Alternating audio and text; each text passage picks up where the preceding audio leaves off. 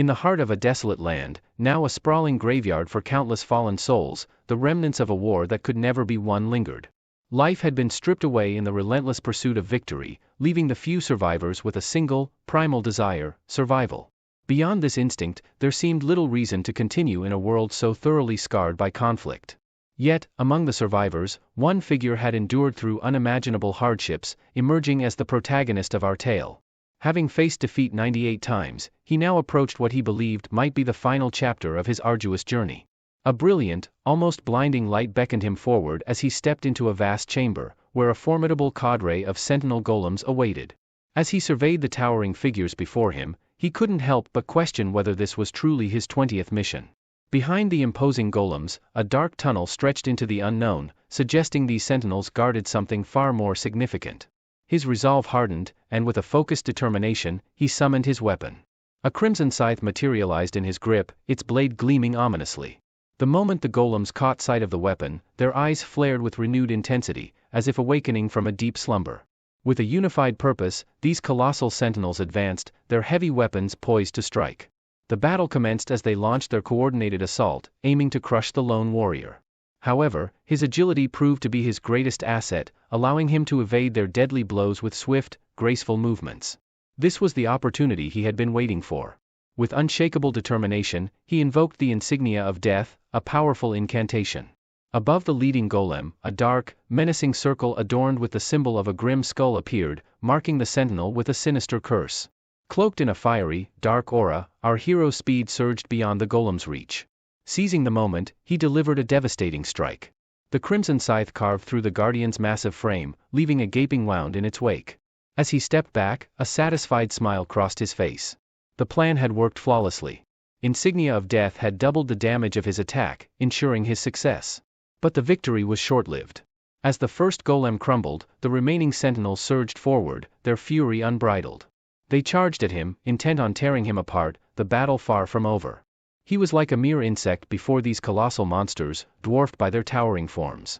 Yet, the overwhelming disparity in size did nothing to deter him. Undaunted by their intimidating presence, he launched himself into the air, summoning a technique known as the Knight of Death. This skill imbued his weapon with a sinister, dark energy specifically designed to counter the sanctity of his opponents. Slowly, the darkness spread, consuming the radiant light that once bathed the temple in a holy glow. The golems, guardians of the sacred place, were soon engulfed in the encroaching shadow, rendering them blind to their surroundings. Seizing the opportunity, the hero unleashed a cataclysmic strike, a wave of energy so powerful it could obliterate an entire horde of enemies in an instant. However, despite his calm demeanor, it quickly became evident that even this massive attack had failed to harm the guardian golems. With uncanny precision, the holy creatures retaliated, charging their arrows with the pure elements of fire and ice before launching them at the hero with deadly accuracy. Each arrow whizzed past him, narrowly missing its mark, threatening to end him with every shot. Realizing the imminent danger, the hero knew he needed to move faster to avoid the relentless barrage. Without hesitation, he leaped directly into the path of the advancing golems, meeting them head-on. His incredible speed allowed him to create afterimages that bewildered the guardians, causing them to strike at illusions rather than the real target. In a counterattack, one of the golems notched several arrows in rapid succession, firing them with such velocity that they broke the speed of light, obliterating nearly every illusion the hero had created. Despite the grave situation, the hero remained composed, even managing a taunting smile. He goaded the golems, mockingly suggesting that their efforts were far from enough to defeat him. But his confident facade quickly faded when a sudden burst of light erupted beneath him. To his shock, an unexpected magical seal on the floor had triggered a trap, summoning a massive block of ice that encased him completely, immobilizing him. His vaunted speed, which had been his greatest asset just moments before, was now utterly useless. Trapped, he fought with all his might to shatter the ice, slowly causing cracks to form. As he struggled, the golems closed in, one of them preparing to strike a fatal blow with a colossal spear. The cracks in the ice grew wider, but it still refused to break. In a desperate bid for freedom, the hero invoked another powerful skill, moonlight destruction. The ice surrounding him turned a deep crimson, and with a flash of brilliant red light, it shattered, releasing him from his icy prison. The unleashed attack not only freed him but also annihilated the guardian golem standing before him, unleashing the full power he had been holding back. His equipment, now enhanced by the use of this skill, underwent a transformation, becoming even more formidable. He acknowledged that he had come dangerously close to losing the battle, nearly failing the mission. After expending considerable time and energy battling the guardian golems, the hero made a crucial decision: to end the fight with a single, all-consuming strike. As the dark, malevolent aura around his scythe grew more intense, signaling the impending climax of the confrontation, the guardian golems prepared their most devastating attacks in response. Weapons capable of mass destruction, arrows charged with potent magic, and powerful seals were all ready, setting the stage for the final, decisive clash. Our hero retaliated with a powerful stomp, channeling immense energy into his scythe as he prepared to strike. With a fierce determination, he unleashed his moonlight destruction skill, now amplified by an overwhelming surge of dark power. But this time, the aura surrounding him was further enhanced by another skill, the red moon. The result was a devastating slash with a much wider reach, similar to the one that had shattered the ice earlier. The once dominant golems were cleaved through effortlessly, their massive forms falling to the ground as lifeless husks. As the protagonist landed, a sense of relief washed over him, knowing that these formidable enemies were finally defeated. Without hesitation, he ventured deeper into the mysterious area, heading towards the chamber that the Guardians had been protecting. However, as he advanced, an unsettling feeling crept over him. The surroundings resembled a temple, but there was something eerily vacant about the place. He approached the door at the far end, uncertain of what awaited him beyond it. As he neared, a magic circle inscribed on the floor began to glow and shift. With resolute determination, the hero stepped into the center of the circle, curious to see what would happen next. A rueful smile crossed his lips as he stood there, wondering if this would be the moment he finally completed the game on his 99th attempt. But his hope was quickly shattered when a notification appeared, informing him that only one player out of 5 was present on the magic circle. The harsh reality hit him: he needed a group of 5 to access the boss room. The notification warned that failing to meet this requirement would result in death. As he absorbed this grim truth, the weight of all his struggles and sacrifices seemed to evaporate. A golden light enveloped him, forming an impenetrable barrier that resisted all his efforts to escape. In his final moments, he cursed the absurdity of this last, impossible prerequisite, but his anger was futile. His body began to disintegrate, and he couldn't help but question if this was truly the end. The grim realization dawned on him as the game confirmed his death, with the countdown ticking away the last seconds of his life. But just as despair threatened to consume him, a hidden power activated, a rune known as regression. This final act would mark the 100th use of the regression rune, sending the last surviving hero back in time to the moment before his first mission began. With the activation of the rune, it would vanish forever, but the protagonist would start his journey anew, embarking on his 100th regression. The scene shifts to a Korean palace, situated in the heart of the city, where the story begins once again. It is the last day of the year, and a crowd has gathered to celebrate the coming of the new year. As the final 5 seconds of the year approached, a radiant blue aura enveloped the body of a lone figure. His discomfort was palpable as he realized that he had returned to his previous life. The moment he glanced at his hands, recognition dawned: this was the very instant before everyone was pulled into that stupid game. Clenching his fists, the man recalled how close he had come to winning, vowing to change his fate as he prepared to face the challenge once more. He was in the 20th round, teetering on the brink of another failure. As the clock ticked down to the final 2 seconds before disaster struck, he fantasized about freezing time, longing for just a moment more to find a way out. His mind flashed back to the message he received from the system after his last death. This was his 100th use of the regression rune. The stakes were higher than ever, and he knew this might be his final chance to win. As the year's last seconds approached, the man who would be our protagonist steeled himself, determined to finish the game once and for all. He couldn't forget the critical requirement he failed to meet during the 20th round, the need to recruit 4 additional players. Now, as he prepared for what was to come, he began scanning the crowd, searching for the right people to join him.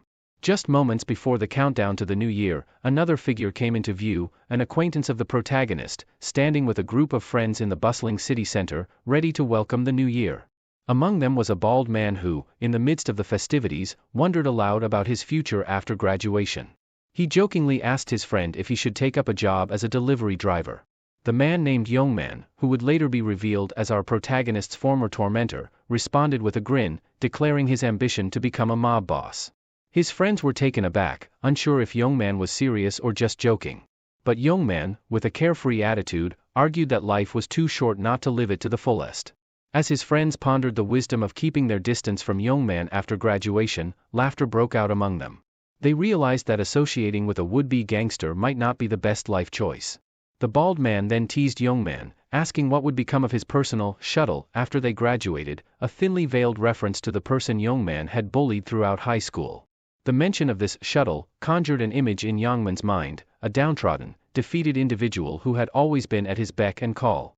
Laughing, Youngman assured his friends that he had no intention of letting go of his shuttle, even after graduation.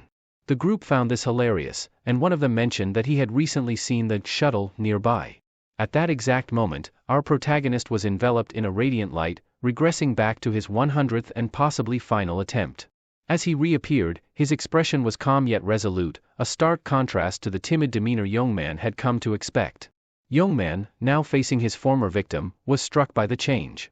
Something was different about the person standing before him. He seemed older, more confident, almost as if he had lived through countless lifetimes. The protagonist met Youngman's gaze, something he had never dared to do before. His newfound confidence unnerved Youngman, who found himself confused and irritated by this unexpected shift.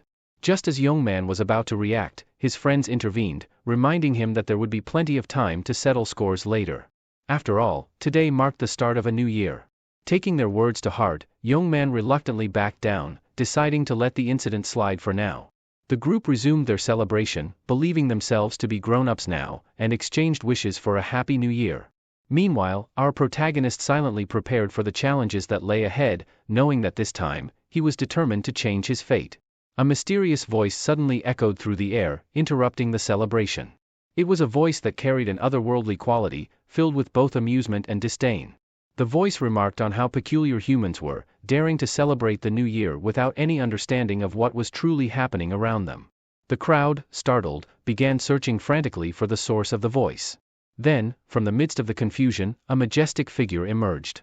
She was adorned in a flowing white dress, and her magnificent wings shimmered with a radiant light. Her presence commanded attention, and her voice, though serene, carried an underlying menace. As she looked down upon the gathered people, a mocking smile played on her lips, finding their ignorance amusing.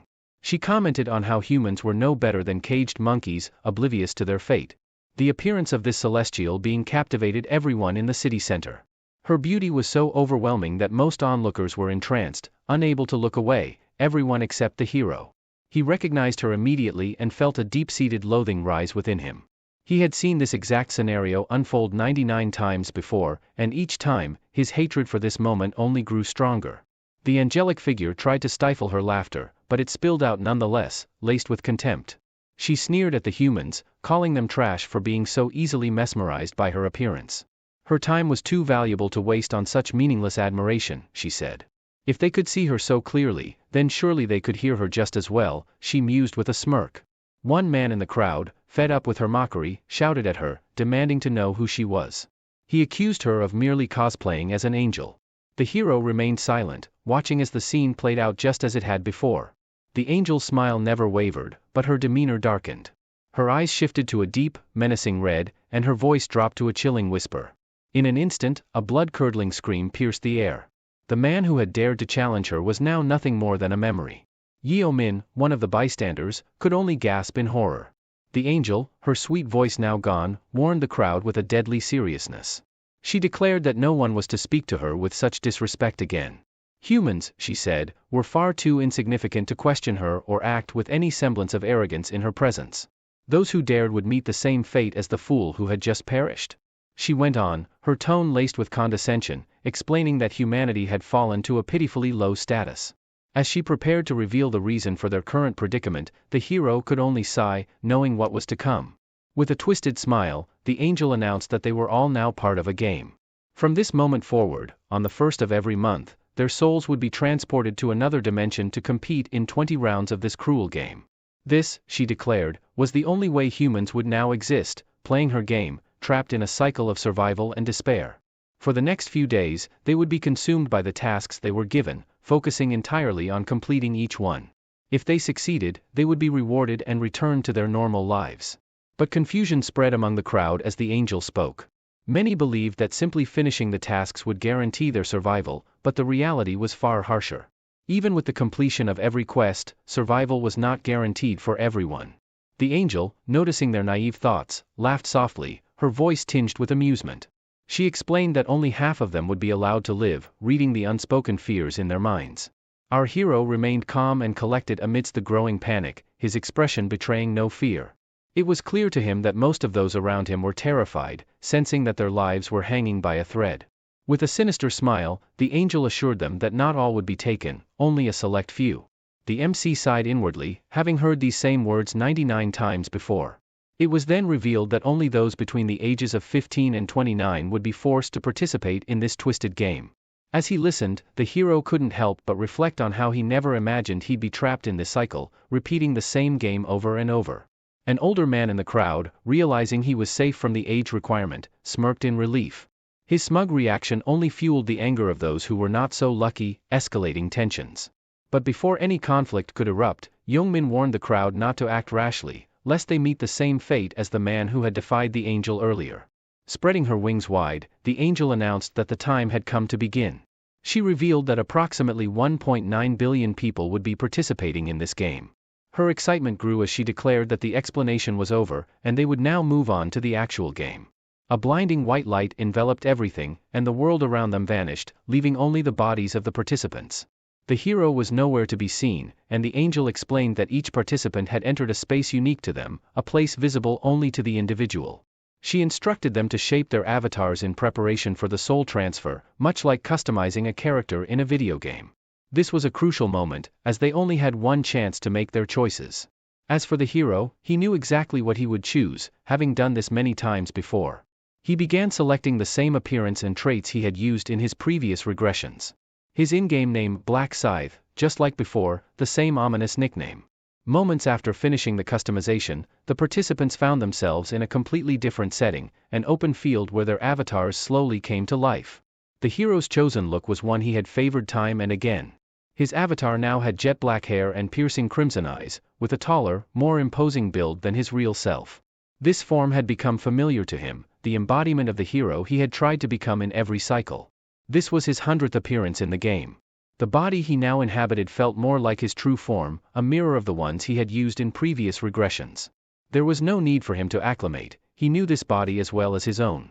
As the avatars of the other players materialized into this new reality, many were visibly stunned by their own customizations. The MC noticed that several had designed their avatars to be strikingly attractive. But he knew all too well that this was one of the first mistakes a player could make. In this brutal world, the strong preyed on the weak, and drawing too much attention made one an easy target. The cost of such a mistake was high, death in the game meant death in real life.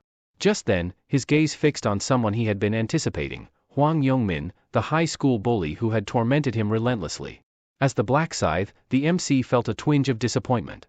He had hoped that Youngmin might show some growth in the game, but it seemed unlikely. The angel reappeared, greeting the players now that they had all been transported.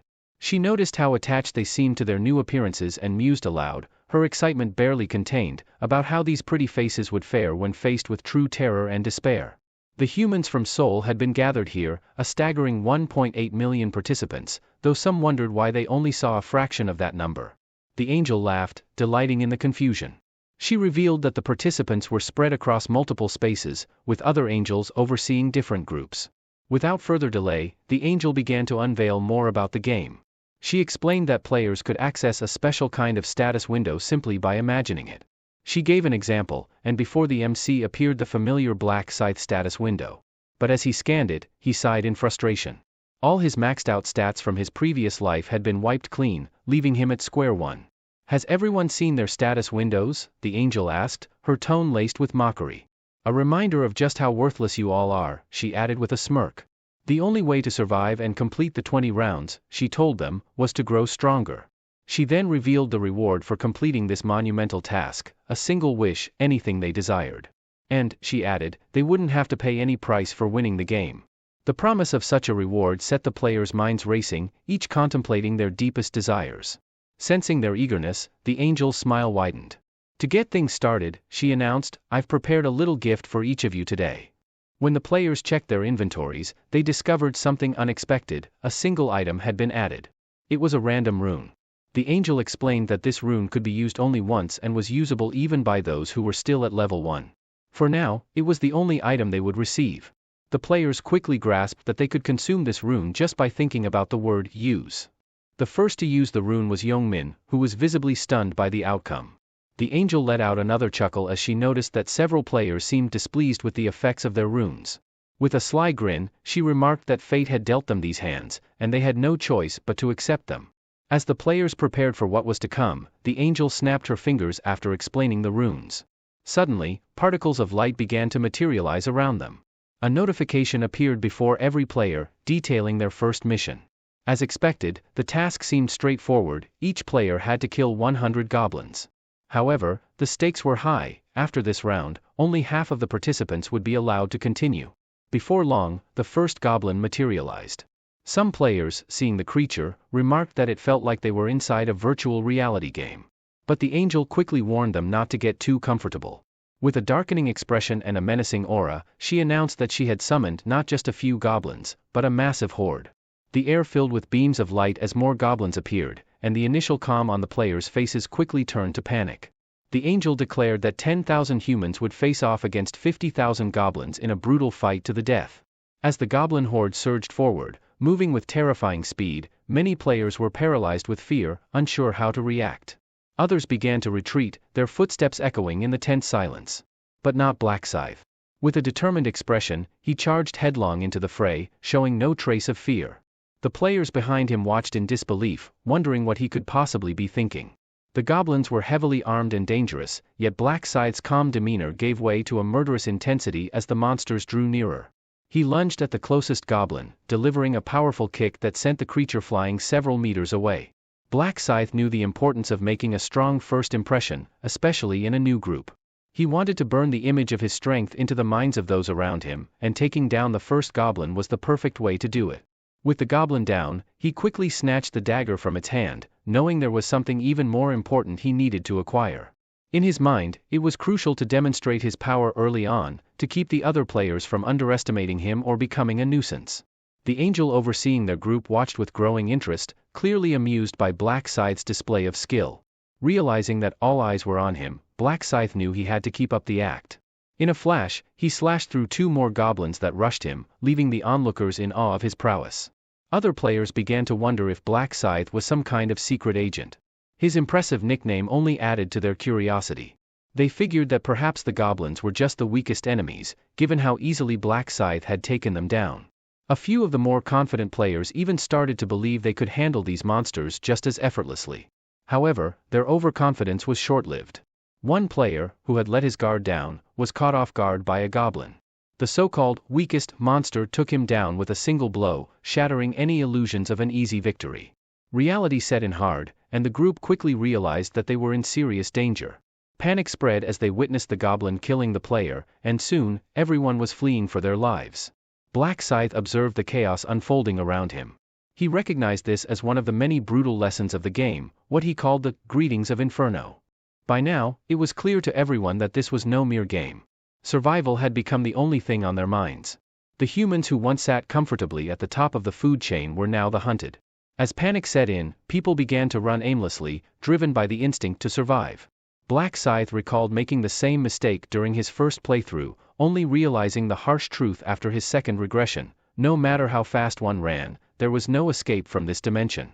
One woman, in particular, came to a halt as she realized she was trapped by an invisible barrier, preventing any escape from the goblins. This situation served as a stark wake-up call for the modern humans, whose lives had been made easy by technology.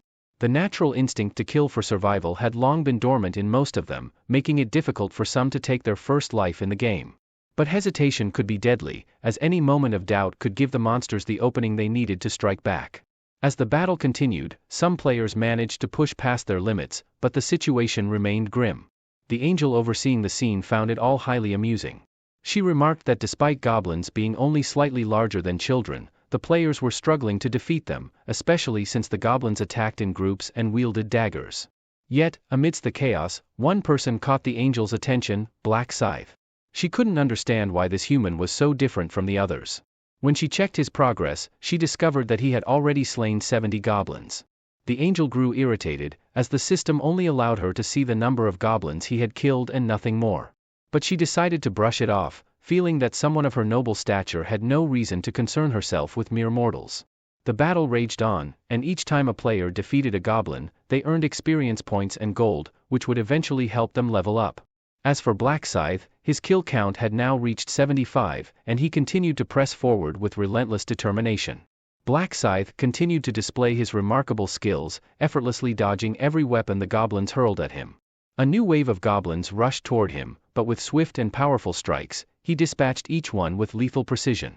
The blood of the monsters stained his hands, causing some of the goblins to hesitate and retreat from his relentless onslaught. However, Black Scythe showed no mercy, cutting down his foes with a single blow each time. His eyes grew darker and more dangerous as he hunted for more goblins to slay.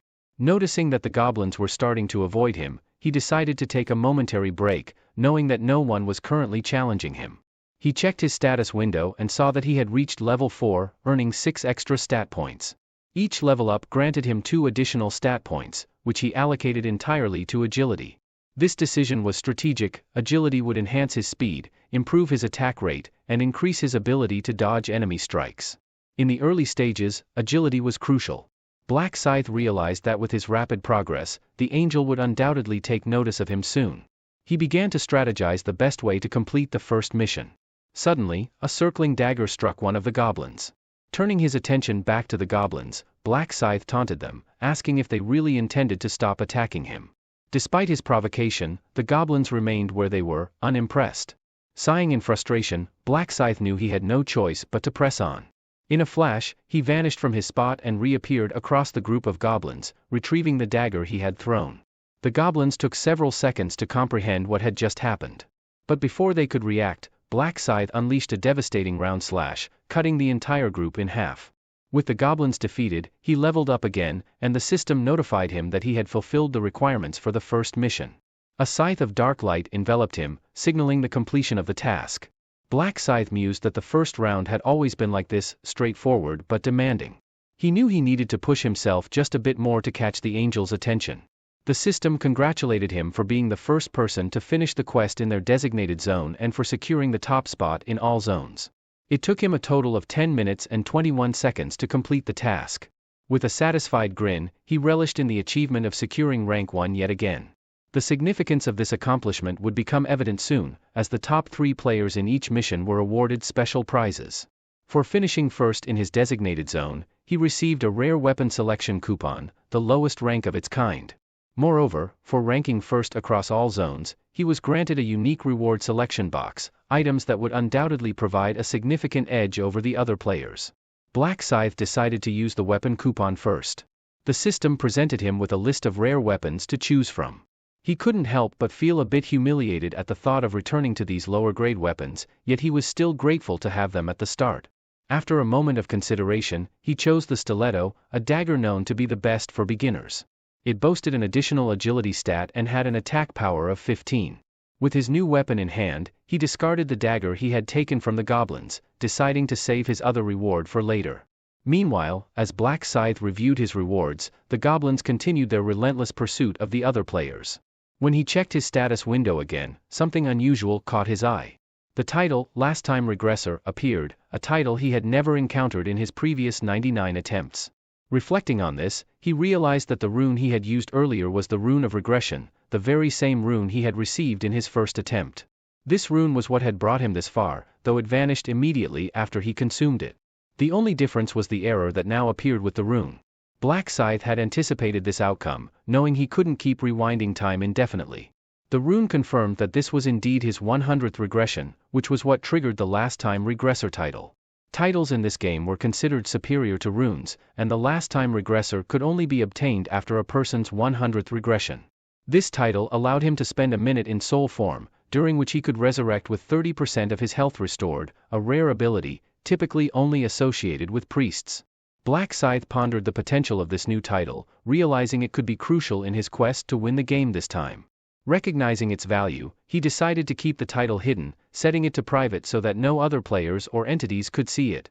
Expecting that other players who completed the mission would be arriving soon, he held out his hands, curious about their condition. His thoughts drifted to Youngmin, and as he scanned the area, he was relieved to see the guy still holding on, managing to survive the ordeal.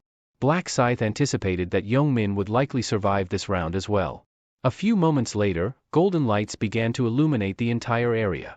The angel continued to watch with a sly grin, realizing why she found the battlefield a bit dull. As more players managed to kill 100 goblins, the overall goblin population had actually decreased, diminishing the thrill of facing a horde of monsters. Acknowledging her mistake, the angel apologized, assuring everyone that she would restore the excitement. Her mocking words sent shivers down the spines of the remaining survivors, who understood the gravity of the situation.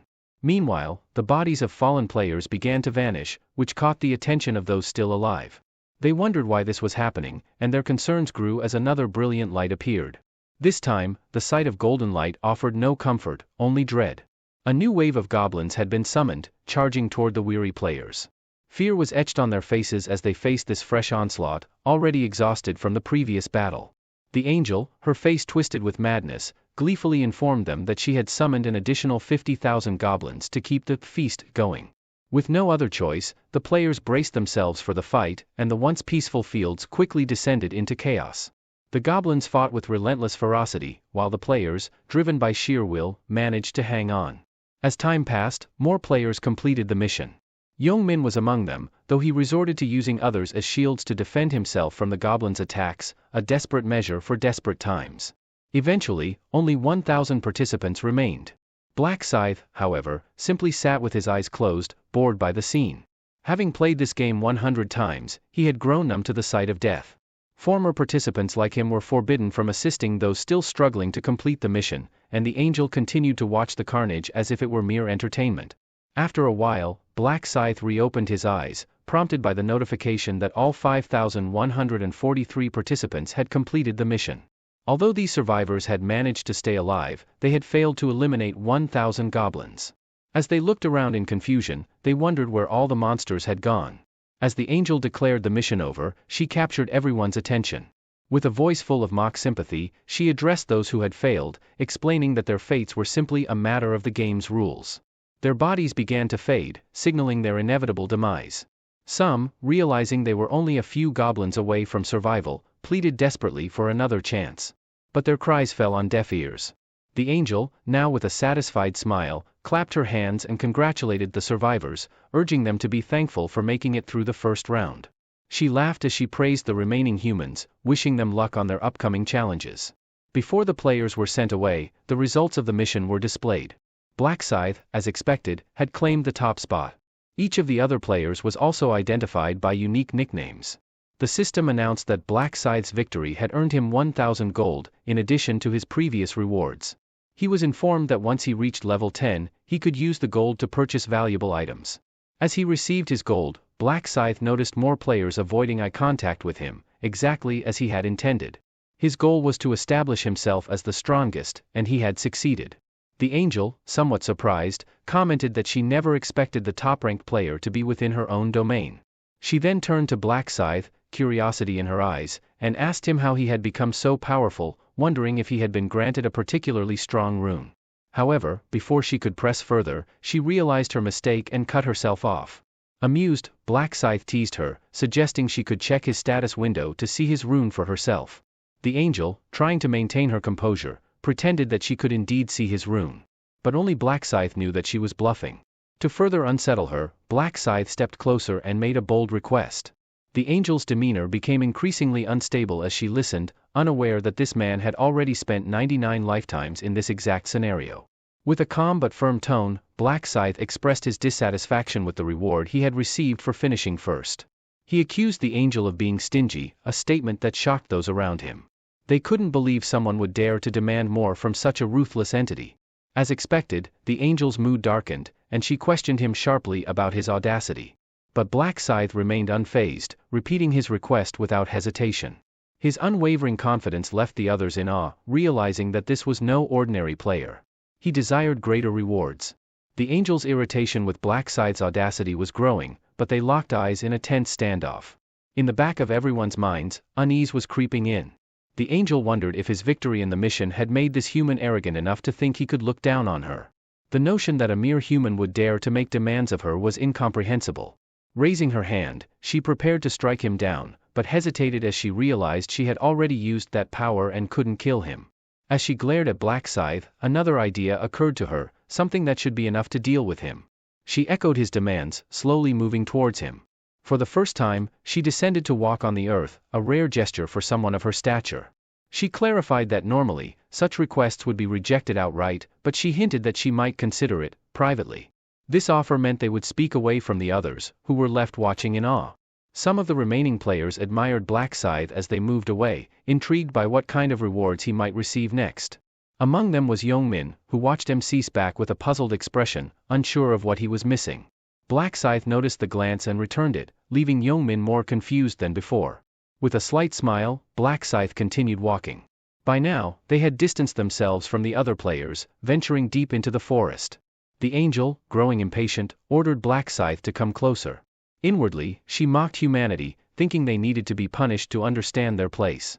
She considered them foolish and greedy, and as she walked, she rationalized that the rewards were beyond her control. However, she was determined to discipline Black Scythe for what she saw as his excessive greed. She led him to a secluded spot behind a large rock, an area where the system couldn't track them. Once they arrived, her true intent surfaced: she wanted to kill him. She knew there would be consequences if the authorities discovered she had killed a player for personal reasons, but her irritation overrode her caution.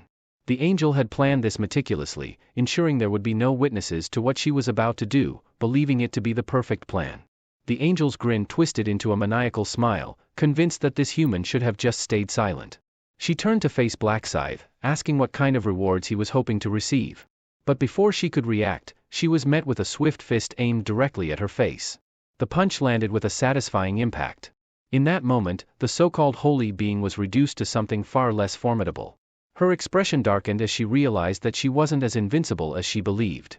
Seeing the golden blood oozing from her wound, she was shocked that anyone dared to strike her. She quickly turned to flee, but when she looked back, Black Scythe had vanished from sight. Her heart raced in panic. Suddenly, she felt a sharp tug as Black Scythe reappeared and grabbed one of her wings. Fear surged through her as she realized what was coming. She cried out, demanding to know what he planned to do and begging him to stop. But Black Scythe was merciless. He snapped the wing as if it were nothing, showing no concern for her pleas. The angel screamed in agony, nearly losing consciousness as golden blood sprayed from the torn wing. Our protagonist looked at her coldly, telling her to stop whining. He then seized her other wing, ripping it apart with the same ruthless efficiency. As the final wing was destroyed, Black Scythe remarked that she wouldn't be able to run anymore. He then asked her if she was in pain. Her answer was an obvious yes. She felt as if she had lost a part of herself. Black Scythe then revealed that if her plan had succeeded, she would have been the one asking these questions, laughing at his suffering. The angel, desperate, tried to deny his accusations, insisting that he had lost his mind. But Black Scythe exposed a hidden dagger that had been concealed beneath her wings, confirming her true intentions. The angel fell silent, knowing she had been caught. Still, she attempted to talk her way out of the situation, but Black Scythe simply smiled and told her that her face had already betrayed her lies. He then called her by the name Beryl, which caught her off guard.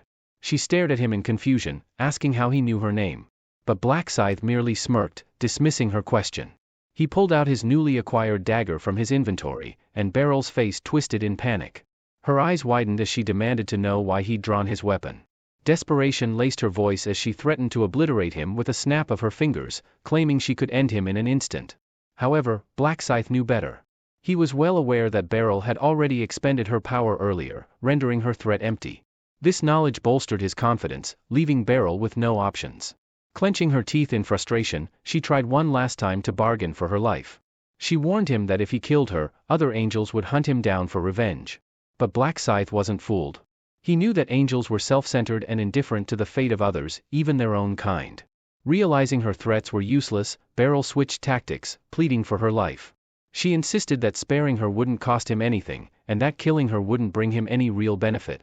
She even tried to tempt him with the promise of valuable information that could help him succeed in future missions. But Black Scythe had already lived through this scenario 99 times before. He knew all the tricks and traps by heart. If he really needed information, he could have just tortured it out of her. Without hesitation, Black Scythe drove the dagger into Beryl's chest. The angel gasped in shock, realizing too late that she had underestimated her opponent. As the dagger was pulled from her chest, she collapsed to the ground, lifeless. A system notification flashed before Black Scythe's eyes, congratulating him for being the first player to defeat an angel. The title Angel Slayer was bestowed upon him, and 2 items materialized in his hands. One of these items was a vial labeled Angel's Blood, while the other was a crimson rune known as the Rune of the Slaughterer. Without wasting a moment, Black Scythe activated the rune, feeling its power etch itself into his body. The Angel Slayer title doubled all his stats, a reward that far exceeded his expectations. He recalled that during his 13th regression, he had first discovered the rewards for killing angels, knowledge that had served him well. The Rune of the Slaughterer had a unique effect. With each kill, it would boost all his stats by 1%, up to a maximum of 100%. As he surveyed his newfound gains, Black Scythe couldn't help but grin. These rewards were as good as an entire treasure trove. He knew that the other angels would be stunned when they learned he had claimed yet another powerful rune. But then, his expression darkened as he remembered there was one more reason he had killed Beryl, a reason that lay glowing faintly on the ground. It was the vial of Angel's Blood, a rare consumable that held the potential to transform its user into a Reaper. The only requirement was reaching level 10, the threshold at which players could choose their class in this deadly game. There are 30 different classes available to players, and changing classes is a straightforward process. All a player needs to do is acquire a class change item, typically obtained naturally through hunting or meeting simple requirements.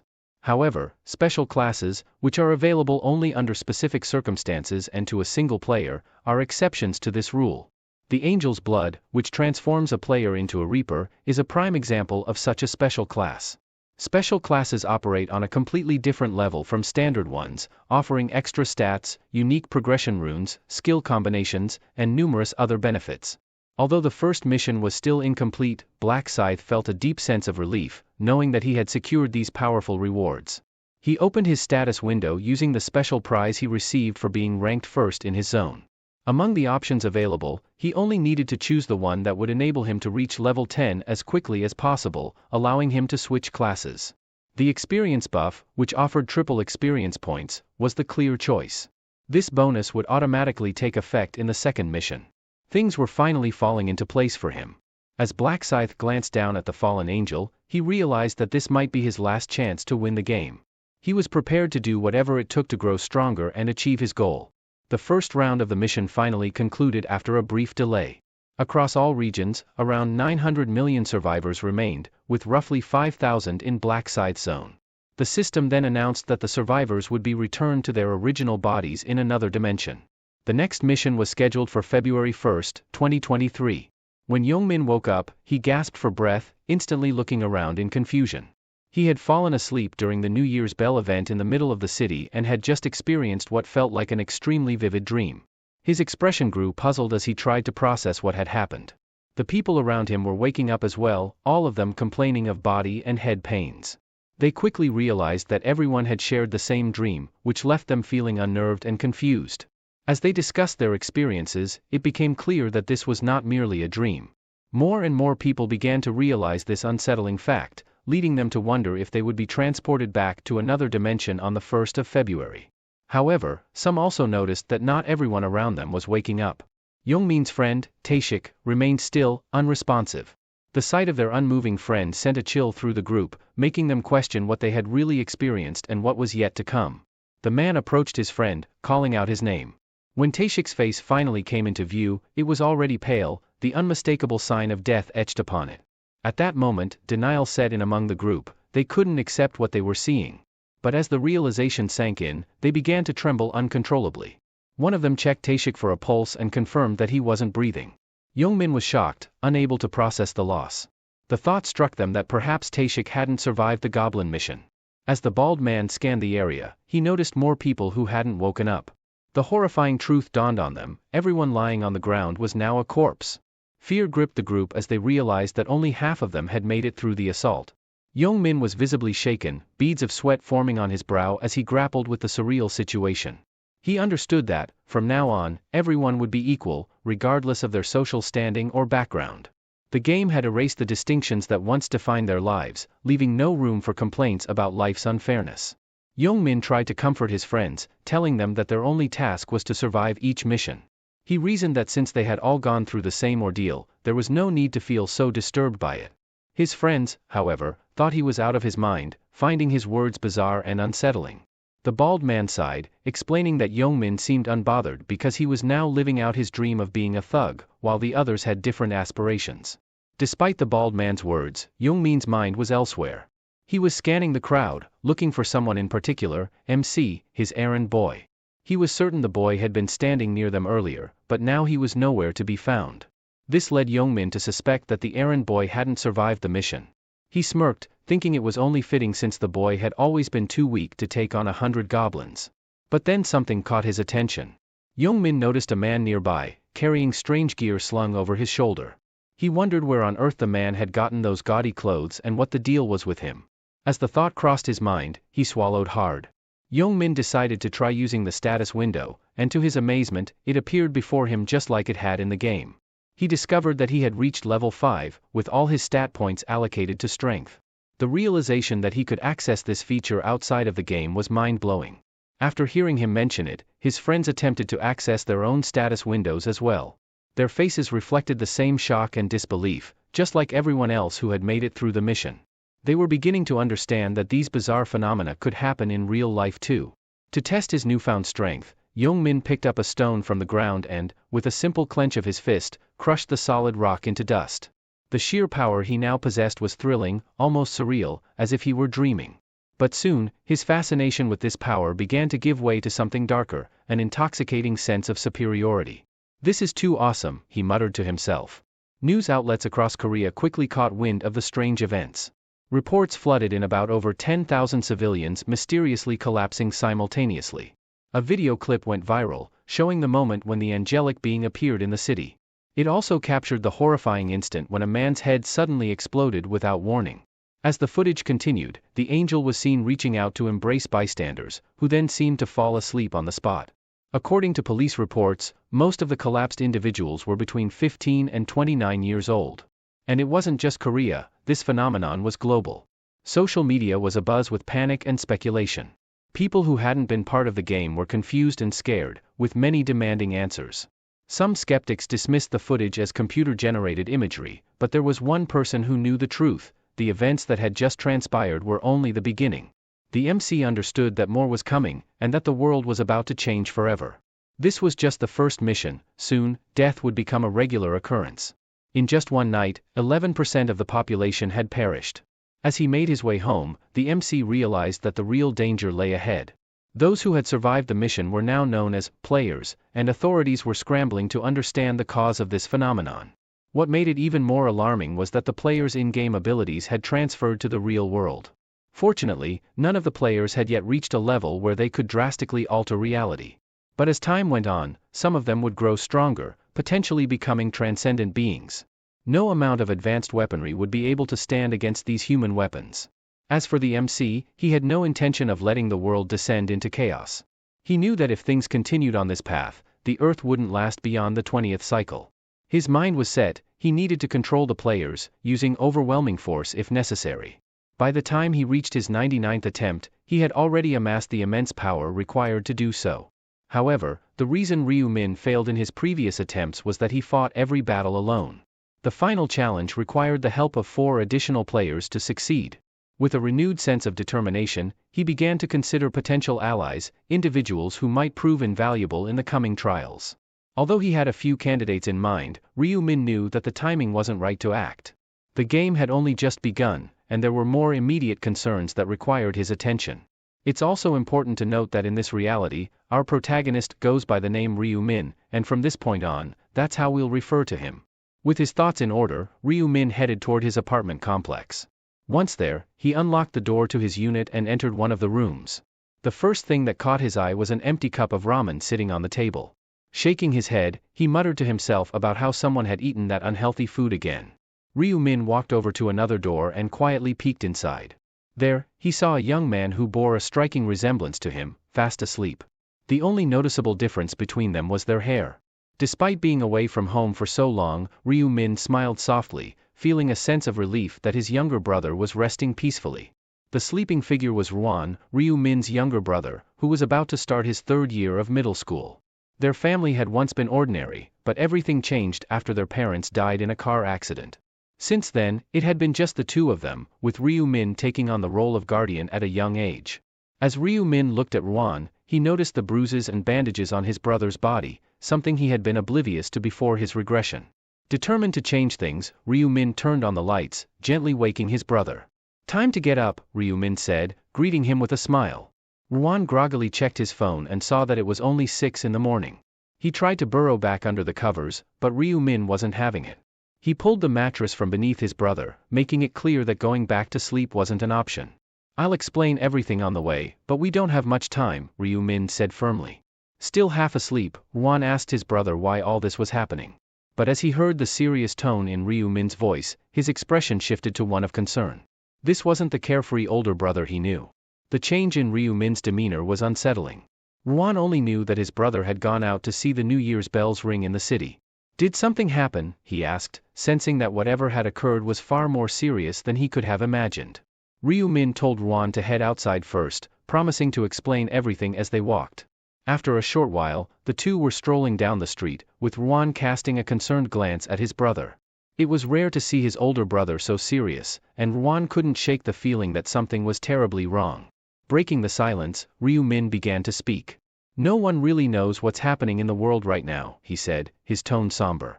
This only heightened Ruan's curiosity, prompting him to ask if something had occurred while he was asleep. Instead of answering directly, Ryu Min instructed him to check the top trending searches on his phone. Ruan quickly pulled out his phone, following his brother's suggestion. As he read through the articles, he saw shocking reports about people being taken to another world by a mysterious angelic figure. However, Ryu Min corrected him. Their souls were taken, he clarified. Ruan was stunned to learn that his brother had been one of the people taken, and even more shocked to find out that the only reason Ryu Min had survived was because he had killed 100 goblins. Worried, Ruan started to ask how his brother was doing, but Ryu Min cut him off, telling him not to worry. "But how can I not worry about you?" Ruan exclaimed, his voice filled with emotion. Since their parents had died, his brother was all he had left. Ryu Min had taken on the role of caregiver, shouldering the responsibility for both of them even while they were still grieving. To Ruan, his older brother had always been a source of strength, mentally and emotionally. But the idea that Ryu Min had killed 100 goblins seemed impossible.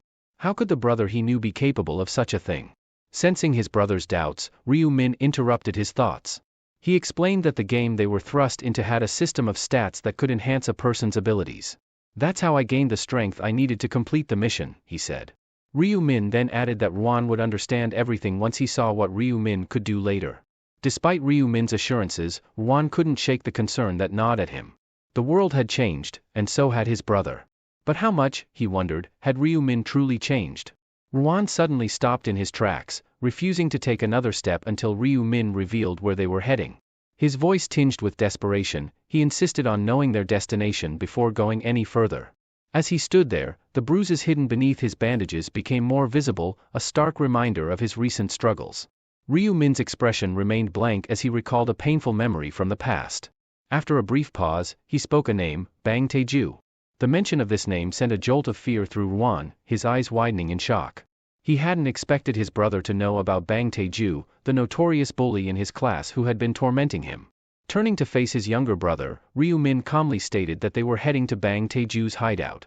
It was the place where the head delinquent of Ruan's class was hiding out, and it was also where Ryu Min had finally admitted to himself that he knew Ruan was being bullied.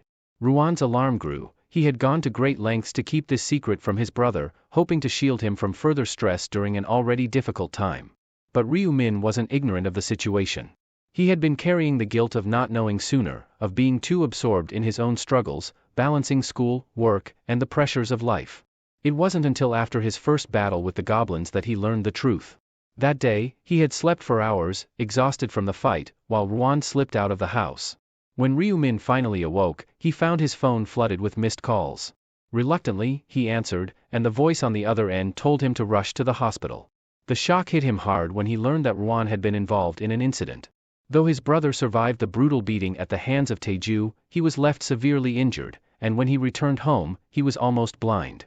That day, Ryu Min was consumed with guilt, blaming himself for being too weak and helpless to protect the only family he had left. But since his regression, he had vowed to change Ruan's fate, to ensure that in every timeline, his brother would be safe.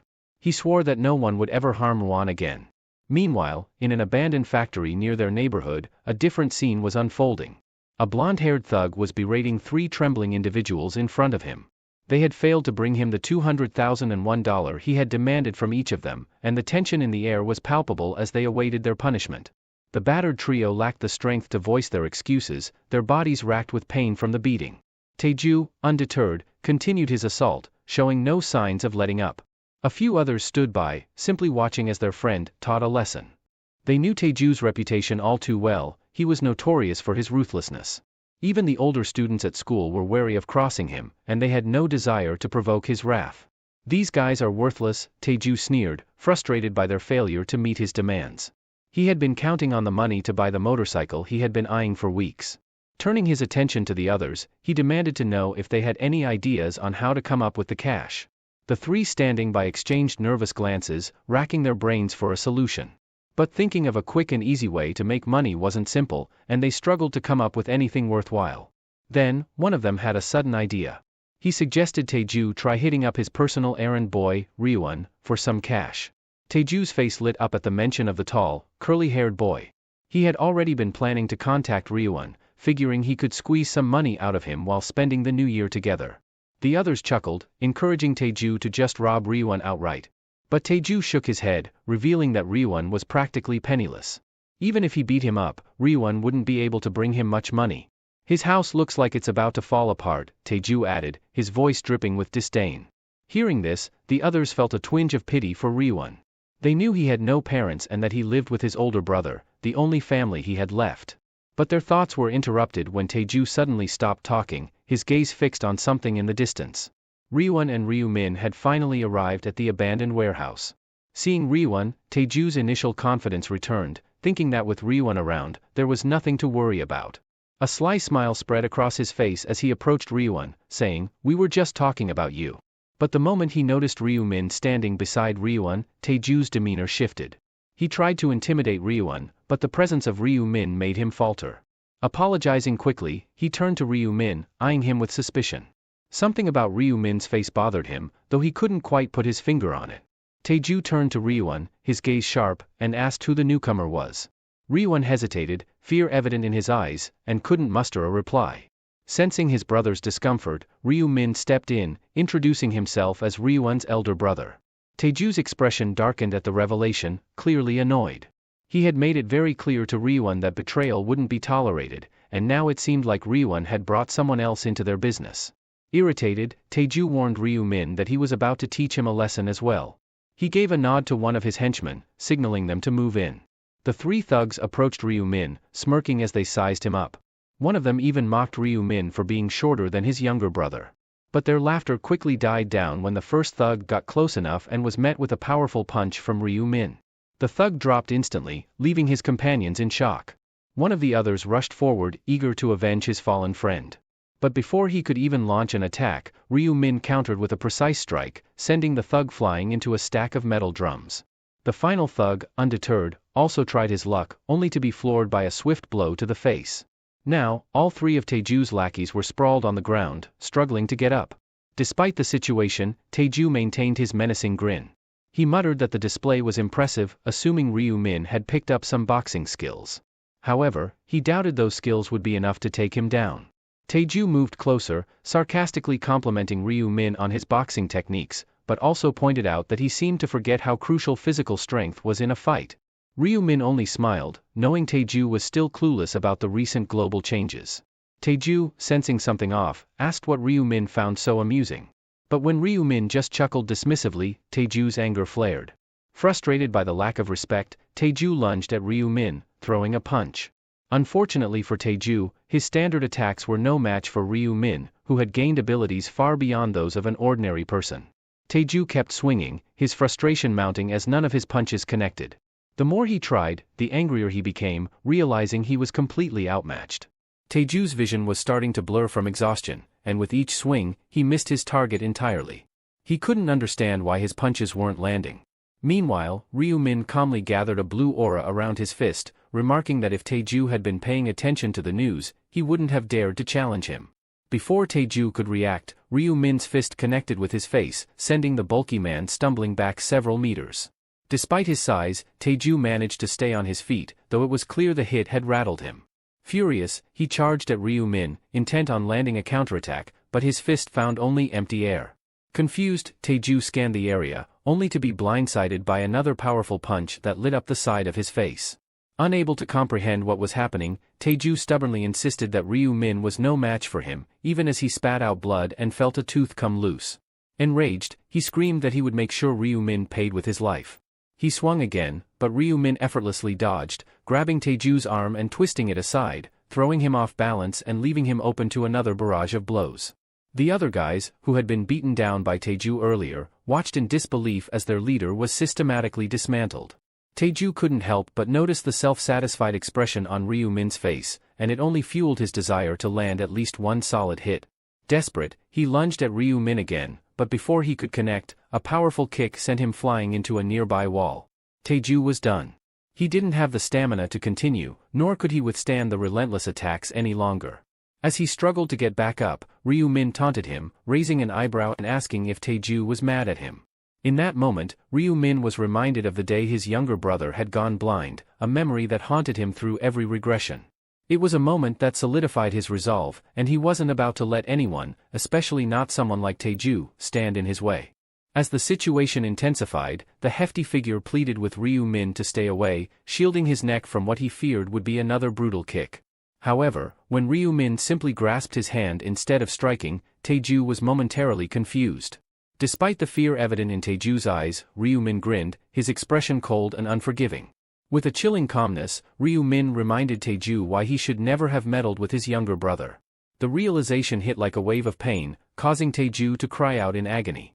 His fingers, now broken, throbbed with an intensity that took a few seconds to fully register in his mind.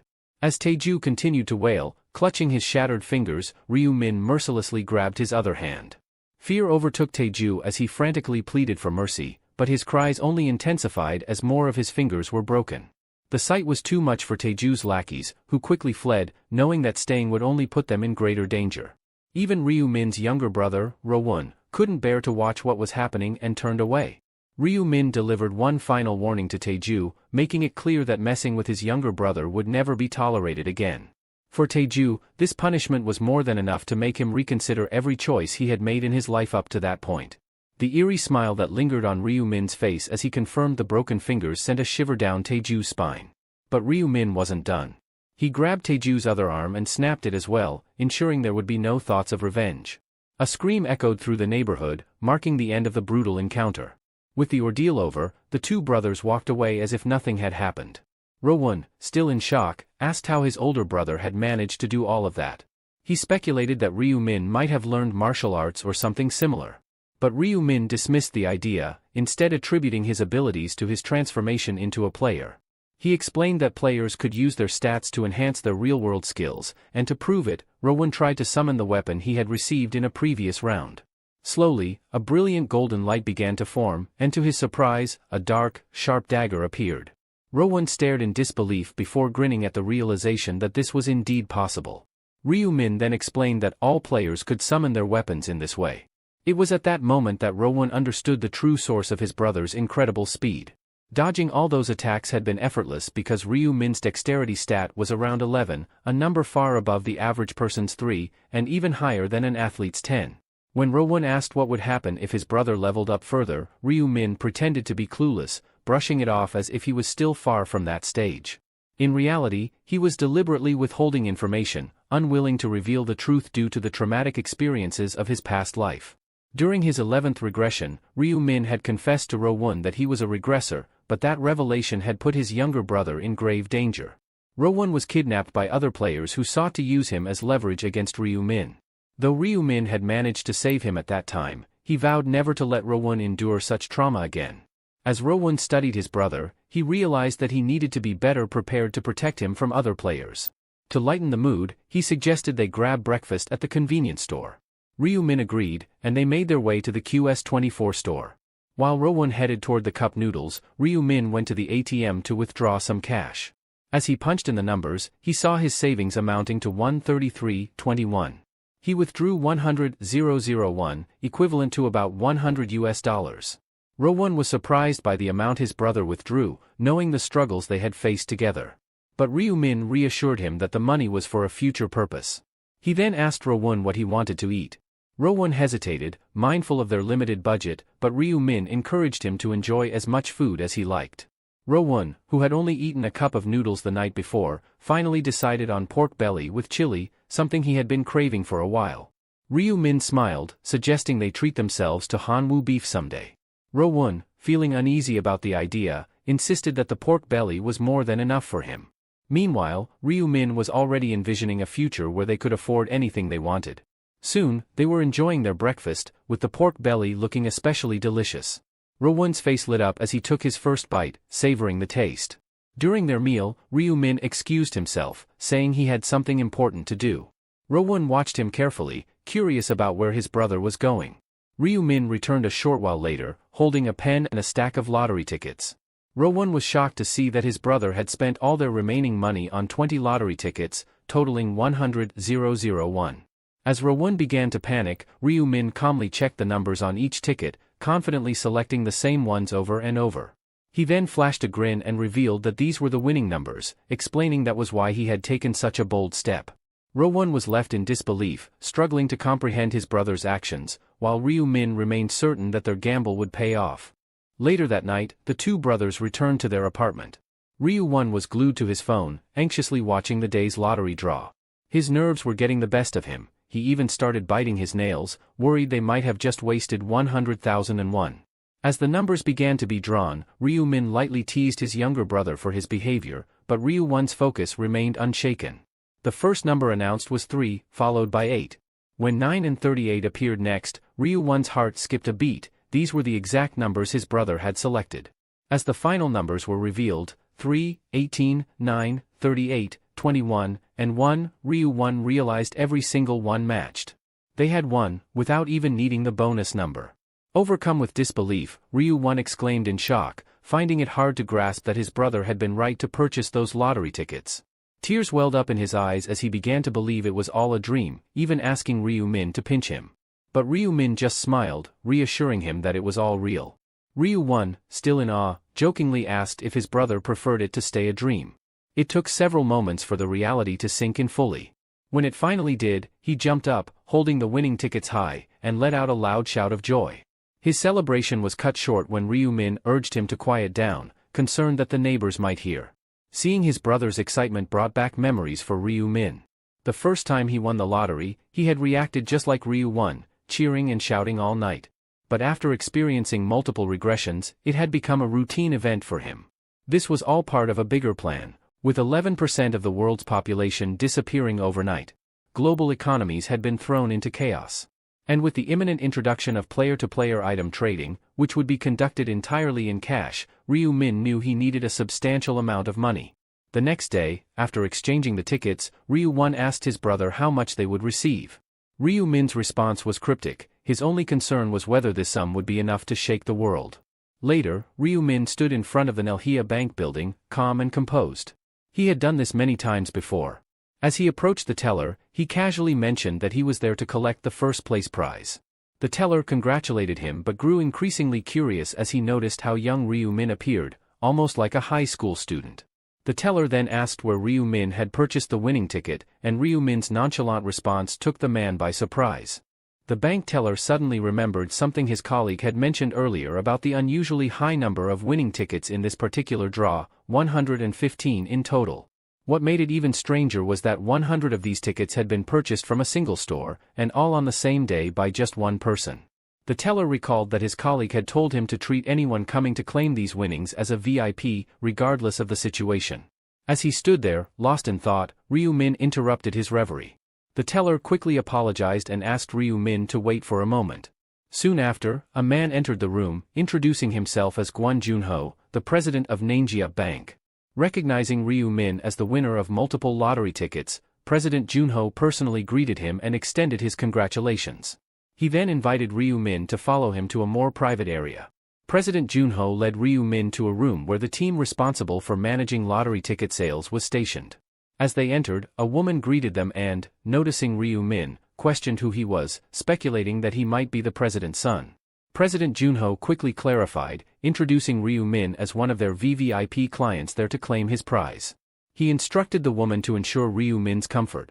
When the woman learned that Ryu Min had won with 100 lottery tickets in a single sitting, she was initially taken aback but quickly composed herself. She invited Ryu Min to sit and offered him something to drink, but Ryu Min was focused on one thing: collecting his winnings as soon as possible. The woman began the process by verifying the NATO tickets. Ryu Min handed them over quickly, and as she examined the stack, she couldn't help but find the situation almost surreal. She had never encountered anything like this before and briefly entertained the thought that Ryu Min might somehow have known the winning numbers in advance. After a short while, she confirmed that all the tickets were genuine. When Ryu Min inquired about the amount he would be receiving, the woman hesitated, momentarily overwhelmed by the figure. Finally, after a brief pause, she informed Ryu Min that his winnings amounted to approximately $22.5 billion. The winnings totaled over $16 million, an incredible rags-to-riches story. After taxes, Ryu Min ended up with 15 billion won, equal to $11 million. Once the reward was in hand, things moved quickly. That same evening, Ryu Min busied himself with purchasing a new home for them and setting up a stock trading account. He planned to increase his Bitcoin holdings and invest in stocks since he knew Bitcoin's value was predicted to skyrocket by 500% during this time of year. A few days later, the brothers discussed their future plans. Ryu Min showed Ryu Won some pictures of their new home, a place so luxurious that Ryu Won had only ever seen such houses in magazines.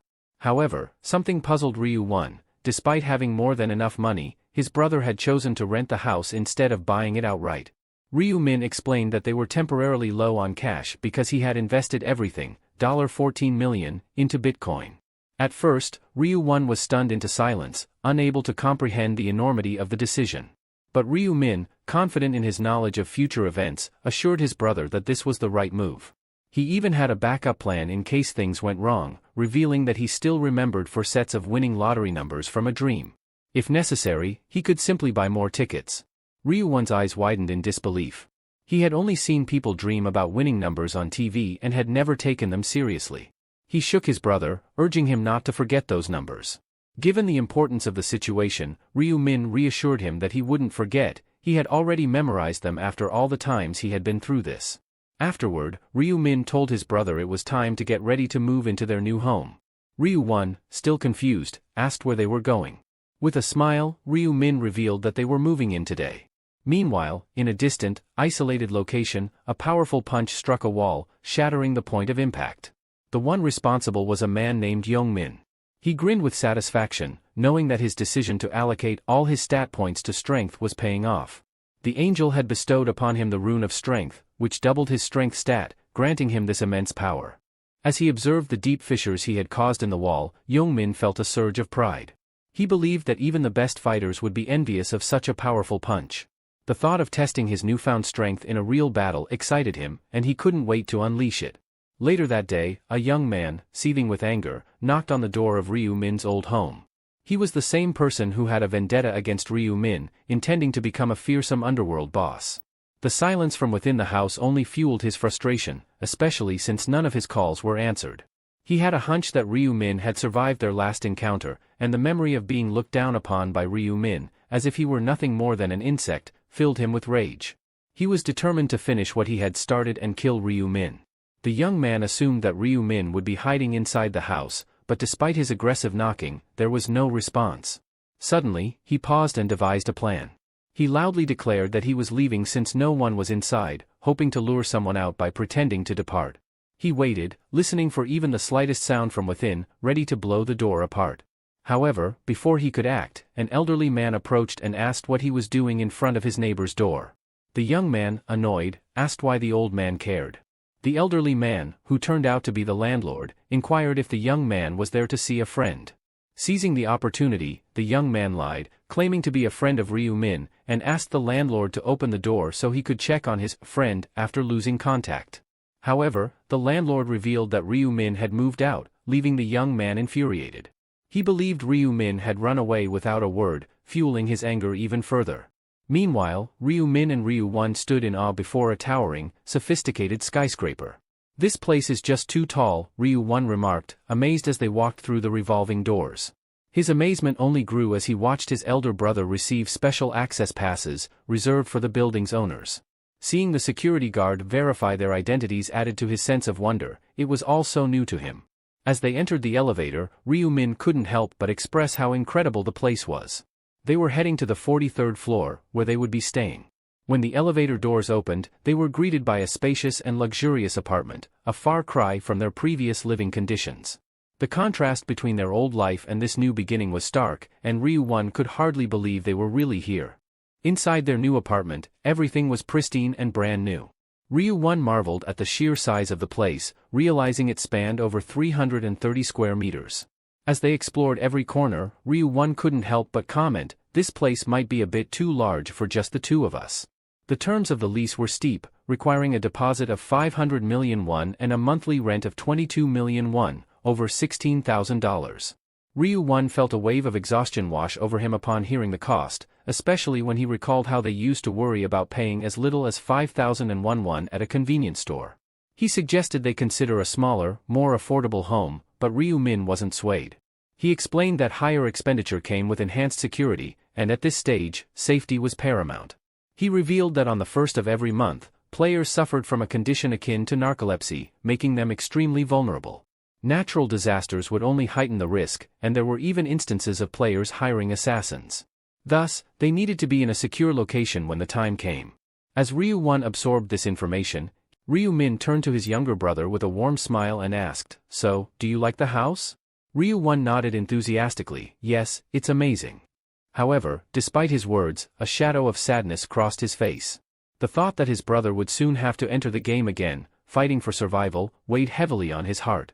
Noticing the change in his brother's demeanor, Ryu-min placed a reassuring hand on his shoulder. "Don't worry about that," he said with a confident grin. "I'm strong. I can handle it." Trying to lighten the mood, Ryu-min suggested, "How about we grab something to eat at that Korean restaurant in the building? I heard it's pretty good." As they were preparing to leave, Ryu-min's phone rang. Glancing at the screen, he saw it was Young-min calling, but he chose not to answer. Instead, he slipped the phone back into his pocket, focusing on spending the evening with his brother. The next day, Ryu-1 came up with an idea to introduce themselves to their new neighbors by handing out rice cakes, a traditional gesture of goodwill. Ryu-min agreed, and the two brothers set out with a box of freshly prepared rice cakes, knocking on doors and offering the sweet treats to their neighbors. As they made their way through the building, they exchanged pleasantries with the residents, who were all pleasantly surprised by the kind gesture. The brothers' warmth and friendliness were met with smiles and thanks from everyone they encountered. Finally, they arrived at the last flat on their list. Unlike the others, this one stood out with its luxurious appearance. Curious about who might live there, Ryu-min and Ryu-1 exchanged glances before Ryu-1 stepped forward and rang the bell. They waited for a moment, and when the door finally opened, they were greeted by an aura of elegance and refinement. A well-dressed woman stood before them, her posture and demeanor exuding an air of importance. He was momentarily distracted when an incredibly stunning woman appeared before them. Blushing, he couldn't help but think her beauty was angelic. Before he could react further, a bodyguard swiftly blocked their view and began questioning their identities, suspecting they were fans.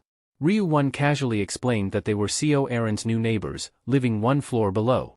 The bodyguard, noticing the rice cakes in Ryu-1's hands, seemed momentarily confused before realizing that the brothers were trying to introduce themselves. With a cheerful demeanor, Ryu-1 offered the rice cakes, but the bodyguard brusquely informed him that Co Aaron didn't eat such things. Swiping a card to access the elevator, the bodyguard escorted Co Aaron, who cast one last glance at the brothers before stepping into the elevator. After they left, Ryu-min expressed his disapproval of their impolite behavior, but Ryu-1 simply stared at the elevator, his thoughts elsewhere. "Don't worry about people like them," Ryu-min said quietly, still watching the closed doors. Ryu-1, coming out of his reverie, gushed about how amazing the experience had been, but it was clear that his brother hadn't grasped what he was talking about. Confused by Ryu-1's reaction, Ryu-min asked what he meant. Placing a hand on his brother's shoulder, Ryu-1 clarified, "I was talking about Co Aaron." "Who is Co Aaron?" Ryu-min asked, genuinely puzzled. Meanwhile, in the elevator, Co Aaron was absorbed in the news on her phone. Headlines about several well-known celebrities passing away flashed across the screen, causing her to frown with concern. As she read about actor Gwang Min-ho taking a leave from his show Criminal Land due to anxiety, her phone buzzed with a text asking if she had seen the story. Opening the message thread, she noticed another text from Gung Se-ho Jin regarding their recently deceased son. With a heavy heart, she replied with a simple, yes. After their conversation, the individual asked if she planned to attend the funeral the next day. She replied that since their sunbae had always taken such good care of them, it was only right for her to be there. Agreeing to join the chatterbox user who had invited her along, she added, "Those sunbaes, far more famous than I ever was, couldn't even make it past the first round." With a sigh, she set down her phone and took a deep breath, recalling how her rune had saved her life. If not for that, she might have ended up as another tragic headline in the news. As she exhaled, she became aware of how much she had begun to see herself as a celebrity, and the thought of her death making headlines troubled her. Lost in her thoughts, she pondered whether she would have gotten as far as she had without the sponsorships, especially since even her luxurious penthouse had been a gift. Unbeknownst to her, a bodyguard had already been trailing her. The bodyguard approached and asked what was on her mind. Startled by his sudden presence, she quickly responded that it was nothing. He took a seat beside her on the couch, offering to lend an ear if she needed to talk. Eerie hesitated but eventually confessed her worries about not making it through the next round and her growing concern about how chaotic the world had become. The bodyguard, in a calm and reassuring tone, told her not to worry because he was there to protect her. "You can trust me with your worries," he advised. Her lips curved into a smile as she assured him that she did trust him. Their eyes locked, and Eerie was reminded of the day the company had assigned him as her personal bodyguard. She knew she would have failed in the first round if it hadn't been for him, yet she couldn't help but feel wary, suspecting he was there to monitor her as much as to protect her. Sensing her unease, the bodyguard promised that he would protect her no matter what. His sincerity made her blush slightly, and she thanked him with a smile. Changing the subject, Eerie mentioned her downstairs neighbor. She joked about how delicious the rice cakes looked, but the bodyguard, with a stern expression, told her bluntly that eating them would only cause her to gain weight. She laughed, suggesting that he might have offended the neighbors and that they had only been trying to be kind. However, the bodyguard's demeanor turned serious as he assured her that the neighbors weren't simply being nice. He explained that their hospitality had ulterior motives and that if they had accepted the rice cakes, the neighbors would have relentlessly pestered them. Despite his warning, she couldn't help but think back to the neighbors' kind faces and found it hard to believe they were anything but good people. Suddenly, she noticed that one of the two figures appeared to be older than 15. "He must have slaughtered 100 goblins just to survive the first round," she remarked in awe. The bodyguard, nodding in agreement, responded, "It does seem that way." Hugging her arm, she marveled at how calm the boy seemed despite the brutal experiences he must have endured. The bodyguard, with a hint of a smirk, told her that she could achieve the same feat. "Killing 100 goblins isn't that hard," he explained, "and those who can't do it are just doomed." Eerie silently agreed that her bodyguard was indeed impressive, even by the harsh standards of the other world, though she kept her thoughts to herself. However, she couldn't help but compare him to Blackscythe, the man who had left a lasting impression on her. Watching Blackscythe's ruthless efficiency, she almost felt pity for the goblins he cut down. Her curiosity piqued, she asked what Blackscythe's real-world occupation might be. She was certain that if she could team up with him, she'd have a better shot at making it through the second round. She recalled how she had barely scraped through the first round by sheer luck, and the memory filled her with anxiety as she questioned whether she'd survive the next. Meanwhile, at 11 a.m. on Tuesday, January 31st, Ryu-1 turned away from the vacuum cleaner. Opening the door with a broad smile, he greeted his brother enthusiastically and asked if the money had arrived. "Only about 15 billion this time, compared to 17 billion before," Ryu-min replied, slightly puzzled. It was his fourth transaction, so he wondered if the bank had mentioned anything unusual to his brother. Ryu-min recalled that the bank manager had indeed been surprised to see him again. The manager had cautiously inquired about his secret to winning the lottery, gently reminding him that just last week, Ryu-min had told him the strategy had come to him in a dream. Seemingly convinced, the manager had even expressed a hope that he would have similar dreams in the future. Ryu-1 was taken aback by the story. He then asked his brother if he planned to reinvest in Bitcoin. Yes, Ryu-min affirmed, noting that their initial investment had already grown to 150 billion. With a bit of concern, Ryu-1 wondered aloud if they should consider selling their Bitcoin, suspecting that the value might soon drop. But Ryu-min, confident as ever, assured his brother that it wasn't the right time to sell just yet. He gave Ryu-1 a reassuring smile, promising to handle everything. Afterward, Ryu-min suggested they grab something to eat. They walked down the streets with grocery bags in hand, their spirits lifted as they enjoyed a meal of pasta at a nearby restaurant. On Tuesday, January 31st, at 11:55 p.m., Ryu-1 remained at his brother's side, holding his hand tightly as they sat together. Though Ryu-1 was still awake, worry crept into his thoughts. Squeezing his brother's hand, he urged him to come back alive. Ryu-min, with a confident smile, reassured his brother that there was no need to worry, reminding him of the power he had unleashed on someone known as Bang Taeju. Despite knowing his brother's strength, Ryu-won couldn't help but feel concerned.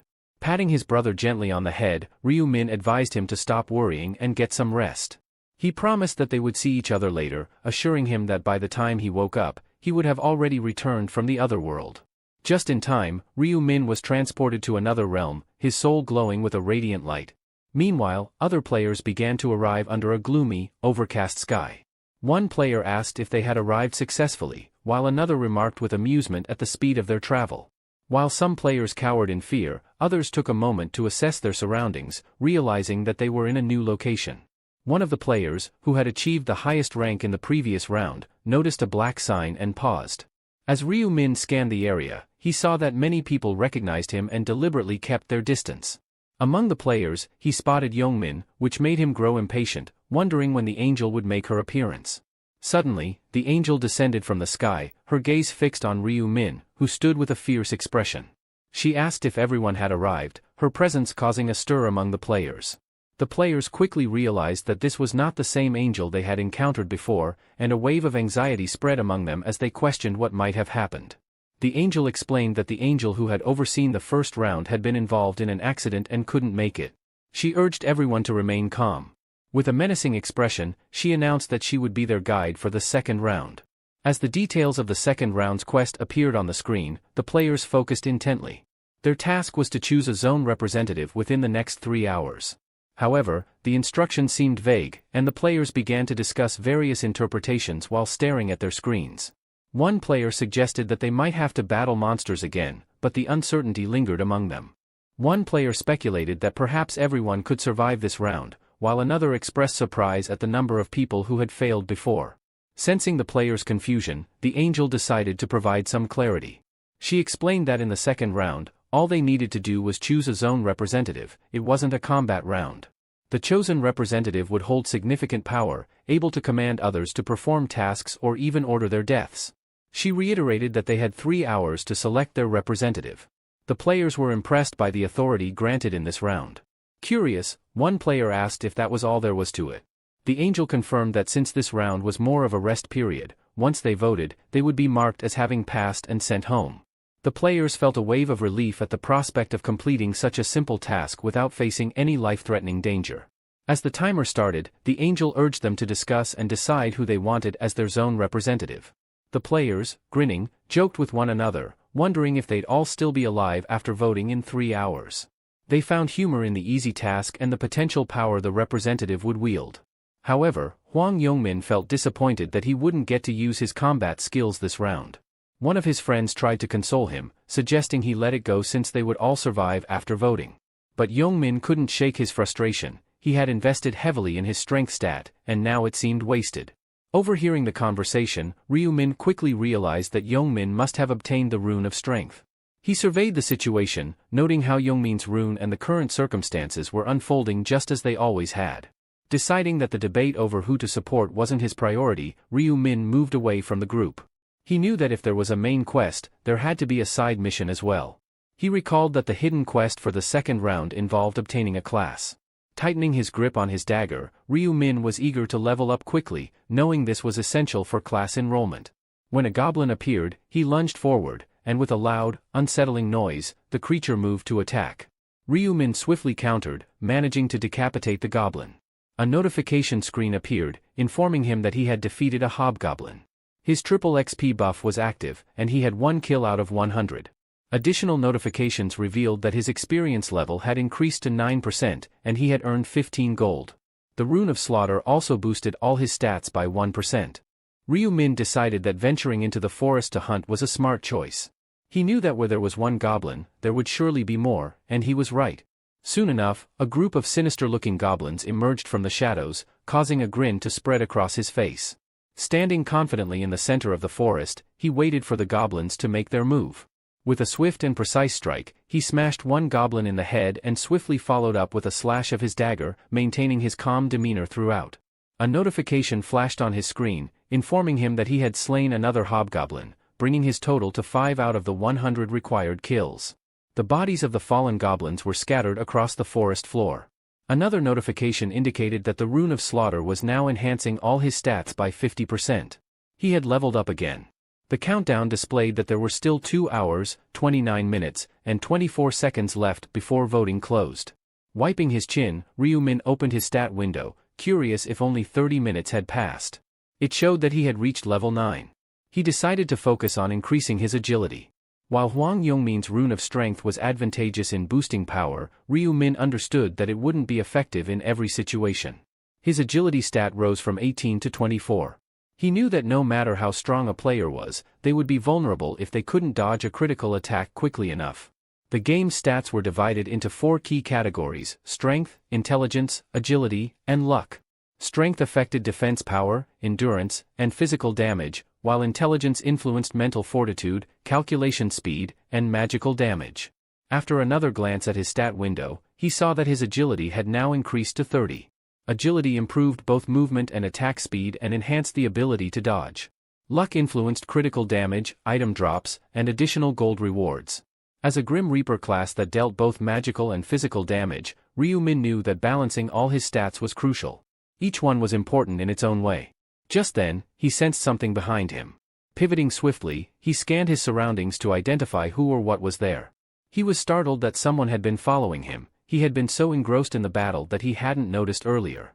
This situation was unsettling. It had never happened before. Raising his dagger, he demanded that the person reveal themselves and state their intentions. If they failed to comply, they would need to be prepared to face the consequences. A single footstep echoed slowly before a woman emerged from the shadows. Ryu-min recognized her instantly. It was the actress he had encountered before. He couldn't help but question whether she had truly been the one following him. Apologetically, she admitted to trailing him. Just then, another figure appeared, a man who also offered an apology. He urged Ryu-min to calm down, insisting that their intentions were not hostile. The man introduced himself as Sang-chul. Ryu-min's expression darkened when he realized who Sang-chul was, Ma Jianrock's right-hand man. Ma Jianrock, also known as the Heavenly Demon, was the eldest son of the country's most powerful corporate dynasty. He was someone Ryu-min had been targeting for a while. Ryu-min knew that having someone like Ma Jianrock by his side would make him stronger, and he needed a priest connected to Ma Jianrock to support him in the 20th round. Ryu-min was taken aback by the unexpected encounter with Ma Jianrock's right-hand man so soon. He began to wonder why Sang-chul was with Seo Rin and suspected that Sang-chul might be her bodyguard. Considering that many celebrities were sponsored by Ma Jianrock's company, the pieces of the puzzle started to fall into place. Despite this, Ryu-min felt uneasy knowing that the future had shifted from what he expected. He asked them how long they had been trailing him. Seo Rin admitted that they had been following him ever since they saw him enter the forest and sincerely apologized for it. Ryu-min then demanded to know why they had been following him. Seo Rin nervously explained that their intentions weren't harmful, they simply wanted to make him an offer. She hesitantly suggested that they form a team, knowing he had won the first round. Ryu-min chuckled at the idea of forming a group, dismissing it as irrelevant unless she could actually be useful to him. He mocked her openly. Seo Rin found herself at a loss for words, unable to counter his remarks. Ryu-min bluntly told them that he didn't need their help and would do just fine on his own. He advised them to turn back and stop wasting his time. Turning away, he made it clear that he had no interest in joining a team. They stared at him in disbelief. Seo Rin let out a deep sigh and sank to her knees as Sang-chul muttered under his breath, commenting on how arrogant Ryu-min was. Seo Rin tried to explain that there was a reason for Ryu-min's existence, but his overwhelming aura made her uneasy. Sang-chul remarked that even if someone had a knife to their face, they wouldn't be as intimidating as Ryu-min. Seo Rin felt a pang of disappointment that her plan to team up with him had fallen apart, and Sang-chul reiterated his earlier point, that people with egos as large as Ryu-min's never work well in groups. It was an unfortunate turn of events. Seo Rin couldn't help but reflect on the situation, but Sang-chul quickly reassured her, telling her that it wasn't a humiliating experience. He felt that their time following Ryu-min had been wasted. Seo Rin, trying to shift the conversation, admitted that she hadn't expected to encounter monsters in the forest. She suggested that they spend the rest of their time hunting them instead. Sang-chul agreed that it wasn't a bad idea, and they set off to carry out the plan.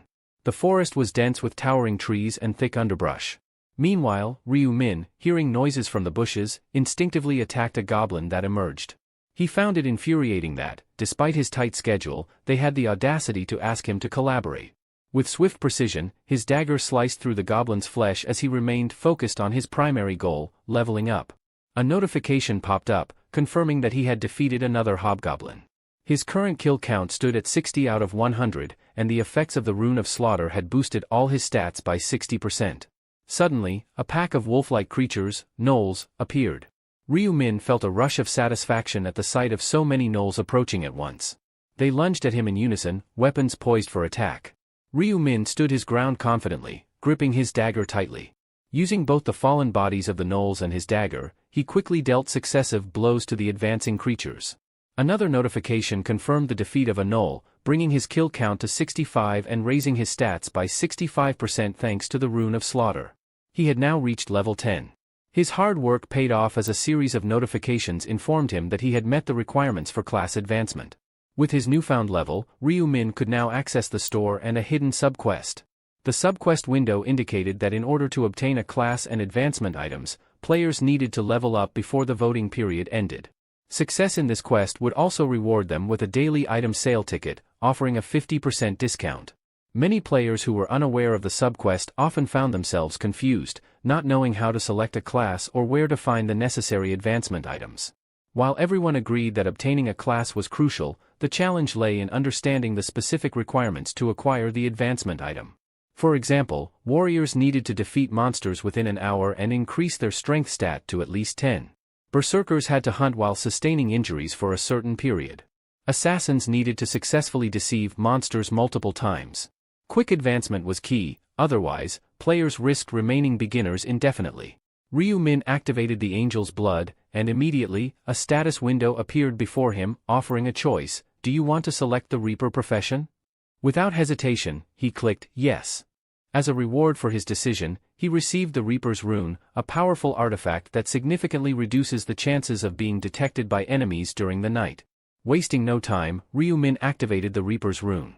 In the world of the game, where there are 6 ranks from beginner to grandmaster, players can unlock new skills as they level up. The use of the Reaper's Rune granted Ryu Min the skill Seal of Death, a formidable ability that would serve him well in future battles. In addition to this, he was rewarded with a weapon befitting his new profession, the Reaper's Scythe. Ryu Min was the first player to advance, and as a reward for his achievement, a notification window informed him that he had received a random gold pouch. His strategic approach and timely execution had paid off, setting him apart from the rest. In addition to his other rewards, Ryu Min also gained the neutral skill, Tracking, as a special benefit for being the first player to advance. According to the notification window, this skill allows him to track the precise location of a designated target, provided that both the target's face and nickname match.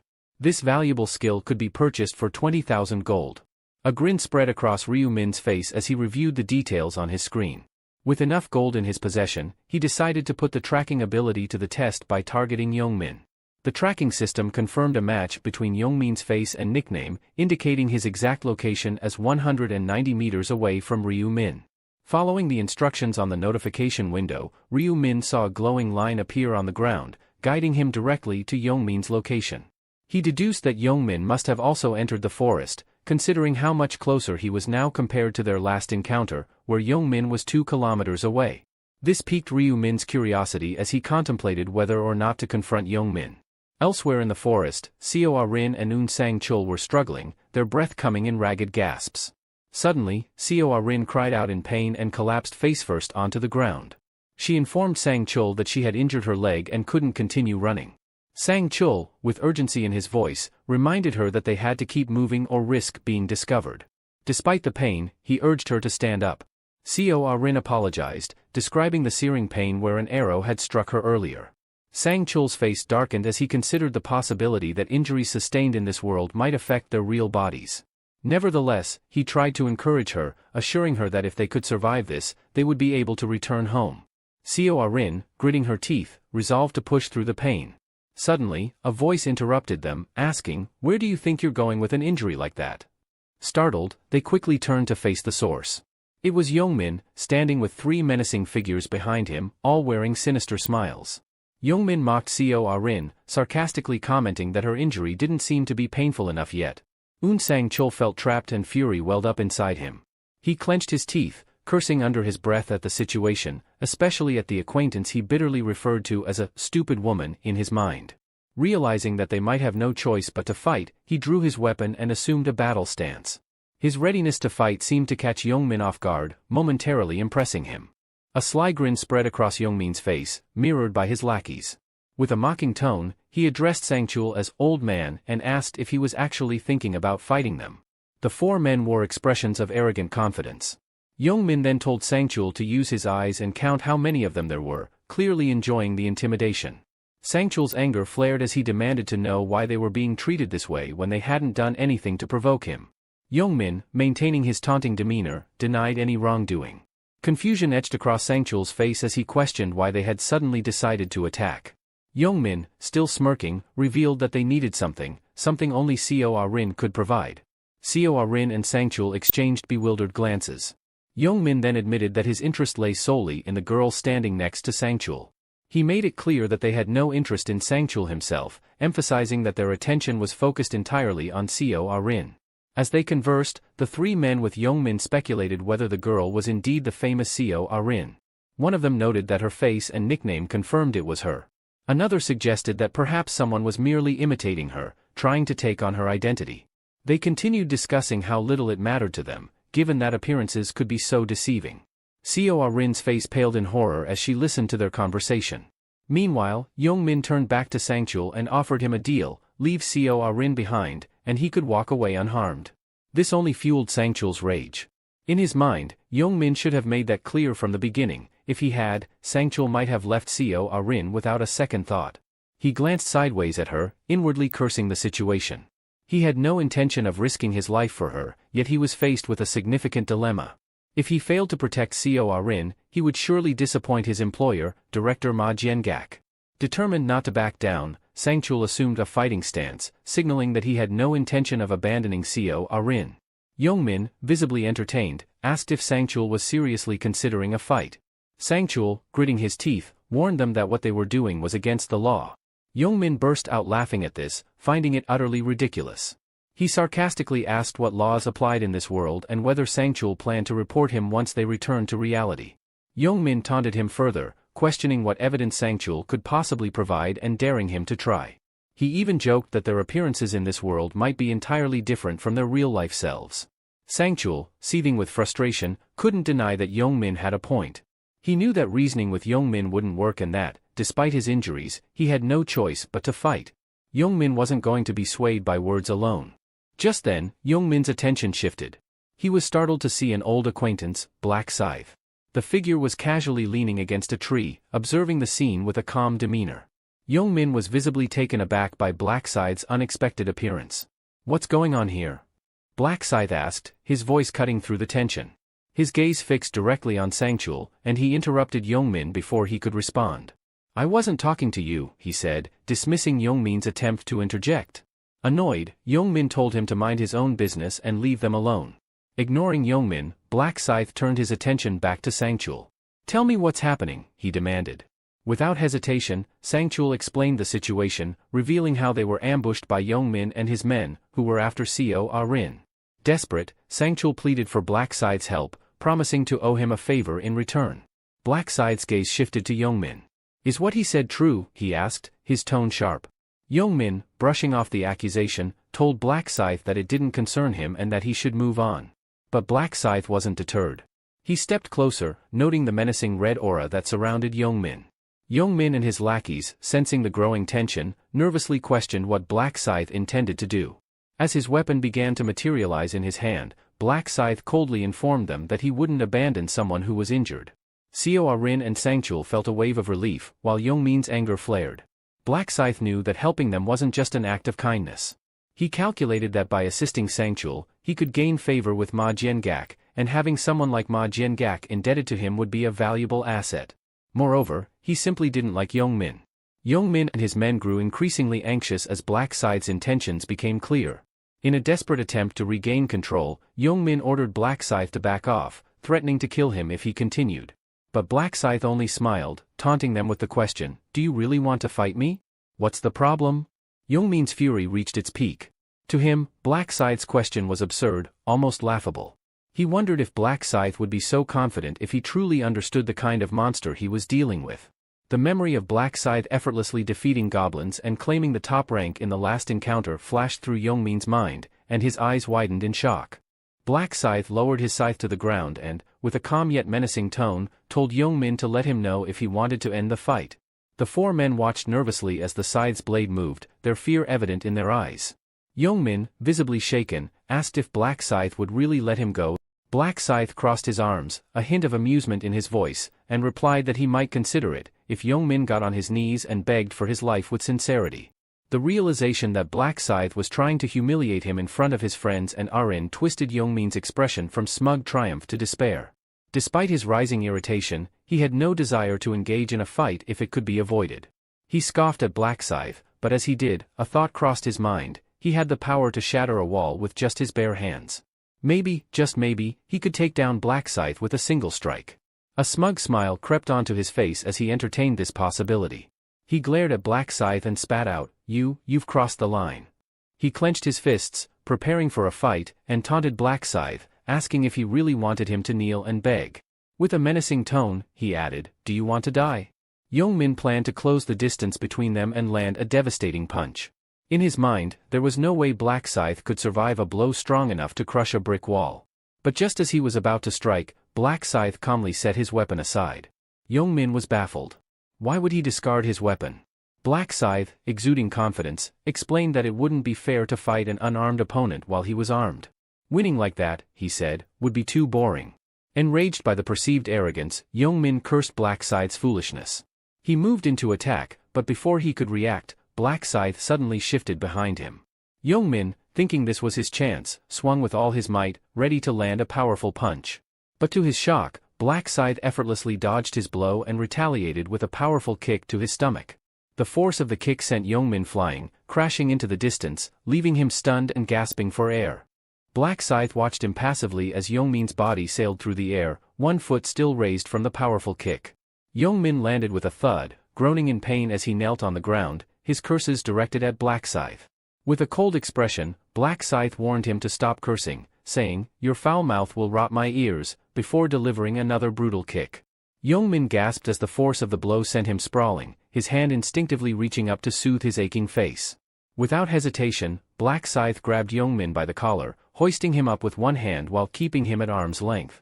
He then began to rain down punches with his other hand, each blow landing with a bone-crunching impact. Youngmin, dazed and reeling from the assault, thought to himself that it didn't feel like a fist hitting him, it felt more like being struck by a sledgehammer. He couldn't comprehend how Black Scythe could be this strong. Is he as powerful as me? Youngmin wondered, unable to fathom how Black Scythe could possess such strength without a rune to enhance it. As he looked up at Black Scythe's calm yet focused face, one of his friends shouted his name, while another urged the archer to take action. The archer, maintaining perfect form, quickly drew his bow and loosed a lightning-fast arrow aimed directly at Black Scythe. Arin, sensing the danger, screamed for Black Scythe to dodge. With reflexes as sharp as his blade, Black Scythe sidestepped the arrow just in time. Despite the fear etched on his face, the archer fired another arrow. But Black Scythe was already moving, zigzagging toward him with unnerving speed, effortlessly dodging each shot. As he closed the distance, Black Scythe remarked, "You must have been lucky to find a bow while hunting. Too bad you crossed my path during a fight." With a swift motion, Black Scythe drew his weapon, and in one fluid strike, he slashed at the archer. Blood sprayed through the air as the archer let out a cry of agony, his face contorted in terror. The sight of their comrade falling only deepened the fear in the remaining two men, yet they still tried to muster their courage. They took up defensive stances, shouting at Black Scythe to back off and leave them alone. One of the men charged at Black Scythe, dagger in hand, cursing as he lunged forward. Black Scythe responded with a mocking smile, his expression almost amused. In an instant, he activated the seal of death. Above the man's head, a red mark appeared, resembling an eye with a skull at its center, a symbol of impending doom. Gripping his scythe tightly, Black Scythe unleashed a devastating swing. The red-hued blades of wind that followed tore through the air, slashing the man's shins with such force that he collapsed to the ground, screaming in agony as blood splattered everywhere. The remaining man, witnessing this horrific scene, was paralyzed with fear, his confidence shattered. Black Scythe lunged at the man with blinding speed, noting that the mere fact they dared to use weapons against him showed some level of resolve. With a powerful swing, his scythe sliced through the man's arm, eliciting a piercing scream. The ominous seal of death hovered above the man's head, a clear sign that the next strike would be even more devastating. As expected, the scythe cut through the armor with ease, doubling the damage and leaving the man clutching his deep wound in sheer agony. As the men writhed on the ground, their faces contorted in pain, Black Scythe observed them coldly. This can't be it, he thought.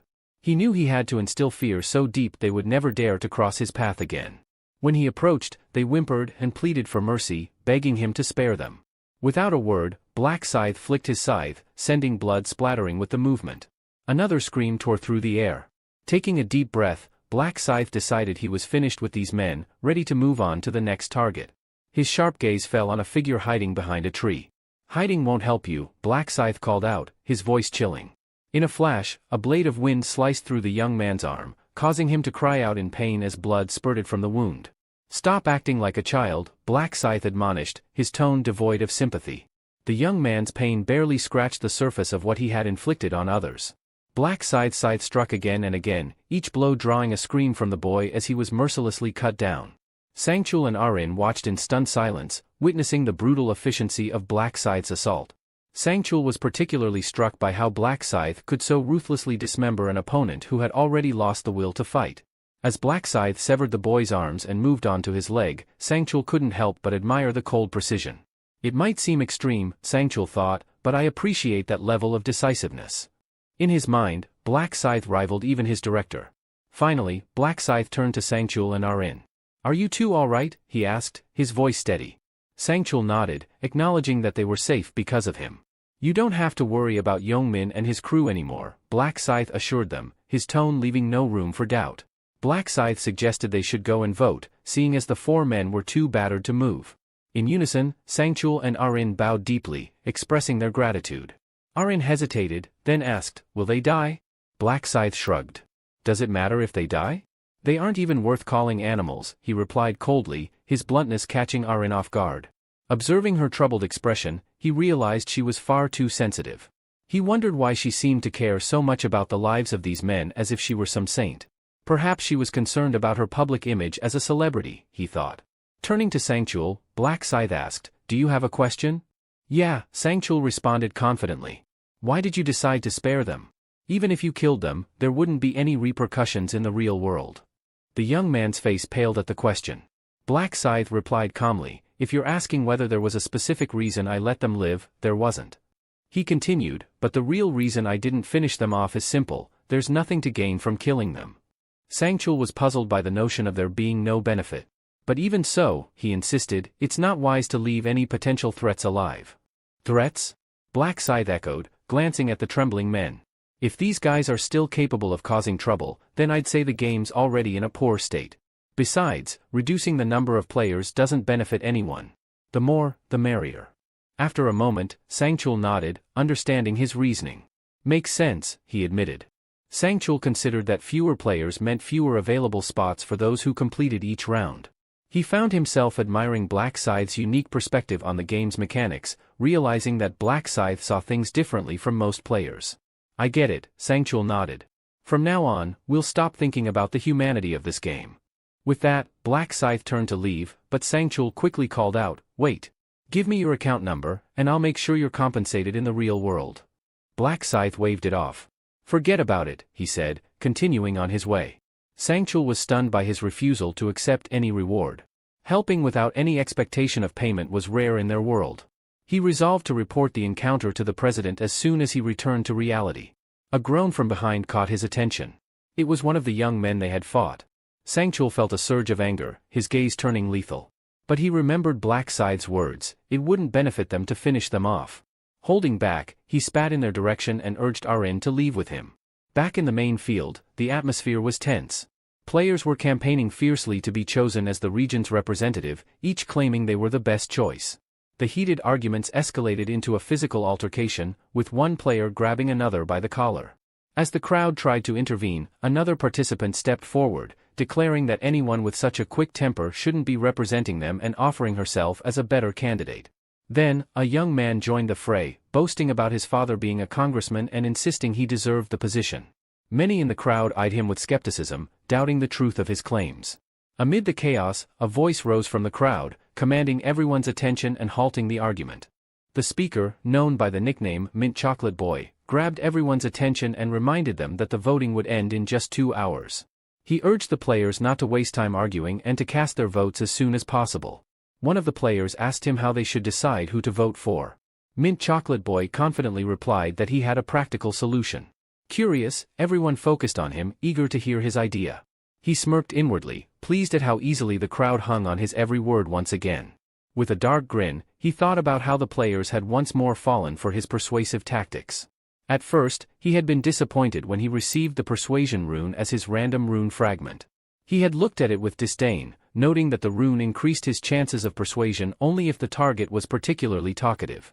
Moreover, it wouldn't work on anyone with a higher level than his own, and it seemed completely useless against monsters who couldn't speak. But soon, Mint Chocolate Boy realized how to use the rune to his advantage. While on the battlefield, when other players were busy slaying goblins and sharing strategies, he had approached a group of men, telling them a woman was in great danger and needed immediate help. He advised them to drop everything and go to her aid. The men, influenced by his rune's effect, followed his advice without hesitation, abandoning their targets and rushing off. Mint Chocolate Boy then swooped in to finish off the weakened goblins, easily meeting the 100 kill requirement. Now, with the voting underway, he suggested a more structured approach to choosing a representative. Let's narrow down the candidates to just 5, he proposed, and vote among them. The players, realizing the wisdom in his words, quickly agreed.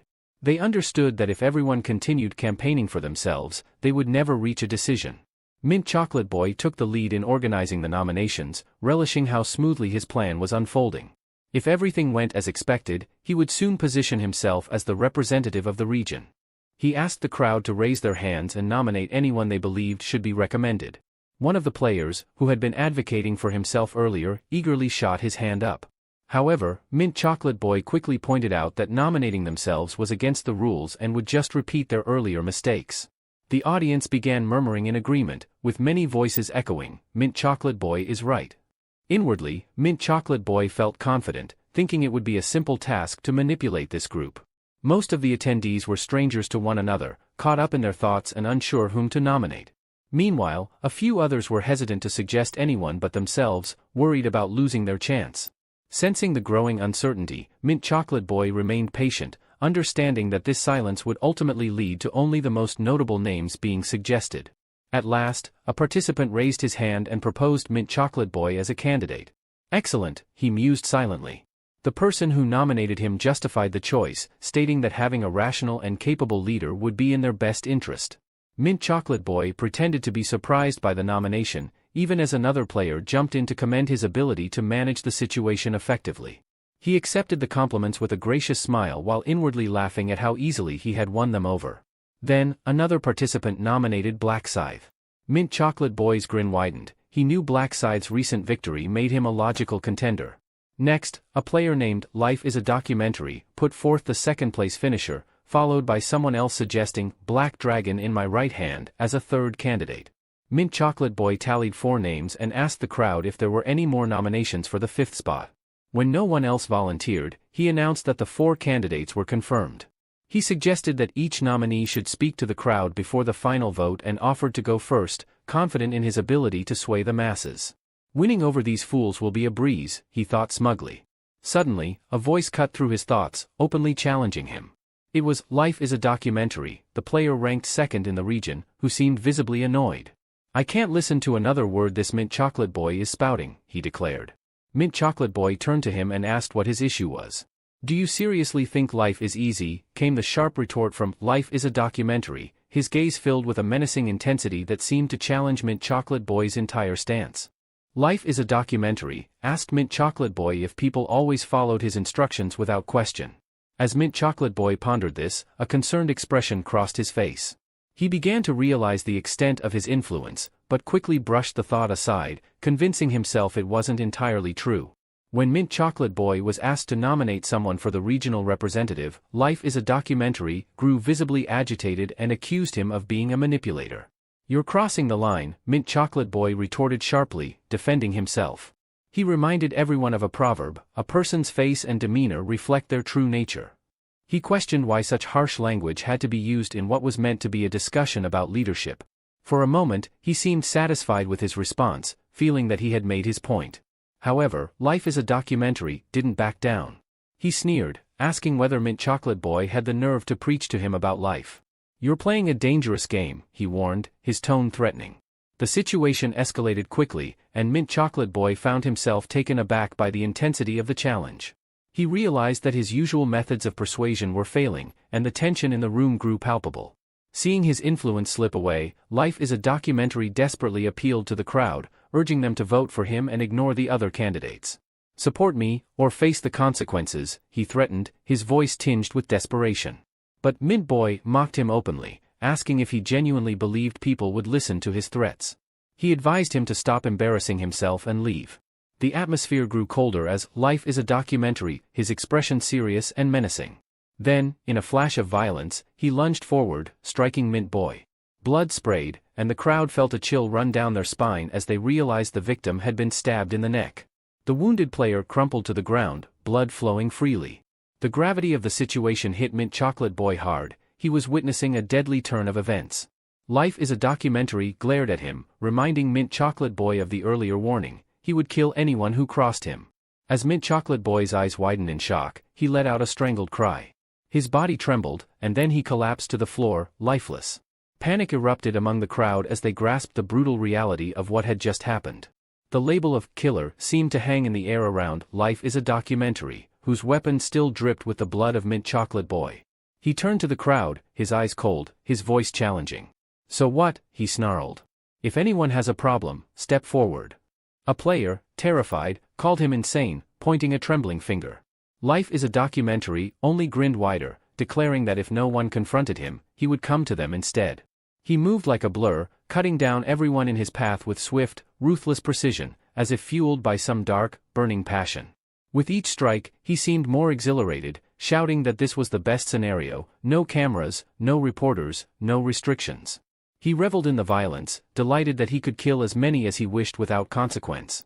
The blood of those he slaughtered stained his clothes, and he turned his blood-soaked dagger on the remaining players who have yet to cast their votes.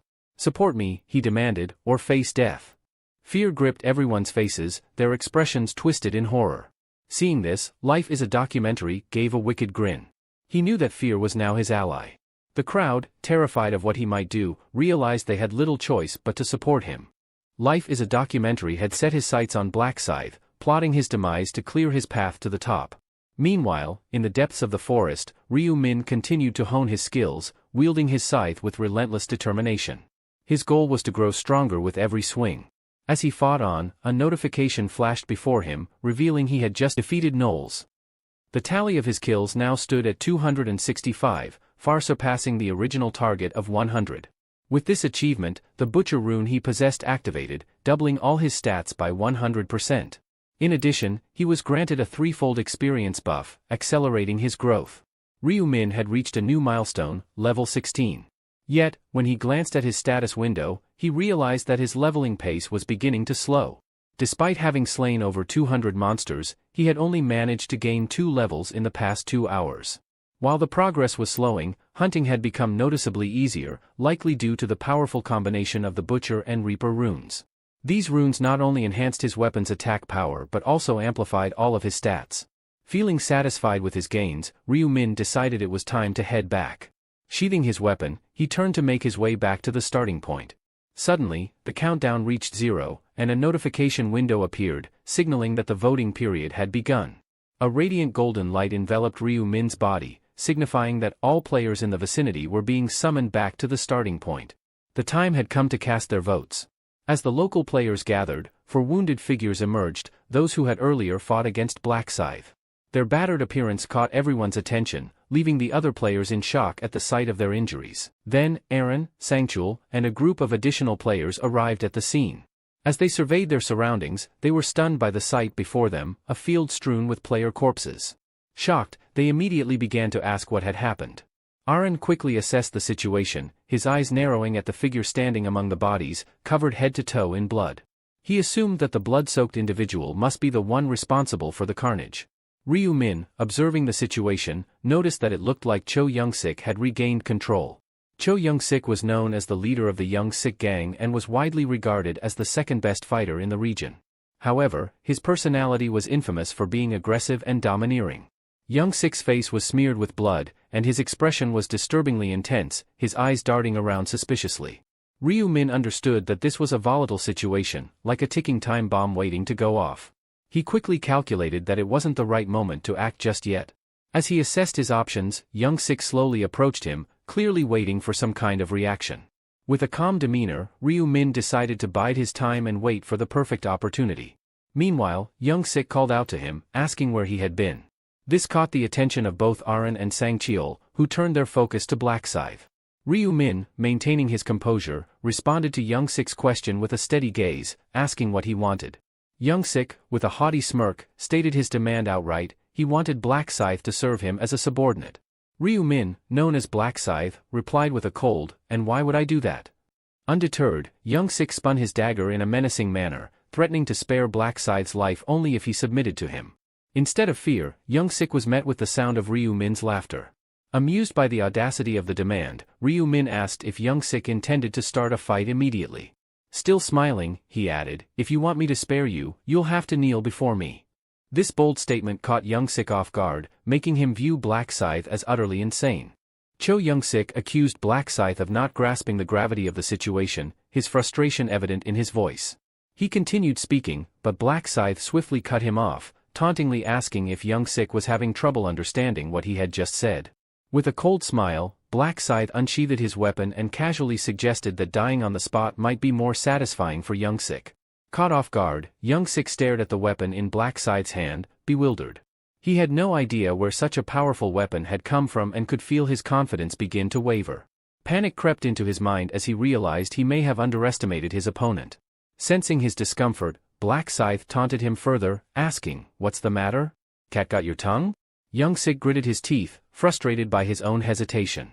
Trying to regain his composure, he loudly proclaimed his identity as the leader of the Young Sik gang and declared that he would never bow to anyone. His anger reached its peak, and he recklessly swung his weapon, challenging Black Scythe to a duel. In response, Black Scythe merely scoffed, recognizing Young Sik's notorious temper. He decided to stop provoking him further, knowing that things could become complicated if he pushed too hard. Black Scythe had a strategy in mind. Displaying his strength to win the votes of the players wasn't his intention. Young Sik could be useful for his plan during the third round as a representative. Additionally, he sensed that the angel would appear any moment. As if on cue, the angel materialized, calling for all players to gather.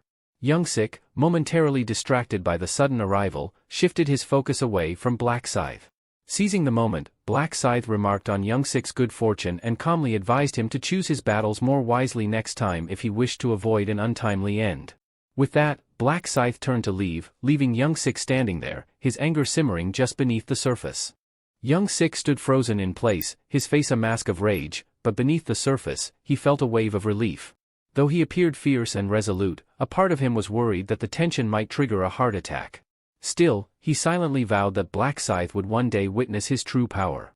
For now, he would let him go, but if chosen as the representative, he would make sure to avenge the humiliation he had suffered. The angel, her voice echoing across the battlefield, asked the players if they had selected their delegates. Glancing at the scattered bodies, she dryly noted that they had accomplished more than just talk in the 3 hours they had spent together. With a dismissive tone, she reminded them that whether they lived or died was of no concern to her. Then, she called for the voting process to begin. A screen appeared in front of each player, announcing the start of the election for the region's representative. Every player had one vote, and the candidate with the most votes would assume the role. To cast their vote, they simply needed to focus on the player they wished to support. The angel warned that anyone failing to vote within the 5-minute window would automatically lose and be eliminated from the next round. The countdown began. Some players murmured the instruction to themselves, "Look at who I want to vote for," as they scanned the crowd to decide on their choice. Most of them fixed their gaze on Young Sik, who wore a confident, smug grin, assuming all eyes were on him. Then, unexpectedly, his expression shifted. He turned his attention to a woman with round cheeks and demanded why she wasn't looking directly at him. Startled, the woman seemed unsure of how to respond. Seeing her hesitation, Young Sik grew increasingly agitated and threatened to kill her. Stammering, she quickly defended herself, insisting that she had voted for him. Frustrated, Young Sik continued to shout threats, demanding everyone's attention. He scanned the crowd, threatening anyone who dared to avert their gaze. Finally, the voting time ran out. The angel clapped her hands, announcing that the voting period had ended and instructed them to tally the votes. A large screen materialized above, revealing the results. In fifth place was Cute Baby Bird with 5 votes, and Chubby Cheek Steamed Bun came in fourth with 6 votes. With 249 votes, Black Dragon secured third place, while Black Scythe came in second with 2,077 votes. Topping the leaderboard with 2,412 votes was Life is a Documentary. Although Young Sik, who went by Life is a Documentary, received the highest number of votes, he wasn't pleased. His irritation deepened as he saw that Black Scythe had garnered significant support. Young Sik glared at the players who had voted against him, and many of them avoided meeting his gaze, aware of his anger. After the voting concluded, the angel announced that Life is a Documentary had been chosen as the region's representative. A window screen appeared, indicating that Young Sik had gained the power of command, allowing him to issue directives to other players. His blood-stained face broke into a wide grin. He immediately planned to use this newfound authority to rally the players against Black Scythe, determined to make him regret not killing him earlier. As Young Sik examined the details of his command ability on the screen, he realized its limitations. He could give direct orders to players, but only those without a class, and he could only control one player at a time, up to a maximum of 10 uses. Discontent flickered across his face at the restrictions, especially the fact that players with a class could resist his commands. The angel's voice cut through the tension, asking the players if they believed this was the end. However, she hinted that a hidden mission still remained for this round. Her cryptic words puzzled the players, who couldn't quite grasp what she meant. A window screen then appeared, revealing that the second round contained a side quest. If they completed it, they would receive a class advancement item and a coupon for 50% off today's item. Sungkal and Arin seemed confused about the concept of class advancement items. The angel clarified that these would appear in the quest window once players reached level 10. When one of the players questioned how they were supposed to level up without any monsters, the angel's expression darkened, and she informed them that the forest was teeming with creatures. Only 80,000 players nationwide would have the opportunity to advance to a class this round, the angel added. She then revealed that someone in their region had already been granted a class advancement, sparking curiosity among the players about who it could be. Sensing their interest, the angel asked if they wanted to check the results of the side mission to find out more. This possibility excited the group even more. The results of the second round subquest appeared on a large screen, revealing the standings for each region. At the top was the level 16 Reaper, Black Scythe, followed by the level 10 Dark Knight, Heavenly Demon, in second place, and a level 10 Shaman in third. It quickly became evident that Black Scythe was the only player in their area to have advanced to a class. The realization dawned on the other players that he was now in a class of his own, the Reaper class. This knowledge brought a mix of fear and respect, as they murmured among themselves, connecting his class to the scythe he wielded. Young Sik, who had hoped to use his command authority to control Black Scythe, was seething with frustration. He found it infuriating that Black Scythe had managed to advance so quickly, making him immune to his control. The timing seemed oddly perfect to him, almost as if fate itself were playing a hand. The angel then explained that rankings for the second round had been assigned based on who completed the subquest the fastest. Looking at the leaderboard, she announced that Black Scythe was the first in their region to change his class and had also claimed the top spot overall. She seemed genuinely impressed and even commented on how fitting his nickname was, given his new class. She asked him how he had chosen the name Black Scythe and if he had known in advance that he would acquire the Reaper class. With a casual demeanor, Ryu Min responded that he had no idea he would end up in a class that matched his moniker so well. The angel, intrigued, suggested that perhaps it was fate for him to become a Reaper. Ryu Min nodded, mentally noting that the angel seemed unaware of how the Reaper class was actually obtained. They only knew it was something unique. She found the situation fascinating and remarked that it was surprising there was only one player in the area who had managed to change their class. Furthermore, she clarified that Black Scythe would be the only one immune to authority orders. Her statement caused confusion among the players, who questioned what she meant by saying the authority command would not affect Black Scythe. The angel paused, seemingly considering whether to elaborate further, leaving everyone in suspense about what might come next. She continued by clarifying that anyone belonging to a class is exempt from the authority of command. This meant that the region representative had no power to control Black Scythe. Moreover, there were only 10 opportunities to use the command authority, so being named a region representative did not grant unlimited power. The players absorbed her explanation, but Cho Young-sik's frustration grew. He had hoped to keep the limitations of his authority hidden from everyone. The angel then turned her attention back to Black Scythe, proposing that he should receive a reward for being the fastest to complete his class. With a snap of her fingers, 2 screens appeared before him. The first screen congratulated him on achieving the highest rank in the area, while the second celebrated his position as the top-ranked player across all regions. Ryu Min, tapping on the screens, claimed his rewards. For being the first in the area, he received a ticket of low-rank rare armor. Additionally, for placing first across all regions, he was given the choice of a special reward from a collection of rare armor pieces. The options included a leather armor of a skilled hunter, armor of a medieval knight, and a well-ventilated mage robe. His decision was already clear. The first option seemed too intricate, and the third offered little in terms of defense. So, he selected the second choice, the leather armor of the skilled hunter. Next, he was asked to pick from a set of unique rewards, 3 experience boosts valid until the end of round 3, 3,000 gold, or information about the third round. Understanding that the next round would involve a large number of monsters, he chose the 3-time experience boost, knowing it would be the most advantageous. The angel announced that the rewards had been distributed. A golden glow surrounded Ryu Min's body, as well as those of the other participants, signaling the completion of the reward ceremony. The angel declared that everyone could now return home. With a sinister grin, she hinted that the third round would be far more challenging, assuring them, "I promise." Before the players could teleport, a large screen displayed the results of the second round. Only 873,500,205 survivors remained across all regions, with 4,998 survivors in their current region, ESKS 455.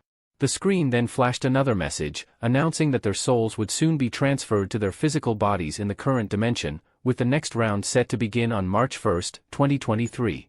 The message concluded by wishing them luck in surviving. As the notification ended, the soul transfer began. Suddenly, Young-min awoke with a start, shouting in panic. He glanced down and was relieved to see his hand was still intact, his arm was still attached to his body. He had assumed he might return with his normal body if he survived, but now, a sense of dread crept over his face. He swore he would never cross paths with Black Scythe again or even think of confronting him. Meanwhile, Sungchul praised Erin for her hard work. Erin, in response, stated that he had put in a great deal of effort while she had done nothing. Turning to face him, she smiled broadly and thanked him. Feeling awkward, Sungchul cleared his throat, looked away, and adjusted his tie, saying it was his duty as her bodyguard and manager. Erin expressed her desire to thank Black Scythe again and asked if there was any way to do so. Sungchul explained that they had no way of finding him, as they had no idea what he really looked like. He also mentioned that Black Scythe seemed to prefer remaining anonymous. Erin acknowledged this, though it didn't please her. Sun Chul added that when he had asked Black Scythe for his account number to provide compensation, he had initially refused, suggesting that he didn't want anyone to discover his identity. Erin understood, but the realization left her feeling unsatisfied. Seeing her disappointment, Sun Chul suggested that if she truly wanted to express her gratitude, she could try to find him in the next round and give him something then. Erin's face brightened at the idea. Erin thought it was a clever idea. She began to contemplate how to properly show her gratitude to Black Scythe. As their conversation wrapped up, Sun Chul suggested she get some rest, promising they could discuss it further in the morning. Erin nodded and advised him to be careful. Just as Sun Chul was about to step into the elevator, his phone buzzed. He answered the call from President Ma while stepping inside. Noting that the president was still awake, Sun Chul heard him mention that he had just started sipping on whiskey after his return. Sun Chul congratulated President Ma on advancing to the Dark Knight class. The president asked about their experience in their region. Sun Chul explained that both he and Erin had only managed to reach level 8 before getting injured halfway through, which prevented them from continuing their hunt. President Ma sounded disappointed by this news. As Sun Chul reached the parking lot, he asked if it was a good time to discuss the matter, indicating he had something important to report. He revealed it concerned Black Scythe. President Ma immediately instructed him to come to the hotel so they could talk in person. Sun Chul agreed, saying he would be there in 20 minutes. He started driving, unaware that someone was watching him. From the shadows, a man observed Sun Chul's car as it exited the parking lot. It was Ryu Min, quietly tailing him. Ryu Min wondered if Sun Chul was heading towards Ma Kyunggrok. 10 minutes earlier, Ryu Min had been reviewing his stats window while Ryu 1 was asleep on the bed nearby. The display indicated that he needed to focus on the target he wished to track. He visualized Sun Chul in his mind and spoke his name. The window confirmed the name and face, and then indicated that the target's location was now being tracked. The screen showed the target was just 9 meters away. As the distance on the display suddenly shifted to 23 meters, then 56 meters, Ryu Min realized Sun Chul had likely taken the elevator, based on how quickly the numbers were changing. Ryu Min grew curious about Sun Chul's early morning destination, suspecting he might be heading toward Ma Jiangrok. Not wasting a moment, he quickly slipped into his jacket and dashed out the door, determined to confirm his hunch. He felt fortunate that he had decided to track Sun Chul down right after his return. Overhead, thick clouds obscured the full moon, blocking its light from piercing through. Ma Jiangrok, meanwhile, was gazing up at the overcast sky, thinking it was an ideal night for a pursuit. However, he chose to remain still for the moment, as he needed to receive Sun Chul's report. He mulled over how Black Scythe had clinched first place in both the initial and second rounds, wondering what kind of player could stay so enigmatic and yet so dominant. His fingers drummed restlessly on the arm of the couch. The thought of Black Scythe's ranking clearly unsettled him. He began to speculate whether Black Scythe would have targeted his subordinate. If so, Ma Jiangrok knew that such a move would be a direct challenge to him. And he was not the type to tolerate such defiance lightly. His expression remained stern and focused. He had no intention of allowing anyone, not even the player ranked first, to stand in his way. A sense of tension filled the room as he considered the possibilities. Outside, a figure stood by the door, finally knocking. Sun Chul's voice came through, asking if he could enter. Ma Jiangrok gave a nod of assent, inviting him in.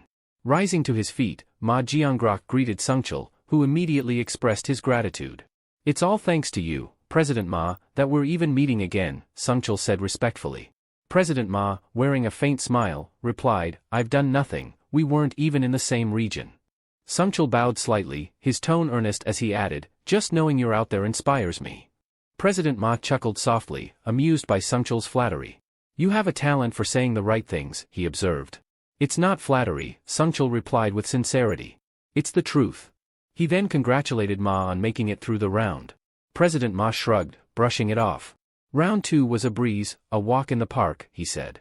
Sun Chul, however, continued to praise him, this time for his advancement to a new class. Ma responded humbly, "Just luck, that's all." But Sun Chul insisted, securing second or third place is no small feat, even luck is a skill in itself. He concluded with admiration, saying, "To serve someone like you, President Ma, is the greatest privilege I could ever have." President Ma set his glass down and, with a slight grin, remarked that Sun Chul's flattery was too obvious. He guessed that Sun Chul needed something from him. "So," he asked, "am I right in sensing that you have a favor to ask?" Feeling anxious, Sun Chul hesitated before asking how President Ma had obtained an advancement item. President Ma waved it off, saying it wasn't a big deal. "The item just dropped while I was hunting monsters," he replied casually. What he didn't reveal was that the random rune fragment he acquired had been a result of his Dark Knight rune. He recalled that the angel had told them to check their inventory to see a gift she had prepared. That was when he found the Dark Knight rune, which not only boosted all of his stats but also cloaked his weapon in a dark aura that inflicted extra damage on opponents. When he checked his inventory, he noticed that upon reaching level 10, the rune would automatically advance him to the unique class of Dark Knight. Even though he appeared puzzled by this, he quickly understood the significance of the item. He realized he had gotten extremely lucky to receive such a powerful, cheat-level item in the first round. But despite his good fortune, he kept this information to himself, even from trusted subordinates whom he considered family.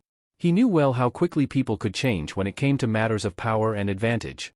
Shifting the conversation, President Ma's tone turned serious as he asked directly, "Who injured you? Was it Black Scythe?" Sun Chul seemed startled by the assumption and quickly corrected him, explaining that Black Scythe had actually saved his life. Curious, President Ma urged him to elaborate. He asked if pursuing the actress, Aaron, had led to his near-death experience. Sun Chul admitted that they might have died if Black Scythe hadn't intervened. He explained further, Aaron might have survived, but she would have been left with psychological scars too severe to continue her career in the entertainment industry. President Ma nodded, his interest piqued. The story was turning out to be more complicated than he initially thought. President Ma seemed to be deep in thought.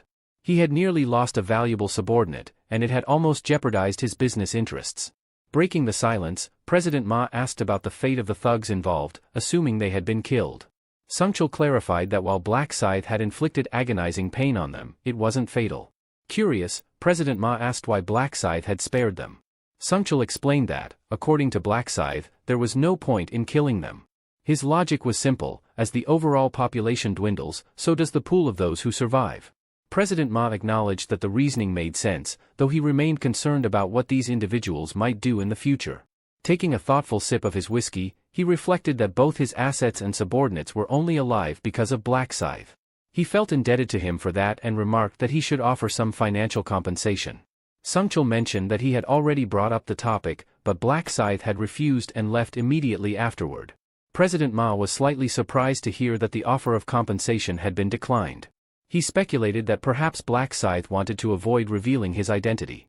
With the conversation seemingly drawing to a close, both men stood up. President Ma described Black Scythe as a cautious individual. He instructed Sungchul to express his gratitude if he encountered Black Scythe in the next round, genuinely appreciating the man who had kept both Aaron and Sungchul alive. Sungchul promised he would convey the message. Moreover, President Ma ordered Sungchul to keep an eye on Black Scythe and offer assistance if needed, stating his philosophy of never leaving debts unpaid. "As you wish, sir," Sungchul replied.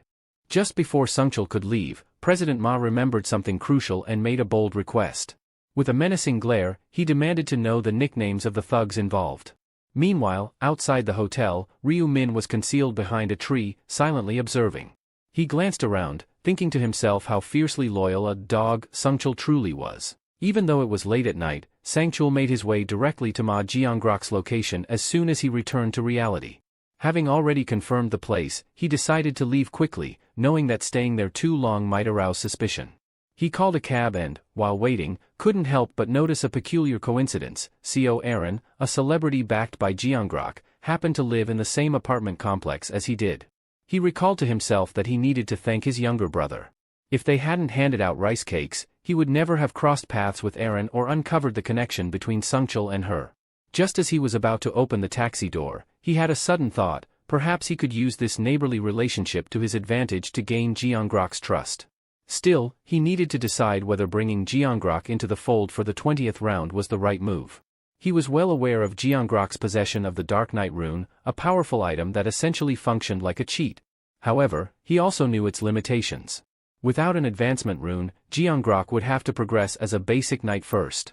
Moreover, to unlock the true potential of the Dark Knight, like the Dark Aura ability, Jiangrok would need to accumulate dark mana, a unique type of energy that couldn't be obtained through conventional means. It seemed suited for someone with a twisted hobby, like Jiangrok. Ryu Min mused that having a comrade with a psychopathic streak could be dangerous. For now, he decided to keep Jiangrok as a potential candidate but planned to exploit his usefulness as much as possible. He also noted that there were other promising players, like a girl he had seen with a unique green energy aura. Upon reaching his apartment, Ryu Min resolved to head out at dawn to begin his work. Later that day, at a local convenience store, the cashier seemed conflicted, clearly worried about something. He was anxious, fearing that their sales might plummet by 50%. Just then, his daughter arrived. He greeted her with a warm smile. Juri asked her father why he seemed so troubled. He explained that the store's lottery ticket sales had come to a complete halt. Curious, Julie asked why this had happened so suddenly. Her father sighed and told her that while the government had provided a reasonable-sounding explanation, it seemed like they were blaming the players for the downturn. The government admitted that they had no way of gauging the skill levels of the players. Julie recalled reading about a man who had won the lottery 4 times in a row. Her father sighed and added that rising labor costs and rent were already making things tough, and now he wasn't sure how to manage. Julie tried to reassure him, saying she would help out as soon as she graduated. She even wondered aloud whether taking on a part-time job would help them make ends meet. Her father quickly dismissed the idea, urging her to focus on her studies instead.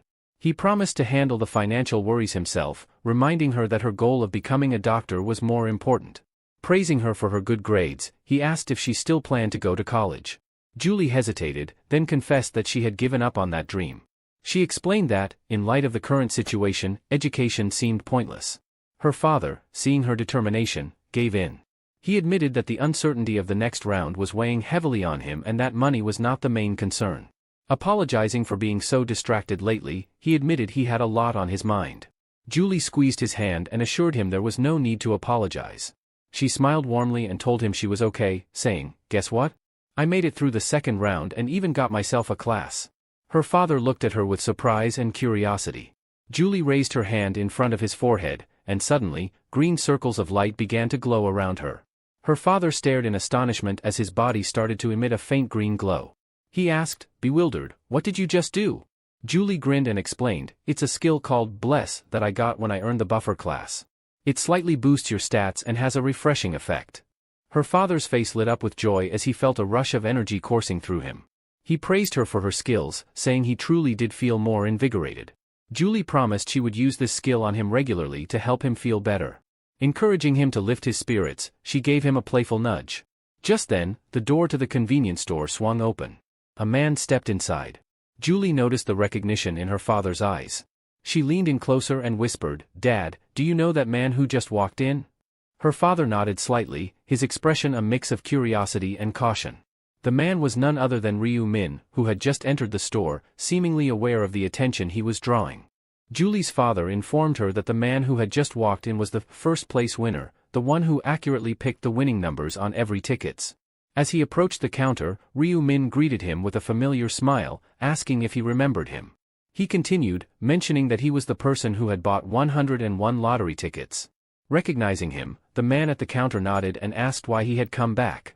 Ryu Min's expression shifted, and he took a deep breath before speaking. Apologizing, he admitted he had seen the news about how the sale of NATO lottery tickets had been halted after he won first place twice. "I didn't mean to cause any trouble for your shop," he said sincerely, "and I'm truly sorry for any harm I've unintentionally caused." Julie observed the entire interaction, noticing the genuine regret in his tone. The shopkeeper reassured Ryu Min, saying, "It's not your fault. We'll manage, even without the lottery sales." However, Ryu Min continued, rummaging through his bag as he spoke, "I know it's not entirely my fault, but I still feel responsible. I want to help in some way, even if it's just a small gesture." He pulled out an envelope and slid it across the counter. The shopkeeper glanced at the envelope, puzzled, and asked, "What's this?" Ryu Min calmly replied, "There's 10 million won in there." Both Julie and her father were shocked by the amount. The man quickly refused, but Ryu Min insisted, urging them to accept it. Before they could respond, he turned and left the store. Staring at the envelope, Julie's father seemed overwhelmed by the sudden offer. Without hesitating, Julie volunteered to return it. Taking the envelope, she dashed out of the store, calling out for Ryu Min to stop. He paused and turned to face her, his expression curious. As she caught up, Julie introduced herself, noting that they were in the same class. Ryu Min raised an eyebrow, feigning surprise. "I'm sorry, I'm not great with faces," he replied, clearly lying. He knew exactly who Julie Min was, the daughter of the convenience store owner, and someone with the unique buffer class. Still, he maintained his polite demeanor as if meeting her for the first time, masking his awareness with a well-practiced calm. When Ryu Min first realized that Julie had been in his class in the past, he was genuinely taken aback, feeling as if fate had intertwined their paths for a reason. He had originally approached her under the guise of coincidence, aiming to subtly persuade her to see things from his perspective. Julie, sensing his intentions, invited him to talk privately. Ryu Min agreed, and soon they found themselves sitting on a park bench under a clear, brilliant blue sky. Julie handed the envelope back to him. "Is this the money I just gave you?" he asked, raising an eyebrow. Julie firmly insisted that he take it back, saying, "We can't accept such a large amount." Ryu Min knew that 10 million won was indeed a significant sum, and he had anticipated they might refuse it. He had given it with this in mind, aware that Julie was the type who could not tolerate any debt, regardless of her situation. Holding the envelope, she added with a sigh, "Just take it, my arm is starting to hurt." Ryu Min, however, declined, explaining, "I feel responsible for any trouble I've caused, which is why I offered it in the first place. It's the least I can do to ease my conscience." Julie countered, saying, "But that's way too much." Ryu Min responded calmly, "No matter the amount, I still want you to accept it. If you don't, it'll bother me for a long time." Julie protested again, "It's too burdensome and excessive." Ryu Min smiled slightly, knowing this was precisely why he insisted on giving it to her. He suggested she send a message to the store owner, adding, "To me, it's not that much money, so please don't feel pressured to refuse it." Julie shot back, "Why are you always so stubborn?" Just as Ryu Min stood up to leave, she called out, "Wait." She continued, "I'll take 1 million won, but 10 million is far too much." Ryu Min paused, intrigued, and asked, "And how can you make that decision for him? You should talk to the owner." Julie replied, "Trust me, my father would find accepting such a large amount awkward." Ryu Min feigned surprise. "Your father owns the convenience store," he said, tilting his head. "I had no idea." He admitted that he frequently visited the store, finding this coincidence strangely fascinating. As Julie studied him, she couldn't help but feel that there was more to his intentions than he was revealing. Julie acknowledged that she found the situation quite fascinating as well, especially since her classmate turned out to be the first natto winner. The word friend seemed to catch Ryu-min off guard. Julie then asked if he genuinely hadn't realized she was in his class all this time. Introducing herself, she mentioned that she recognized him the moment he entered the convenience store. Ryu-min, feigning a sheepish grin, replied, "This is actually our first real conversation. Sorry, I'm not really great with remembering faces." Julie's expression shifted to a slight frown, feeling a bit deflated that he only now seemed to know her name. Noticing her reaction, Ryu-min quickly apologized again. Julie blushed, remaining silent, while Ryu-min felt a twinge of guilt for pretending not to know her, though he knew he needed to act this way to keep her intrigued. Julie stood up and firmly reintroduced herself as Julie Min, stepping closer to him. "That's my face," she stated, her eyes meeting his. "Will you remember it now?" Ryu-min smiled warmly and nodded, his expression sincere. Julie's cheeks reddened further, and she found herself momentarily speechless, realizing how peculiar it felt to be formally introducing herself to a classmate so close to graduation. Sensing her unease, Ryu-min gently said, "I knew who you were, at least a little. And graduation doesn't have to mean losing contact." He then asked for her phone number. Julie, caught off guard, hesitated. "Is it wrong to ask?" he inquired with a playful smile. "I don't think it's strange to ask a classmate for their number."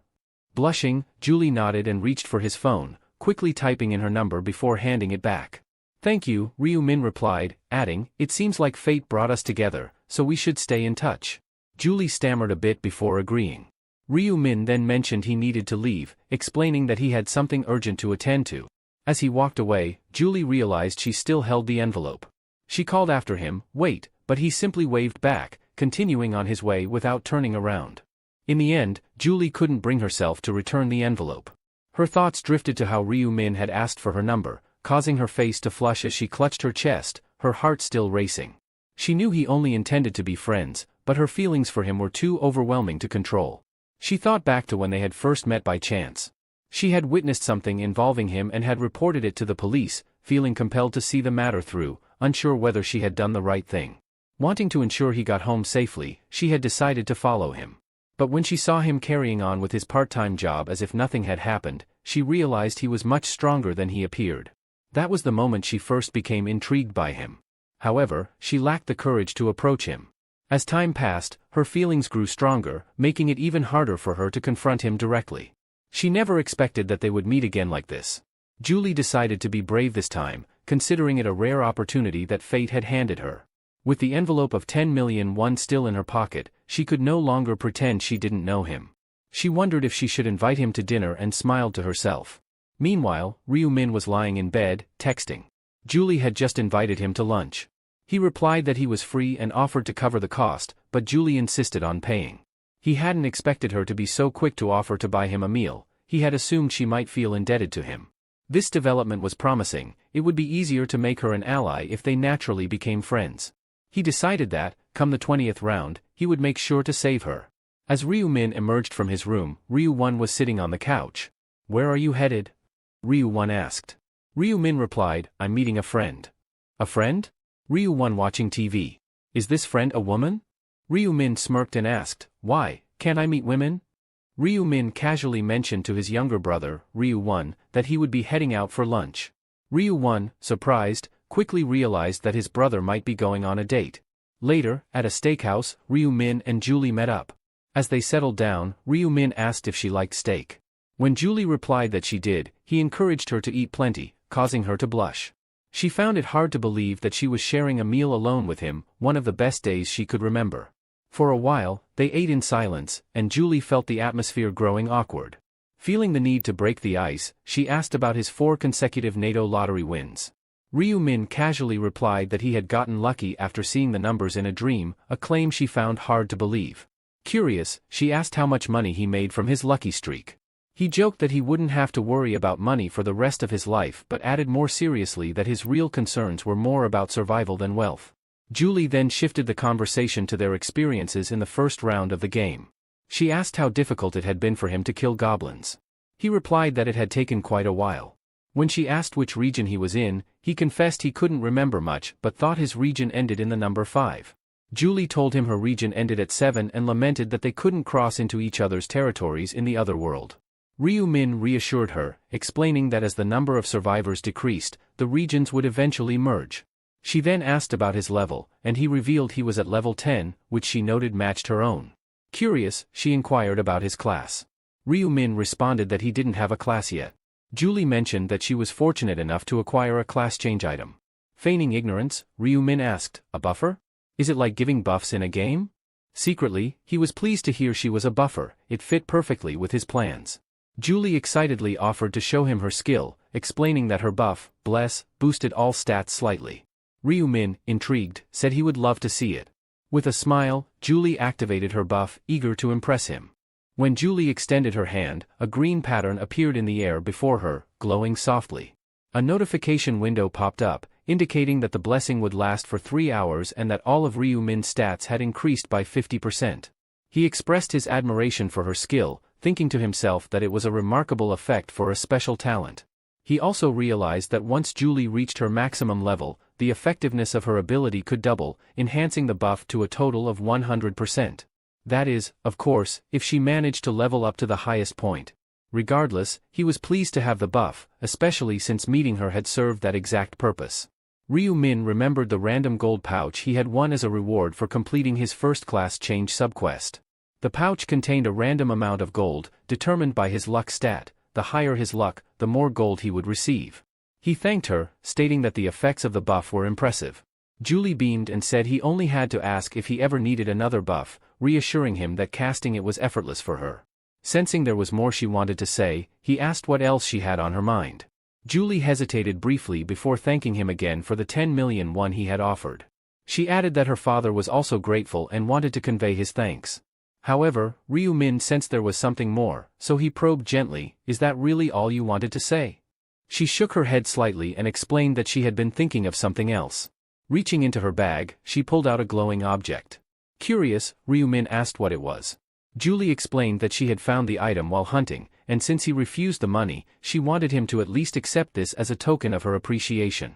She insisted he take it, making it clear that she was sincere and wouldn't take "no" for an answer.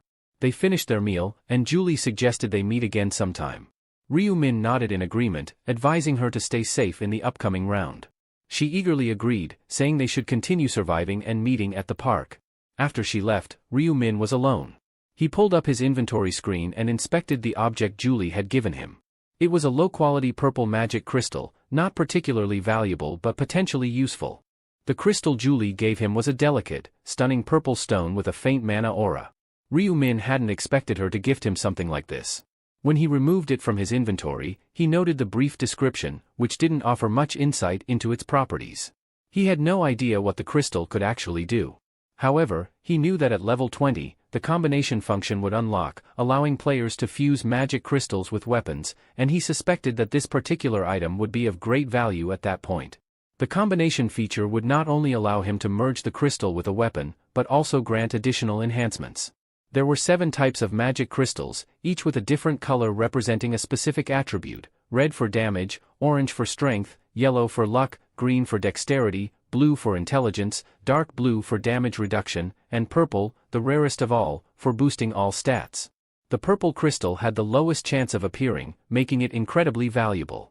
Ryu Min felt fortunate to have acquired the crystal so easily. It was a testament to his high luck stat in real life. He decided he would save it until he reached level 20, when he could truly unlock its potential. Glancing at his screen, he noticed the Bless effect still had 30 minutes left. He debated whether to open the gold pouch before the buff expired but realized he first needed to make use of his Butcher rune to maximize his stats. The rune had a unique function: every time it killed a living entity, including something as small as an insect, it would increase all his stats by 1%. Since there were no insects to hunt in the alternate world, he had to kill monsters there, but the real world had no such restriction. He opened his bag and pulled out a plastic packet filled with 100 mealworms. Feeling a bit guilty, he placed the packet on the floor and apologized to the small creatures before raising his foot to crush them.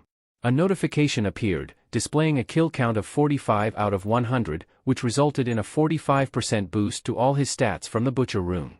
Moments later, another window popped up showing the kill count had reached 67, raising his stat boost to 67%. Each update confirmed the rune's effects, steadily enhancing his abilities as he continued. Ryu Min continued using the Butcher rune until his kill count surpassed 100.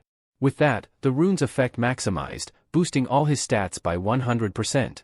Opening his status window, he noticed his luck stat had climbed to 45 points. Feeling confident about his chances, he decided it was the perfect time to use the random gold pouch he had stored in his inventory. The random gold pouch was a rare consumable item, capable of yielding anywhere from 1 to 9,999 gold, but it had to be used before the next round. The amount received was directly influenced by the user's luck stat, so with his current luck boost, Ryu Min felt optimistic. He had used similar pouches before, and his luck had usually netted him between 300 to 600 gold. This time, however, he hoped for an even better outcome. He held his breath and used the pouch, his eyes locked on the notification window that appeared. To his shock and delight, the alert showed he had received the maximum amount, 9,999 gold. A wide grin spread across his face, the bless effect had indeed paid off. Checking his total gold, he now had 16,249, a substantial amount, more than enough to purchase an epic item. However, since the specific item he wanted wouldn't be available for another 2 weeks, he decided to save the gold for now. Back at the apartment, Ryu Min announced his return. His younger brother, Ryu 1, looked up from his smartphone and eagerly approached him. "So, how did your date go?" Ryu 1 asked, a mischievous glint in his eyes. Ryu Min gave him a puzzled look. "What date?" he replied, pretending not to understand. "You know, with that girl you were meeting," Ryu 1 teased. Ryu Min waved him off. "Stop talking nonsense. What did you have for lunch?" Ryu 1 shrugged. "Just ordered black bean noodles." Ryu Min chuckled. "You should have treated yourself to something better." Ryu 1 frowned, confused. "What's wrong with noodles? I felt like eating them." Ryu Min nodded thoughtfully, remembering that just a month ago, they could barely afford such small luxuries. It was a reminder of how quickly things could change. As Ryu Min reflected, he remembered his recent investment of $150 million in Bitcoin. Predicting a market crash in 2 weeks, he planned to cash out just in time, similar to his past financial maneuvers. His attention shifted when a sleek car on television caught his eye, prompting him to realize he needed a driver's license. He decided to take the written exam, wondering how many times he'd attempted it in the past. Approaching it with a casual attitude, he completed it quickly. The proctor, puzzled by the speed, checked the computer and was surprised to see that Ryu Min had scored a 95. While he had expected to pass, there was a delay, and he had to wait 4 days to receive his license. After getting his license, Ryu Min bought a supercar, a Lamborghini Aventador. It was the car he always wanted. Ryu Min asked how long it will take to deliver the car. The man told him it will be delivered within a month. Finally, the moment arrived, and as he held his smartphone, he decided it was time to exit the Bitcoin market. Laughing while looking at his phone, Ryu 1 noticed and asked if something good had happened. Ryu Min replied that he had just sold all of his Bitcoin. When Ryu 1 asked how much it had grown, Ryu Min casually mentioned that the value had increased by $300 million. Ryu 1 nearly choked on his coffee, stunned by the massive profit.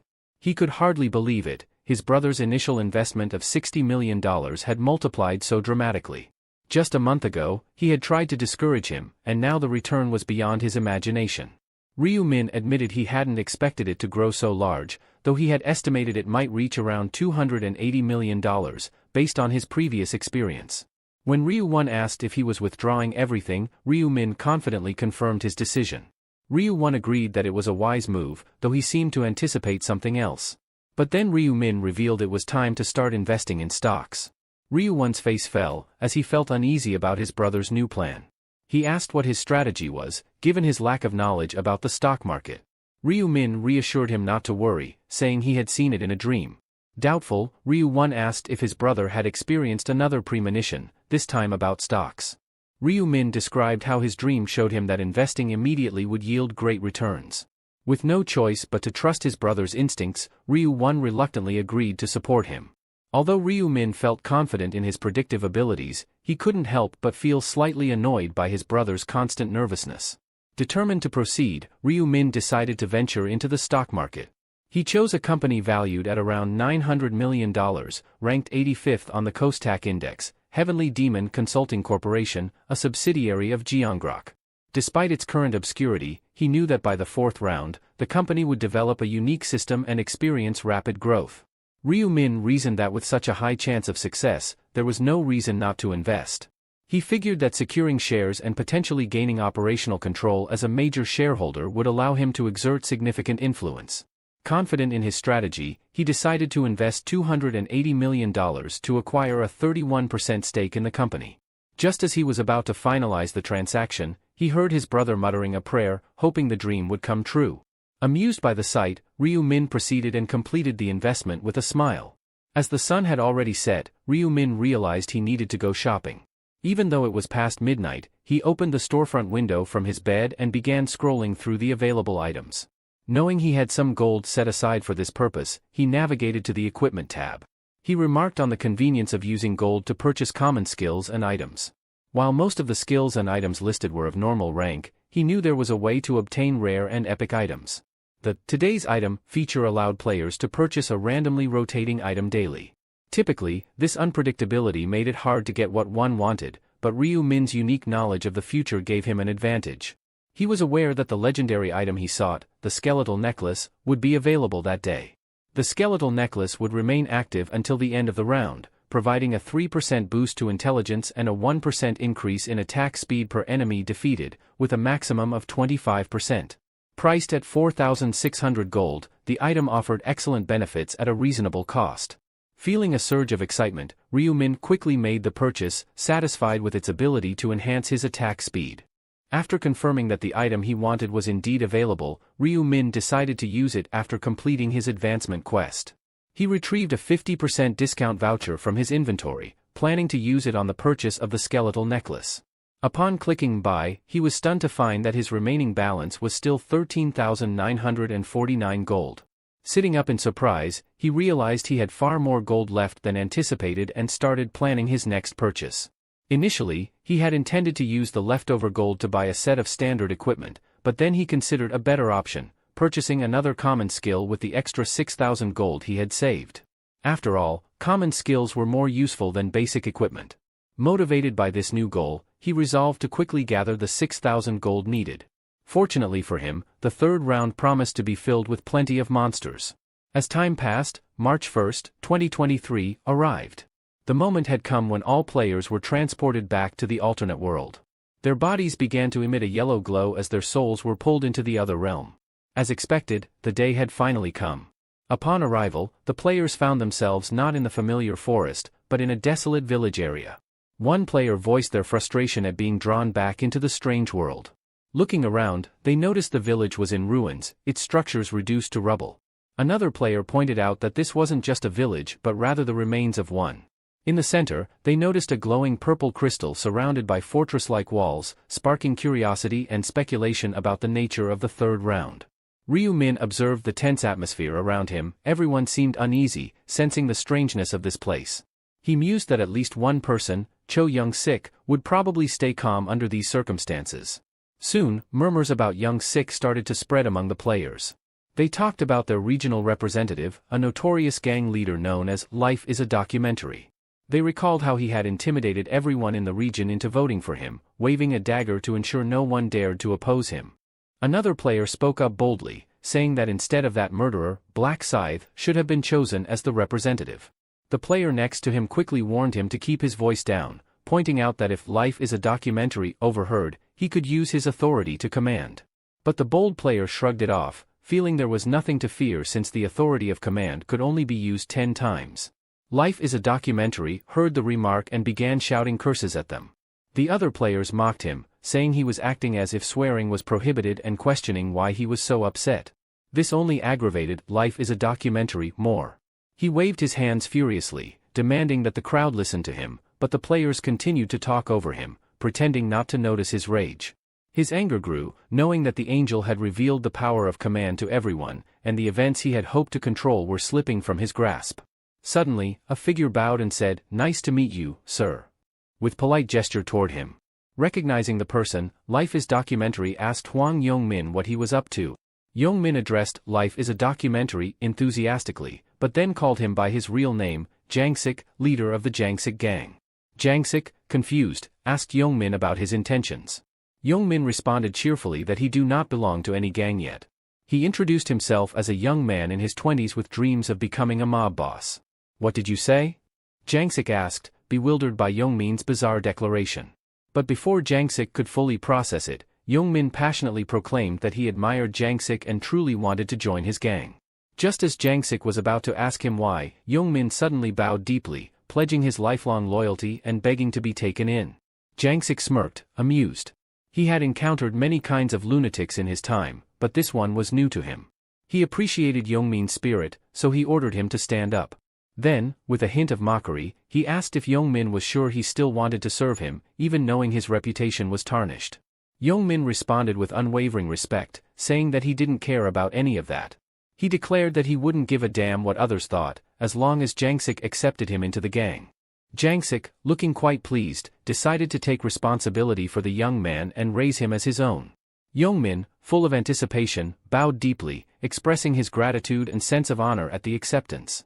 Observing this unexpected alliance, people began murmuring among themselves, shocked that Youngmin had joined Life is a Documentary. They whispered that he must be crazy, but as the saying goes, birds of a feather flock together. Meanwhile, Ryu Min blended into the crowd, relieved that everything had aligned exactly as he had predicted. Just then, the angel appeared and asked if everyone had gathered. She scanned the crowd and noted that 99 participants were missing. Her words left the players puzzled, not understanding what she meant.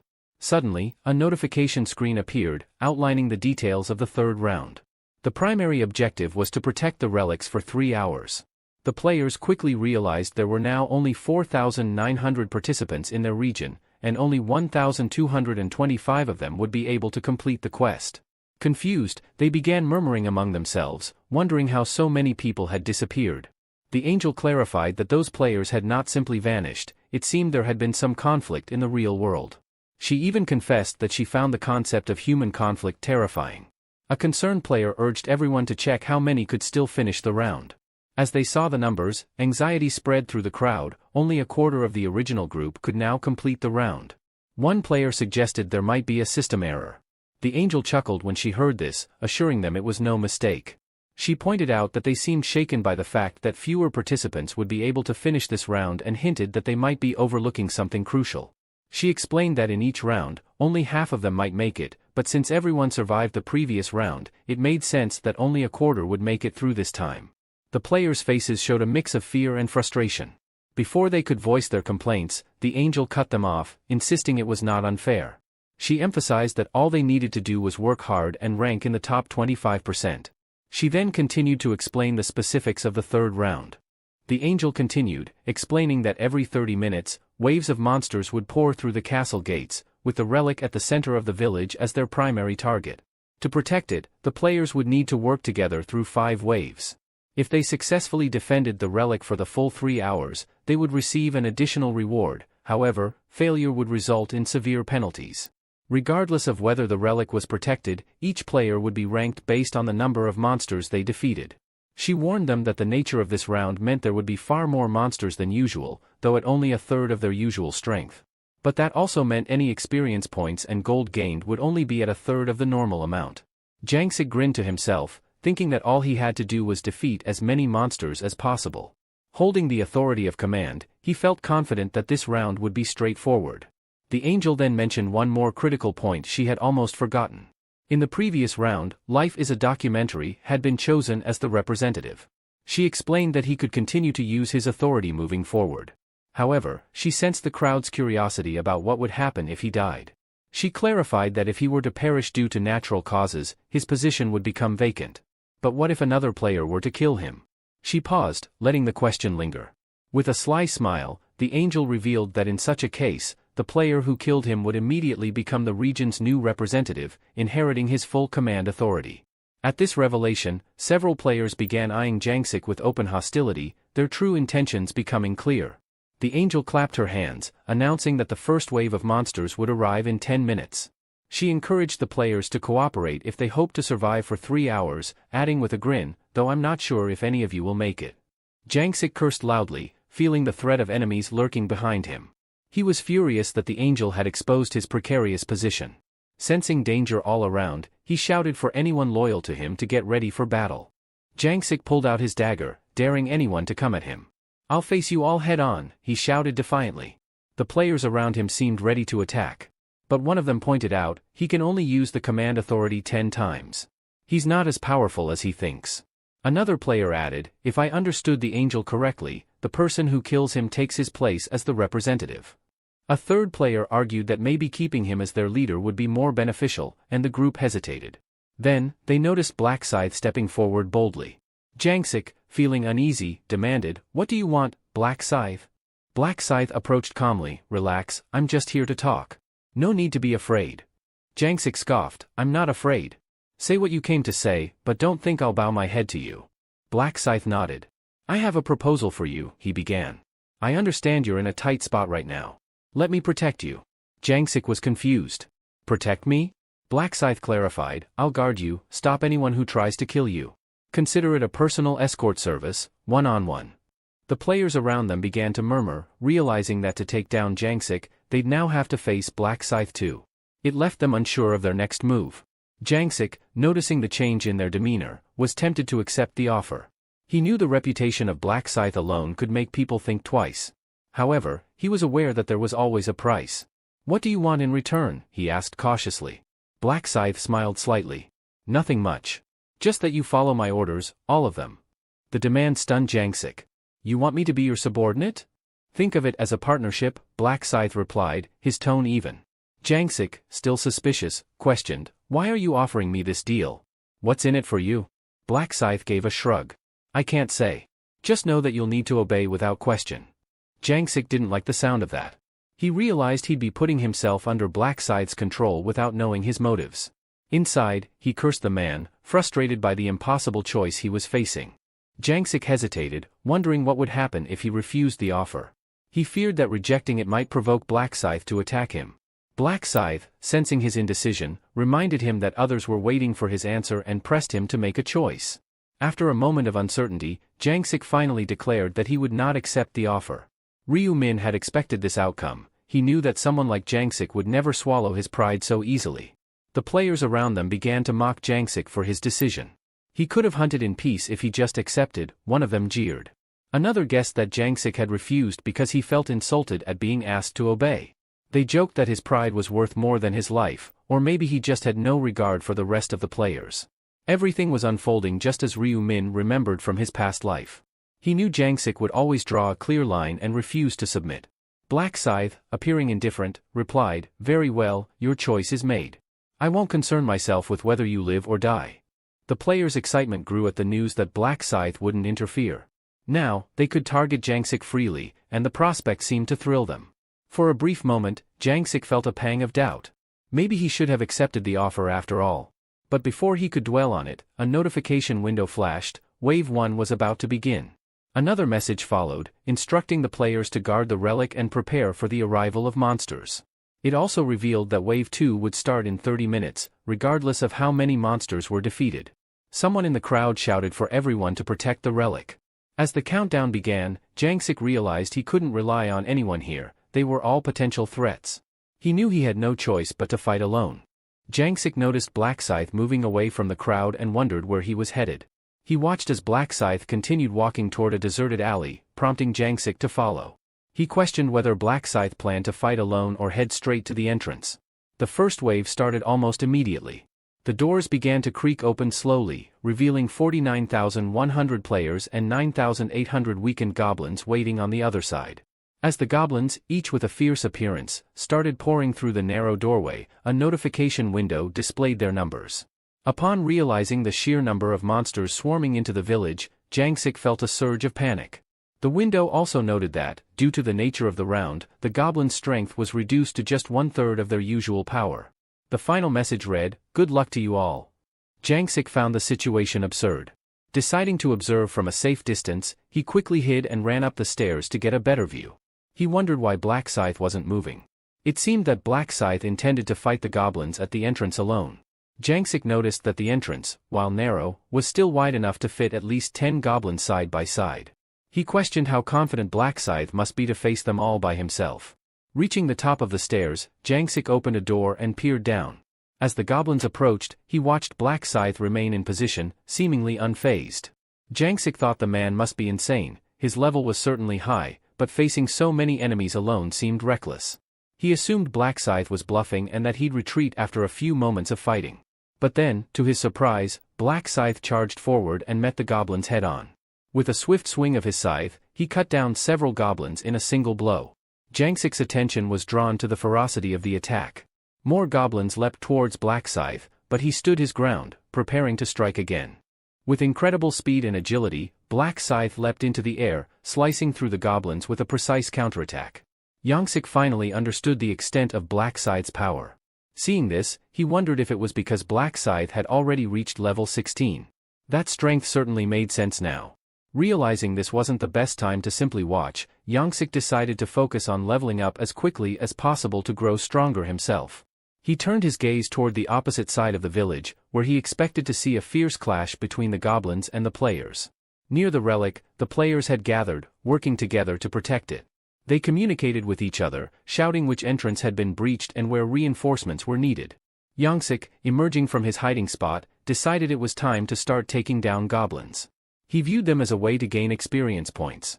As he charged toward a group of goblins, they immediately rushed at him. But before they could reach him, Jangsik sensed something behind him. He reacted instantly, striking first before it could do any damage. Grinning with pride, he was satisfied with his quick reflexes. Thanks to the rune of detection, he had anticipated their movements, believing this fight would be easy. Suddenly, Jangsik caught a glint of metal in his peripheral vision. He tried to dodge, but it grazed his ear. Realizing it was an arrow, he scanned the area, confused. He hadn't seen any goblins using bows. Furious, he searched for whoever fired it. Though he didn't know who it was yet, he swore to get revenge if he found out. Just then, he felt a sharp pain as another player stabbed him in the side. He groaned as the attacker shouted in triumph. Anger flared within him. Gritting his teeth, Jangsik grabbed the spear embedded in his body, yanking it to pull the player closer. With a swift motion, he plunged his dagger into the attacker's chest. "Die, you son of," he shouted, withdrawing the blade with a fierce snarl. Suddenly, Jangsik saw another arrow whizzing toward him.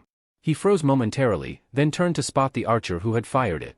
The archer was positioned at a distance, preparing to launch another shot. Without hesitation, Jangsik grabbed the spear that had been used to stab him and hurled it with all his might. Before the archer could release the arrow, the spear struck him directly in the skull, causing blood to gush out. Clutching his wound, Jangsik realized that he needed to be far more concerned about the other players than the goblins. Regret washed over him for being chosen as the representative of his region. He hated the responsibility and would gladly relinquish the position if given a chance. He began to wonder if refusing Black Scythe's offer had been the right choice, but his pride wouldn't let him become anyone's subordinate. As he wandered around, trying to devise a way to hunt without worrying about the other players, he noticed a goblin being brutally slain nearby. He quickly recognized the attacker. It was the current regional rank 3, known as Black Dragon. Jangsik smiled when he realized who it was and approached him. "Who are you?" Black Dragon asked, noticing Jangsik coming closer with a dagger pointed in his direction. "You will defend me, from now on," Jangsik shouted, his expression fierce. He used his authority to command. Meanwhile, a notification screen appeared, indicating that his skeletal necklace granted a 25% increase in attack speed. Ryu Min, on the other side, continued his relentless slaughter of the goblins. Another notification screen popped up, showing that he had defeated 502 goblins with just over 100 remaining. 3 buffs had been awarded. The Butcher Rune's effect had doubled all his stats, and he received an additional 3.33 gold per kill. Ryu Min glanced at his status bar. He was nearing his goal of 2,000 gold. He grinned, knowing that reaching 2,000 gold in the second wave would be straightforward. He had already planned to purchase 2 common skills and save even more gold in the next round. His next objective was clear, acquiring the Rune of Thought. As Ryu Min focused on the screen, a group of goblins crept up behind him. Sensing their presence, he swiftly eliminated them all with precise strikes. The remaining goblins, seeing his might, hesitated to approach. Confused, he wondered why they had suddenly stopped. At that moment, Black Scythe charged forward, taking out the goblins in their place. Meanwhile, the players on the other side of the map sensed something unusual. The undead monsters in their vicinity had taken on a strange yellow glow. A notification screen appeared, announcing that the first wave had been successfully blocked. Relieved, the players cheered as they received the update. 967 players had perished, while 3,933 were still alive. As a reward for surviving the first wave, each of them was given 500 gold. One player, exhausted, declared he was taking a short break before the next wave began. However, Ryu Min knew better. He understood that even though the goblins had been weakened, they were still a serious threat, evidenced by the high number of casualties. He decided to find an ally and soon spotted Young-sik, who looked severely wounded. Ryu Min doubted whether Young-sik would make it through the next wave in his current state. Young-sik was struggling. Surrounded by players who had abandoned fighting the goblins, he realized they were all focused on him. One bold player lunged at him, but before he could strike, Black Dragon intervened, crushing the attacker. Grateful, Young-sik appreciated the command authority that allowed those under his charge to protect him. It was their assistance that had helped him survive the first wave. "Are you alright?" Young Min asked, concerned. Even though he hadn't used his command authority on Young Min, the latter had chosen to follow him anyway. Clutching his wound, Young-sik groaned in pain. Blood continued to pour out, and he began to question whether he could make it through in his weakened state. But he gritted his teeth, determined to endure. He wanted to survive this round, to prove his worth. Turning towards the entrance, they saw the warning: the second wave was imminent. It would bring 7,886 weakened goblins and hobgoblins against the remaining 3,933 players. The goblins, weakened to just a third of their normal strength due to the nature of the round, charged toward Black Scythe with relentless speed. Maintaining a serious expression, he swung his scythe without hesitation, cutting down several goblins at once. Their lifeless bodies piled up on the ground around him. A notification flashed on his screen: he had reached level 20. No longer an apprentice, he had become a regular, unlocking the combination function. He wiped the sweat from his brow, pleased with his progress. With the combination function now available, he knew he could craft exclusive items that were otherwise unavailable in the store. Another notification appeared, announcing that his death insignia had been enhanced due to his rank advancement. Its power had increased from 100 to 120. Additionally, he had learned a new skill unique to Reapers, the Night of Death.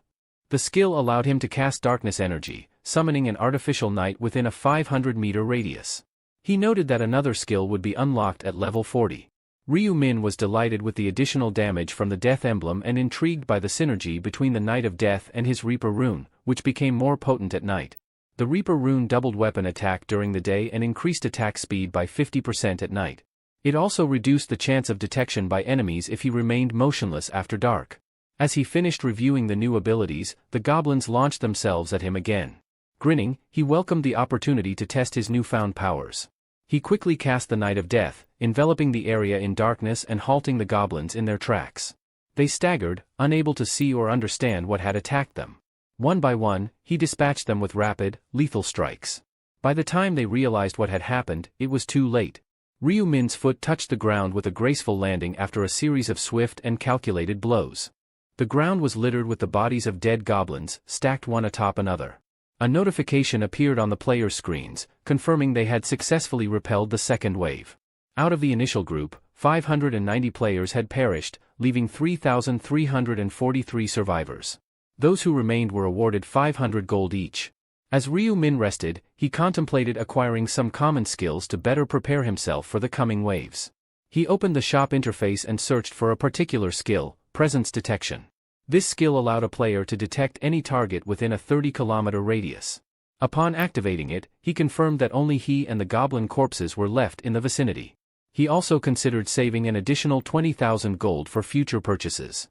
Soon, the third wave began: 3,343 players versus 6,686 weakened hobgoblins. The battle was intense, but the players managed to fend off the onslaught, and a notification announced their victory. Immediately following, the fourth wave commenced with 3,001 players facing 6,002 hobgoblins. Ryu Min continued to fight with all his might, as did the other players, until another notification confirmed they had successfully repelled the fourth wave. Young-sik appeared exhausted, but he knew only 1 hour remained. He was confident he could survive that long. He issued every command under his authority, trusting that those still loyal to him would keep a watchful eye. Then, the fifth wave began: 10,800 gnolls against 2,700 players. When Young-sik saw the sheer number of gnolls, he was stunned and wondered why there were so many. Due to the round's nature, the gnolls were only at 1/3 of their usual strength, but even so, the battle was fierce. Young-sik seized this opportunity to break the previous records. He vowed to become stronger and tear apart those who had disregarded him once he did. Suddenly, the anguished cries of the wounded caught his attention. He noticed that other players were attacking the very ones he had commanded to protect him, trying to break through and reach him. He quickly gathered his remaining guards in front of him, issuing a desperate command to hold off the attacking players. The guards rushed forward, but their numbers were dwindling fast. Feeling cornered and overwhelmed, Yongsik cursed under his breath and took off running. The players gave chase, and he pushed himself to run as fast as he could, knowing he only needed to survive until the wave ended. He reached the gate where Black Scythe stood, waiting for the gnolls. In a panic, he hurried over, shouting that he had accepted Black Scythe's offer. He swore he would keep his promise if Black Scythe protected him. But Black Scythe remained silent, unmoved. Frustrated, Yongsik shouted again, "I'm accepting the offer," but Black Scythe cut him off with a cold look. "I told you," Black Scythe said, "I'm not interested anymore." He made it clear that Yongsik was on his own, regardless of whether he survived or not. Yongsik, desperate, insisted he was willing to become Black Scythe's subordinate, bewildered at the refusal. Black Scythe simply replied, "I don't need an underling with no real command power." The realization hit Yongsik like a punch to the gut. Black Scythe was implying that he was worthless. Regret flooded through him for having rejected the offer earlier. Nearby, a player remarked, "Did you see Black Scythe just turn him down?" Another one laughed, relieved. "Good. I was worried he might keep him alive for some documentary nonsense." A third player chimed in, "Now, we can kill him whenever we want." Enraged, Yongsik vowed to take down at least one of the players who had turned against him. Suddenly Youngmin came to help him. Yongsik was happy to see Youngmin. But before he could act, a sudden blow struck his face. It was Youngmin. Youngmin looked at him with a cruel smile. "Are you tired?" he asked mockingly. "I'll make sure to help you." Yongsik, trying to shake off the blow, mumbled that he didn't need his help, but Youngmin's expression only grew darker. With a devilish grin, Youngmin taunted, "I'll kill you myself, make it easier for you." He delivered another harsh punch, sending Yongsik sprawling to the ground. Yongsik groaned in pain, clutching his cheek. Before Yongsik could utter a curse, Youngmin grabbed him by the collar, striking him repeatedly. Each punch came harder than the last, as Youngmin's presence loomed over him, dominating and relentless. Blood streamed from his nose, and one of his eyes was swollen shut. Yongsik could barely comprehend what was happening. His pride shattered as he realized he was being betrayed, unable to make the final move against Youngmin. Then, with a brutal kick, Youngmin delivered the finishing blow. A notification appeared, announcing the death of the region's representative. The message declared Youngmin as the new representative, having claimed the title by assassinating his predecessor. A grin spread across Youngmin's face as he basked in his victory. With this newfound authority, he relished the idea of exercising complete control over his fellow players. Looking down at Yongsik's lifeless body, Youngmin vowed to assert his power to its fullest. He remarked that Yongsik's downfall was due to his constant fleeing, branding him an embarrassment. His grin widened, knowing the other players had witnessed his ruthless display and would now recognize his strength. Turning to address the local players, Youngmin noticed that the crowd seemed hesitant, almost fearful. Whispers filled the air. One player, still in shock, muttered about how he had killed someone with his bare hands, leaving others covered in goosebumps. Another asked what had led up to this moment, recalling how Youngmin had previously seemed to defer to the gang leader. They wondered if he had planned to betray him all along. Skepticism and disbelief spread among the crowd. Some found it hard to accept that someone like him could now be their regional representative. A voice from the crowd finally declared that the representative had changed. Youngmin smirked, fully aware that the tides had turned in his favor. Though he felt a pang of regret, he had already devised a plan to handle the situation. Without hesitation, he sprinted off, heading straight for Black Scythe. When he arrived, Black Scythe eyed him suspiciously. "What's the matter?" he asked, his tone blunt. "Did you get the message?" Youngmin, brimming with excitement, replied, "I'm the new regional representative now. I'm in charge." Black Scythe remained expressionless but nodded in acknowledgement. Youngmin then boldly declared, "I'm ready to accept that offer you gave to the Life is a documentary." Simply put, Youngmin agreed to comply with all of Black Scythe's demands in exchange for his safety. He felt confident his plan would work. After all, he was now the new regional representative, unlike Yongsik, who had failed because he lacked command authority. Youngmin was certain that Black Scythe wouldn't turn him down now, especially since he hadn't yet used his newfound authority. However, Black Scythe's expression remained stern. "Your attitude isn't exactly winning me over," he said flatly.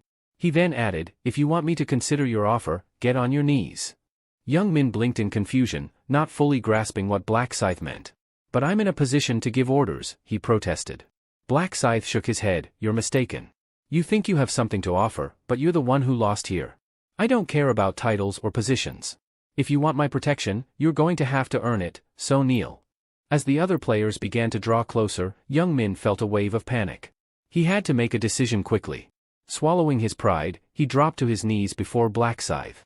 Please, he begged, let me serve under you. I'll follow your every command, I promise. Black Scythe stared down at him, his expression unreadable.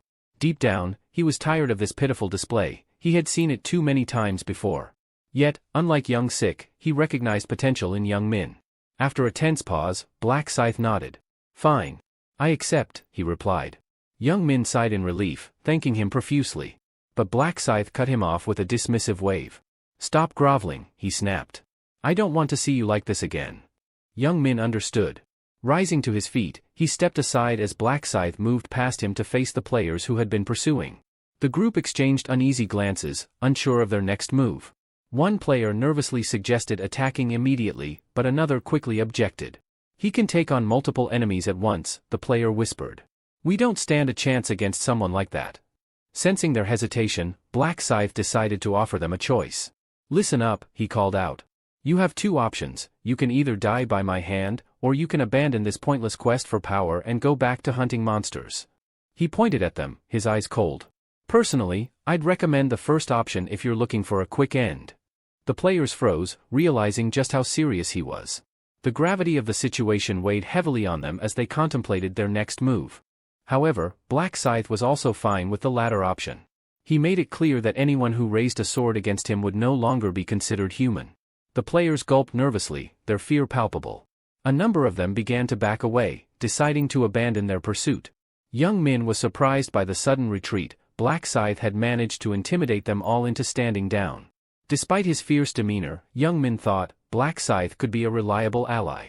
Black Scythe surveyed the area, sensing that the round was slowly coming to an end. While the gnomes still posed a threat, it seemed the players would soon overcome the fifth wave. Yet, he felt a sense of dissatisfaction with this conclusion. He turned to Young Min, addressing him directly.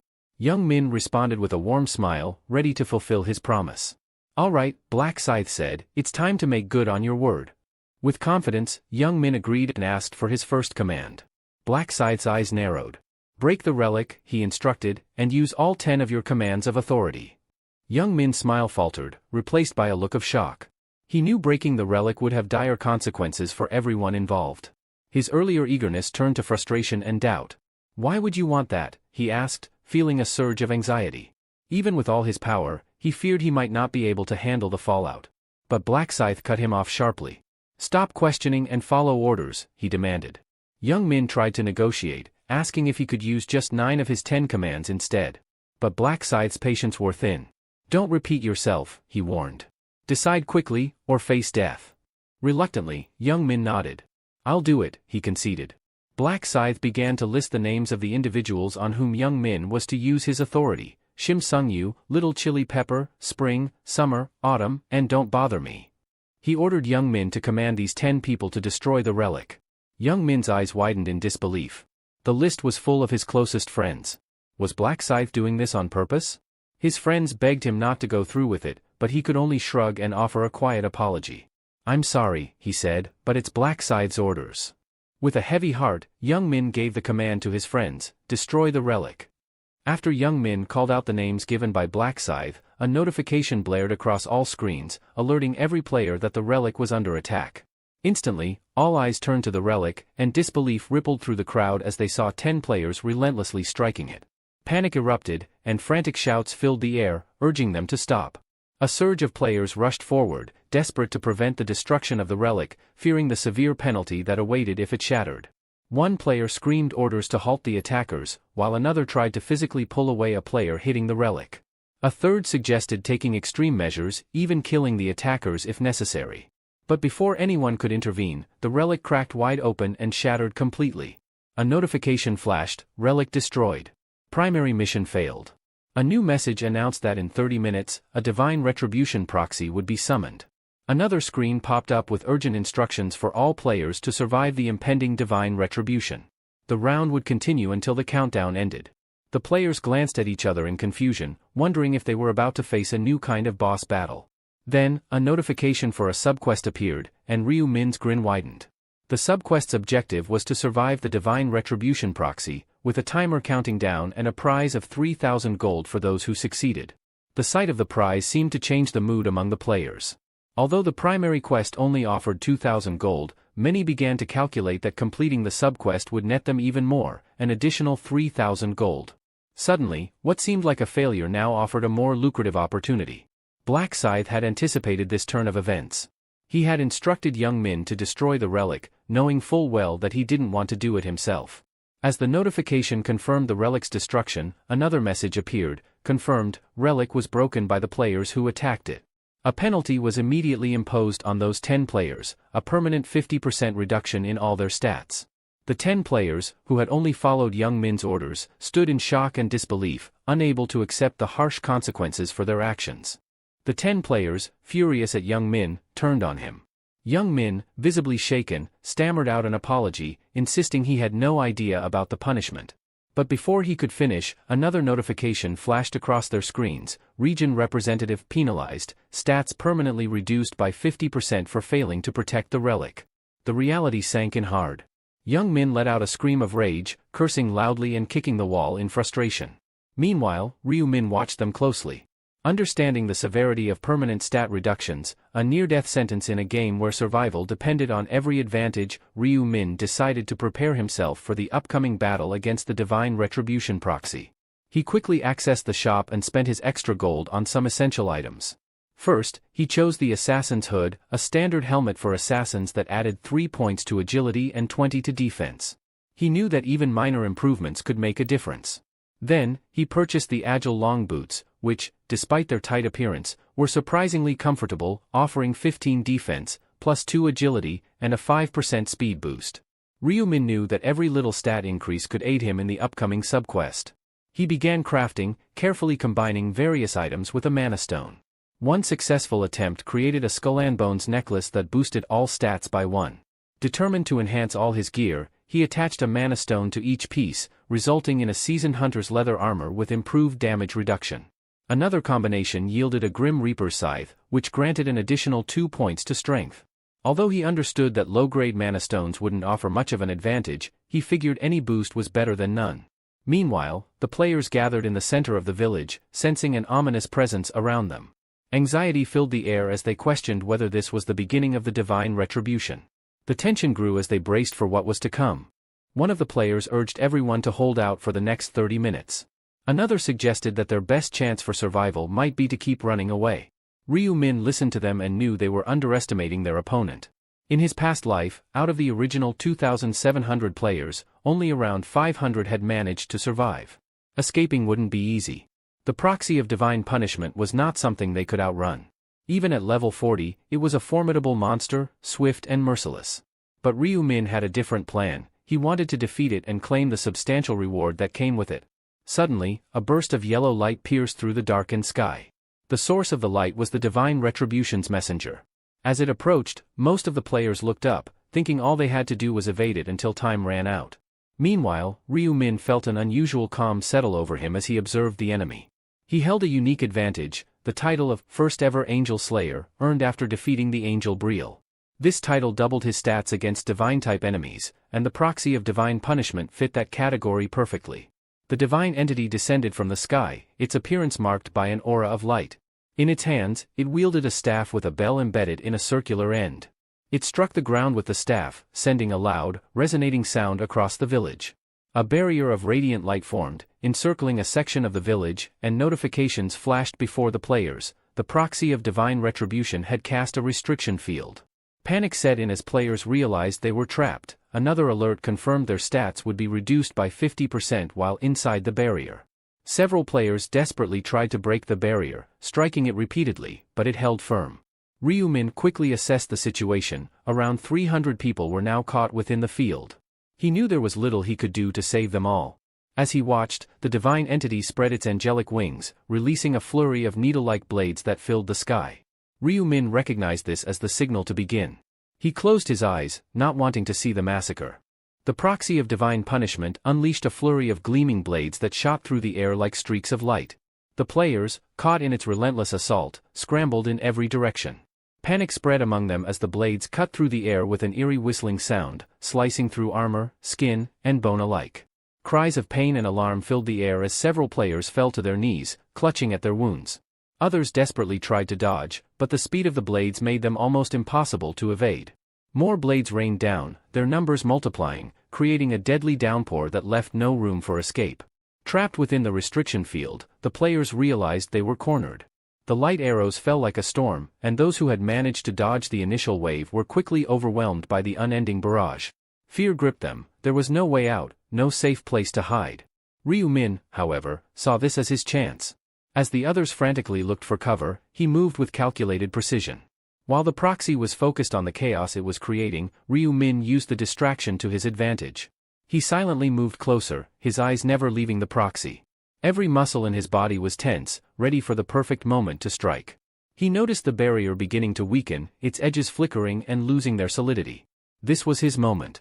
He knew that once the barrier faded completely, he'd have a brief window to launch a surprise attack. The proxy of divine punishment was still targeting the scattered players, its attention solely on its targets. Confident that it hadn't noticed him yet, Ryu Min crept closer, stopping just 5 meters away. His heart pounded in his chest, but his movements were steady, every step silent on the ground.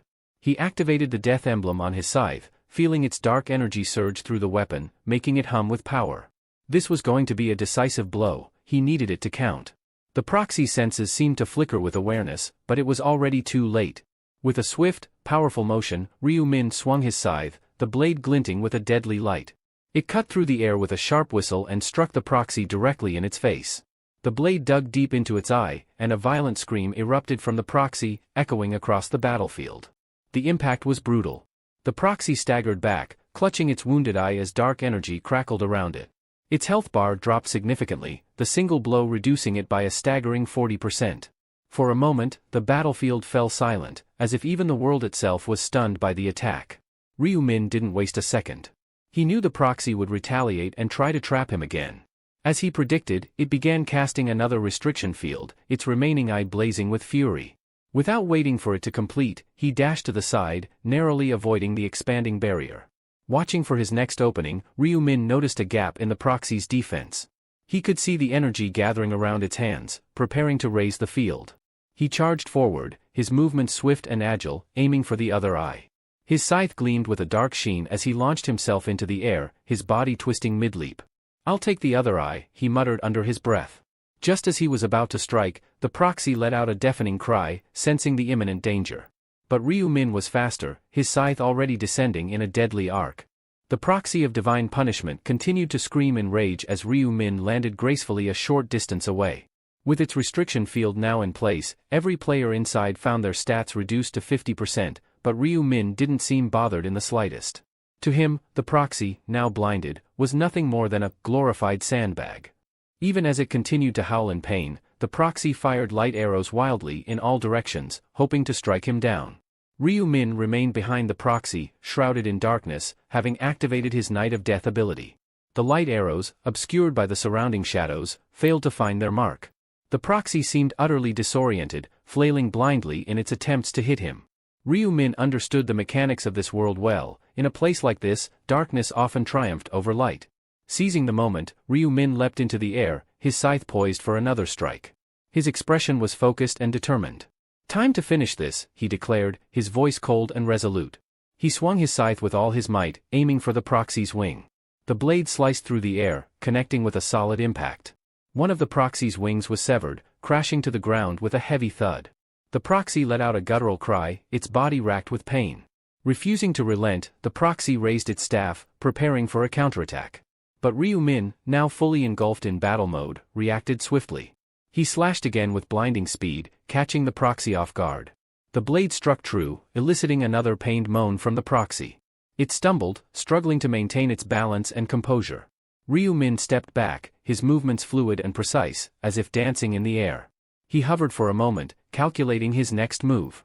Then, with unwavering resolve, he charged forward once more, targeting the remaining wing. His scythe cut through the air again, severing the second wing cleanly. Another agonized cry erupted from the proxy as the severed wing fell to the ground. Ryu Min landed lightly beside the fallen wings, his gaze fixed on his foe. He checked the proxy's remaining health and saw that it was now down to a mere 10%. Victory was within his grasp.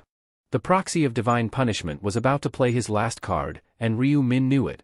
Ever the strategist, he decided it was time to create some distance between himself and his divine foe. Keeping a safe gap was essential, after all. As he backed away, a new notification flashed across his screen. It was a warning about the proxy's last radiant storm, a passive skill that granted it immense strength and a temporary state of invincibility. Ryu Min watched intently as the proxy began to glow, its body radiating a brilliant yellow while its staff shimmered ominously in purple. He recalled from past experience that this was the moment when its endurance hit rock bottom. Had he rushed in earlier, the proxy would have unleashed its full might against him without hesitation. Suddenly, lightning crackled through the air, and the proxy let out a guttural roar that could rival any heavy metal band. Tiny purple warp holes started forming in the sky, raining down like celestial confetti. But Ryu Min, the patient observer, held his ground, carefully watching the spectacle unfold. This attack, known as Last Radiant Storm, came with a countdown timer that appeared on his screen. The timer ticked down from 50 seconds, adding a sense of urgency to the scene. For the first 30 seconds, the proxy was surrounded by a static field. At the 10-second mark, the staff began to crackle and flash with energy, intensifying with every moment. Ryu Min's lips curled into a knowing grin. He waited as the countdown neared its final moments. The proxy's once invincible state was finally disarmed. In that split second, Ryu Min seized the opportunity. He launched himself from behind, moving with speed and purpose. His scythe gleamed in the dim light as he lifted it high, eyes locked on his target. With a powerful downward swing, he brought the blade down with all his might. The scythe cut cleanly through the proxy's neck, severing its head in a single, decisive blow. The divine body crumpled, its head rolling away. The battle ended with a dramatic finale, just as Ryu Min had planned. After Ryu Min's triumphant showdown against the proxy of divine punishment, a flurry of notification windows filled his screen, showering him with glory and rewards. First came the confirmation of his monumental feat, proof that he had successfully vanquished the proxy. Cheers erupted, only to be followed by a wave of celebratory alerts. 3 successive notifications flashed, announcing that he had leveled up. His pockets felt heavier with 8,200 gold coins, and an extra 4,000 coins topped it off like icing on a cake. Cash truly is king, no denying that. But the real prize was the title he had earned, Nemesis of Divine Retribution. Now, that was something special. He checked out the benefits, an incredible 80% reduction in damage from divine-type attacks. Game-changing, for sure. As he read further, he realized that to earn this prestigious title, one had to be the first to eliminate the proxy of divine punishment. A rare and rewarding accomplishment. And the rewards kept pouring in. He received condensed ether, a substance that is nothing short of the holy grail for crafting god-ranked items. But the surprises didn't end there. A radiance rune appeared next, a mystical gem that fused directly into his body, akin to a magical tattoo. This rune offered unique advantages, enhancing all divine-type skills by 1% and increasing his intelligence by 1 point per level. Given Ryu Min's current level of 30, this meant an immediate boost of 30 intelligence points and a 30% enhancement in his divine abilities. With this new power, a grin spread across his face. The radiance rune was his, and it felt like everything was falling perfectly into place. Just then, another notification flashed across the screen, breaking the tension in the central square. It announced that the subquest had been completed with perfection. With 3,000 gold pieces in hand, it was time for some well-deserved celebrations. The players were abuzz, and all eyes were on Black Scythe, the man of the hour. Whispers filled the air about how he had single-handedly defeated the proxy of divine punishment. Some marveled at his monstrous skills, while others outright called him a beast. But then, the angel named Olive cut into their chatter with a declaration. She proclaimed that Ryu Min was the first human she had ever truly acknowledged and expressed her excitement. Ryu Min, however, hardly seemed to care. He was busy scanning through his own notification screens. In a light-hearted mood, Olive suggested an interview, hoping to get his take on his spree of divine slayings. Ryu Min was less than thrilled by the idea. Without even sparing her a glance, he curtly replied that he had done it simply because he wanted to. Olive found his reasoning puzzling. After all, he could have just passed the stage and still received a reward. But no, Ryu Min had chosen a different path, going on what seemed like a relentless killing spree. He calmly explained that if he hadn't acted, there would have been a massacre of the players. The other players, who had been listening closely, began to rethink their perceptions. Maybe Ryu Min, or Black Scythe, was more than just a powerful player, perhaps he is a nice person. Even one of the players admitted that he'd expected someone like Black Scythe to be ruthless, but maybe he was different. Meanwhile, Olive, with her celestial wisdom, couldn't quite wrap her mind around a human protecting his own kind. To her, it was baffling how humans could coexist peacefully one moment and then turn on each other the next. Lost in thought, Ryu Min concluded that this was just what he expected, especially from a self-absorbed angel. Still confused but not without admiration, Olive praised the crowd for their perseverance but reminded them of a harsh reality: it was far too early to relax. The game was far from over. She then decided it was time to display the results of the third round. The massive screen lit up with the scores. Unsurprisingly, Black Scythe dominated every zone, racking up a staggering 3,631 enemy kills. He was on fire. Behind him were Level 13 Stupid Idiot and Heavenly Demon in second and third place, respectively. In Ryu Min's own zone, he reigned supreme, with Sangchul and Seo Aaron trailing behind him. Black Scythe's level and score were so unreal, it left the players in disbelief. Some even speculated he might have received some secret XP boost. In his mind, Ryu Min thought he indeed got XP buff, but no one will know until they become rank 1 in map. Meanwhile, Ryu Min's notifications took center stage. First, congratulations for topping the ranks in every zone. Next, another round of applause for winning his specific zone. But here's the big news: he received a coupon for a rare ring selection of intermediate grade and a reward selection box. The choices for the ring included the Ring of Resistance, the Ring of Azure Magic, and the Ring of Rushing Winds. Without much thought, Ryu Min chose the Ring of Resistance, unimpressed by their names. The ring offered increased durability to 450, a resistance boost of 35%, and added 4 points to luck, a decent bit of gear that might make people think twice before messing with him. Another notification followed, presenting more choices: a 50% stat boost buff for the 4th round, 4,000 gold, or information about 4th round. Ryu Min skipped over the triple experience option, knowing that round 4 wasn't exactly a free-for-all monster hunt, with 4,000 gold up for grabs. Then, Olive turned to the players, her smile taking on a menacing edge, and asked if they had checked their rankings. When she revealed that the cutoff was at rank 1,225, players erupted in shock and disbelief, accusing the system of being unfair. Many were astonished at their low placements despite their efforts in slaying monsters and demanded a recount. The drama was far from over. For those who didn't make it into the magical top 1,225, Olive coldly declared it was time to squash the bugs. With a snap of her fingers, players who failed to qualify began to fade away, screaming in panic. The screen then announced the end of round 3, showing that out of 214,007,550 total survivors, only 1,225 remained in the designated zone. Round 4 was set to kick off on April 1, 2023, at the stroke of midnight. Seo Aaron jolted awake, finding herself back in the real world. She stared at her hands in disbelief. She had actually made it through round 3. Not only had she survived, but she had also acquired a new class, Summoner. Excitedly, she summoned a small fairy, a cute, winged creature that fluttered onto her shoulder. These fairies had been instrumental in her survival during the 3rd round, serving as both bodyguards and shields. And the best part? She had clinched 3rd place. Pondering her next move, she wondered if Black Scythe might appreciate receiving a Monstone as a gift. Meanwhile, across town, a table lamp found itself the target of some serious aggression. With a thunderous crash, it was sent flying across the room.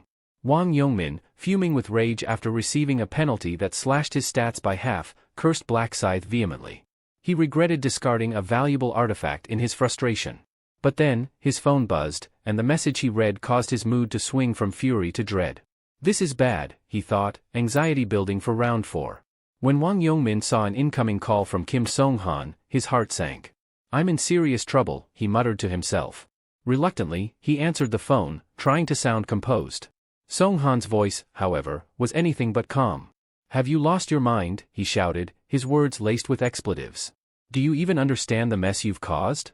Yongmin tried to maintain his cool, but Song-han was relentless. "Don't play dumb with me," he snapped. "You know full well you're the reason we're all in this mess." Song-han's fury was unmistakable as he continued, "How could you abuse your position to manipulate your own friends?" Defensively, Yongmin retorted with a sarcastic smile, "I didn't have a choice. I was threatened with death if I didn't comply. You should have chosen death." Song-han fired back, his voice heavy with anger and disappointment. Yongmin was stunned by the harshness of the response, but Songhan didn't let up. You should have died rather than betray your friends, he insisted. Yongmin's face darkened with rage. Songhan's words had cut deep, igniting a fury within him that was hard to contain. Yongmin tried to defend himself, calling Songhan's accusations unfair.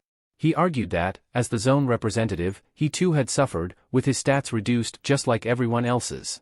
His voice was filled with anger and frustration at what he saw as betrayal by a friend. Songhan wasn't having it.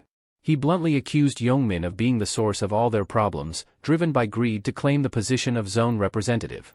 Under pressure, he labeled Yongmin as a traitor. Just as Yongmin was about to fire back, Songhan cut him off sharply. Whether it's in this world or any other, don't ever call me again, he warned. And don't even pretend to know me. If I see your face again, I'll kill you.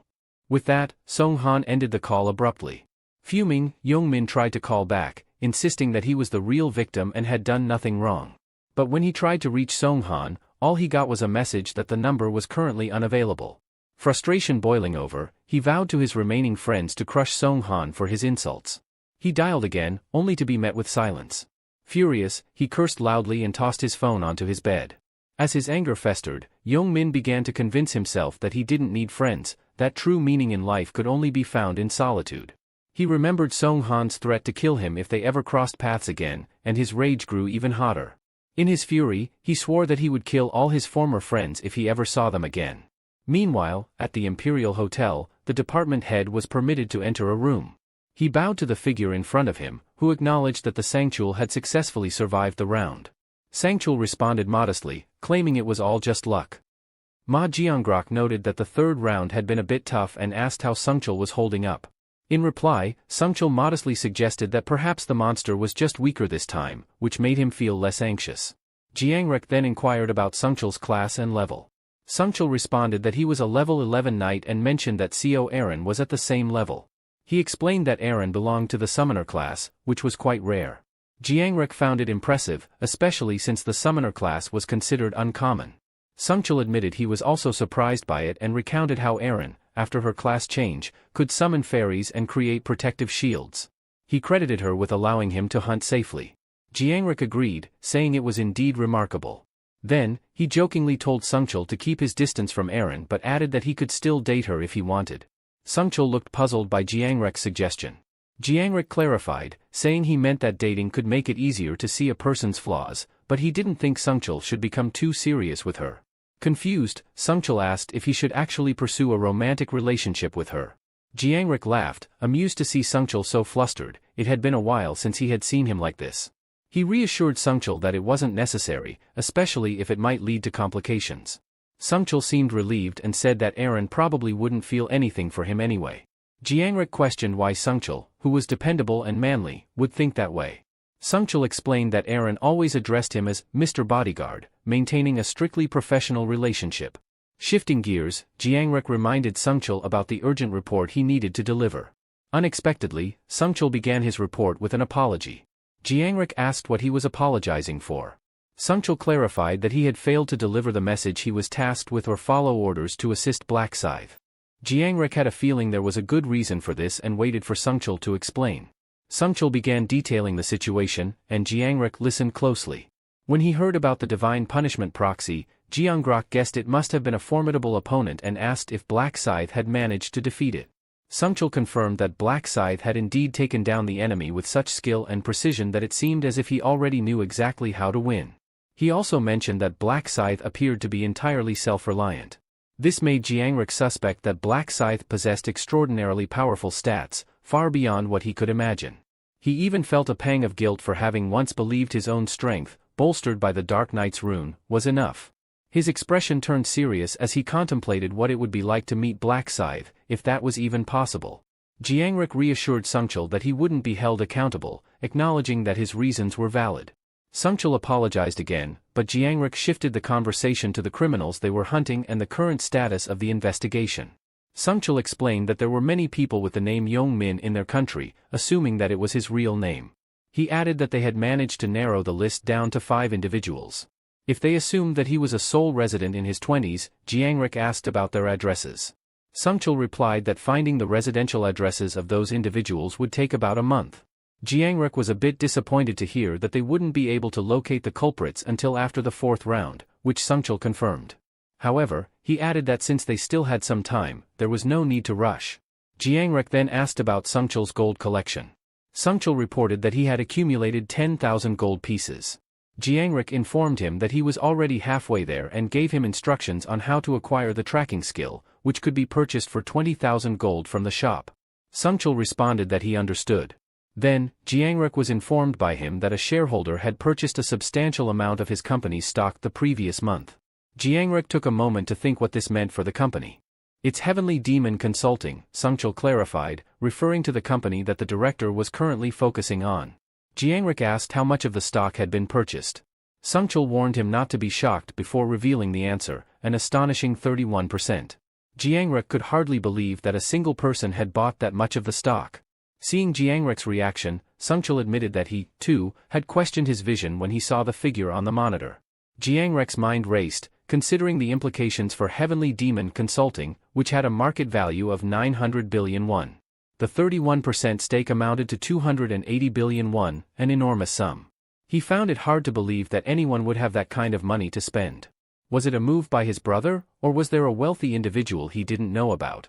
He quickly reached for his cell phone, suspecting that whoever had made such a massive investment was aiming to get involved in the company's management. He asked Sungchul for the shareholders' contact information. Meanwhile, in another part of the city, someone was checking his phone while lying in bed. It was Ryu Min. He knew that Jiangrek would be looking for him by now, but he didn't want to make the first move and lose face as a major shareholder. Just then, Ryu Won burst into the room, demanding to know his level.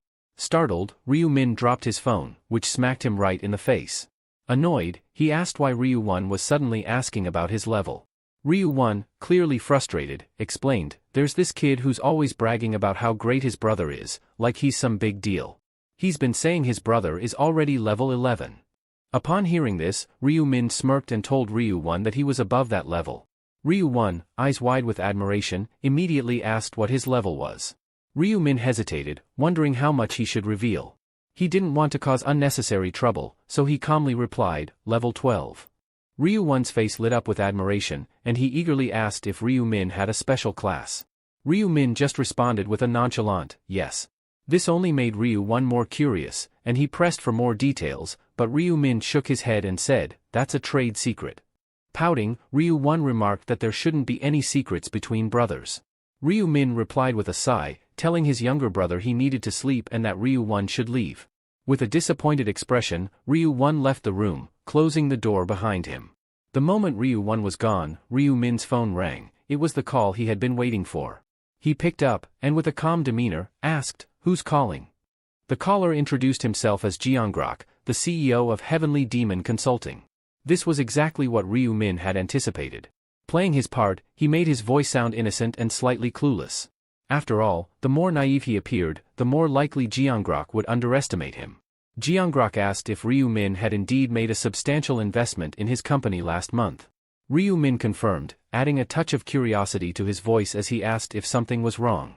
Jiangrek explained that since Ryu Min had become the largest shareholder of Heavenly Demon Consulting, he wished to meet him in person. He suggested they have a meal together to discuss things further. Ryu Min agreed, but when Jiangrek proposed meeting that Friday, Ryu Min hesitated. He knew that day was essential for obtaining the rune of inner thoughts. Thinking quickly, he suggested they meet another day since he already had plans for Friday. Jiangrek agreed, and they wrapped up the conversation. Ryu Min had expected this call. He knew Jiangrek wouldn't dare act recklessly with such a significant shareholder in his company, especially when that company had been established to gain his father's favor. Smiling, Ryu Min thought to himself that he'd meet Jiangrek after securing the rune. This was a business partner he planned to exploit thoroughly. Runes could be obtained in various ways. They were exclusive rewards, found in specific locations during particular rounds, or dropped by boss monsters. On rare occasions, even regular monsters might drop them. However, few knew that runes could also be obtained in the real world, and Ryu Min was one of those few, now hunting for another rune even outside the game. He was well aware of how difficult it could be for a rune to manifest. Climbing the stairs of an abandoned building, Ryu Min moved carefully, his steps almost silent. He hid in a shadowed corner, waiting for a man named Jang Seokin to appear. Jang Seokin was using his real name even in the game world, a bold but reckless move. This was the same criminal who had once kidnapped Ryu Min's brother, a memory that still burned in his mind. Ryu Min could never forget that man's voice, the taunting laughter that had haunted him. Today, he intended to confront the man who had caused his family so much pain. Ryu Min's mind flashed back to a haunting memory, his brother, blindfolded and bound, helpless in the clutches of Jang Seokyeon. With a sinister grin, Jang had taunted him, asking if he wanted to save his brother. He had pressed a blade close to Ryu Won's throat, and the chilling demand had followed, to pay a price by revealing a piece of knowledge that no one else knew. Ryu Min, keeping his calm, pretended to play dumb, but Jang Seokyeon saw through the act instantly. He let out a sharp, mocking laugh. "You think you can fool me?" Jang's expression turned deadly serious. "I know you're a regressor," he declared, his tone filled with confidence. Ryu Min's eyes widened in shock. "How do you know that?" he demanded, trying to mask the fear creeping into his voice. Almost reading his thoughts, Jang smirked. "You're wondering how I know, aren't you?" he teased. "I found out using the rune of inner thoughts on your brother," he continued, savoring the look of disbelief on Ryu Min's face. "And I used it again on you, back on that stage." Ever since that fateful incident, from his 11th regression to this very moment, Ryu Min had been driven by a singular purpose: revenge against Jang Seokyeon. All other emotions and goals had faded into the background, consumed by his need for retribution. He adjusted his mask, hiding his features, determined to acquire the rune of inner thoughts before Jang could. As if on cue, Jang Seokyeon entered the abandoned warehouse, a figure slung over his shoulder. He dropped the person onto the cold, dusty floor, a woman, bound and with tape over her mouth. He ripped the tape away and warned her sternly not to scream. Trembling, the woman, still shaking with fear, only managed to beg for her life, despite being given the chance to speak. Jang's expression darkened with frustration. "Is that all you have to say?" he growled. "I have a child? Please, just let me go." "I don't want," she stuttered, offering him money in desperation. Jang's face twisted with irritation. "Money," he sneered. "Why are you apologizing now?" Through shaky breaths, the woman explained that she had accidentally looked in the wrong direction the other day, which had somehow provoked Jang's wrath. Jang's annoyance only deepened. "Is that your excuse?" he snapped, his eyes narrowing. "You'll regret saying things like that," he warned, his voice laced with menace, his intentions clear. He wasn't here for apologies. Jang Seokyeon, reflecting on his actions from 2 nights ago, felt a hint of embarrassment.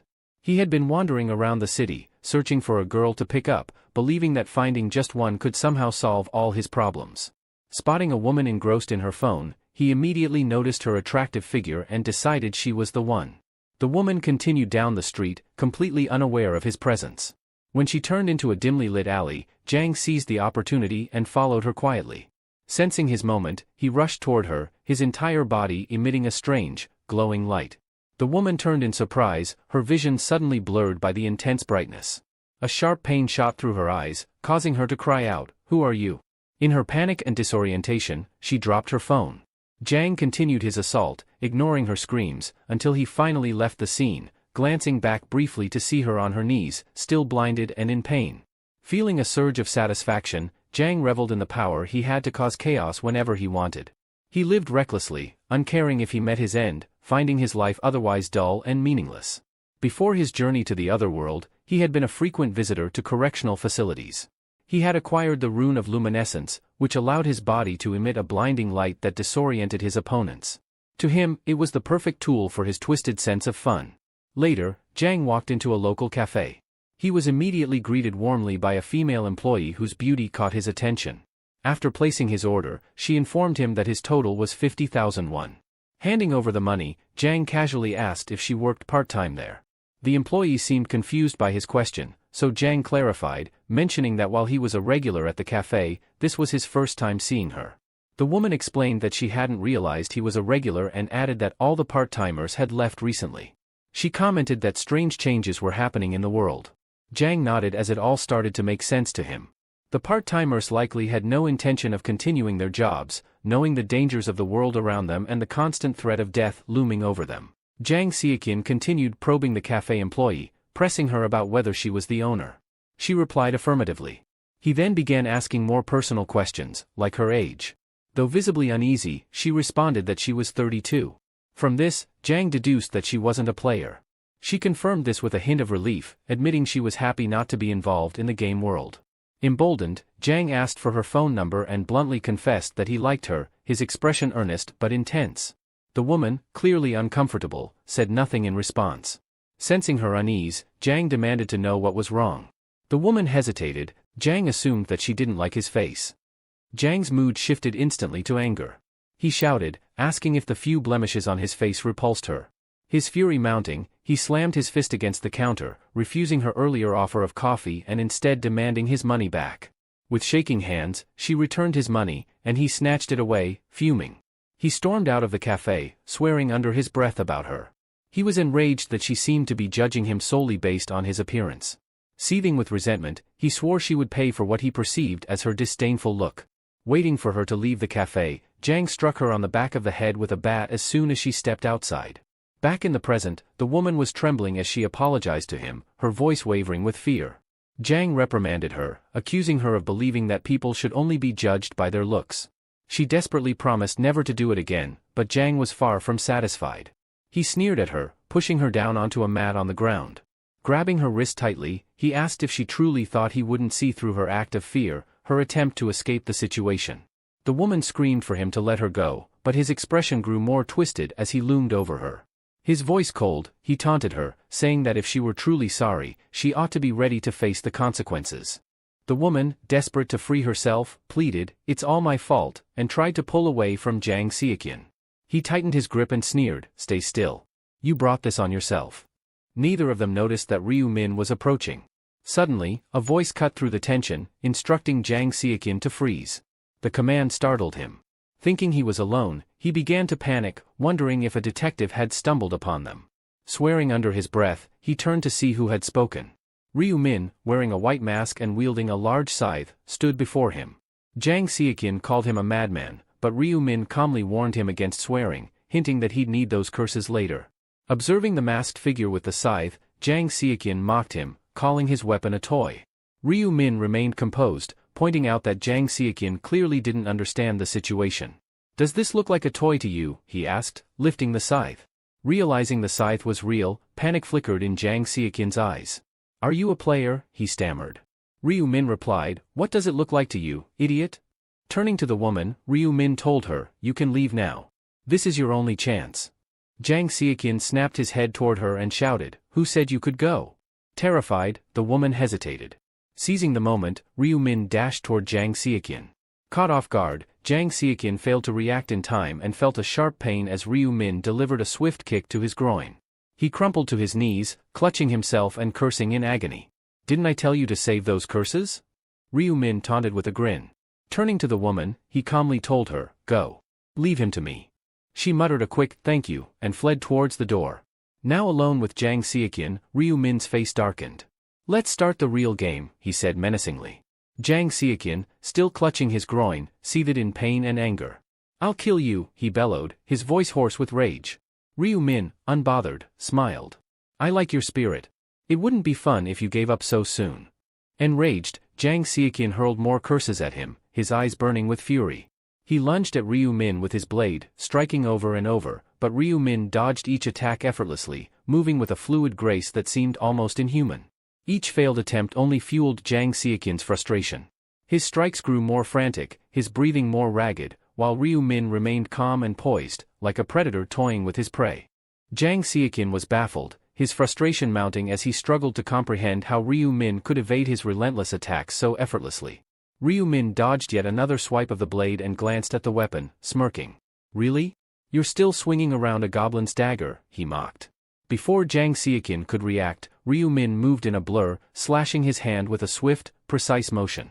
Blood sprayed from the wound as Jiang Xiaqian screamed in agony, clutching his injured arm. Ryu Min's taunts cut deeper than his blade. "Does it hurt? And here I thought I hadn't even gotten serious yet," he sneered. Panic spread across Jiang Xiaqian's face as he tried to stanch the bleeding with his other hand. But Ryu Min gave him no time to recover. He swung his scythe again, severing Jiang Xiaqian's other hand in a swift, ruthless stroke. Another howl of pain escaped his lips as he went pale with fear. Desperation set in, he knew he was moments away from death, yet he clung to a sliver of hope. He decided his only chance was to blind Ryu Min. With a scream, he unleashed a blinding white light, hoping to disorient his foe. But something was wrong. His brilliance flickered, then dimmed, the light sputtering out. Panic and confusion seized him as sweat beaded on his brow. Why isn't it working? He muttered under his breath, terrified. Ryu Min watched with an amused expression. Oh, poor Mr. Lightbulb, he chuckled, you didn't know, did you? When the Night of Death is activated, no light can shine. Aware of Jang Seokin's desperate move, Ryu Min had cast Night of Death earlier to prevent any light from breaking through. Now, he advanced, his scythe glinting ominously. But just in case, I think I'll take a few precautions, he muttered darkly. He moved with brutal efficiency, slicing through Jang Seokin's ankles. The man crumpled to the ground, a scream of agony ripping through the air. Demon! Jang Seokin spat, crawling backward, his voice trembling with terror. Why are you doing this to me? Ryu Min looked down at him with cold disdain. Why, he echoed, almost mocking the question. Then, with a swift motion, he drove the tip of his scythe into Jang Seokin's leg. Blood spurted from the wound, and a fresh scream tore from his lips. Why do people kill bugs? Ryu Min asked rhetorically, his voice calm and measured. Without waiting for an answer, he stabbed the other leg, drawing another shriek of pain from his victim. Because leaving them alive only brings trouble, Ryu Min answered, his tone chillingly calm. Jang Seokin, his face twisted with rage, spat out the word, psychopath, at Ryu Min. In response, Ryu Min calmly taunted, let's see how long you can keep that attitude. Without hesitation, he continued his brutal assault, stabbing Jang Seokin in various parts of his body. Each strike drew out a fresh scream and a new torrent of blood. Jang Seokin could barely move now, his body trembling as he lay face down on the ground. His mind raced, struggling to understand why Ryu Min was torturing him so mercilessly. What kind of grudge did this man hold against him? He couldn't fathom it. It felt so unfair. The pain was unbearable, every nerve screaming in agony. Tears, sweat, snot, and saliva mingled on his face as he considered the only escape he could think of, death. Desperately, he decided to bite his tongue, hoping to end his suffering quickly. His expression contorted in anguish as he prepared to carry out his grim decision, but before he could act, Ryu Min's scythe brushed lightly against his chin. Startled, Jang Seokin looked up at him, his eyes wide with fear. You were thinking of biting your tongue, weren't you? Ryu Min asked, his tone cold. Did you really think I'd let you do that? With a swift motion, he stabbed Jang Seokin again, blood spurting from the new wound. You don't get to die unless you beg for it, Ryu Min declared, his voice filled with venom. Ryu Min continued his vicious onslaught, slicing and stabbing, each strike more brutal than the last. Jang Seokin's mind was consumed with a single, desperate thought, to end the pain. In a broken whisper, he managed to say, kill me, please. Ryu Min paused, tilting his head as if he hadn't heard him. What was that? He asked. Jang Seokin repeated his plea, louder this time. Are you serious? Ryu Min pressed, his voice mocking. Jang Seokin begged again, his voice hoarse with pain. But instead of delivering the final blow, Ryu Min withdrew his scythe, his expression thoughtful. Do you really not know why I'm doing this? He asked, his tone cold. Especially since we're supposed to be complete strangers. Jang Seokin said nothing, just stared up at him, bewildered. Ryu Min leaned closer, his voice a low growl. We're not strangers, he said, addressing him by name. We've met before. The revelation stunned Jang Seokin. How did this man know his name? Why, he croaked, still struggling to comprehend. Why did you do this to me? Are you related to that woman? Ryu Min asked, you think I had any connection to that woman, he began. I don't. Jang Seokin remained confused, trying to understand the situation. Ryu Min continued, this has nothing to do with her. It has everything to do with you, and what you will do, or rather, what you were going to do. Seokin's brows furrowed in confusion. What are you talking about? He asked. Ryu Min explained, you were planning to abduct my brother and use him as leverage to force me to reveal information I'm not supposed to. You tried to deny it, but I know. Jang Seokin shook his head, I haven't done any such thing. Ryu Min cut him off sharply, no, not yet. But in the future, you will. For you, it hasn't happened. For me, it's already in the past. Seokin blinked, trying to wrap his head around the idea. What do you mean? How do you know this? Ryu Min's voice was calm and cold, because I've lived through it before. You would have captured my brother and forced me to divulge secrets. Then, if I hadn't intervened now, you would have received the rune of inner thoughts. Seokin seemed lost, struggling to comprehend the meaning. The rune of inner thoughts, he muttered, more to himself than anyone else. Yes, Ryu Min clarified, there's a hidden rune in this warehouse. It manifests only when someone hears a genuine voice, a voice that comes from the heart. Seokin asked, what do you mean by a genuine voice? Ryu Min explained, a voice filled with sincerity, coming straight from the core of one's being. Had I not come here tonight, that woman would have begged you for mercy in her own voice. You would have heard it and claimed the rune, using it for even more criminal activities. Seakin remained silent, absorbing the information. Ryu Min went on, I've regressed multiple times, and each time, you end up the same way, a criminal who deserves nothing less than death. This rune would have made you far more dangerous. Seakin's face drained of color. He could hardly believe what he was hearing. If I deserve to die, just kill me now, he pleaded. Ryu Min stared down at him, unyielding. No, he said, I won't lay a hand on you. Seakin was stunned, trying to understand what Ryu Min was planning. Why? He asked. Ryu Min's voice was calm but firm. Because I intend to let you die slowly, to give you time to reflect, he said, watching Seakin's face contort with pain. Seakin gritted his teeth, inwardly cursing his situation. He couldn't fathom why Ryu Min would block him from speaking if he wants the rune of thoughts, the very thing that could give him a fighting chance. Ryu Min's whisper cut through the silence. Why am I stopping you from speaking? He leaned in closer, his eyes cold and unreadable. Because I want to test the rune of inner thoughts. Seakin looked up, perplexed, and for the first time, truly afraid. Ryu Min finally revealed to Seakin that he had already acquired the rune. He explained how it responded to his own genuine voice, which was triggered the moment Seakin had begged him to end his life. A notification appeared before him, confirming that the condition for the rune had been met, the target's genuine voice had been brought forth. Another notification appeared, indicating that Ryu Min had located the hidden rune of inner thoughts. The rune appeared solely to Ryu Min, glowing faintly in the dim light of the warehouse. Without hesitation, it began to merge with his body. As it assimilated, another screen appeared, announcing that the rune's power would automatically be applied to the player's form. Ryu Min read the rune's description. The rune of inner thoughts allows the user to perceive the immediate thoughts of anyone within a 30-meter radius. By focusing intently, the user can even glimpse the target's true intentions. Testing its effectiveness, Ryu Min watched Seakin's expression closely. I'm experimenting with it now, and it seems to work, he remarked, a cold smile tugging at his lips. Seakin, still reeling from shock, spat out, then if you've achieved your goal, just kill me already. But Ryu Min refused, his voice calm and detached. That would be far too merciful, he replied, after all you've done to others. Seakin could only curse at him, calling him a demon. Eventually, he fell silent, standing frozen, unable to think of anything else to say or do. Ryu Min observed him carefully, noticing that his eyes had lost their focus. For a moment, he thought Seakin was already dead. Even though there were no other witnesses, Ryu Min knew he still had to be thorough. He activated another skill he had acquired, Erase Traces.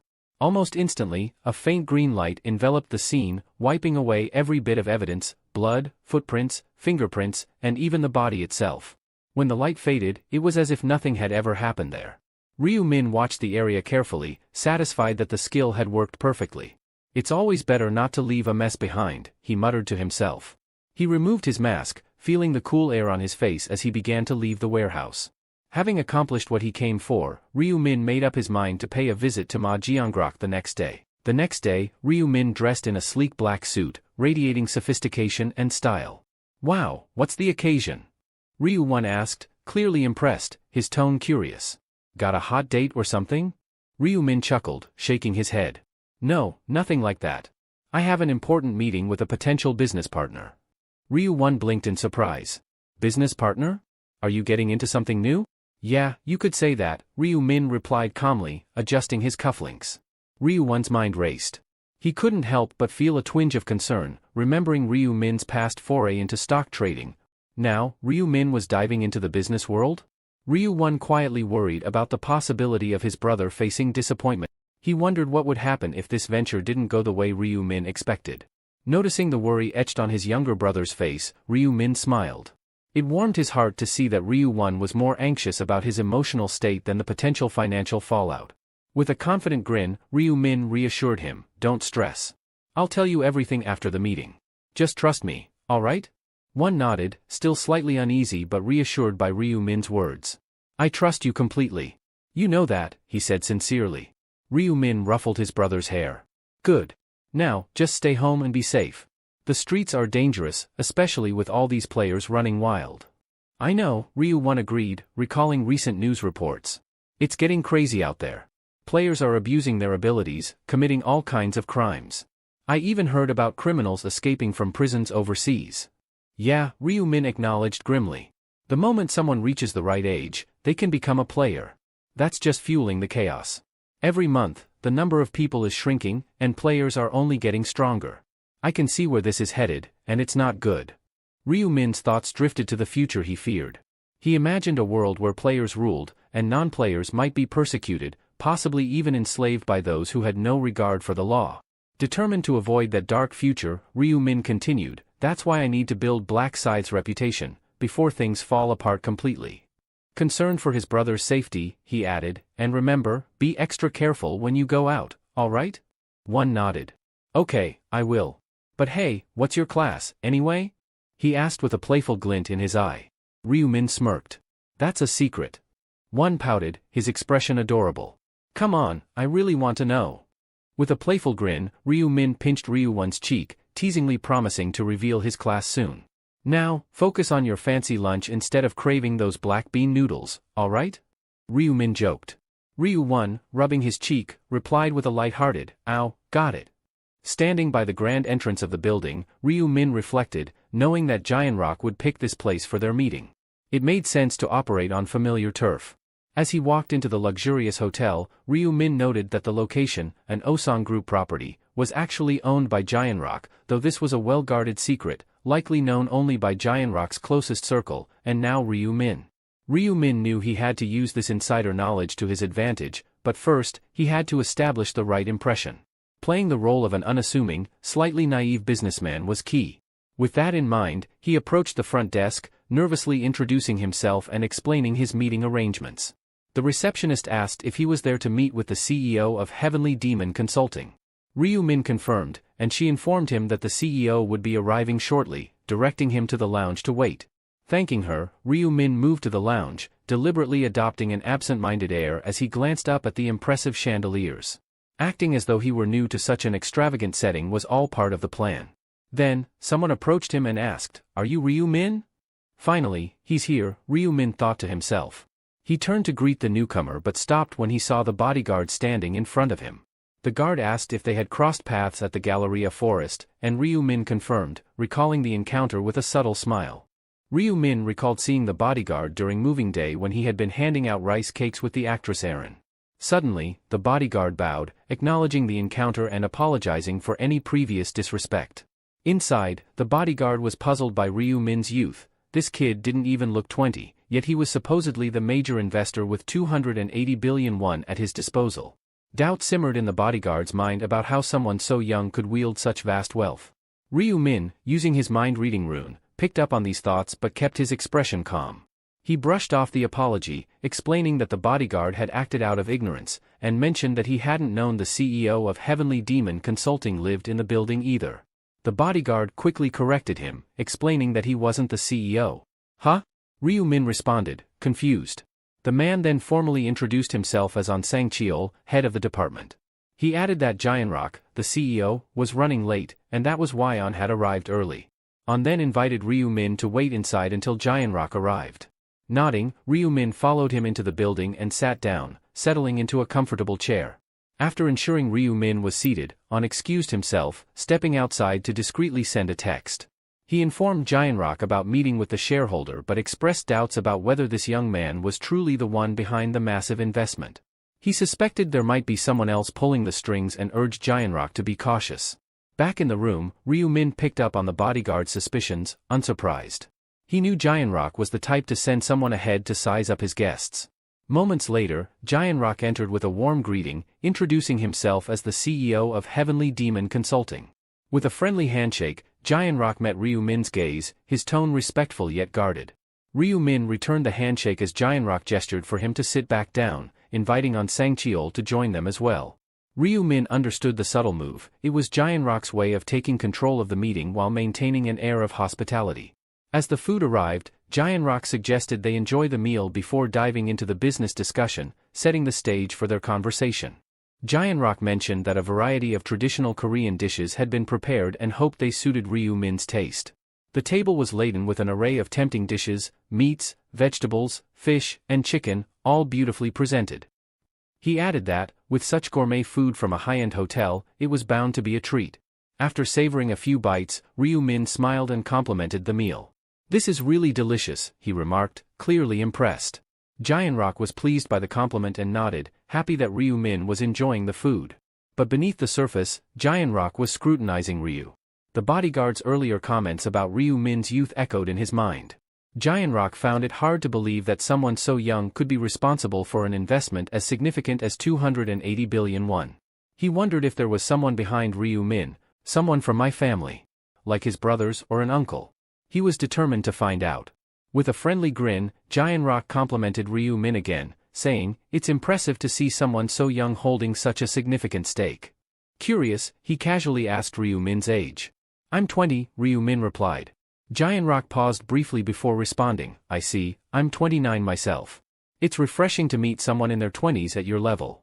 Ryu Min smiled and simply said, "Yeah, same here." The conversation shifted as Giant Rock, not one to beat around the bush, asked how Ryu Min had managed to accumulate such wealth at such a young age. "Were you born into a wealthy family?" he inquired. Ryu Min noticed Giant Rock's straightforward approach. He smiled slightly and answered, "No, I wasn't born into wealth. I was just an average student up until recently." "Up until recently?" Giant Rock asked, clearly intrigued. Ryu Min leaned forward a bit and asked, "Have you heard about the person who won the Noto lottery 4 times in a row, becoming a billionaire practically overnight?" Giant Rock nodded, recalling the news. Ryu Min smiled and revealed, "Well, that person is me. I'm the one who caused that media frenzy a few months back." Giant Rock was visibly taken aback and asked if Ryu Min was really the one everyone had been talking about. With a calm nod, Ryu Min simply responded, "Yes." However, Giant Rock was puzzled. The article he had read mentioned that the lottery winner had only earned 60 billion won. So how had Ryu Min managed to invest a staggering 280 billion? Ryu Min explained that after his lottery win, he had invested heavily in Bitcoin, confirming what Giant Rock had suspected. Giant Rock, impressed, praised Ryu Min for making such a bold move, admitting that he himself wouldn't have had the guts to invest such a large amount. The bodyguard, who had been silently observing, suggested that Ryu Min's success must have been due to sheer luck. Ryu Min, however, shook his head. "It wasn't just luck," he said firmly. The bodyguard, unconvinced, brought up an article where Ryu Min was reported to have said he saw the lottery numbers in a dream. "If that's not luck, then what is?" he asked, sounding skeptical. Ryu Min smiled and clarified, "I lied when I said I saw them in a dream." He paused briefly, realizing that this moment could be crucial to gaining Giant Rock's trust. "This is something I've never shared with anyone before," he said, his voice lowering as if to prepare them for a revelation. "I have the rune of foresight." Giant Rock and his bodyguard exchanged glances, clearly surprised. They pressed Ryu Min for more details.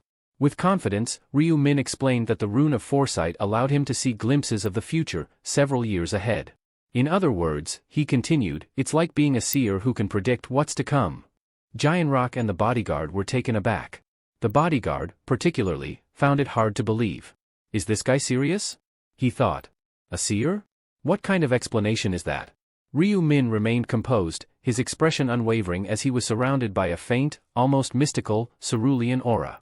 "Yes, that's how I knew the lottery numbers," Ryu Min affirmed confidently. "The rune of foresight showed them to me." There was a moment of silence as Giant Rock and his bodyguard tried to process what they had just heard. Could it be true? Or was Ryu Min fabricating an elaborate story? Either way, Ryu Min's conviction left them questioning their doubts.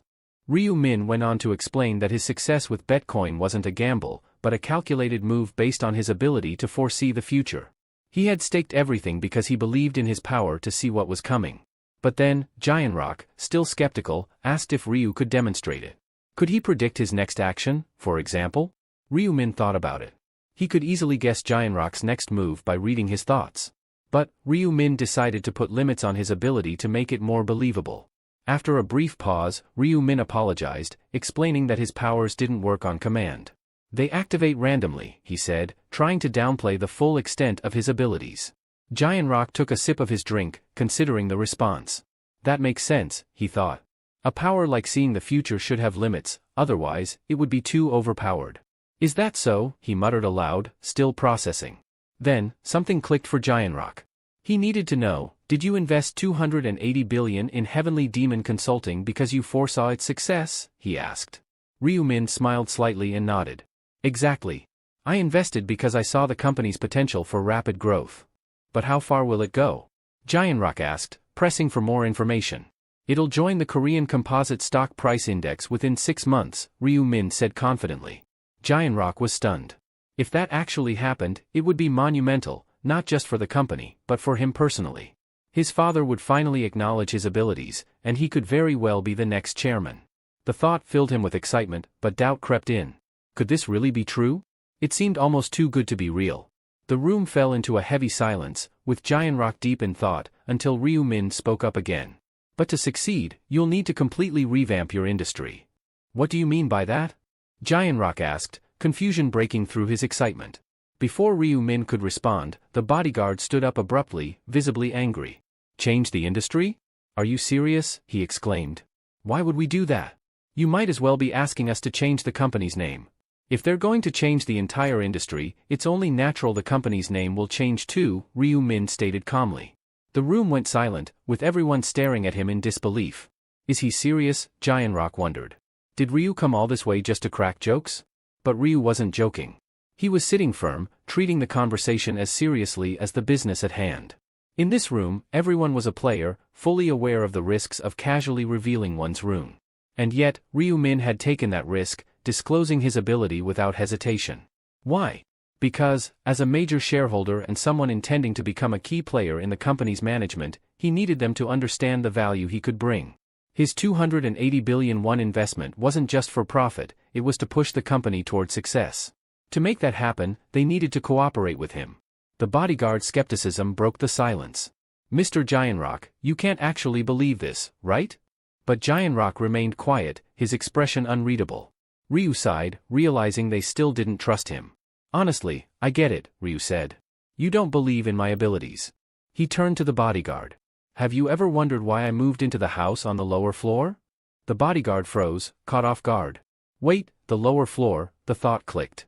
Wasn't that the apartment right below Aaron's penthouse? Ryu continued, it's not just some random coincidence, is it? The bodyguard blinked, suddenly piecing things together. The house below CO Aaron's? What does he mean by that? Giant Rock urged him to explain it. Reluctantly, the bodyguard admitted, about 2 months ago, Mr. Ryu Min moved into the apartment directly beneath Aaron's penthouse. Ryu nodded. That was just a few days after I acquired the Rune of Future. Giant Rock's brows furrowed. Why are you bringing this up now? He asked, confused. The bodyguard shifted uncomfortably. I only learned about it today. But, think about it. If Ryu didn't have knowledge of the future, why would he move so close to someone tied to the company he was about to invest in? Giant Rock considered this. It seemed too deliberate to be a coincidence. But then again, couldn't Ryu just be someone with inside knowledge, someone aware that Giant Rock was sponsoring Aaron? As Giant Rock mulled it over, Ryu calmly enjoyed the meal in front of him. He knew it wasn't enough to convince Giant Rock yet. The CEO's expression still carried doubt. How about this? Ryu Min said, his voice calm and measured. The hotel we're in right now. Giant Rock, you own it, don't you? You're the eldest son of the Osung Group. You founded Heavenly Demon Consulting to prove yourself and earn your father's recognition. The bodyguard shot up from his chair, enraged. Who's feeding you this information? Only Giant Rock's close relatives know about that. Calm down, Ryu replied coolly, before turning to Giant Rock. Apologies, bodyguard muttered. Giant Rock remained silent, collecting his thoughts. While he admitted to himself that Ryu's statements were accurate, it still wasn't enough to convince him that this so-called foresight was real. Any family member could have told him. For all Giant Rock knew, Ryu could have been hired by someone to manipulate him. The idea of shifting their entire business strategy simply because one major shareholder suggested it sounded reckless, even absurd. Changing the entire industry based on your word sounds ridiculous, Giant Rock finally spoke, his voice steady. Sure, a rune that can see the future might be possible, but trusting your claims blindly? That's a different story. He leaned back in his chair, glancing at the bodyguard before continuing, Look, I appreciate your investment in my company. But this kind of discussion should be held at a shareholders' meeting. It's up to you to convince them, not just me. Giant Rock stood up, preparing to leave. Sorry, but I've got other meetings. I hope you understand. Ryu, unfazed, called out, Wait a moment. There's something more. Giant Rock paused, one hand on the chair. What else do you have to say? Internally, Ryu weighed his options. Is this the only way left, he thought. Finally, he spoke up, his voice carrying a hint of urgency. How about this, then? I'll give you intel about the 4th round. Giant Rock hesitated, turning back to face him. 4th round? What are you talking about? Ryu sat back down, the corners of his mouth lifting slightly. I saw what's going to happen. The tragedy that's about to unfold. And I have the details. Wouldn't that be enough to prove my ability? Intrigued, Giant Rock sank back into his seat, faster than he had risen. You actually have information on round 4? Ryu nodded.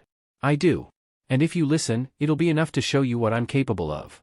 Moments later, Ryu was gone, leaving Giant Rock and the bodyguard alone in the room, both still processing what they had just heard. The bodyguard bowed, his face flushed with shame. He had lost his composure earlier, raising his voice without thinking. That's all right, Giant Rock said, watching him closely. You were just looking out for me, right? Speak your mind. The bodyguard hesitated for a moment before speaking. To be honest, sir, I'm suspicious of that man. The idea of someone being able to see the future, it's just hard to believe. If Ryu-min really has that kind of power, why would he want to help us? With an ability like that, he could live the life of his dreams. Why bother with us at all? Giant Rock nodded thoughtfully, listening as the bodyguard continued. Sure, he says he wants to grow alongside our company and make more money. But why? He's already got 280 billion won, more than enough to last several lifetimes, even if he spent it frivolously. Why take this kind of risk? Greed, Giant Rock replied after a pause. Human greed knows no limits. Still, you're right. It does seem too dangerous, too unbelievable. Who's to say a rune like that even exists? The bodyguard sighed. Exactly. But if Ryu is telling the truth, and he really can see the future, we need him on our side, no matter what. Just think about it. If he can give us insight into every round, we could prepare perfectly. It'd be like playing with a cheat code. Growing the company would just be a bonus. Giant Rock leaned back in his chair, contemplating his words. We'll know in time, won't we? Let's see how things unfold. Meanwhile, Ryu-min walked down the street, hands in his pockets, a small smirk on his face. He knew it was only a matter of time before they fully believed in his abilities. After the 4th round, there would be no doubt left. He hadn't revealed everything, he kept the critical details about side quests and top-rank strategies to himself, but what he had shared was more than enough. The most important part? Ryu had told them that round 4 wasn't going to be a hunt for monsters. It would be a bloodbath among the players. A massacre. He warned them not to be careless or complacent. That warning alone would prove his foresight. After that, they would treat him with the respect and reverence he deserved. They'd protect him, not because he was rich, but because he was their key to survival. After all, having a seer as an ally is far better than having one as an enemy, Ryu mused to himself, his confidence growing. Now that he was already playing the role, why not fully commit? With that decision made, he reached for his phone, realizing he needed to get in touch with someone. Meanwhile, Juri walked briskly down the street, her mind racing. She glanced at her watch, knowing she was running late. Standing at a red light, she tapped her foot impatiently, hoping it would change soon. Out of nowhere, a flashy sports car pulled up, blocking the entrance to the nearby grocery store. Confused, she stared at the car, wondering what the driver was thinking. Then the window lowered, revealing Ryu-min behind the wheel. Juri, he called out. She recognized him immediately. The light turned green, and she hurried across the street, making her way toward his car. Is this your car? She asked, her voice tinged with surprise. Yeah, Ryu nodded, offering a quick apology for parking in front of the store. Hop in. Let's go for a drive and talk. Sure, Juri agreed, curiosity piqued. As the car sped down the road, Juri couldn't help but be impressed by the luxurious vehicle. She had never been in a car like this before. Ryu mentioned it was his first drive in it too, having only recently bought it. How much did it cost? She asked, intrigued. Not much, Ryu replied nonchalantly. Around 900 million. 900 million? Juri exclaimed, her eyes wide with disbelief. That's not much to you? Do you know how many convenience stores you could open with that kind of money? Ryu laughed softly. Compared to what I earned from the lottery, it really isn't that much. Fair enough, she admitted, shaking her head in amazement. She couldn't deny it, Ryu was incredibly wealthy. 60 billion from Nato? It's like we live in completely different worlds. Juri blushed, unable to shake the feeling that this outing felt a bit like a date, making her shy. Her cheeks grew even warmer when Ryu suddenly said, I need to confess something. Her heart skipped a beat, and she stammered out a flustered, huh? Confess? Noticing her reaction, Ryu quickly clarified, relax, it's nothing weird. Don't get the wrong idea. Trying to compose herself, Juri replied, wrong idea? No, of course not. But inside, she felt like she wanted to disappear into the nearest hiding spot. Curiosity piqued, she asked, so, what is it? Ryu leaned back casually and admitted, "That story I told you before, about winning the lottery from a dream? That wasn't true." "Wait, really?" Juri asked, surprised.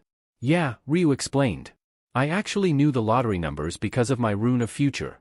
It's tied to my class as a seer." "A seer?" Juri repeated, genuinely impressed. "That's incredible. The rune of future sounds amazing." She smiled, appreciating that Ryu had shared such a personal secret with her. "Thanks for telling me. I know it's not easy to open up about stuff like that." Ryu shrugged and said, "Well, you did tell me you're a supporter. It's only fair." "Fair?" Juri thought to herself. Not exactly, since she hadn't revealed her own rune to him yet. But as the conversation went on, she wondered if now might be the right time to do so. Sensing her hesitation, Ryu reassured her. "It's fine. You don't have to tell me if you're not ready." Taking a deep breath, Juri decided to open up. "Actually, in the first round, I got the rune of protection," she confessed. "It creates protective barriers around me, one for each person within 10 meters. So, if there are 5 people, I'm surrounded by 5 barriers." She felt a weight lift from her shoulders after revealing her rune, finally feeling comfortable enough to share that part of herself. Curious about why Ryu had decided to reveal his rune so suddenly, Juri couldn't help but ask. He sighed and responded, "Keeping it a secret was weighing on me. Plus, I figured you wouldn't believe what I'm about to tell you unless I was upfront first." "What's on your mind?" she asked, her attention fully on him as the car sped along. Ryu took a moment, then revealed critical details about the upcoming round 4. Juri was shocked, her eyes widening at the implications. He warned her to stay cautious, explaining that the actions of other players would be highly unpredictable. "I will," she promised, genuinely appreciating his concern. Internally, she couldn't help but wonder if his care for her hinted at something more. The thought made her blush. "Does he also have feelings for me?" she pondered, secretly hoping it might be true. Later that evening, Ryu sat on his bed, stunned as he replayed the day's events in his head. "Juri has had feelings for me all this time," he hadn't realized it until now, but her kindness made so much more sense. The revelation stirred mixed emotions in him, though a part of him felt flattered, he knew it might also work in his favor. Having her trust him would make it easier to build an alliance, and she'd likely believe in his foresight more readily. At least that was one less worry on his mind. "Time to get some rest," Ryu muttered, knowing he didn't have much on his plate for the remainder of the month. Time passed quickly, much like someone disappearing without a trace. Before he knew it, it was March 31st, 11:55 p.m. Before his venture into the other world, he had made a crucial purchase, an epic item from the day's I-10 selection, the Shadow Gloves of Darkness. These epic gloves came with impressive stats, providing +5 agility and a semi-transparency feature for weapons, which only activated at night. The gloves had a durability of 1000, with a usage rank requiring regular players or above. Their description hinted at mysterious powers, claiming they could shroud their wearer in the darkness of night, rendering both the gloves and weapons nearly invisible. Combined with his Knight of Death skill, Ryu knew these gloves would be a powerful tool in the upcoming round. Suddenly, a knock interrupted his thoughts. It was one, standing at the door, ready to brief him. "Brother, it's time," one said, his voice edged with nervousness. "Do you think you can survive this one too?" Ryu shrugged, a calm confidence in his tone. "I'll know once I give it a shot." "You're a seer, aren't you?" One stammered, nervously glancing at Ryu. "You mentioned you had some intel on the 4th round." Ryu leaned back, his expression calm. "Knowing something and acting on it are two different things," he clarified, his tone steady but firm. One fidgeted, clearly uneasy. "But how can you be so calm about this?" His voice wavered, betraying his fear. Ryu's eyes narrowed slightly as he issued a quiet but firm warning. "Stop saying things like that. Talking about death only invites it." He paused, reclining further on the bed, his mind racing. While round 4 would likely be a death trap for many, it wasn't a concern for him. Inside the game, Young-min was pacing in frustration, muttering under his breath. "Damn it, it's happening again. The stat penalties." His stats were decimated, down by a permanent 50% due to past betrayals. He cursed inwardly, feeling the weight of the consequences for turning on his former mentor, Cho Jong-shik. With 0 command tokens left, Young-min wondered how he'd possibly survive the upcoming challenges. Young-min reflected bitterly on the dangers ahead. Competitors vying for the zone representative position might target him, and those he once called allies could be seeking revenge. As he surveyed his bleak surroundings, he muttered, "Where the hell are we?" The sterile, white environment made him feel like nothing more than a lab rat in some twisted experiment. That's when he spotted Ryu. His jaw clenched in anger. To Yongmin, Ryu, Black Scythe, was no mere rival. He was a manipulator, a devil who had likely foreseen these events and pulled strings behind the scenes. Yongmin was convinced that Black Scythe had orchestrated the destruction of the relic and had been suspiciously quick in taking down the proxy of divine punishment. His fists tightened at the thought, and he longed to be strong enough to wipe the smirk off Ryu's face. But he knew better. Frustration and anger aside, Yongmin acknowledged he had no choice. If he wanted to survive, he had to accept the devil's hand. With reluctance, he approached Ryu. Black Scythe, Yongmin called out. Ryu turned toward him, unfazed. What's on your mind? Ryu asked, his tone casual, as if everything around them wasn't unraveling. Yongmin's voice held a hint of desperation as he asked, our agreement from the last round, does it still stand? Ryu raised an eyebrow, his expression unreadable. What agreement, he replied, feigning ignorance, though they both knew the truth. Unfazed by Yongmin's persistence, Ryu met his plea with a cold smile. I did promise protection if you became my subordinate, didn't I? His smirk deepened, but there was no warmth behind it. But that was then. Now, I have no need for someone like you. Yongmin's heart sank as Ryu continued, his voice sharp and dismissive. You don't have any command tokens left. Without those, what use is the title of zone representative? And with most players already locked into their classes, those tokens mean next to nothing now. He gave a mocking glance at Yongmin, who could only listen in stunned silence. Ryu's smile grew more frigid. You're nothing more than a walking target, Yongmin. Yongmin's face paled, the weight of Ryu's words crushing him. His chest tightened with dread as he darted his eyes around, expecting the judgmental gazes of other players to fall upon him. But to his surprise, no one seemed to notice. No accusing looks. No whispers.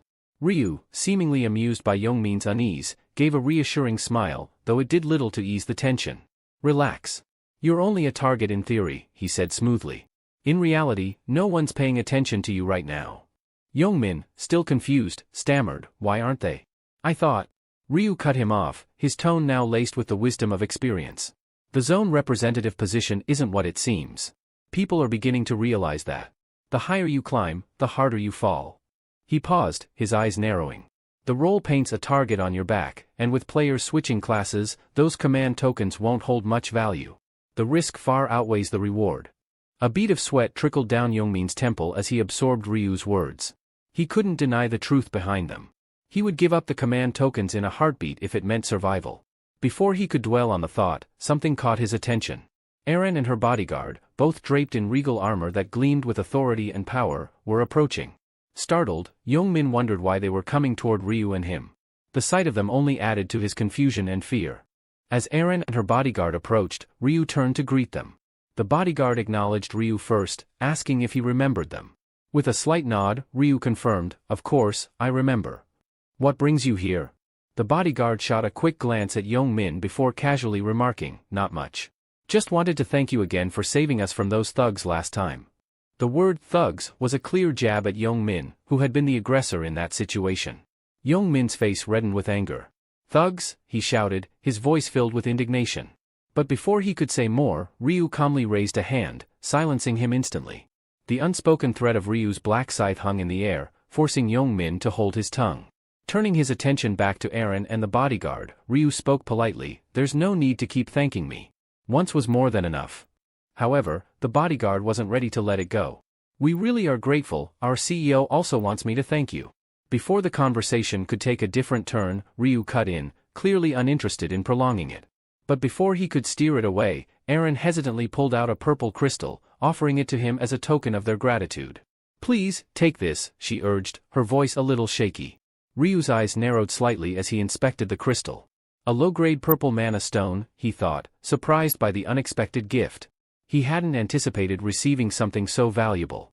Erin, sensing his hesitation, added quickly, I thought a crystal would be a better way to show our thanks than just words. Ryu didn't hesitate any further. With a swift motion, he accepted the crystal, nodding in appreciation. Thank you, he said sincerely. While turning the stone over in his hand, he couldn't help but think that there was no reason to refuse such a valuable item, especially when it was offered with genuine intent. Ryu Min casually thought that once he returned to the real world, he planned to experiment with the mana stone, aiming to craft a low-ranking one from it. Erin, still looking nervous, silently wondered if Ryu genuinely appreciated the stone or if he was merely being polite, not wanting to hurt her feelings. Despite her doubts, She noticed that he didn't seem disappointed or dismissive of the seemingly insignificant stone, leaving her to question if his kindness was genuine. Inwardly, Ryu couldn't help but smirk, acknowledging that Aaron's ignorance of the stone's true value was to be expected. If she had known how valuable it truly was, there was no way she would have handed it over so easily. Standing nearby, Young-min eyed the crystal intently. In his mind, he revealed that he, too, possessed something similar. This revelation caught Ryu by surprise, his inner voice musing, "This guy has a mana stone too?" Young-min continued, unknowingly spilling more information as he mentioned that his stone was called the Black Diamond. Ryu's eyes flickered with interest at the mention. "Black Diamond," he repeated, startled. He explained aloud that a black diamond was an incredibly rare item, one that had only a slim chance of dropping after defeating a monster. Even more elusive than regular mana stones, obtaining one in this round was virtually impossible. It was clear Young-min had no idea just how precious the item he was carrying truly was. With a smirk, Ryu silently thought to himself, "Is this guy lucky, or just ridiculously unlucky to get caught with it in front of me?" Breaking the silence, Aaron's voice interrupted Ryu's thoughts. Black Scythe? Do you need a protective barrier?" she asked hesitantly after seeing him stow the stone away in his inventory. Curious, Ryu raised an eyebrow. "Protective barrier?" Aaron nodded, explaining that she had recently switched to the summoner class and could summon a fairy that would cast a barrier around him if necessary. Ryu politely declined with a confident smile. "I appreciate the offer, but no thanks," he replied smoothly. "I don't think I'll need it. I will be fine." Aaron, feeling a slight twinge of disappointment, lowered her eyes and softly said, "Oh, I understand." She then bowed politely, adding, "We should get going now. I hope you do your best in this round." Ryu smiled in return and replied, "Thanks, you too." As Aaron and her bodyguard turned to leave, Ryu caught sight of Young-min trying to slip away as well. "Wait," he called out. Young-min hesitated, turning back. "What?" he asked. "You might want to think twice before leaving," Ryu cautioned. Puzzled, Young-min furrowed his brow. "What do you mean?" Ryu calmly reminded him, "You're a walking target. Just because no one's coming for you right now doesn't mean you're safe." Young-min frowned, unsure. "But no one's after me at the moment," he insisted. Ryu shook his head, explaining, "Maybe not right now, but there are still players out there, those who haven't chosen a class yet. They'll be looking for command tokens. And as the zone representative, you're an easy target for them." Young-min paused, considering Ryu's words. "Out of 1,000 players, who would really target me?" he asked, still skeptical. "If you want my help, I can make sure you stay out of their sights," Ryu offered. But before Young-min could even thank him, Ryu added with a sly grin, "Of course, it won't be free. Aaron paid with a mana stone. If you've got something similar, we can make a deal." Young-min quickly rummaged through his inventory, pulling out a gleaming black diamond, its surface smooth and polished like glass. "I've got this," he said, holding it out nervously. Ryu's eyes gleamed as he took the stone, tucking it away safely. "Anything else?" Ryu inquired, half joking. Young-min nervously shook his head. "I don't have anything else, unless you want my clothes, but I'm not about to walk around naked," he added with a weak laugh. Ryu smirked. "Don't worry, I'm not interested in your clothes," he reassured. With the black diamond handed over, Young-min asked anxiously, "So, you'll help me now?" Ryu nodded. "I said I'd keep my word, didn't I?" Just then, an eerie, celestial laughter echoed through the realm, as if an unseen angel was watching, amused by the shrinking number of players still left in the game. Confusion rippled through the crowd of players as they tried to process the situation. Some wondered if real-life fights had broken out once again. Standing with his arms crossed, Ryu quietly mused that it would be unusual if the players managed to stay out of trouble for an entire month. The angel, sensing the growing tension, summoned everyone's attention. A system window appeared before them, revealing the chilling objective for Round 4, kill each other for 3 hours. Only 521 survivors will remain in the zone. Shock spread like wildfire among the players. "What does she mean by kill each other?" someone muttered in disbelief. As if reading their minds, the angel's gaze swept over the crowd, her tone cold and matter-of-fact. "It's exactly as it sounds," she confirmed. "Stab the person next to you, end their life, it's that simple." Her blunt explanation struck like a blow. This round wasn't about battling monsters or facing external threats. It was about reducing the number of players, with one method, mutual slaughter. As panic set in, a flurry of questions erupted. "No monsters this round?" someone asked, confused. Another voice, tinged with fear, wondered aloud, "How are we supposed to level up then?" In the midst of the murmuring, one player speculated, "Maybe if each of us kills just one person, half of us could survive." With a playful smile, the angel raised a finger to her lips. "That's a secret," she teased. "It wouldn't be any fun if I just told you, right?" Ryu watched her, his mind racing. Wouldn't be fun, he thought, echoing her words. He knew there was more to it. The angels weren't the masterminds behind this twisted game, they were merely the enforcers. Someone higher up was pulling the strings, controlling the rules. And if the angel wasn't revealing everything, it was because the real host had ordered her to keep certain truths hidden. The angel delivered her unsettling ultimatum with chilling indifference. Surviving this round wasn't as simple as just killing another player. Only the top 521 would make it through, but the criteria for ranking remained a mystery. Quick kills wouldn't necessarily guarantee a higher position.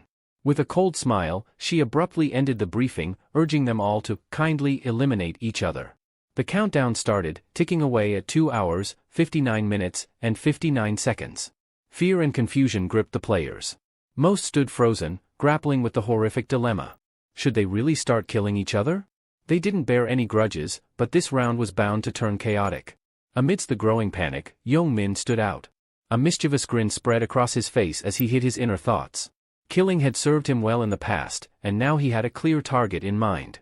Stifling a laugh, Young-min couldn't help but relish the thought of taking out an old foe. Ryu, observing him closely, quickly deduced that Young-min intended to eliminate a former friend who had bullied him, confirming his suspicions. Grinning wider, Young-min thought to himself, if nobody wants to target me, wouldn't that work to my advantage? No enemies means a clear path. But his grin soon twisted into anger as old resentments resurfaced. Cursing his former friends, he swore to hunt them down and eliminate them all. Suddenly, his confidence shattered as he jumped in fear, thinking someone was coming for him. But it was only Ryu, who approached with a calm, purposeful stride. "Do you have any business with me?" Young-min asked, still rattled. Ryu's voice was steady. "I told you I'd help you avoid being targeted, didn't I? I'm here to keep that promise." With a casual flick of his hand, a crimson aura began to swirl around Ryu's palm, and in a matter of moments, a scythe materialized. Young-min's eyes widened in terror, his body frozen as if anticipating the inevitable. Ryu looked poised to strike, leaving Young-min, and the audience, hanging in suspense. The air thick with tension as the deadly weapon hovered over its potential victim. Young-min's head flew through the air, his body collapsing lifelessly to the ground. Before the shock could settle in, Ryu's calm expression remained unchanged as he wiped his blade clean. Almost immediately, a system notification popped up before Ryu, revealing a hidden subquest: eliminate the zone representative within the time limit. Ryu had effortlessly completed it by killing Young-min, the current zone representative. As a reward, he received a rare item, a lowest rank mana stone draw token. The token had some specific conditions, though. It could only be used by someone at practice rank or higher and would expire after the next round. The prize was luck-based, offering between 1 to 5 random mana stones. Ryu smirked inwardly as he read the notification. He had secured exactly what he was after. Dismissing his scythe, he felt a rush of excitement about the loot. While the subquest reward was a nice bonus, it wasn't the only reason he had dispatched Young-min. Suddenly, panic screams erupted from the crowd as onlookers pointed toward Young-min's lifeless form. One girl, her voice trembling with accusation, cried out, "He killed the zone representative. Black Scythe's a murderer." Fingers were pointed, and more voices joined in, calling Ryu's actions barbaric. Ryu found their outcry deeply hypocritical. Just moments ago, these same players had been eyeing the zone representative's head themselves. Now that Young-min was gone, they were pretending to be virtuous, accusing him of being inhumane. As the crowd's condemnation grew louder, they began questioning his humanity, branding him a cold-blooded killer. Inwardly, Ryu acknowledged the irony. Sure, he had taken lives before. Seokyun's death was fresh in his mind, but nothing in this game was black and white. The rules of survival left him with little choice, especially in this round. He was acutely aware that more difficult choices would lie ahead, and more lives would inevitably be lost as they approached round 20. But he wasn't reckless, every action had a purpose. Despite knowing this, the criticism was relentless. All over a single death, even in a game where everyone was forced to make impossible choices. As the crowd simmered with fury, various thoughts bubbled up in the minds of the players. One plotted to rally the others against Ryu, another sought to ruin his reputation, while some quietly considered physical confrontations. A few even feared his rise to power as the new zone representative. All of them believed they had a chance to take him down. Ryu, perceptive as ever, caught on to their thoughts. His smirk deepened, amused by their futile schemes. They really think they stand a chance? How laughable, he mused, barely containing his inner chuckle. The crowd, seeing his smirk, became even more enraged. "What, you think this is funny?" one player shouted, while others hurled insults, calling him a psychopath for grinning after killing someone. The tension crackled in the air. Just then, a system notification flashed before everyone's eyes. Player Black Scythe has been designated the new zone representative. Silence fell over the crowd as they processed the news. It was as if they had just armed a predator. Someone dangerous was now in command. The air grew thick with uncertainty.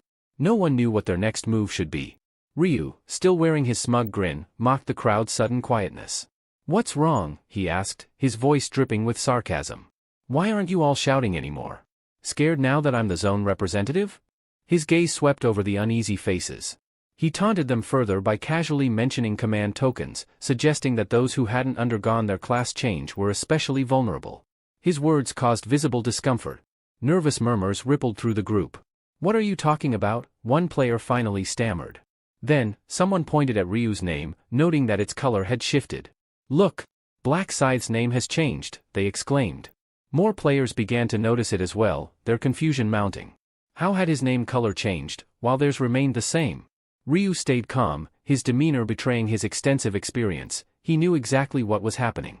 With 100 regressions under his belt, he had encountered this situation before.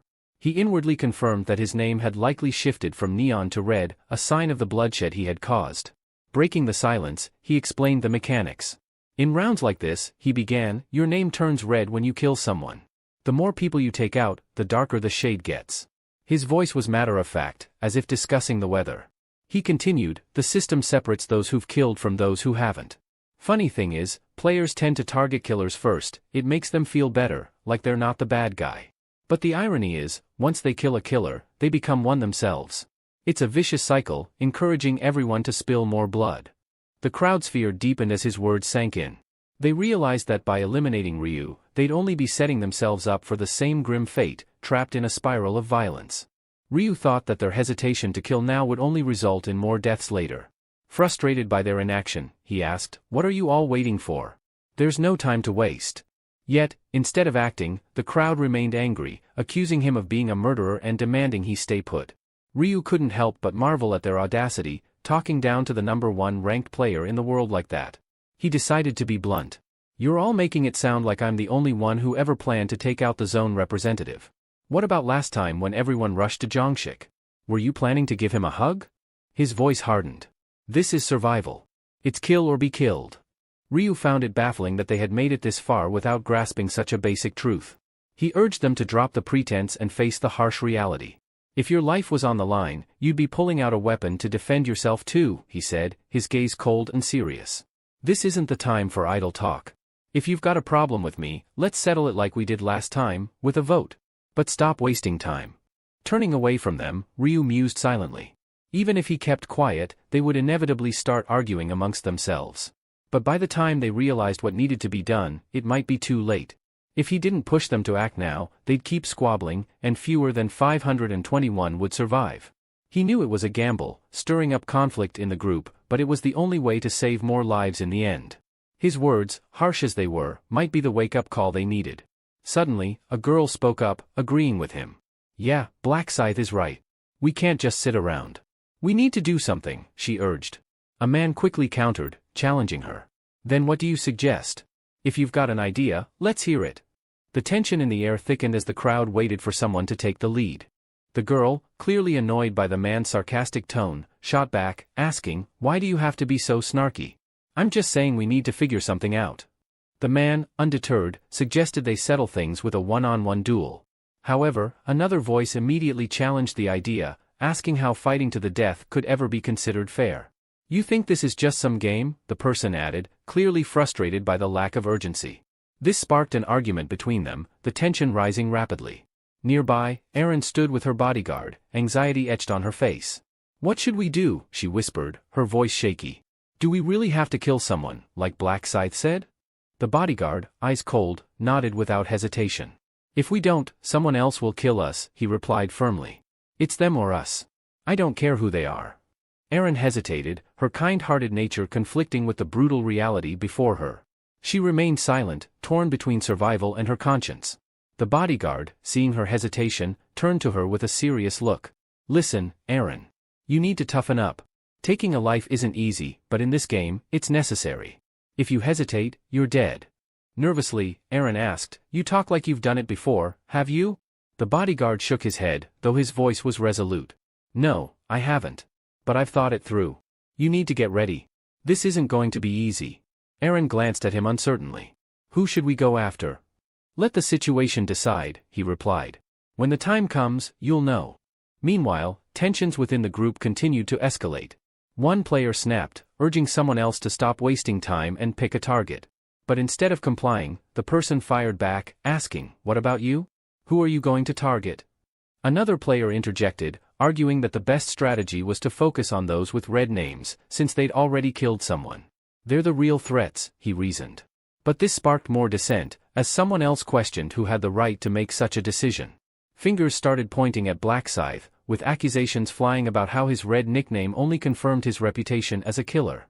Amidst the chaos, one person scoffed at the idea of targeting Blackscythe. "You think we can take down someone at level 30? They asked, incredulous. "We wouldn't stand a chance, even if all of us attacked at once." Another chimed in, doubting their ability to overwhelm Ryu. "Even if we worked together, we couldn't overpower him." As the voices grew louder, a nervous player cautioned them to lower their voices, casting a worried glance in Ryu's direction. "What if he overhears us?" Ryu, wearing a scowl of irritation, silently noted that he could hear every word the group was saying.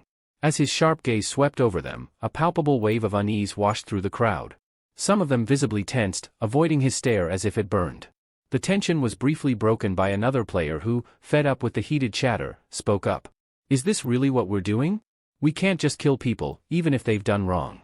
Life's still life," he argued passionately, attempting to appeal to their dwindling sense of morality. A second player nodded in agreement.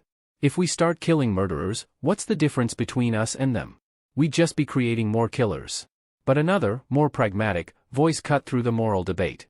"Look, we need to focus on survival. We have to decide who's the real threat here, or none of us will make it." Someone else quickly chimed in, tired of the back and forth. "Enough talking. We should just target those who've already crossed the line.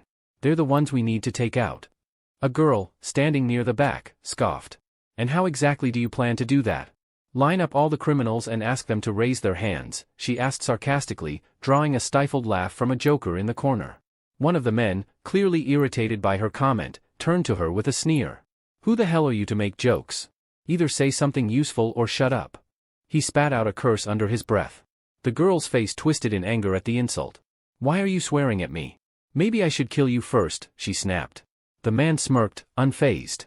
"Go ahead and try," he challenged, his voice dripping with disdain as he hurled another curse at her.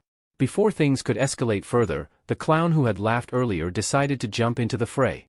"Why are you still running your mouths? We're here to fight, not bicker. Just get on with it already." The two arguing players immediately turned their frustration on the clown. "You're just making things worse," one of them shouted. The girl, livid, pointed at him. "People like you just love stirring up trouble, don't you?" The clown's amusement vanished, replaced by fury. His eyes darkened as he summoned his weapon, snarling, "I'll kill every last one of you if I have to." Not backing down, the girl quickly summoned her own weapon. "Come on, then. If you're so tough, let's see what you've got." Ryu couldn't help but shake his head at the chaos around him. What a mess, he thought, watching the group argue without any real action. They were all bark, no bite. He figured they'd turn on each other eventually, it was only a matter of time. Just then, one man finally had enough. He stepped forward, demanding everyone stop shouting and get serious. But in that very moment, his expression shifted from frustration to pure shock. His eyes went wide, his jaw dropped. The reason? Young Min, who Ryu had decapitated mere minutes ago, was casually standing up, yawning as if he'd just woken from a nap. The crowd froze, utterly dumbfounded, staring at him as if they'd seen a ghost. Well, in a way, they had. Ryu's eyes narrowed in realization. "Because, that's the hidden rule for this round," he mused silently. "After 10 minutes, anyone who dies respawns." Meanwhile, Young Min, completely oblivious to the stunned faces around him, looked confused. "Why's everyone looking at me like I crawled out of a grave?" he wondered. Then, his eyes landed on Ryu, piecing together what had just happened. Moments ago, he'd been talking to Blackscythe, but now? His mind raced, trying to figure it out. Suddenly, a man in the crowd broke the silence, yelling in disbelief, "He's alive again." Another player quickly jumped to conclusions, assuming Yong-min had somehow gained divine power. But a more experienced voice among them chimed in, explaining it was likely a respawn feature of the game. The revelation spread through the crowd, sparking curiosity. Wait, does that mean anyone who dies will come back? A girl, standing nearby, shrugged and casually remarked, well, if that's the case, maybe killing isn't such a big deal after all. Her words seemed to flick a switch. People started gripping their weapons tighter, considering that if death wasn't permanent, maybe it was time to act. Amidst the growing tension, a nervous girl stepped forward, trying to calm the rising storm. She warned them not to rush into anything, pointing out that they didn't fully understand how the resurrection worked yet. But before she could finish, a figure emerged from behind her. Without warning, he slashed her across the back, silencing her plea for peace. As she collapsed, clutching her wound, the attacker loomed over her, sneering. Why don't you die first, then, he spat, his voice dripping with malice. He continued to strike, hurling insults with each vicious blow. The crowd, already on edge, tensed further as the violence erupted. The other players watched in horror, wide-eyed and trembling, as blood splattered everywhere. The assailant, drenched in crimson, stood panting like a predator fresh from the hunt, his weapon and appearance reminiscent of a bloodied wolverine. In the chaos, some players nervously muttered, "Come on, she'll respawn.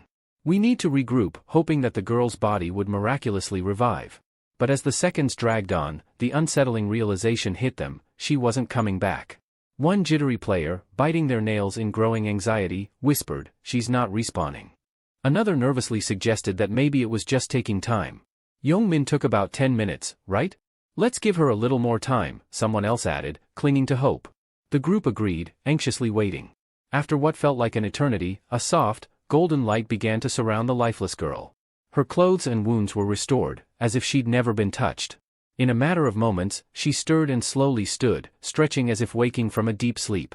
The onlookers were stunned, mouths agape at the miraculous sight. But as she fully regained her senses, a new realization hit her. She remembered everything. Who did it? Who attacked me? She demanded, her sharp gaze sweeping across the crowd. Silence followed. No one dared to speak. But just as the tension thickened, the man who had killed her earlier stalked toward her again, ready to strike once more. This time, however, before he could land the fatal blow, he sneered and proudly admitted, "It was me." But before his blade could reach her, a blur of movement sliced through the air. In an instant, a figure appeared behind the man, slashing his hand clean off, sending him crumpling to the ground.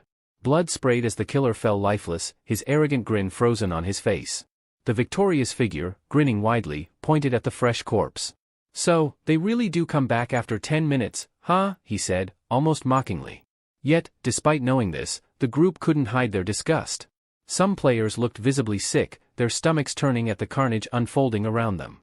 Ryu, watching silently, noted that while the reality of resurrection had been confirmed, it didn't make the sight of murder any less unsettling. People were horrified, but Ryu knew better. In chaotic situations like these, it didn't take long for people to show their true nature. Chaos soon erupted. With the newfound certainty of resurrection, players started turning on one another. A man suddenly rushed forward, stabbing someone from behind, the crowd quickly devolving into a frenzied bloodbath.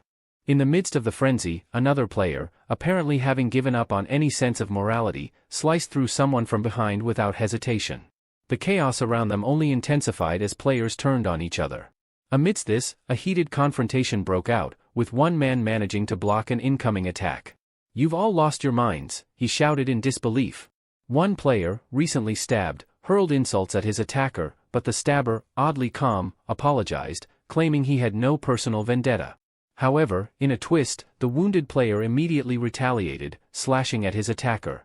"How about you feel what it's like?" he spat, though the other man blocked the blow, urging his opponent to stop fighting and accept his fate, since they would both respawn anyway. The wounded man, not backing down, retorted coldly, "Then why don't you go first?" Before the other could react, he struck him down, ending his life. The scene spiraled into utter madness. Players attacked one another relentlessly, their shouts filling the air. Some begged for mercy, while others screamed in agony as blood painted the ground. The battlefield had become a gruesome spectacle of violence, with no end in sight. Watching the carnage unfold, Ryu noted how the mass of players, now over 1,000 strong, had descended into an animalistic fight for survival, no different from stray dogs tearing at each other. The sight reminded him of a war zone. Quietly, he summoned his scythe, a crimson glow flickering around his hand as the weapon materialized. It was time for him to enter the fray. The moment Ryu began to move, everything changed. His mere presence sent a ripple through the chaotic battlefield. Combatants froze in their tracks, their attention shifting as Black Scythe approached. With a single, sweeping motion, Ryu unleashed his power, and a wave of red energy sliced through the air, cutting down everyone in his immediate vicinity. The ground was suddenly littered with corpses, blood pooling around him as the deadly quiet settled. But Ryu wasn't done. He sensed 3 individuals attempting to ambush him from behind. Before they could even launch their attack, he dispatched them in an instant, his presence detection skill making their feeble attempts laughable. They didn't stand a chance. Scanning the battlefield, Ryu's eyes landed on a man wielding a massive, double-sided axe, laughing maniacally as he took down his foes with brutal swings. Ryu smirked to himself, knowing that the man's rampage wouldn't last much longer. As Ryu observed the chaos around him, he quietly acknowledged that this 4th round was tailor-made for Black Flame Dragon. With the absorption rune in his possession, this stage was practically a banquet for him. From the deep hue of Black's name, Ryu deduced that the man had already eliminated about 10 players. He figured Black would likely have to make use of the stack few times, considering the pace of his rampage. Black couldn't contain his amusement, glancing at his status window in sheer delight. Each player he took down caused his stats to skyrocket, and he was reveling in it. Sure, it was normal to grow stronger from slaying monsters, but the unexpected boost from eliminating other players? That felt like hitting the jackpot. The absorption rune worked by increasing a stack each time an enemy was defeated. Once the stack was full, a random stat would be added, and the size of the boost depended on the level of the defeated player. Armed with this knowledge, Black was like a predator on the hunt, grinning wickedly as he sought out his next target, eager to cut down as many as he could. Each time his status window updated, showing the steady growth of his stack, he couldn't help but wonder if it was due to the high level of his victims. His most recent kill was around his level, and the stack jumped significantly. That made him think, what would happen if he managed to take down Black Scythe himself? The thought of filling his stack instantly and gaining new abilities flashed through his mind, but he quickly dismissed it. Going after someone of Black Scythe's caliber could lead to disastrous consequences, and he wasn't eager to tempt fate. Instead, he decided to stick to weaker players, using them as stepping stones to grow even stronger. Spotting another player nearby, he swiftly moved in, delivering a lethal strike from behind. As his blade cut through his unsuspecting opponent, Black murmured under his breath, "Nothing personal." Pulling his bloodied weapon free from the lifeless body, he chuckled to himself, feeling a strange sense of relief wash over him. The chaos, the bloodshed, it was all an outlet for his pent-up aggression, and it felt oddly therapeutic. Recalling the trouble Jongsik had caused in the previous round, Black Flame Dragon's grin widened. He couldn't shake the feeling that this round was designed perfectly for him. Just then, he sensed movement behind him. Someone was trying to sneak up for an ambush. Without missing a beat, Black Dragon sidestepped the incoming attack, raising his weapon overhead. As he readied his strike, he mused inwardly about how most players gain nothing from eliminating each other. But for him, it was different. His stats surged with every kill. With a swift, clean cut, he took down his would-be attacker. But me? I get stronger every time I bring someone down, Black muttered to himself, barely breaking stride. As players started respawning, he observed with a smirk. And the best part? My prey just keeps coming back for more. His eyes fell on a girl who had just reappeared, her expression barely registering her new reality before he cut her down again, blood spraying across the ground. As he wiped the blood from his weapon, he wondered how many he'd killed by now. He had lost count but knew that the more he eliminated, the higher he would climb on the leaderboard. His ambitions were crystal clear, eliminate everyone he could to secure the top spot. However, his momentum came to an abrupt stop when he found himself face to face with Ryu. Ryu advanced toward him, and in an instant, the air around them shifted. With a single move, Ryu unleashed his skill, Night of Death. The sky turned unnaturally dark, casting an eerie shadow over the battlefield. Black blinked, bewildered by the sudden shift, and noticed that other players around him were just as confused, eyes darting toward Ryu in shock. Something about Ryu's scythe caught Black's attention, it was becoming transparent, almost ghostly. Alarmed, Black quickly realized he needed to be on guard. But before he could react, a red hue filled his vision, and suddenly, he felt weightless. His world spun, the ground seemingly flipping as he found himself airborne. It was only as his severed head tumbled through the air that reality hit him. Ryu's strike was flawless, severing Black Flame Dragon's head cleanly from his body. The head hovered momentarily in the air, spinning upside down before gravity took over. Despite the brutal end, Black felt surprisingly calm. After all, it was Ryu, Black Scythe, who had taken him down. As his vision dimmed, Black reflected on his mistake, realizing that crossing paths with Ryu had been a miscalculation. He would respawn soon, but next time, he'd be more cautious. Elsewhere on the chaotic battlefield, the sound of clashing swords filled the air, accompanied by shouts, curses, and the endless struggle for survival. In the midst of this chaos, Yong-min stood back, quietly observing the carnage. His attention shifted as a figure beside him suddenly resurrected, rising from the dead after 10 minutes had passed. So it's true, Yong-min thought with a twisted grin. People really do come back. The rules of the game were now clear to him. This wasn't just survival, it was a chance for revenge. His mind raced as he realized the opportunity before him. He could take out everyone who had betrayed him. Clenching his fist, he smiled wider, resolved to settle old scores. Walking through the battlefield where players ruthlessly slaughtered one another, Yong-min scanned the chaos, his eyes seeking one specific person, Kim Sung-han. A predatory grin formed on his face when he finally spotted him. There, trembling and wide-eyed, Kim stood frozen amidst the violence. "Look at this idiot," Yong-min chuckled to himself, watching Kim visibly quake with fear, terrified over the prospect of a stat penalty. Yong-min couldn't resist. Laughing, he waved dramatically to catch Kim's attention. When Kim turned and saw him, his confusion was palpable. Without warning, Yong-min sprinted toward Kim and landed a brutal punch to his face, sending him crashing to the ground. As Kim cradled his face in shock and pain, Yong-min stood over him, smirking. "Good to see you again, you coward," he sneered. Kim, dazed and in agony, could hardly comprehend what had just happened. But as he lay there, trembling, the grim reality hit him. Yong-min sneered as he called Kim's name again, yanking him up by the collar. His voice dripped with malice as he mocked, "Didn't you say you'd finish me off if we ever met again? Well, here I am. Give it a shot." Before Kim could respond, Yong-min landed another vicious punch. Kim's screams echoed across the battlefield, filled with pain and fear. Satisfied, Yong-min let go of him, his voice relaxed as he murmured, "Refreshing." With a dark, brooding aura, Yong-min scanned the chaos, his thoughts shifting to the other former comrades who had betrayed him. His thirst for revenge was far from quenched. If there was a hell, he thought, it would look something like this, a killing field drenched in blood, where mercy no longer existed. A place where every soul was trapped in a cycle of brutal violence and endless suffering. Among the turmoil, Erin was on her knees, clutching a knife that dripped with blood.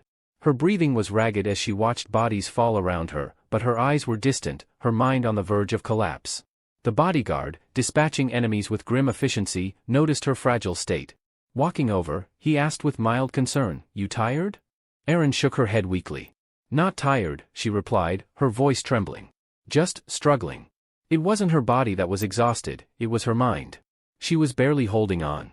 The bodyguard silently assessed her, thinking to himself that while he could endure, it was Erin's mental state that worried him. If she couldn't pull herself together, it would impact their mission, and worse, he wouldn't be able to face the CEO.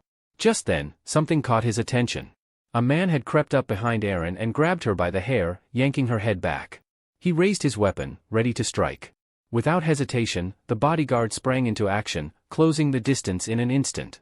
Disarming the attacker with a swift movement, he sneered, "Like hell I'd let scum like you touch her." With a smooth motion, he plunged his blade into the man's chest. The attacker crumpled to his knees, gasping in agony. Turning back to Erin, the bodyguard spoke coldly. "Finish him." Erin's hands trembled as she stared at the man struggling before her. Fear and hesitation gripped her, but she knew there was no other choice. Steeling herself, she forced her feet to move, rushing forward. With a determined cry, she plunged her knife into the man's heart, ending his suffering. The bodyguard watched as Erin shakily stood up. Inwardly, he thought she does as she's told. Her face still pale from the ordeal. Between gasps and sobs, she asked, "How much longer do we have to keep this up?" He replied flatly, "Probably another hour." Erin looked around at the chaos unfolding, her voice wavering as she said, "Just watching this, it's tearing me apart inside. I don't get why they're all so determined to kill each other." Inwardly, the bodyguard couldn't help but think she's so weak. Always has been, a delicate flower completely sheltered from reality. Out loud, he told her, "If you're that tired, take a break. You've already killed 50 people, so that should be enough to put you on the leaderboard. Leave the rest to me." Erin nodded, grateful. "Thank you, for everything." But in his mind, the bodyguard smirked. "I should be thanking you. I've been carrying her the entire time, but now I don't have to hold her hand anymore. I can finally focus on myself." Earlier, he had deliberately injured people and let Erin finish them off so she could rack up kills. But now, with her taken care of, it was his turn to cut loose and rack up his own kills. With only 10 minutes left in the round, he was eager to make his move. Meanwhile, Ryu continued his slaughter, a blur on the battlefield. As someone tried to sneak up on him from behind, Ryu sighed inwardly. Round 4 is always so draining. In one swift motion, he turned and eliminated his attacker without missing a beat. I can't afford to lose focus, he muttered to himself, eyes scanning the battlefield. The prize for being number 1 across all zones was too tempting to ignore. His thoughts shifted to the ultimate goal, reaching round 20. He knew that every second counted. No telling how strong the final boss will be, Ryu thought as he darted toward another group of players. I have to get as powerful as possible before that moment comes. As Ryu cut down one of the 2 fleeing players, the other continued to run, shouting in fear that Black Scythe was after him. But to his surprise, Ryu sped past without delivering a final blow. The man came to a halt, panting in relief, thankful to still be alive. Inwardly, Ryu reasoned that there was no point in taking down someone he had already killed. In round 4, it wasn't just about the sheer number of kills. To rank highly, you needed diversity in your eliminations. Killing the same person repeatedly only counted as a single kill. He couldn't help but shake his head at Youngmin's reckless approach, obsessively taking out the same people over and over, especially his own friends. Youngmin's being absurd, Ryu thought, watching the scene unfold. He's just killing them in the same spot over and over. They don't even have a chance to get their bearings, let alone make any progress in the rankings. At that moment, one of Youngmin's unfortunate friends respawned yet again. Without hesitation, Youngmin whirled around and delivered a brutal punch to the man's face, calling him a bastard and demanding he hurry up with his respawn so the cycle could repeat faster. Ryu grimaced. If he keeps this up, they'll have no chance of recording anything in this round. He's essentially dooming them to failure. Suddenly, a system notification chimed, announcing that only 1 minute remained before the round's conclusion. Ryu's mind raced. 1 minute, there's not much time left. I need to secure as many points as possible. Darting across the chaotic battlefield, he scanned the crowd, looking for anyone he hadn't killed yet. He spotted 2 familiar faces, players he had already eliminated, and then, finally, a figure he didn't recall. Wasting no time, Ryu dashed towards him, his large black scythe gleaming as it sliced through the air. The man fell instantly, just as Ryu hoped. But then, everything froze. A radiant golden barrier formed around Ryu and the other surviving players. Out of nowhere, an angelic figure appeared, her laughter echoing across the battlefield. She smiled mischievously and asked, "Did you all enjoy your little killing spree?" Ryu, watching the angel with a cynical eye, mused internally, "We were killing people just like us, there's no way anyone would enjoy something like that." The angel, meanwhile, floated above the carnage, her tone playful but edged with sarcasm. "Oh dear, look at all this filthy blood," she sighed dramatically. "You've turned this once pristine place into a total disaster. But, well done. You all worked so hard to kill each other." She waved it off as if it were a trivial matter, then casually mentioned, "Time to bring everyone back before we check the final tally." Ryu couldn't help but note to himself that she was pretending to take credit for something the system handled entirely. The angel wasn't bringing anyone back, the system was. As if on cue, severed limbs began to regrow, and those who had been slaughtered moments before were resurrected. Youngmin's friends, among the revived, immediately began pounding against the shimmering golden barrier that encased them. Their eyes wild with fury, they hurled curses and threats at Youngmin, their hatred for him palpable. But Youngmin only chuckled darkly. "Idiots," he muttered, thoroughly enjoying their misery. He seemed completely unaffected by their anger. Suddenly, the angel's playful demeanor dropped, replaced by a chilling expression of authority. "Silence," she commanded, her voice laced with an unmistakable threat. "Anyone who speaks another word will lose their head." The venom in her voice stilled the chaos instantly. Youngmin's ex-friends, even Youngmin himself, went quiet, their defiance fading as they recognized the seriousness of her warning. With the battlefield now eerily still, the angel smiled once more, her tone light and cheerful again as she announced they would review the results. But before doing so, she added with a teasing grin, "Oh, and we still need to reveal the subquest for this round." Confusion rippled through the players, none of them had known there was a subquest. Sensing their bewilderment, the angel mocked them openly. "Seriously? You didn't realize there was one? How clueless can you be?" Just then, a system notification flashed before them, revealing the hidden objective for round 4, subquest, eliminate the zone representative within the time limit. The reward for completing the subquest was revealed to be a low-tier mana stone draw token, sending a ripple of shock through the crowd. No one had anticipated such a hidden challenge. The angel, with a condescending smirk, mocked their surprise, calling them fools. Only one person in this zone managed to complete the subquest, she said, her eyes twinkling with amusement. And that person is? Black Scythe. All eyes instantly turned to Ryu. One player, piecing it together, muttered, now that I think about it, Black Scythe did kill Young-min right at the start of the round. Frustration flared in another man, who clenched his fists in anger. He cursed silently, bitterly realizing that becoming the zone representative had been a significant advantage. If I'd known, I would have killed Young-min myself, he fumed, inwardly raging over the missed opportunity. Meanwhile, Young-min, his face ashen, replayed the moment in his mind. I was killed, by Black Scythe, checking his status window, he grimaced. The temporary command tokens he'd held as zone representative were gone. His mind flashed back to when Ryu had told him he would help him avoid being a target. Now, it was clear, Ryu had simply wanted to strip him of the zone representative title for himself. The angel's voice snapped him out of his thoughts. Alright, now let's check the final scores, she started, but then paused, her eyes gleaming mischievously. But first, you're probably wondering how these rankings were determined. The crowd stirred nervously. The angel explained, the rankings are based on the order in which you eliminated unique individuals. Killing the same person over and over doesn't boost your score. It only counts as one kill. A murmur of shock spread through the players as they digested the revelation. It wasn't just about racking up as many kills as possible, they needed to be strategic. The angel, noticing their disbelief, chuckled, clearly enjoying their discomfort. What, did you think it was that easy, she scolded, snapping her fingers. Let's see the results, shall we?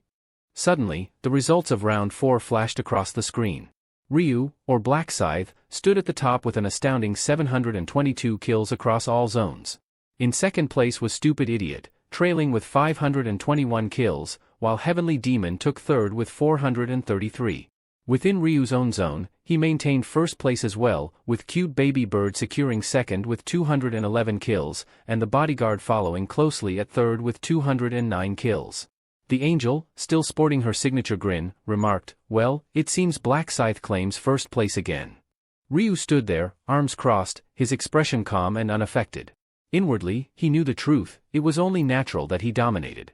The Celestial being smiled, commenting on the astounding feat he had achieved, eliminating 70% of the total players, which numbered around 1,000. It was a feat that left the crowd in disbelief. They struggled to wrap their minds around how one individual could take out over 700 players on his own. An incredible achievement, the angel said, her tone a mix of awe and amusement. Surely, a reward is in order. Almost on cue, a system notification appeared, congratulating Ryu on securing the top spot in his zone. Another message followed shortly, declaring him the highest-ranked player across all zones. For being the top player in his zone, Ryu was awarded an intermediate-grade rare armor selection coupon. As the notification for his all-zone victory popped up, he was gifted an intermediate-rank special reward selection box. Ryu, inwardly calm and focused, saw the value in the rare armor coupon. It was the perfect opportunity to upgrade his gear and prepare for what lay ahead. The round might have ended, but Ryu knew this was just the beginning. The system presented Ryu with 3 armor options: polished bronze armor, a blood-red assassin suit, or the robe of darkness. After considering his choices, Ryu selected the blood-red assassin suit, drawn to its versatility and agility. Classified as rare armor, it boasted 60 defense points, along with a +4 boost to agility, a 5% increase in both attack speed and movement speed, and a durability rating of 600. Only those ranked regular or above could wear it. This crimson suit, rumored to have once belonged to a notorious assassin, carried with it the faint scent of blood. With that decision made, Ryu turned to his special reward selection. His options were a temporary 50% stat boost, usable until the end of round 5, 5,000 gold, or critical information about round 5. Knowing that the upcoming round had a difficult subquest but also an attractive reward, Ryu opted for the stat boost, confident it would help him push through the challenges. The angel, hovering nearby, interrupted the moment. I trust you've all reviewed your rankings by now, she said with a playful grin. She revealed that those ranked 521st and lower in the zone would face elimination. Her smile twisted into something darker as she raised a hand to her face and announced the beginning of the annihilation. Immediately, a golden aura surrounded several players, inducing waves of panic and fear. Realizing their fate, the unlucky ones below the cutoff began to plead desperately with the angel, their voices filled with terror. Please! It can't be permanent death this time, right? They cried out, begging for another chance. Their pleas fell on deaf ears as the angel watched with detached amusement. Young-min stood nearby, watching the scene unfold. He glanced at his former friends disappearing one by one and inwardly sighed with relief, relieved to have survived the cutoff. A sly grin crept across his face. Erin, on the other hand, clenched her fists and tried to block out the cries, unwilling to let the horror of the situation sink in. The angel's grin widened as the doomed players vanished from the battlefield, marking the cruel end of those unable to escape their rank. Meanwhile, Ryu remained indifferent to the cries of the eliminated, his mind accustomed to such scenes after experiencing the day's events multiple times due to his regressions. The screams eventually died down, and with them, he opened his eyes as the final notification for Round 4 appeared. It announced the conclusion of the round, stating that across all zones, a total of 90,953,209 survivors remained, with 521 survivors in his particular zone. The system then reassured them that their souls would soon return to their bodies in their original dimension. A message followed, revealing that Round 5 would begin at midnight on May 1, 2023. With a final, "See you in the next round," the system congratulated them on surviving. In the real world, specifically inside the luxurious Imperial Hotel, the bodyguard hurried through the hallways, bursting into Gianrock's room. "Sir," he called urgently. Gianrock, roused from his rest, glanced at the bodyguard, surprised by his sudden intrusion. "Why are you here?" he asked, slightly confused. "I don't recall summoning you." The bodyguard, still slightly out of breath, explained, "I couldn't reach you, sir. I feared something might have happened, so I decided to check in on you." With a composed smile, Gianrock responded, "As if something could happen to me." His voice carried a hint of amusement as he continued, "Did you really think I'd die in Round 4? Didn't you see the results?" The bodyguard nodded. "Yes, sir, I saw you ranked 3rd. Despite this, concern lingered in his tone. "It was an intense round, though." Gianrock reclined, rubbing his temples. "I collapsed from mental fatigue the moment I got back here," he admitted. "Round 4 was brutal." The bodyguard agreed, recalling the carnage. "It was. Over 90 million people were killed." Gianrock scoffed lightly. "And that's not even counting the repeated deaths. If you did, the number would be much higher." Gianrock, reflecting on his consistent top 3 performances, found his thoughts drifting to Black Scythe. The sheer gap between Black Scythe's score and the rest left him pondering if this figure was even human. "Could someone like that really be just another player?" he muttered, half to himself. The bodyguard, standing nearby, offered a theory. "He might be an active-duty Special Forces operative. That level of skill isn't something you see from a regular person." Remaining silent, Gianrock's admiration for Black Scythe only deepened. The more he thought about him, the more fascinated he became. Black Scythe's identity didn't matter, what was important was that Gianrock saw him as someone worth allying with. He mentally noted to consult a seer later about Black Scythe's true nature. Changing the subject, the bodyguard remarked on how eerily accurate the seer's predictions had been for Round 4. Initially skeptical, he admitted he only began to believe when he witnessed the chaos firsthand. Gianrock nodded in agreement, a flashback filling his mind. He recalled when Ryu had warned them, saying, "Round 4 won't be about hunting monsters.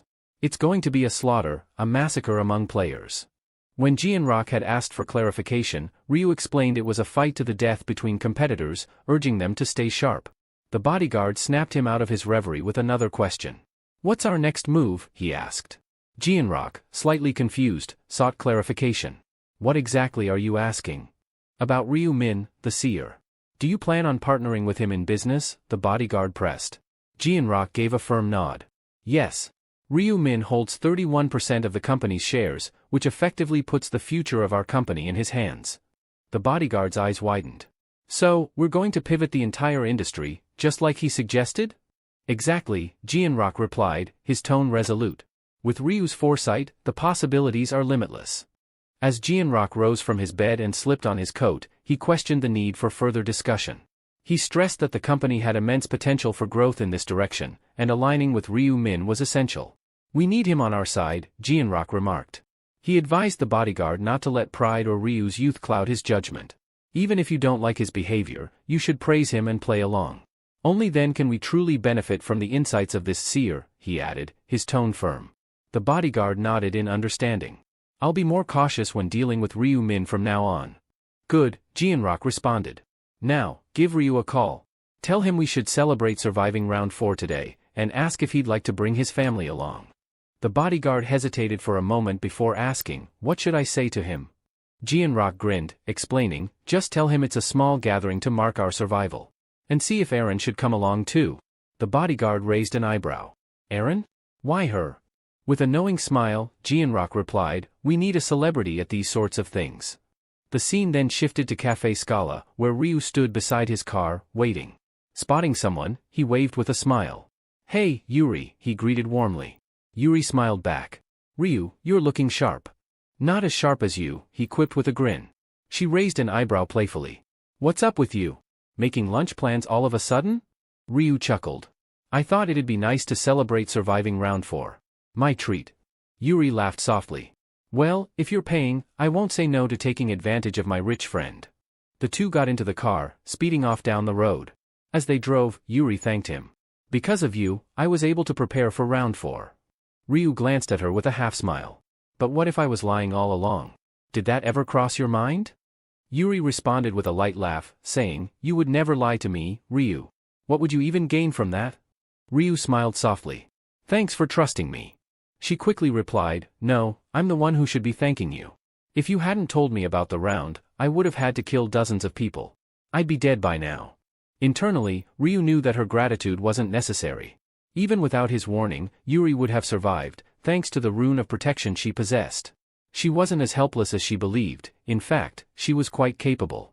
Comparing her to Aaron, he thought Yuri was more like a resilient weed thriving outside a greenhouse, while Aaron was the delicate flower sheltered within it. After a bit of driving, they arrived at a cozy restaurant and ordered their food. Enjoy, Ryu said casually. Thanks. Bon appetit, Yuri replied with a polite smile. Ryu couldn't help but notice how often she expressed gratitude, and he found himself wondering why she felt the need to thank him so much. Meanwhile, Yuri's mind was elsewhere, haunted by darker thoughts. As she sat there, the weight of her actions gnawed at her. She questioned whether someone like her, a murderer, deserved to sit and enjoy a meal so calmly. Though she had come because Ryu invited her, this peaceful moment felt wrong. Noticing her silence, Ryu glanced at her. Why aren't you eating? He asked, sensing her unease. He could tell that the guilt of taking lives was still weighing heavily on her. Yuri hesitated before responding. I just don't feel too well, she muttered, clearly struggling to shake the remorse. Is it because of what happened during the round? Ryu asked gently. You shouldn't blame yourself. You did what you had to in order to survive, just like everyone else. He tried to reassure her, knowing that she wasn't the only one wrestling with the burden of killing to stay alive. Still looking down with a sorrowful expression, Yuri said quietly, but I killed them. Ryu leaned in, his tone firm but understanding. That's enough, Yuri. What if something like that happens again in the future? Will you just stand by and let it happen? He then shared his own fears, revealing that he worried for his family every time he entered a round. My brother cried when I woke up, you know. He was relieved I survived, Ryu said softly. We all have people waiting for us out there. We can't let guilt keep us from doing what we need to do. As Yuri listened to Ryu, something clicked within her. The thought of her father, how devastated he would be if she didn't make it out, suddenly struck her. She looked at Ryu. You know, I used to forget about my own family, Yuri admitted with a soft chuckle. But thinking of them is probably what's kept me going all this time. Her expression softened as she said, Thank you, Ryu. For comforting me. Don't mention it, he replied with a smile. Now, come on, dig in before the food gets cold. She took a bite, savoring the flavor. Wow, this is really good, she said, feeling a sense of relief wash over her. I think all that stress from round 4 is finally melting away. Ryu smiled, pleased to see her spirits lifting. I'm glad you like it. But really, you should thank the chef, not me. Yuri chuckled lightly. Thanks for the food, Min. Ryu blinked, slightly surprised. That's the first time you've called me by just my first name, he noted with amusement. She hesitated, then asked, Is it all right if I keep calling you that? Of course, he answered warmly. I don't mind at all. As they continued eating, Ryu observed that Yuri seemed to be feeling much better. Deciding it was the right moment, he leaned back and got to the real reason he had called her.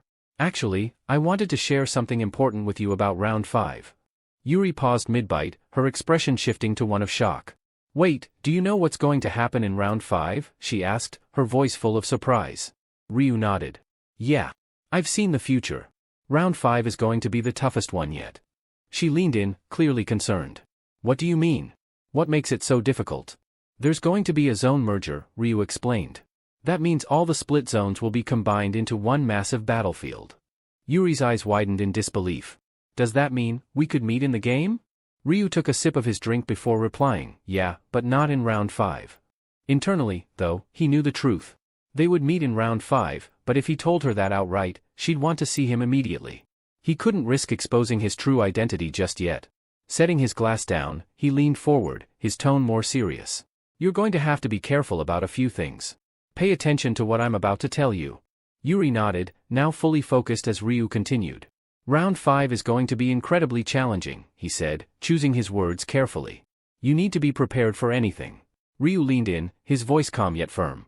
You might struggle to pass this round on your own, but there's one way you can make it through. Yuri looked at him with wide eyes, curiosity piqued. What's the way? Ryu didn't hesitate. You need to go seek out Black Scythe and ask for his help. Her eyes widened in disbelief. Black Scythe? Are you serious? Yes, Ryu replied confidently. I'm suggesting you reach out to him, the top-ranked player across all zones. Still taken aback, Yuri was skeptical. You want me to ask Black Scythe, of all people, for help? Ryu nodded. It's not about asking for help in the traditional sense. Think of it more as forming a temporary alliance. Both of you can benefit from working together. Yuri struggled to comprehend the suggestion. But he's on a completely different level than me. Black Scythe is level 30. Why would he want to team up with someone like me? Ryu smiled, reassuring her. You've got strengths of your own. Black Scythe isn't just looking for someone powerful, he's looking for someone useful. And believe me, you can be very useful. Deep down, Yuri couldn't deny the appeal. The idea of partnering with a high-level player like Black Scythe was tempting, but doubts still nagged at her. But what if he doesn't want to work with me? I don't have anything special to offer. Ryu's expression softened. He knew better. What she considered a minor ability was, in reality, something far more valuable than she realized. Trust me, he said, his voice gentle yet firm. You have more to offer than you think. Black Scythe will recognize that. I'm confident he'll cooperate, not just for this round, but for others in the future. Yuri blushed slightly, still unsure but feeling a bit more at ease. Are you sure about this? She asked, her voice soft. I don't want to be a burden. Ryu smiled. I wouldn't steer you wrong. And besides, what kind of friend would I be if I didn't share this with you? Her heart warmed at his words, and she gave a small nod. Thank you, Ryu, she whispered. This means a lot. Anytime, Ryu replied. Suddenly, Yuri looked down at his hand and then back at him. Can I see your hand for a moment? She asked, her voice barely above a whisper. Without hesitation, Ryu extended his hand beside hers. As their hands touched, a brilliant green light radiated from their palms, filling the room with a vibrant glow. The atmosphere shifted, the light reflecting their connection in a way words couldn't express. Yuri insisted that she owed Ryu for his help and, without hesitation, a green aura enveloped his entire body. Smiling brightly, Ryu thanked her, knowing she didn't like the idea of being in anyone's debt. He had expected her to return the favor, boosting his stats as a form of gratitude. With that accomplished, Ryu knew it was time to head home and make the most of his newfound advantages. Just as he was about to leave, a system notification appeared, notifying him that all of his stats had been increased by 50% due to Yuri's blessed skill. His kill count also flashed on the screen, 100 out of 100, a perfect score for exterminating insects.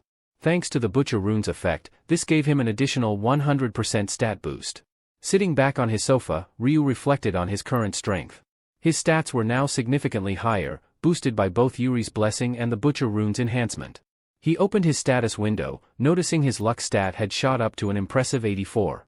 With that kind of luck on his side, he felt optimistic about the challenges ahead. He pulled out a rare lowest rank magic crystal ticket from his inventory. The ticket granted a random number of magic crystals, anywhere from 1 to 5. It was a time-limited item, only usable until the next round, and restricted to apprentices and above.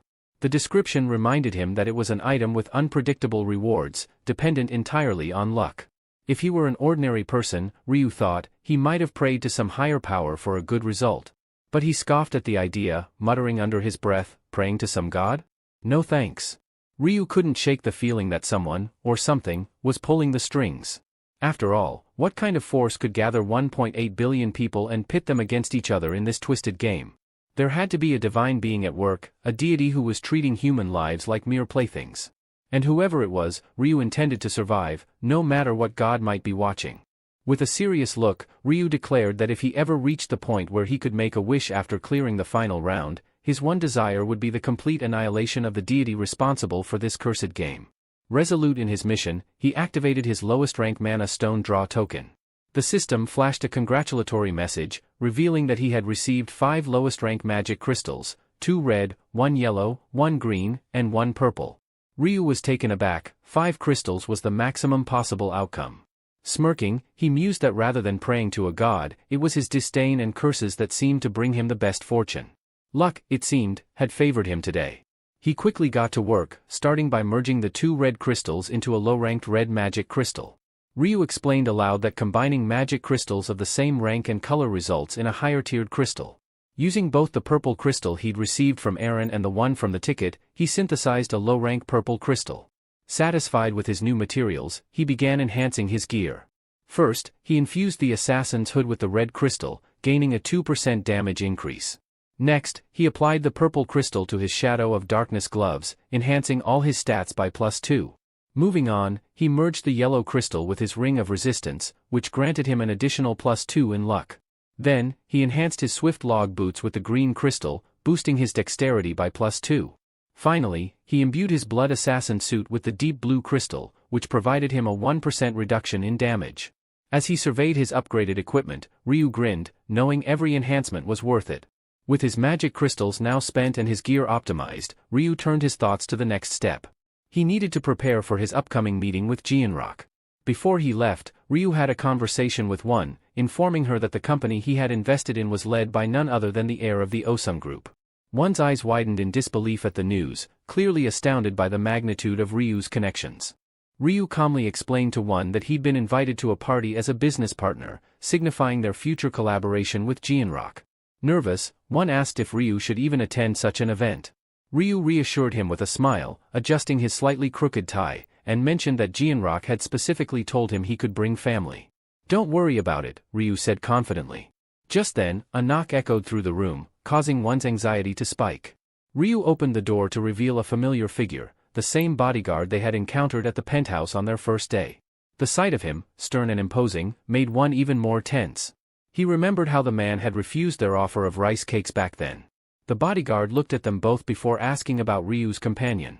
Without missing a beat, Ryu introduced One as his younger brother. The bodyguard handed One a business card and, with a rare smile, formally introduced himself as the section chief, Sangchul.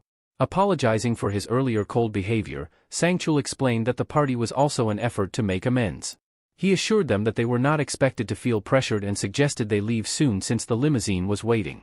The scene shifted to the nightlit Imperial Hotel, one of the most luxurious buildings in the city, owned by Jianrock himself.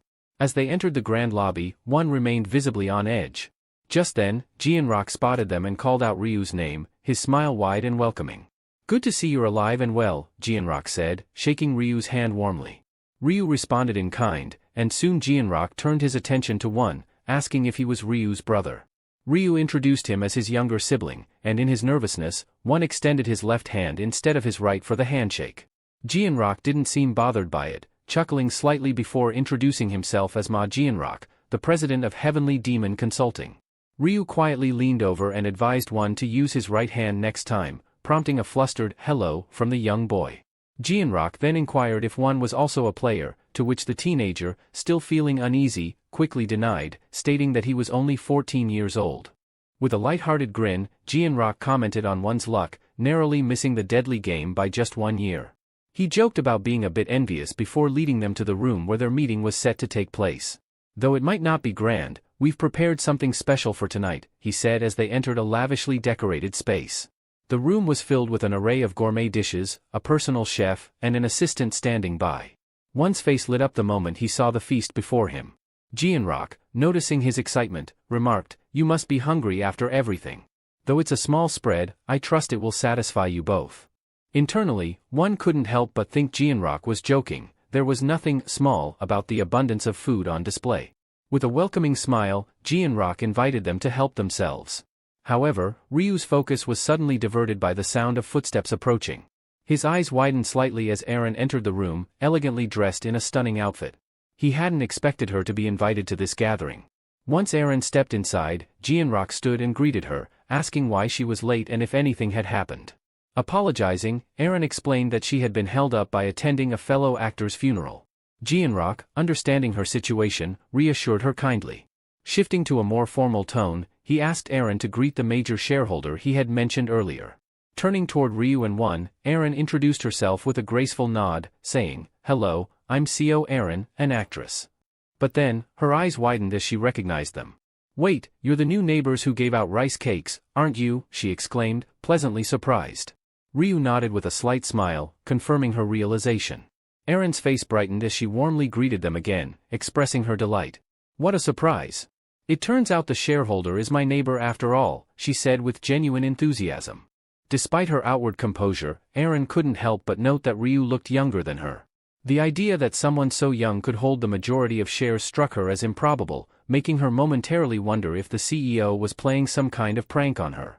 Meanwhile, One, blushing and nervously fidgeting, leaned in to quietly confide to Ryu, "That's CO Aaron. I'm a huge fan." Internally, Ryu realized that One probably wasn't aware of the connection between Ma Jianrock and Aaron, which explained his surprise at her sudden presence. Ryu mused over whether this kind of reaction was typical for people meeting someone as beautiful and famous as Aaron. Noticing One's anxious behavior around Aaron, Ryu decided to play along, feigning a hint of nervousness and awe to match his younger brother's enthusiasm. Jianrock, observing this interaction, smirked to himself.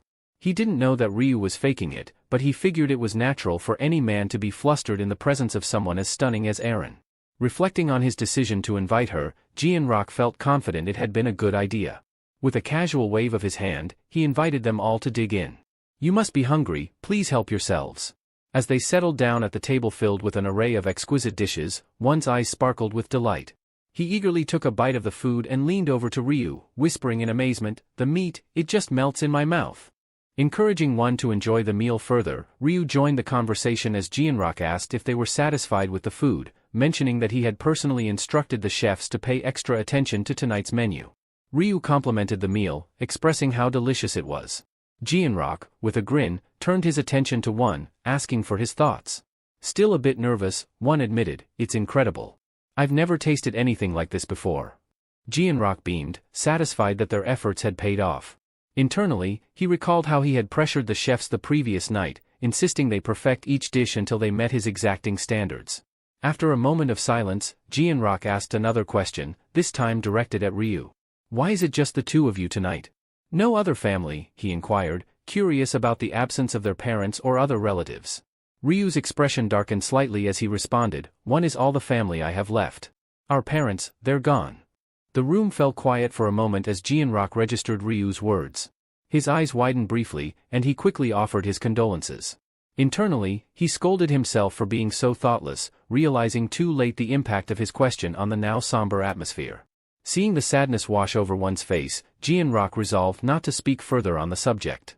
A brief silence settled over the table as dessert was served. Jianrock, sipping his tea, contemplated how to lift the mood. His eyes drifted towards Aaron, seeking her help. After setting his cup down, he stood up and gestured for her to join him outside. Understanding the cue, Aaron quietly rose and followed him out of the room. As they walked a few paces down the hall, Jianrock stopped and turned to face her. "What did you think of the meal?" he asked, his tone lighter. With a smile, Aaron replied, "It was wonderful, truly." However, Jianrock's expression grew more serious as he leaned in slightly and asked, "But do you really believe I asked you here tonight just to enjoy dinner?"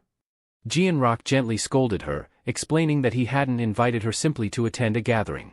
His intention was for her to help improve the atmosphere, and he was surprised by her apparent lack of awareness.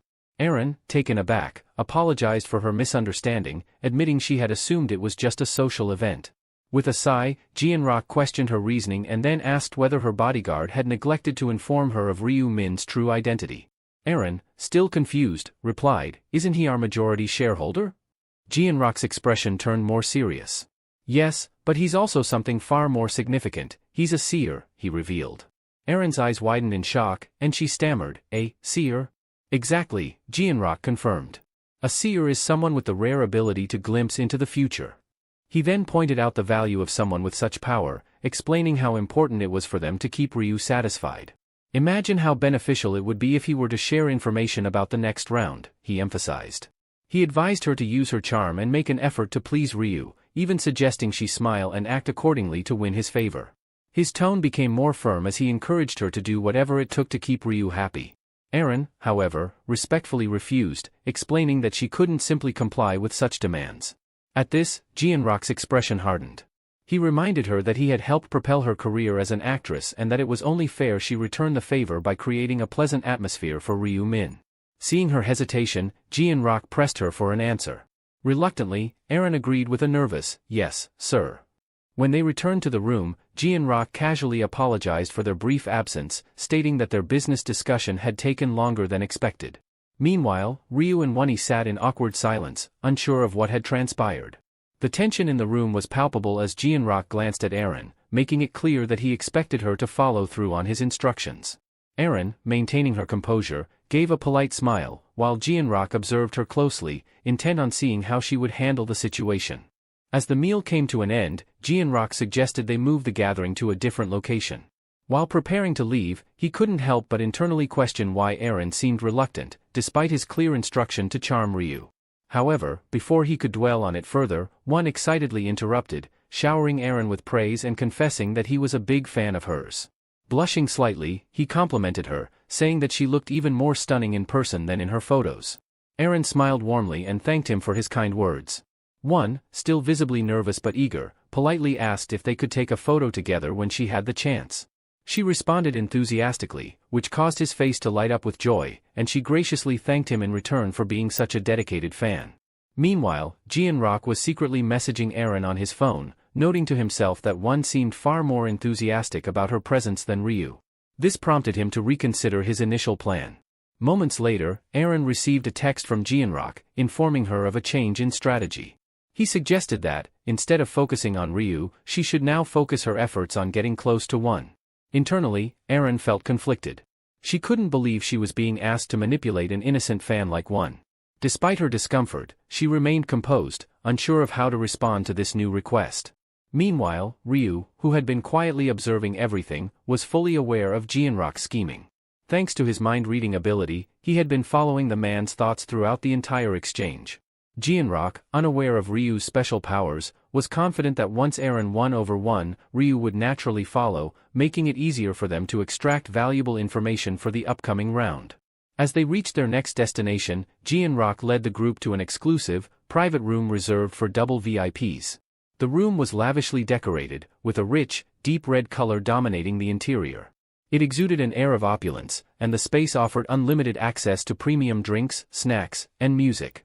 Taking in the extravagant surroundings, one shyly reminded Jianrock, "I'm still in middle school, so I can't drink." Jianrock, noticing one's nervousness, reassured him with a smile.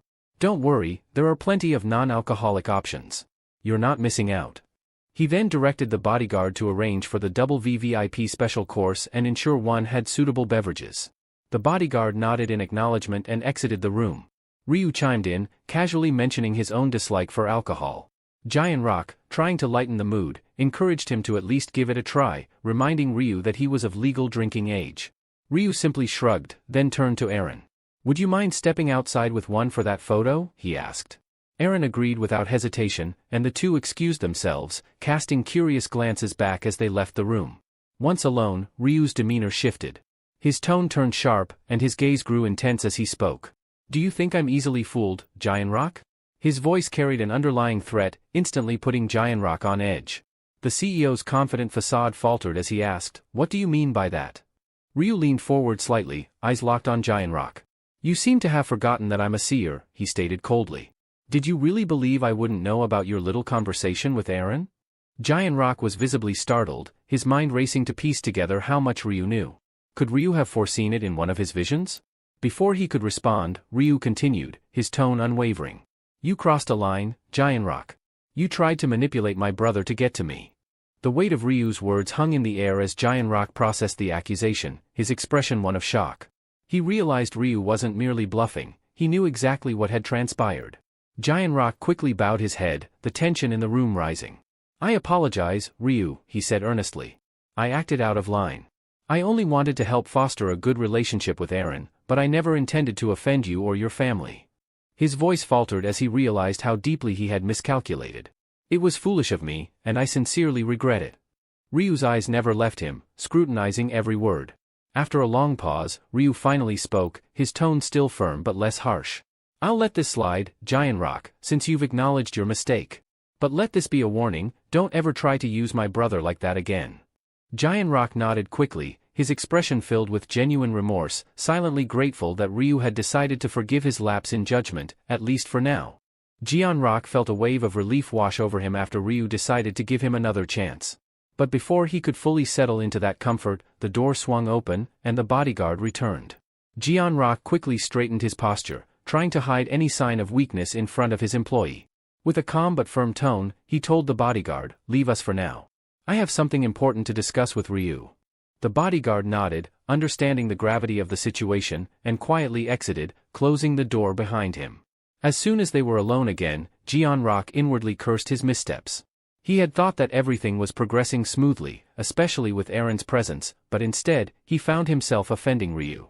Breaking the tense silence, Ryu suddenly asked, "Do you still want information about the next round?" Giant Rock, eager for any help, quickly replied, "Yes, absolutely. Do you know what's coming?" Ryu leaned back slightly, his gaze unyielding. "I came here to discuss round 5, but after your earlier actions, I'm reconsidering whether we should even continue this partnership." Giant Rock immediately apologized once more, his voice filled with sincerity. "I'm truly sorry, Ryu. I hope you won't hold that against me." Ryu nodded but made his stance clear. "If we're going to work together, Giant Rock, there can be no more deception. Complete trust is necessary. And as for the company, you'll need to make sure there's no unnecessary interference or politics. Convince the other shareholders at the meeting. Keep everything in line." Without hesitation, Giant Rock agreed, his tone resolute. "I will. I'll ensure that the shareholders fall in line and that no one interferes." Ryu, now satisfied with Giant Rock's commitment, allowed a small smile to cross his face. "Good. If you hold up your end, I'll make sure the company prospers." He then shifted the conversation back to what Giant Rock had been so eager to know. "As for round 5, it's going to be far more difficult than anything you've faced before." Giant Rock's expression brightened momentarily, glad to finally get the information he sought. But his relief quickly faded as Ryu's words sank in. Ryu continued, "However, don't worry too much. With the right preparation, you'll get through it." Though the warning about the increased difficulty troubled him, Giant Rock, still processing Ryu's ominous tone, asked cautiously, "What exactly makes this quest so difficult?" Ryu leaned back, his voice calm but foreboding. "The quest requires you to kill 300 orcs. But that's not the issue, it's because the zones are merging." Giant Rock's eyes widened as the weight of Ryu's words hit him. "Zones merging? That means we'll run into players from other zones, like Black Scythe." Ryu nodded slightly, though his expression remained unreadable. "Yes, but you won't be in the same zone as Black Scythe." Giant Rock, still grappling with the implications, asked the question that had been gnawing at him. "Do you know who Black Scythe really is?" Ryu, without giving much away, replied, "I don't know his true identity, yet. But I will find out soon enough." Internally, he smirked, knowing full well that the person Giant Rock was so curious about was standing right in front of him. Then, shifting gears, Ryu added, "There's more. You've set your sights on Hwang Yongmin, haven't you?" Giant Rock froze, stunned that Ryu was aware of his hidden agenda. How do you know that?" Ryu's tone sharpened. "There's no point hiding anything from me, Giant Rock. I told you, my abilities are beyond imagination." Giant Rock, taken aback, hesitated before responding. "Your rune of the future, it's more powerful than I ever imagined." But what Ryu said next truly shook him. "Stop pursuing Yongmin." Giant Rock blinked, thoroughly confused. "Why should I stop? He's a threat. Why are you protecting him?" Ryu remained cryptic. "Let's just say if you go after him, you'll end up suffering more than you can imagine. That's all I can tell you." Giant Rock sat in silence, contemplating Ryu's warning. He knew Ryu wasn't one to exaggerate, but it was hard to let go of his plan, especially now. As Ryu watched him closely, Giant Rock finally gave in, realizing it wasn't worth the risk. "Fine. I won't track down Yongmin anymore," he relented, his voice low. With their business discussion wrapped up, Giant Rock forced a chuckle, trying to lighten the mood. "Shall we return to the party, then? No drinks, of course." Ryu nodded, watching as the tension visibly drained from Giant Rock's face. But Giant Rock wasn't entirely at ease. He inwardly sighed, knowing that he needed a way to unwind after all this stress. As they headed back, the sound of rain could be heard outside, a distant figure huffing and puffing under the dark, stormy sky. The old man, drenched in blood, stumbled through the narrow alley, fear gripping his every step. His breaths came in shallow, frantic gasps as he limped further, but there was no escape. Finally cornered, he turned around, trembling, to face his pursuer. The sound of approaching footsteps echoed, heightening his terror, and before he could react, a sharp blade sliced through his legs, sending him crashing to the ground. Writhing in agony, with one hand already severed and his legs useless, the man screamed in desperation. But his cries were abruptly silenced as a cold voice warned him, "Shut up, or I'll cut your tongue out."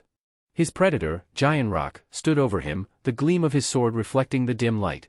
Why are you doing this to me?" the old man gasped, barely able to speak through the pain. "What have I done to deserve this?" Giant Rock's eyes narrowed, his voice dripping with disdain. "You've got a lot of nerve for a child molester. Do you really need me to spell it out?" The old man's eyes widened in terror as he stammered, "That was years ago.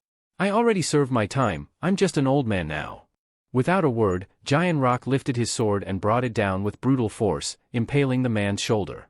The scream that followed was cut short as Giant Rock hissed, "If you keep screaming, I'll make sure you die slowly, piece by piece." The man's cries dwindled into quiet sobs, and Giant Rock smirked. "At least you've still got enough sense to listen." He crouched down beside the old man, his voice dropping to a deadly whisper.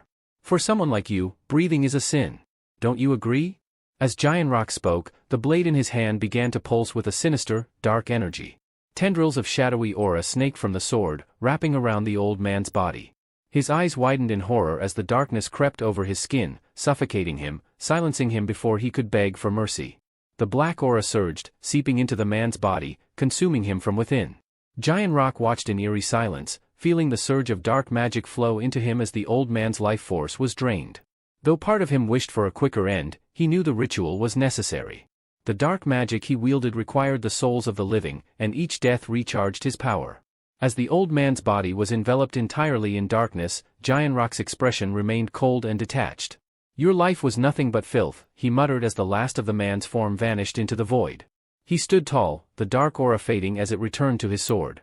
With a grim satisfaction, Giant Rock reflected on his role as a dark knight.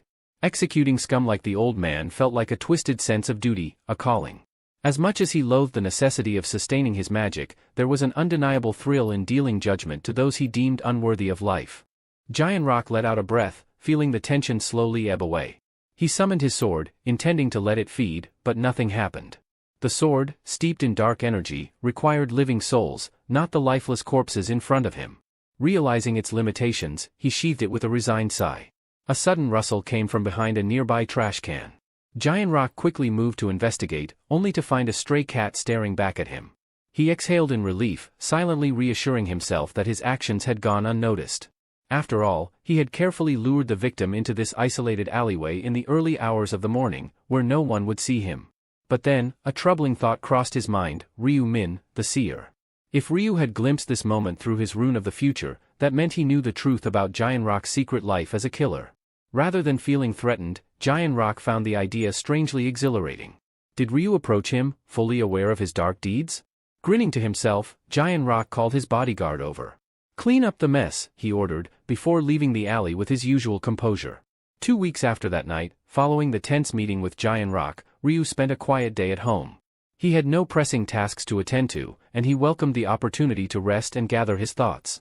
He knew this period of relaxation was temporary, a brief pause before things escalated again. But today marked the end of his break.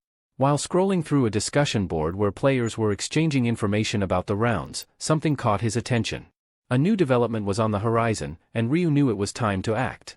Internally, he noted that the rune of clone, one of the 5 powerful runes known to exist in the real world, was about to resurface. A small smile forming on his lips as the pieces began to fall into place. The social media was flooded with news.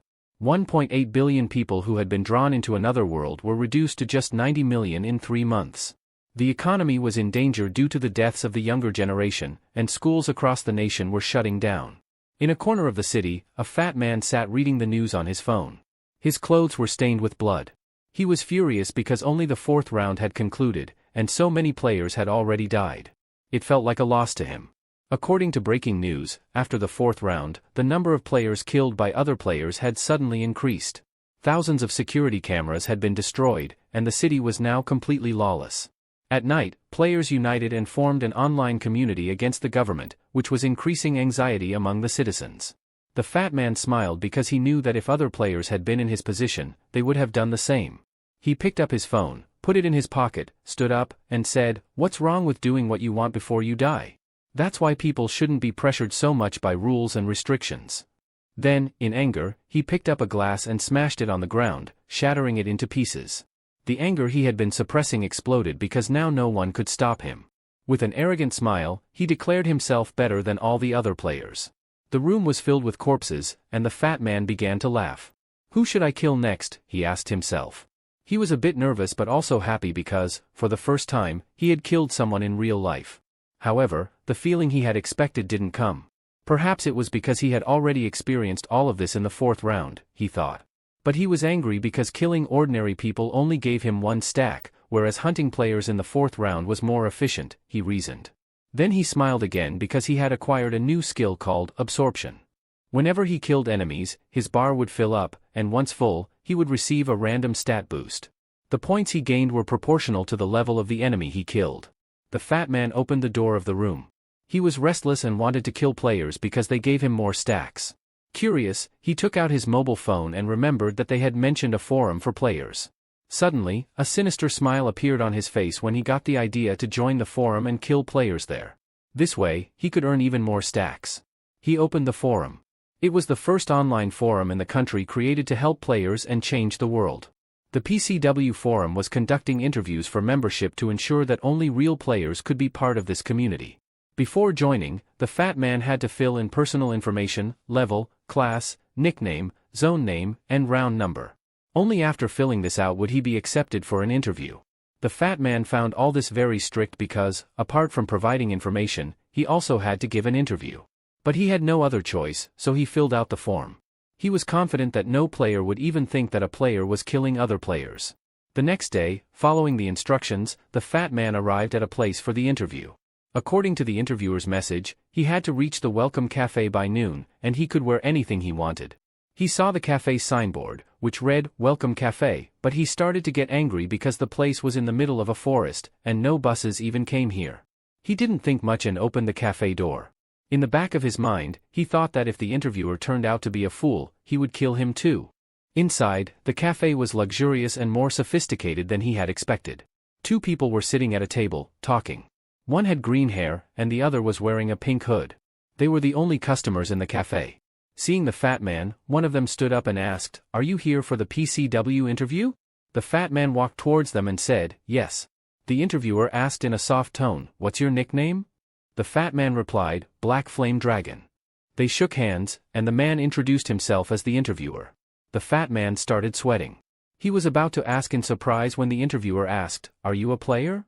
He laughed and then nodded, saying, "Yes." The interviewer introduced the player wearing the pink hoodie, telling him that his name was Little Cuckoo. He said that Black Flame Dragon and Little Cuckoo could become teammates, so he asked them to greet each other. The fat man greeted him, and he responded, but the fat man was annoyed to see that such a weak-looking guy was also a player. When they sat down, the fat man looked around the cafe's interior and commented that their business might not be doing well because there were no customers or employees.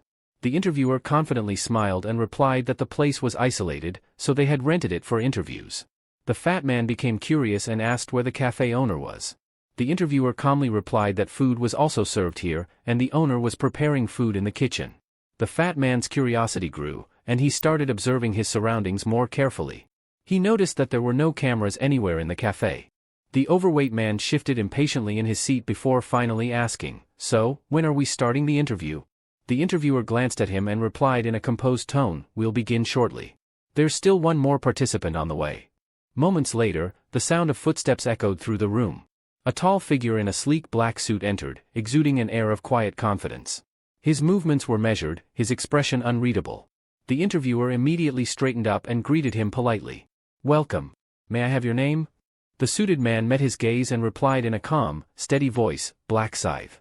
Previously, while browsing on his tablet, the man mentioned that another great player was Little Cuckoo, who always ranked between 4th and 10th. Apart from these 2 players, there were 50 more players who were in the top 100 in their respective zones. Hearing this, the president's eyes lit up. He realized that he would now have to stay busy conducting interviews. Then he drew attention to my age 30, who was in a deep sleep.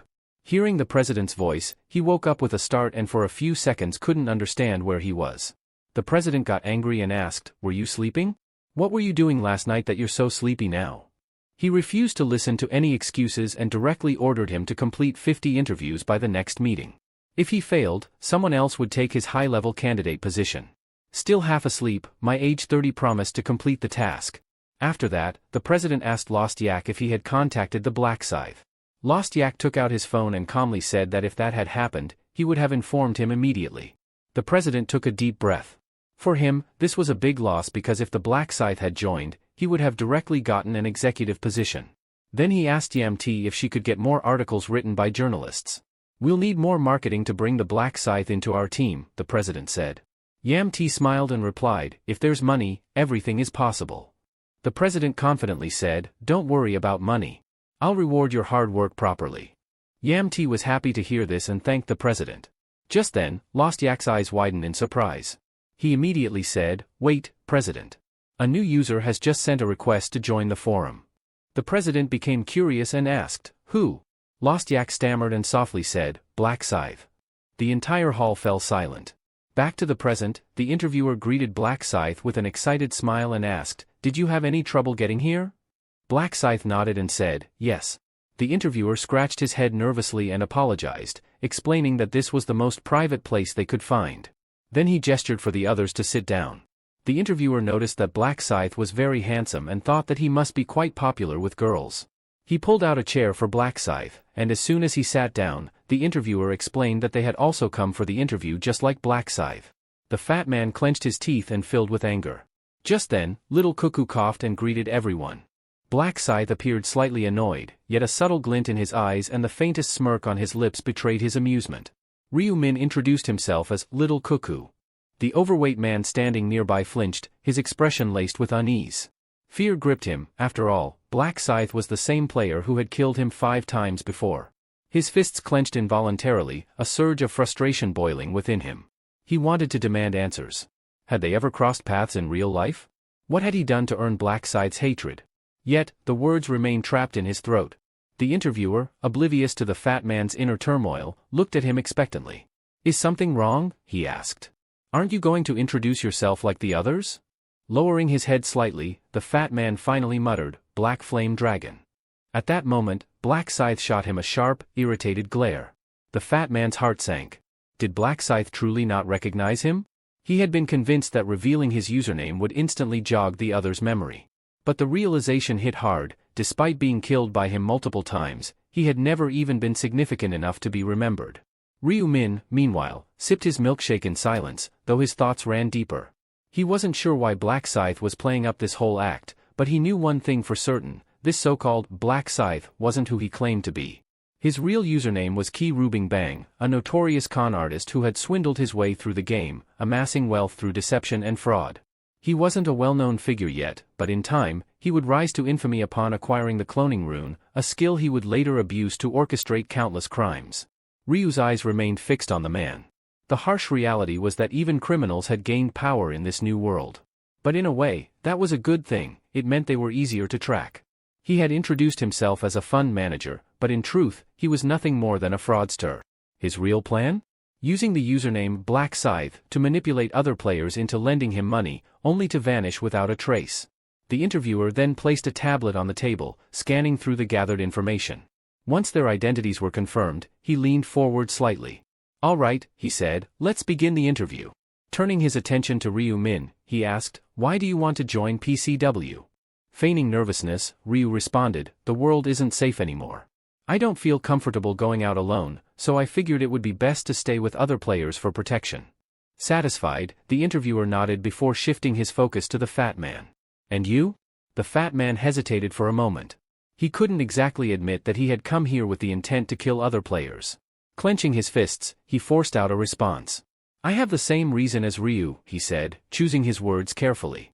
I can't even attend school anymore, and with the next round approaching, I figured this would be the safest option. Next, the interviewer turned to Blackie. What about you? Kim In-ho leaned back, exuding an air of arrogance.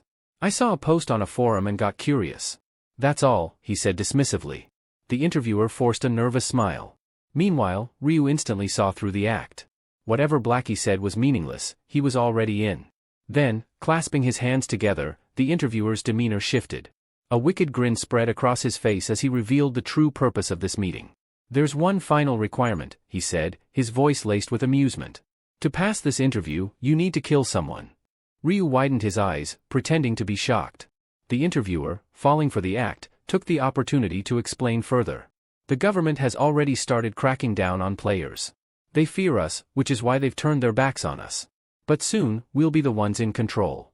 His voice grew harsher, filled with conviction. "We're not bound by laws anymore. It's time we show them who really rules this world." Ryu continued playing along, acting as though he was scared.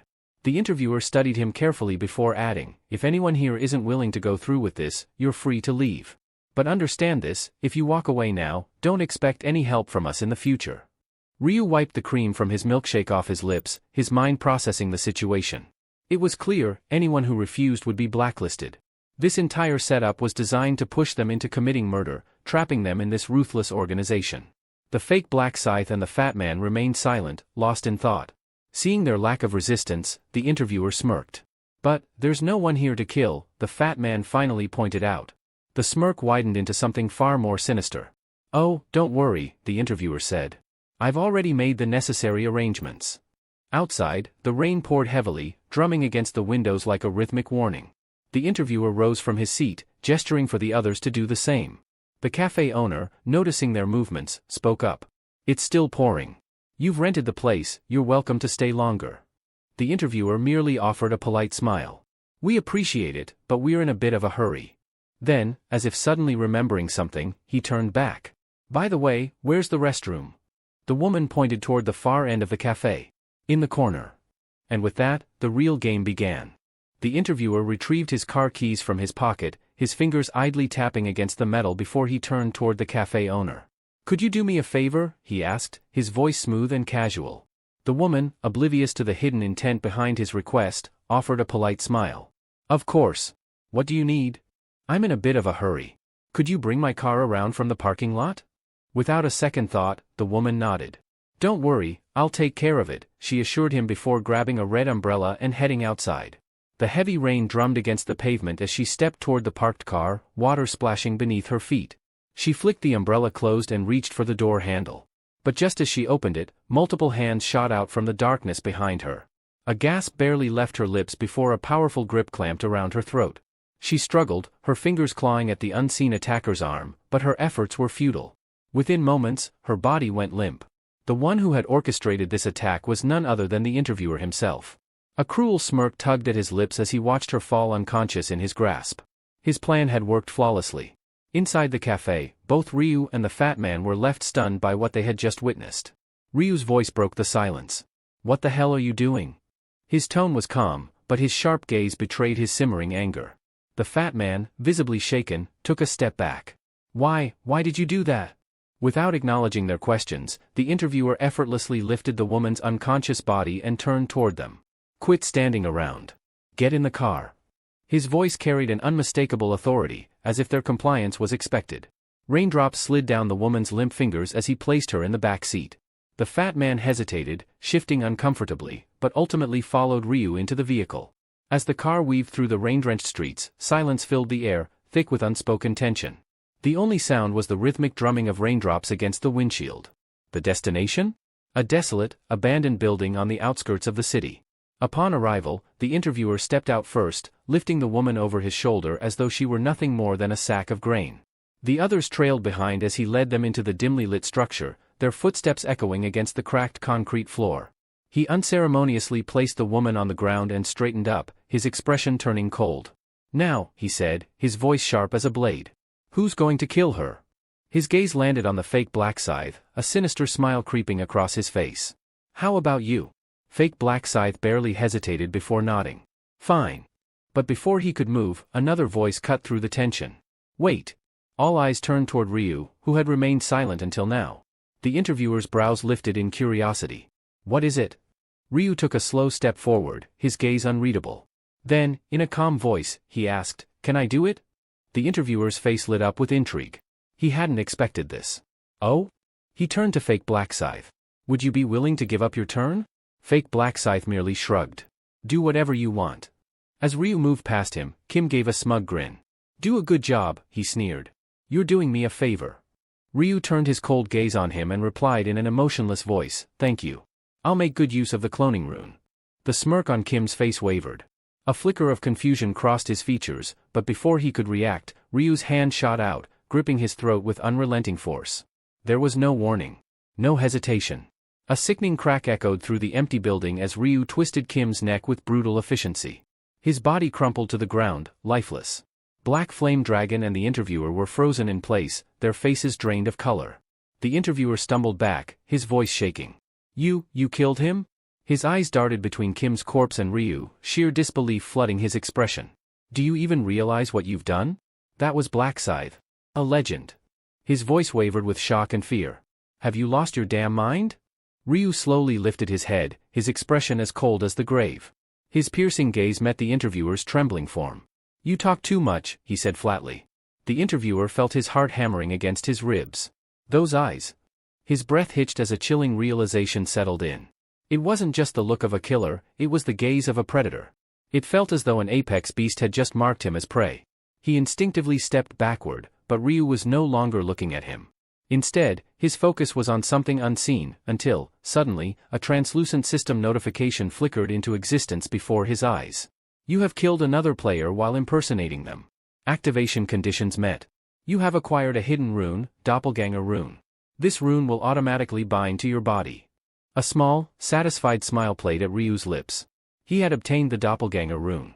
As for the man who was destined to become infamous in the future, Ryu didn't care in the slightest. Ryu's gaze dropped to the lifeless body on the ground, his expression unreadable. His decision to impersonate Little Cuckoo had turned out to be more advantageous than he had anticipated.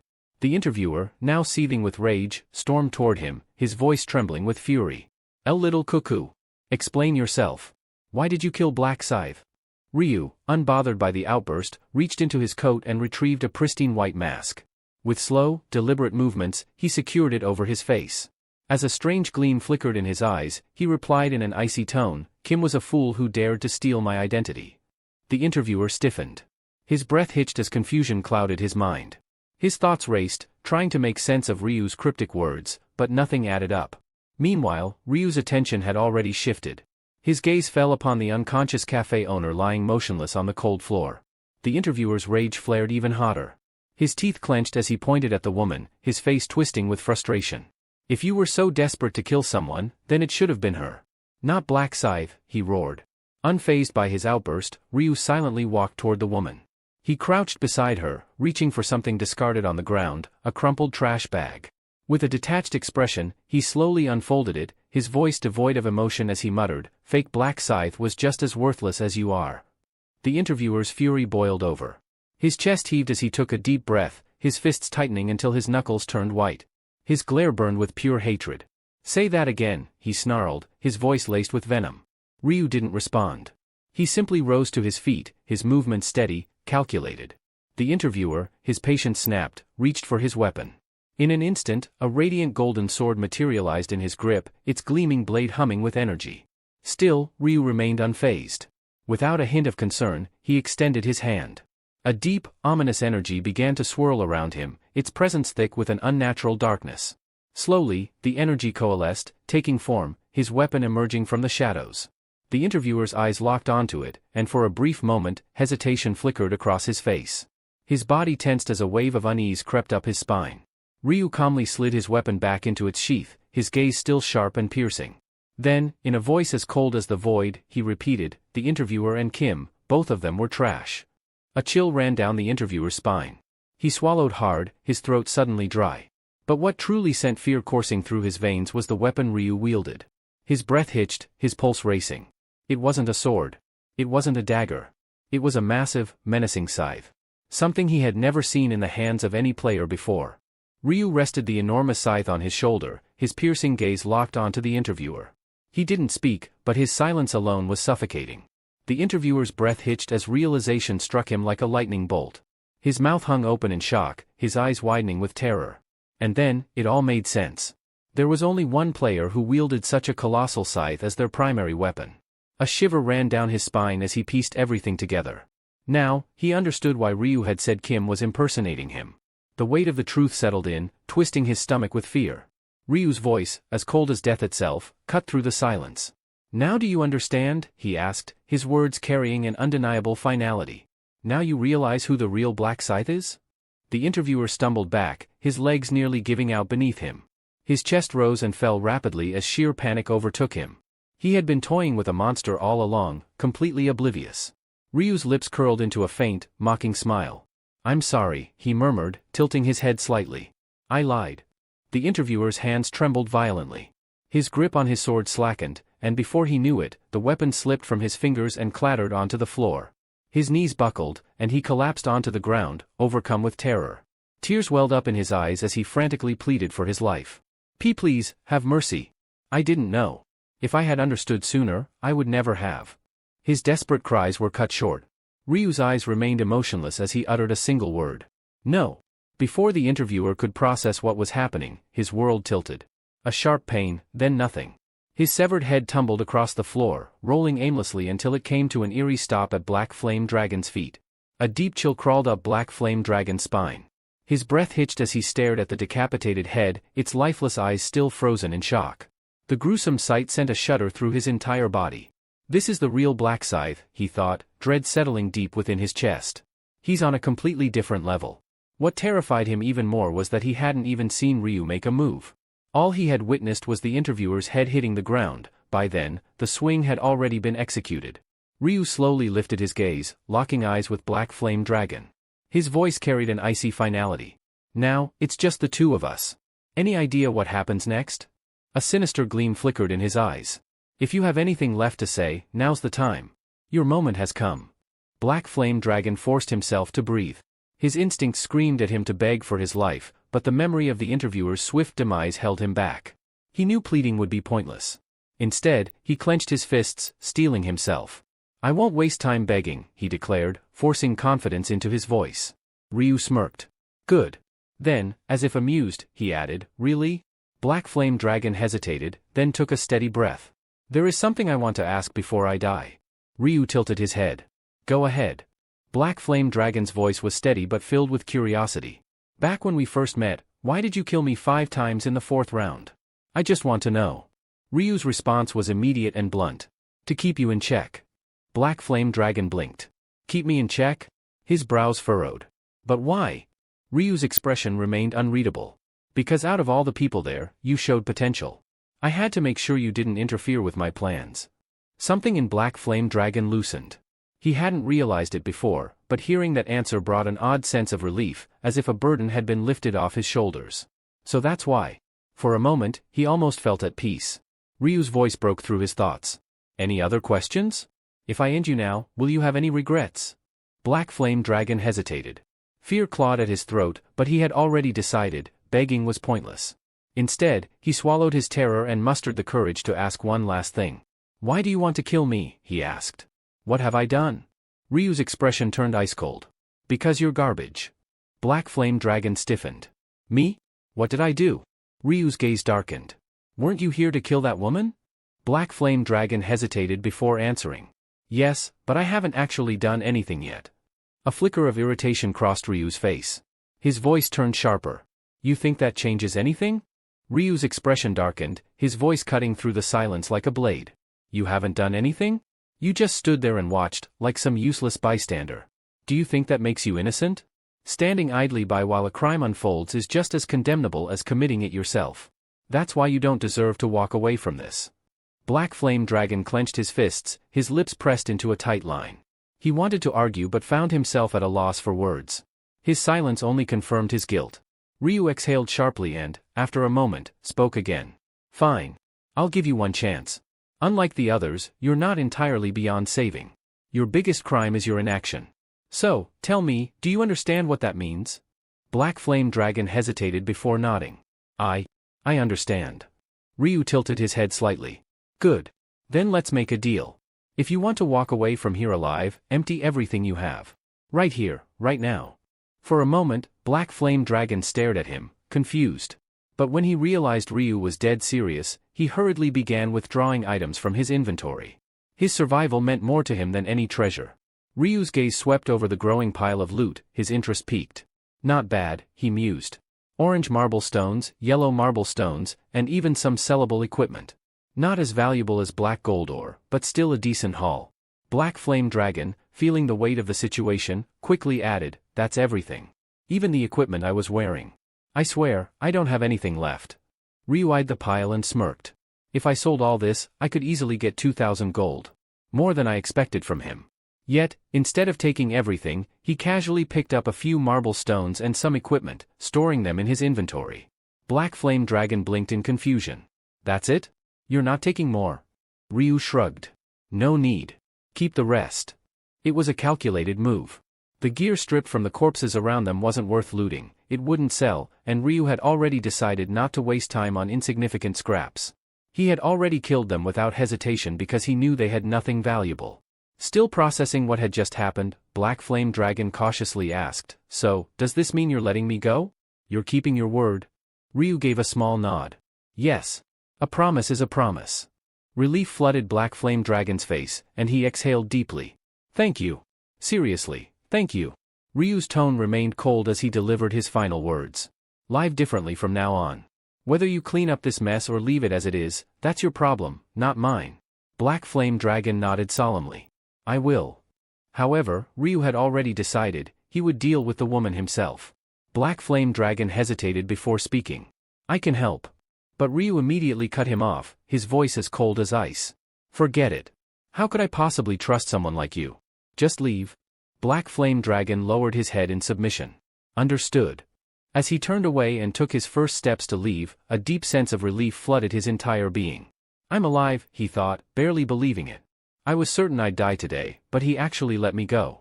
Another thought crossed his mind, maybe Black Scythe isn't as merciless as the rumors say.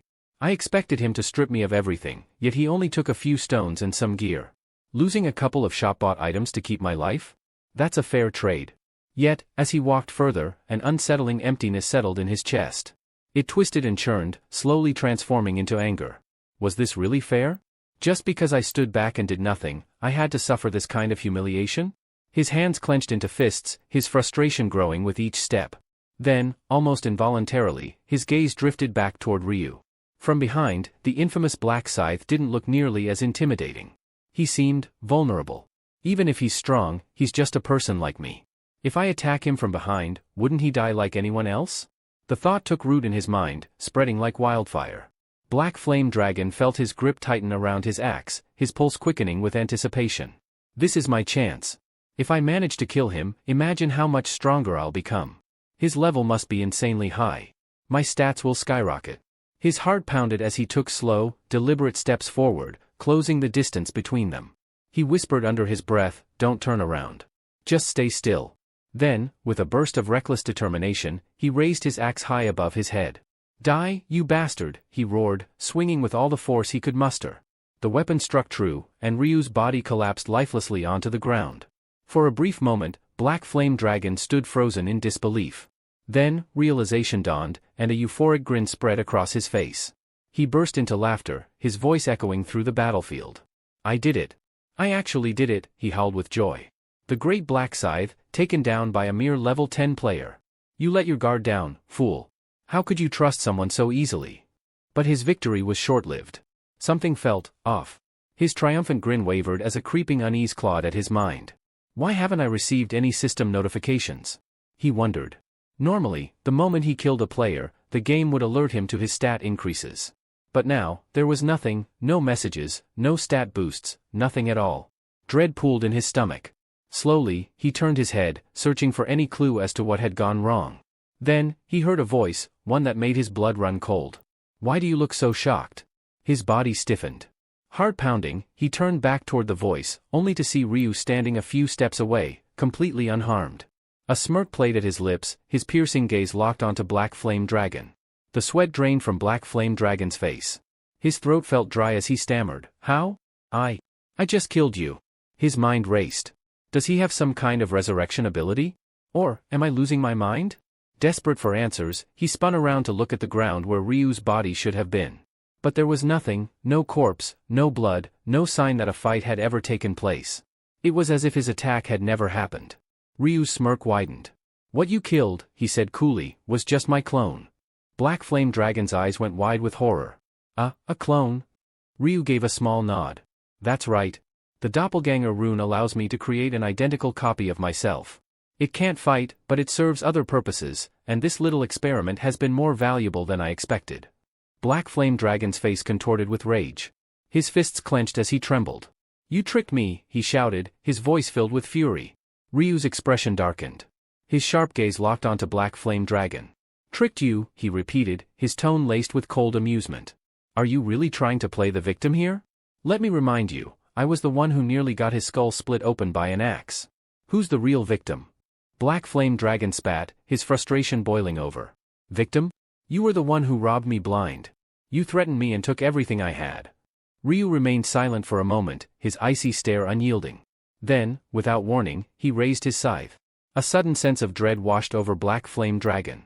Something felt wrong. His body stiffened, refusing to obey his commands. His breathing became shallow as panic surged through him. What's happening? Why can't I move? Before the realization could fully settle, a swift flash of steel severed his head clean from his shoulders. His decapitated body crumpled to the ground as his head rolled away, his wide, lifeless eyes still frozen in shock. Ryu exhaled calmly, surveying the now silent battlefield. There were no survivors, except for one. With a flick of his wrist, he activated Trace Eraser. Within seconds, the bloodstains and corpses vanished without a trace. If an outsider were to stumble upon this place, they would never guess that a violent massacre had occurred just moments ago. But one person knew the truth. Ryu turned his attention to the last remaining figure, a woman laying motionless, her head concealed beneath a black bag. The only living witness to what had transpired. He stepped toward her with slow, deliberate steps. I need your attention, he said, his voice steady. The woman didn't move. She remained completely still, her breathing barely audible. Ryu narrowed his eyes. Drop the act and sit up properly. At that, she hesitated, then reluctantly straightened her posture. Though the bag covered her face, he could sense her unease. In a soft, almost trembling voice, she asked, How did you know I wasn't really unconscious? A faint smirk tugged at Ryu's lips. You thought fooling a player like me would be that easy? The woman hesitated for a moment before softly whispering, I'm sorry. Then, shifting uncomfortably, she asked, This bag is really stuffy. Can I take it off now? Ryu's response was immediate and firm. No. Keep it on until I'm gone. She gave a small nod. All right. Without wasting time, Ryu continued, How many customers were in here earlier? Do you remember their faces? The woman thought for a moment before answering. There were 4 of them. One was an older man, probably around 40 or 45. I spoke to him, so I remember him clearly. But the others, their faces are a blur. Ryu studied her carefully, analyzing every word. She wasn't lying, her uncertainty was genuine. That was all he needed to confirm, whether or not she had seen his face. Satisfied, he gave a curt nod. That's all I wanted to know. The woman shifted slightly, her voice carrying a note of unease. So, does that mean I'm safe? It's over now. Ryu's voice was steady but firm. Yes. You can go home without worry. It won't be easy, but try to forget what happened here today. And don't get the authorities involved unless absolutely necessary, it'll only make things worse for you. Retaliation is always a possibility. A shiver ran down her spine, but she nodded in understanding. I won't say anything. Ryu turned slightly, preparing to leave. Good. Now, count to 60 before removing the bag. Not a second sooner. The woman swallowed nervously and began counting in a hushed voice. As she did, the silence around her grew heavy. The only sound was the faint rustling of wind against the bag covering her face. 58, 59, 60. With trembling hands, she yanked off the bag, her eyes darting around in frantic search of the man who had spared her. But the space around her was eerily empty. The ruined store remained, but there were no bodies, no blood, no sign that a violent battle had ever taken place.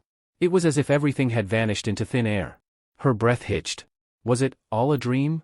She scanned the area once more, desperate for any trace of the mysterious figure who had saved her, but there was nothing. Only an unsettling silence remained. Doubt clouded her mind, and she murmured once more, did that really happen? The truth, lost in the void of uncertainty, would haunt her for a long time. After leaving the scene behind, Ryu returned home. As soon as he stepped inside, Ryu-1 greeted him at the door. Why are you wearing my hoodie? One asked, eyeing him suspiciously. Ryu didn't bother to answer and simply walked past him. Undeterred, one followed and asked another question. Did you eat anything? No, Ryu replied curtly. One sighed. Then at least order something to eat. All right, Ryu agreed. Without another word, he removed the hoodie and tossed it into the trash bin. One, noticing this, frowned. Why are you throwing that away? I'll buy you a new one, Ryu said flatly. He had no intention of letting one wear something he had on while taking another person's life. One didn't press the issue. Instead, with a subdued expression, he muttered, "School's shut down, and with all these players running wild outside, I can't even step out of the house." Ryu could sense the frustration in his voice. Wanting to lift his spirits, he casually asked, "How about a trip to Everland?" One's eyes lit up instantly. "Really? We can go?" "Yeah. Then let's go." One's excitement was palpable.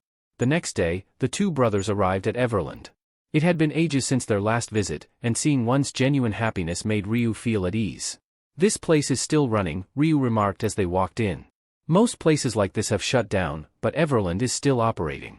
As they strolled past a shop, they noticed a family walking out, each of them donning a pair of fluffy rabbit ears. One's gaze lingered on them for a moment before he spoke. "I want to try those too." They ended up picking panda ear headbands instead. In the next moment, they both stood there, looking unexpectedly adorable with the accessories. Ryu snapped a few pictures, capturing the rare light-hearted moment. From that point on, one wanted to try everything. They rode the roller coasters, explored various attractions, and even watched pandas playing around in their enclosure. Ryu felt content seeing his younger brother enjoying himself without a care in the world. However, the mood took a subtle shift when one suddenly fell silent. His excitement faded, replaced by a somber expression. Tomorrow. His brother had to return to that game tomorrow. Noticing one's unease, Ryu reassured him, "Don't worry. I'll be fine. I might sleep a little longer when I come back, but that's all. It's dangerous, yeah, but I know how to handle it." One nodded hesitantly, but the concern in his eyes didn't fade. Seeing this, Ryu patted his head lightly. "How about we check out the safari ride next?" April 30, 11:50 p.m. Sitting in his room, Ryu-min waited, mentally preparing himself for the transition to the parallel world. His resolve was firm, his mind sharp. Just then, a message notification popped up on his screen. "Yuri, Min. It's almost midnight, isn't it? I'm so nervous right now, but I have a feeling things will go smoothly this time. Let's not stress about it and focus on giving our best. Go, fighting. We'll see each other again, alive and victorious." A quiet chuckle escaped Ryu-min's lips as he read her message. She's anxious. That long text makes it obvious. It wasn't surprising. After all, he had warned her in detail about the dangers of the 5th round. But she didn't need to worry. From this point onward, he would be her shield. Starting with the 5th round, the zones were set to merge, meaning he would finally cross paths with Min Yuri. Even if it was just to take advantage of her buffs, he had already decided to ensure her safety. "She's looking for the black scythe, but she has no idea that I'm him." As he checked the time once more, he smirked. "Oh? It's time already? Then, let's begin."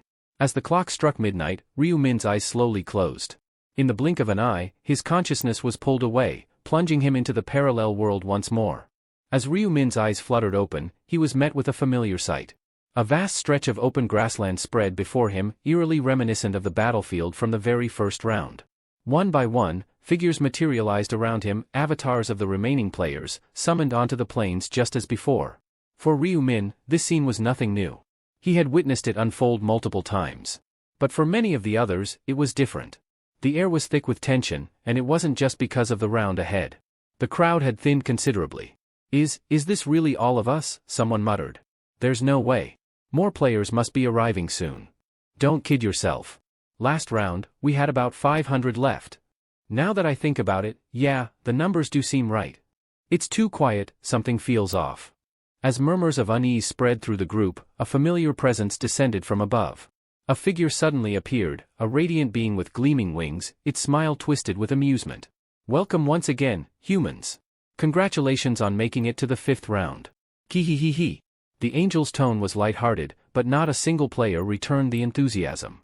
Their expressions remained grim, their gazes filled with silent contempt. Of course, none of them had any fondness for these so-called celestial beings. The angels were the ones responsible for throwing them into this relentless death game.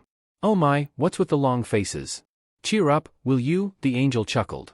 "You all had quite the time last round, didn't you? Killing each other so enthusiastically, kikiki." Its laughter echoed across the plains, further igniting the players' quiet resentment. "Ah, I see. Not in the mood for jokes today," the angel mused, feigning disappointment. Fine, I'll get serious then. Its previously mischievous expression faded, replaced by a more businesslike demeanor. Currently, we have 442 survivors. Originally, this round was supposed to begin with 521, but it seems we're short by almost 80. I suppose some of you decided to settle your differences outside the game as well. A ripple of tension spread through the crowd. The numbers dropped again? Why do they keep decreasing like this? The angel, unfazed by their reactions, continued. Well, whatever happens in your world isn't my concern. However, with only a little over 400 of you left, things might start feeling a bit uneventful. The angel's lips curled into a sinister smile. So, I took the liberty of preparing something special. Are you ready for what comes next? It's time for the zone integration. The moment those words left the angel's lips, murmurs of confusion spread among the players. Many exchanged puzzled glances, struggling to grasp the meaning behind the announcement. Finally, one player stepped forward, raising a cautious hand. Angel, could you clarify what zone integration actually means? The celestial being let out a sigh, as if mildly irritated by the question. You'll understand once I explain. There's no need to overcomplicate things. The player quickly bowed their head. I see. My apologies. To put it simply, zone integration refers to the merging of zones. You may not realize it, but your country alone had hundreds of separate zones. To be precise, 875. Gasps rippled through the crowd. 875? Seriously? We had that many zones? The angel chuckled, as if their astonishment was amusing. Oh, don't act so shocked. Compared to some other nations, this is nothing. Consider this, each zone originally started with around 10,000 participants. Naturally, countries with larger populations had more zones to accommodate their numbers. A few players frowned as the realization dawned on them. Wait a minute. If every zone had its own angel overseeing it, that would mean tens of thousands of angels exist. This was something none of them had truly thought about before. The sheer scale of it all was overwhelming. The angel, clearly entertained by their whispers, smirked. Correct. Each of us is assigned to a specific territory. Took you this long to figure that out? Humans really are slow. Though the angel's words dripped with mockery, no one dared to respond. It was pointless to argue with a being that held absolute authority over them. However, one thought lingered in the minds of the players. One of them hesitantly spoke up. Wait, Angel, you said you were assigned to a territory. Does that mean you didn't create this survival game? For a brief moment, the angel's expression faltered, as if caught off guard. However, the slip was fleeting, quickly masked by a neutral, unreadable gaze. What makes you think that? The angel asked, feigning indifference. One of the players hesitated before responding. It's just difficult to believe that so many angels would willingly cooperate to create a survival game of this scale. There has to be someone pulling the strings. The angel let out a mocking chuckle. Oh? And what if we did come together of our own volition, with no higher power orchestrating things? Would you commend our efforts? Quit overthinking things. Worrying about pointless details will only give you a headache, humans. I apologize. Faced with the angel's sharp retort, the man had no choice but to lower his head in fear. Ryu Min. Unlike the others, Ryu Min wasn't fooled. He had caught the angel's attempt to steer the conversation away, a clear sign that information about the true mastermind was off limits. It was highly unlikely that the angels, known for their arrogance and rivalry, had come together as a unified force to orchestrate this game. And players can kill angels. No, there had to be an unseen hand controlling everything from the shadows. Enough of these foolish questions. Your only concern should be survival, the angel muttered irritably, unwittingly confirming that they weren't the one in charge. Now, let's not waste any more time. We're proceeding with the territory integration as planned. And before any of you start coming up with wild theories, this is happening only because your numbers have dwindled. Don't overthink it. With a mere flick of the angel's wings, the ground beneath them trembled violently. Rumble. What's going on? An earthquake? The sudden shift left the players in shock, but Ryu Min remained unfazed. He knew exactly what was happening. It's not the ground that's shaking, it's space itself. A deafening noise reverberated through the air as the very fabric of reality wavered, twisting and reshaping before their eyes. A deep, resounding hum reverberated through the air as the very fabric of reality distorted. Jagged black fissures emerged, stretching skyward like cracks in a shattered mirror. Then, as if the world itself had been flipped inside out, space twisted and rotated like the shifting faces of a cube. With each seamless turn, new figures materialized, hundreds of unfamiliar players, their bewildered gazes darting around. The heavy sound of merging dimensions echoed across the landscape. The black lines flickered once before vanishing, leaving behind a vastly different scene. The once sparsely populated grassland was now densely packed with people. Is it over? Who are all these people? A tense silence settled over the crowd as they cautiously studied one another, wariness evident in their eyes. Hovering above them, an unfamiliar angel observed the scene with amusement, a smirk tugging at their lips. And with that, the territory integration is complete. The angel gestured grandly. What's with the awkward silence? You're all humans, aren't you? At least greet each other instead of gawking like statues. The players remained stiff, but the same couldn't be said for the celestial beings. A group of 10 angels had gathered in the sky, exchanging stiff pleasantries. Their smiles lacked any real warmth. Olive, how many do you have in your sector? 442. About the same as ours, then. Seems like it. So, who's going to break the news to the humans? Someone needs to explain how things work from here. Ugh, I'll do it. The angel named Olive, the overseer of Ryu Min's territory, lazily raised a hand. Oh? Trying to earn favor with the higher-ups, are we? Another angel teased. Ha, as if. Then why volunteer so quickly? Fine, you do it if it's such a big deal. No thanks, sounds tedious. Well then, Priscilla, you handle it. What? Me? No way, that's too much trouble. Guys, does it even matter? Someone just do it already. Yeah, the boss isn't going to care who explains it. Good point. Alright, Olive, go ahead. Your voice is the nicest among us anyway. Ugh, whatever. The angels, clearly unbothered by the gravity of the moment, treated the responsibility like an unwanted chore. Even for something as straightforward as an announcement, the angels treated it as an inconvenience. With a sigh, Olive flapped her wings and descended to the center of the meadow. Alright, listen up. I assume your respective angels have already informed you? Due to the dwindling number of participants, we've merged multiple territories into one. The crowd responded with silent nods, their expressions tense. At present, 10 territories have been combined, bringing the total number of players here to 4,844. 10 territories merged?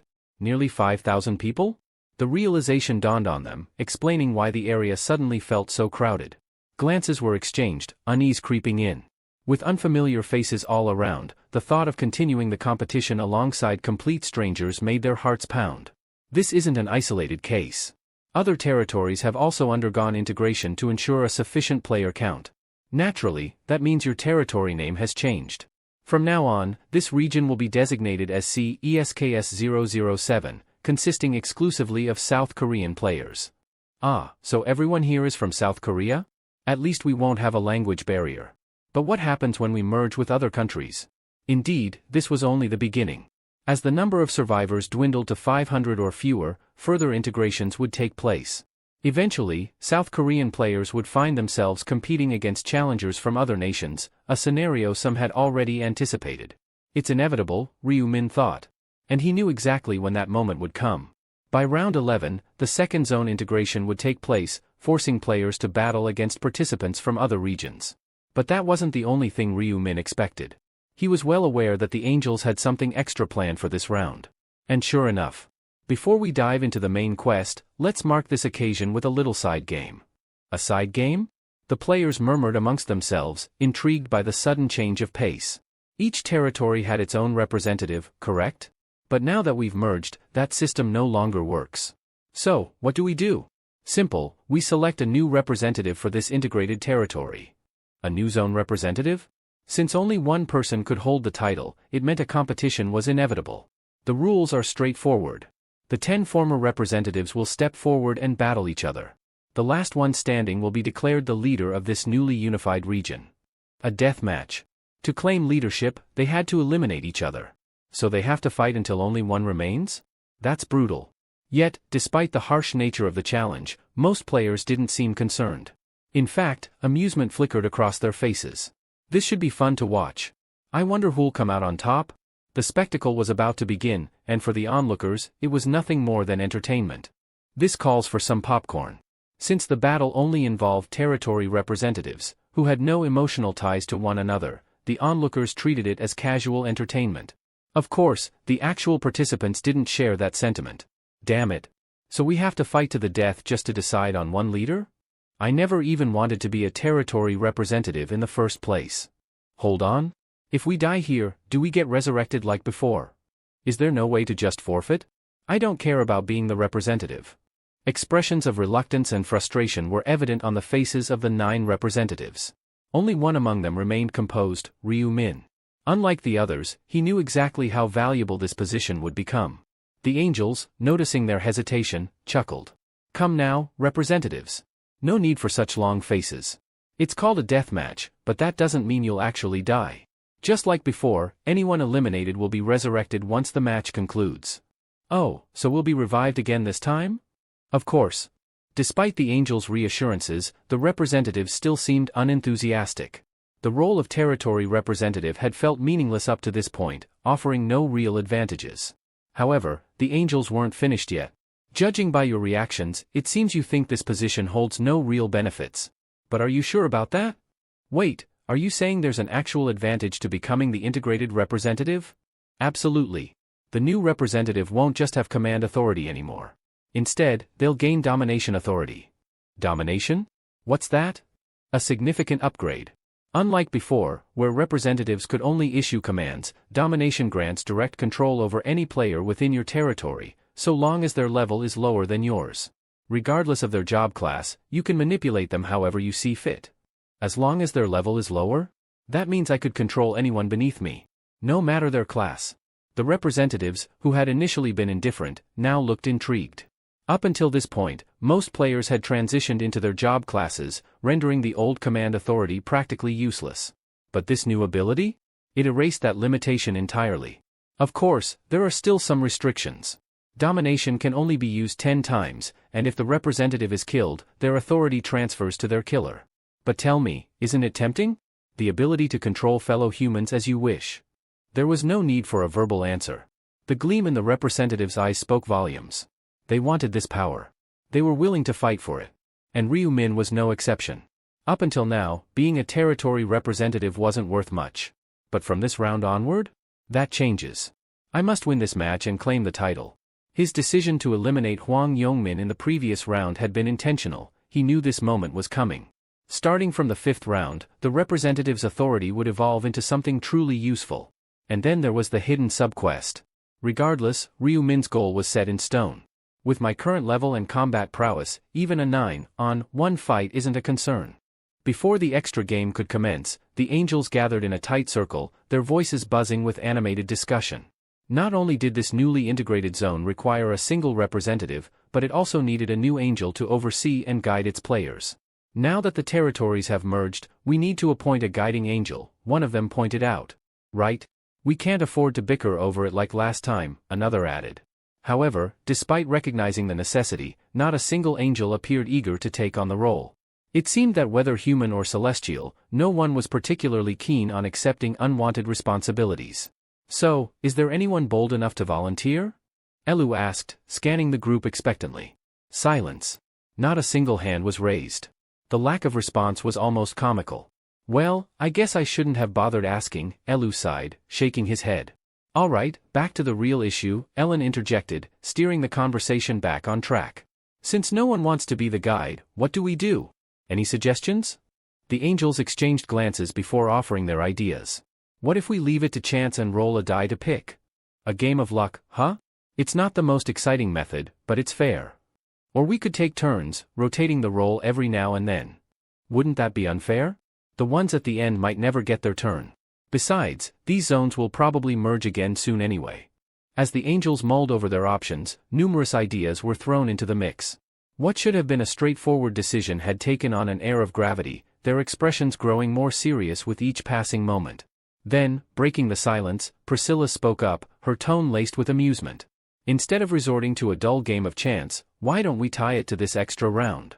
She paused, ensuring she had their attention before continuing. The zone representatives are about to battle, right? Let's make it interesting.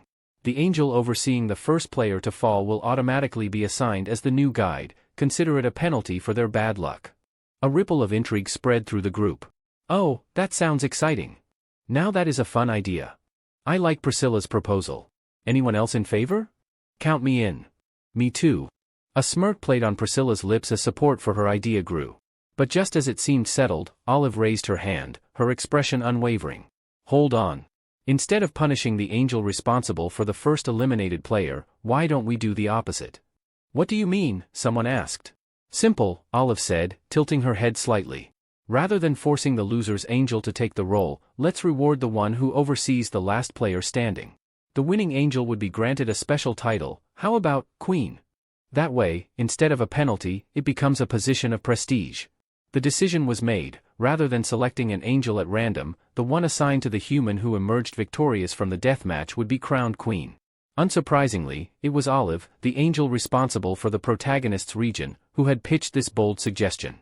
Hearing her idea, the red-haired angel, who had previously proposed the penalty system, visibly scowled, clearly displeased by the shift in direction. Some of the angels looked puzzled at first, uncertain what the title, Queen, truly entailed. But the more astute among them quickly filled in the blanks. Being the queen meant absolute authority. Complete submission. Every angel, without exception, would be bound to obey her commands without question. The revelation sparked a ripple of excitement. The idea that their human's victory could directly elevate them to such a powerful position was too thrilling to ignore. Soon, imaginations ran wild as angels pictured themselves in that seat of supremacy, reigning over their peers. What had begun as a playful wager now carried a competitive edge. Applause broke out. Olive's suggestion had taken hold, and it was unanimously agreed upon. Still bristling, the red-haired angel gave Olive a side glance, muttering under her breath, "You must really believe your human has what it takes to win." Smiling without a hint of modesty, Olive replied, "You're not wrong." The red-haired angel smirked, trying to provoke her further. "Well, don't get too cocky. My representatives held the top spot in our regional rankings since the first round. He's not going down easily." Feigning a gasp, Olive gave a theatrical look of surprise, though inwardly, she was stifling a laugh. Rankings? As if that mattered. If her rival only knew the identity of Olive's chosen one, Black Scythe himself, her confidence would surely crumble. But Olive had no intention of revealing that just yet. With subtle amusement in her tone, she turned and asked, "So, do you accept the terms?" Reluctantly, the red-haired angel nodded. There was no valid reason to object. One by one, the remaining angels also voiced their agreement, each secretly placing their hopes on their human champions. Then, one of them chimed in, "Since this brilliant idea came from Olive, why not have her go down and explain it to the players?" Taking the cue, Olive gracefully descended from the sky, her wings unfurling with elegance as she addressed the crowd below. "We will now begin the bonus round to determine the representative of the unified territory," she declared with clarity. "Representatives, please step forward and gather beneath me." At her command, 10 individuals broke away from the watching crowd. Though some exchanged wary glances, they stepped up to the marked area without hesitation. Among them was the protagonist. As they took their places in the center, Olive raised one hand, and in response, the ground began to rumble. The players watched in awe as the land around them transformed. Fire erupted from cracks in the earth, reshaping the terrain. Massive stone columns thrust skyward, encircling the area as if summoned by an ancient power. Bit by bit, the land molded itself into a battlefield, an arena bathed in flames and tension. At the very heart of it all, a grand coliseum stood, towering and oppressive. Fear flickered across the faces of some representatives, but Olive was unmoved. Her smile was serene, her tone crystal clear. "The time has come," she said. "This is a battle to the end. You will fight until only one of you remains standing in this arena." With that declaration, the deathmatch began. If you step outside the arena's bounds, you won't return. No second chances out there, Olive warned, her voice echoing across the Colosseum. So if you value your lives, stay inside. Now, let the match begin. The moment her words rang out, the 10 representatives unsheathed their weapons, tension thick in the air. None made a move just yet, each eyeing the others warily. Among them, however, was a man clutching a gleaming longsword, his ambition burning brightly. In his mind, this was his chance to rise above the rest, to claim the title of king by cutting down every last one of them. He scanned the group, noting how hesitant everyone seemed. It didn't surprise him, they all recognized one another's strength. Still, he scoffed internally. None of these fools are stronger than me.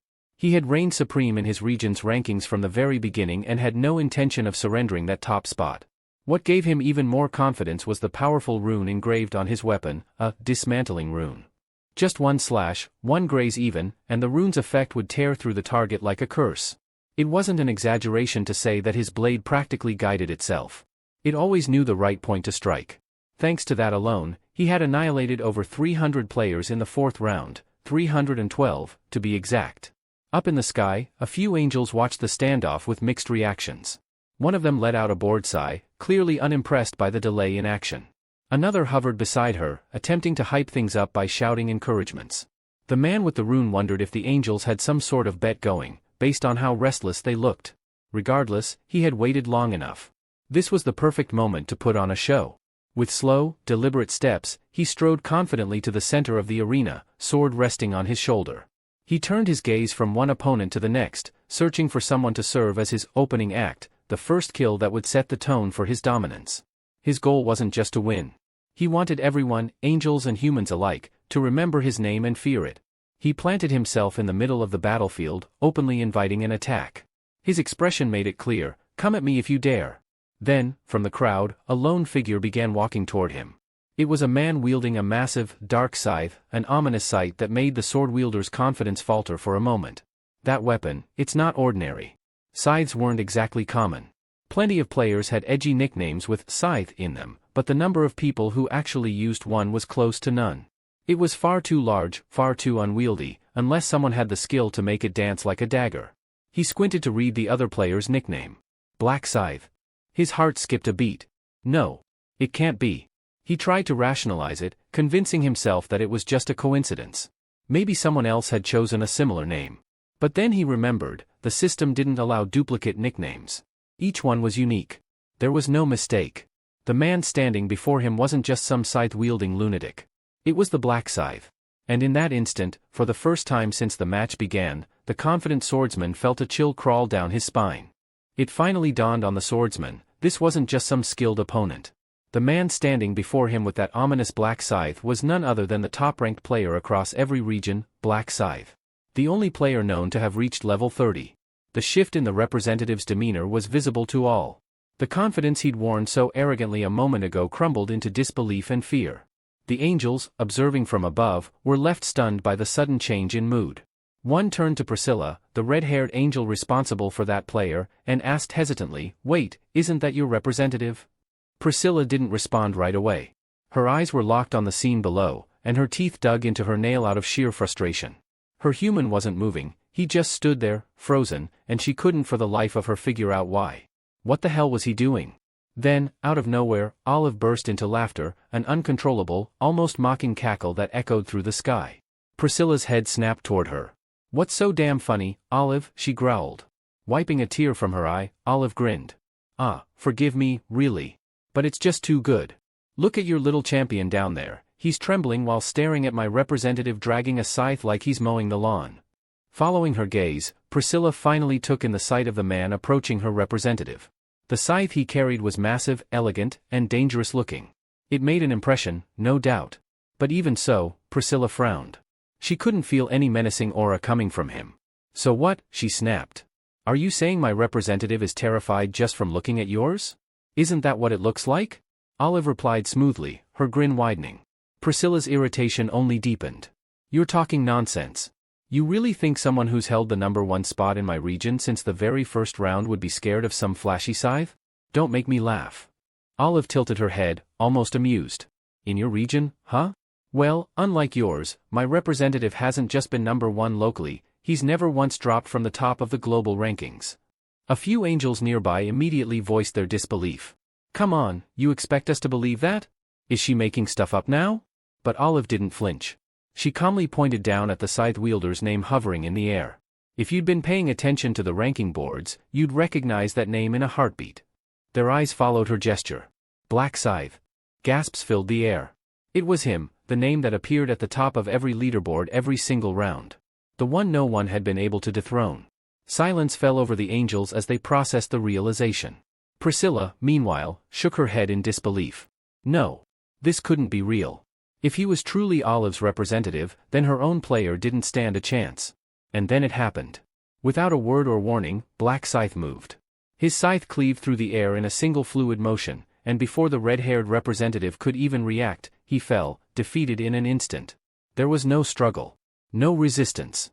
Just a clean, merciless takedown. Up above, Olive clasped her hands with a radiant smile. Looks like Priscilla's out. The angels stared, dumbfounded. Their disbelief turned to dread. Down in the arena, the remaining 9 representatives now had a name to associate with the nightmare standing in their midst. Why is Black Scythe even here? some of them thought in a panic. It didn't take long for the others to realize something terrifying: they stood no chance. If even the strongest of them had fallen in one strike, what hope did they have? One man, particularly shaken, only level 13, felt his legs go weak. His eyes darted between his sword and the approaching figure. There was no way to fight this. No way to win. Black Scythe didn't stop walking. His expression unreadable, he approached the rest, scythe in hand, completely composed. The closest representative panicked and stepped back, trying a different tactic. Hey there, Black Scythe, he called out with a forced laugh. Wow, it's such an honor to fight beside someone as well known as you. Seriously, I'm touched. I might cry, haha. When he got no response, he quickly shifted his tone. Wait, can we talk for a second? He pleaded, his nervous chuckle fading into desperation. But Black Scythe just kept walking, his silence more intimidating than any threat. Behind Black Scythe, one of the female representatives quietly dismissed the notion of combat. She calmly stowed away her weapons into her inventory, signaling her refusal to fight. The man who had earlier tried to flatter Black Scythe hesitated for a second before raising both hands high, signaling his surrender to the angels observing from above. His bold move quickly inspired others, one after another. Several representatives followed suit, their weapons lowered in defeat. The angels looked down in disbelief. This wasn't how the match was supposed to go. Their expressions twisted into outrage as they processed what was unfolding. The excitement of the showdown, the chaotic clash they had so eagerly anticipated, was unraveling before their eyes. Their game was being reduced to a farce. Enraged, one of the angels floated forward and issued a chilling warning, her voice booming across the arena. Anyone who surrenders will have their heads burst like overfilled balloons, and don't expect resurrection afterward. The threat echoed ominously in the silence that followed. The hands that had once been raised in surrender now slowly lowered. Panic filled the representatives' eyes as they realized that backing out was no longer an option. One of them, a girl with a quiver on her back, retrieved her bow. Others followed suit, drawing swords, gripping axes, and preparing for a battle they knew they couldn't win. There were 8 of them left. And although they understood their odds were abysmal, they still held on to the faint hope that they might succeed if they attacked all at once. Watching them change their stance, Ryu Min tilted his head slightly. So they fear the angels more than me? He mused, his expression unreadable. But the thought didn't bother him, if anything, it amused him. Whether they came one by one or all at once, it wouldn't change the outcome. Their efforts would be crushed just the same. A faint smile curled on his lips, and that smile alone made the others recoil internally. There was something terrifying about his calm, something that made them question if they were walking straight into their own graves. But they couldn't back down now. Driven by pride, fear, and desperation, the 8 top-ranked players from their respective regions launched their assault.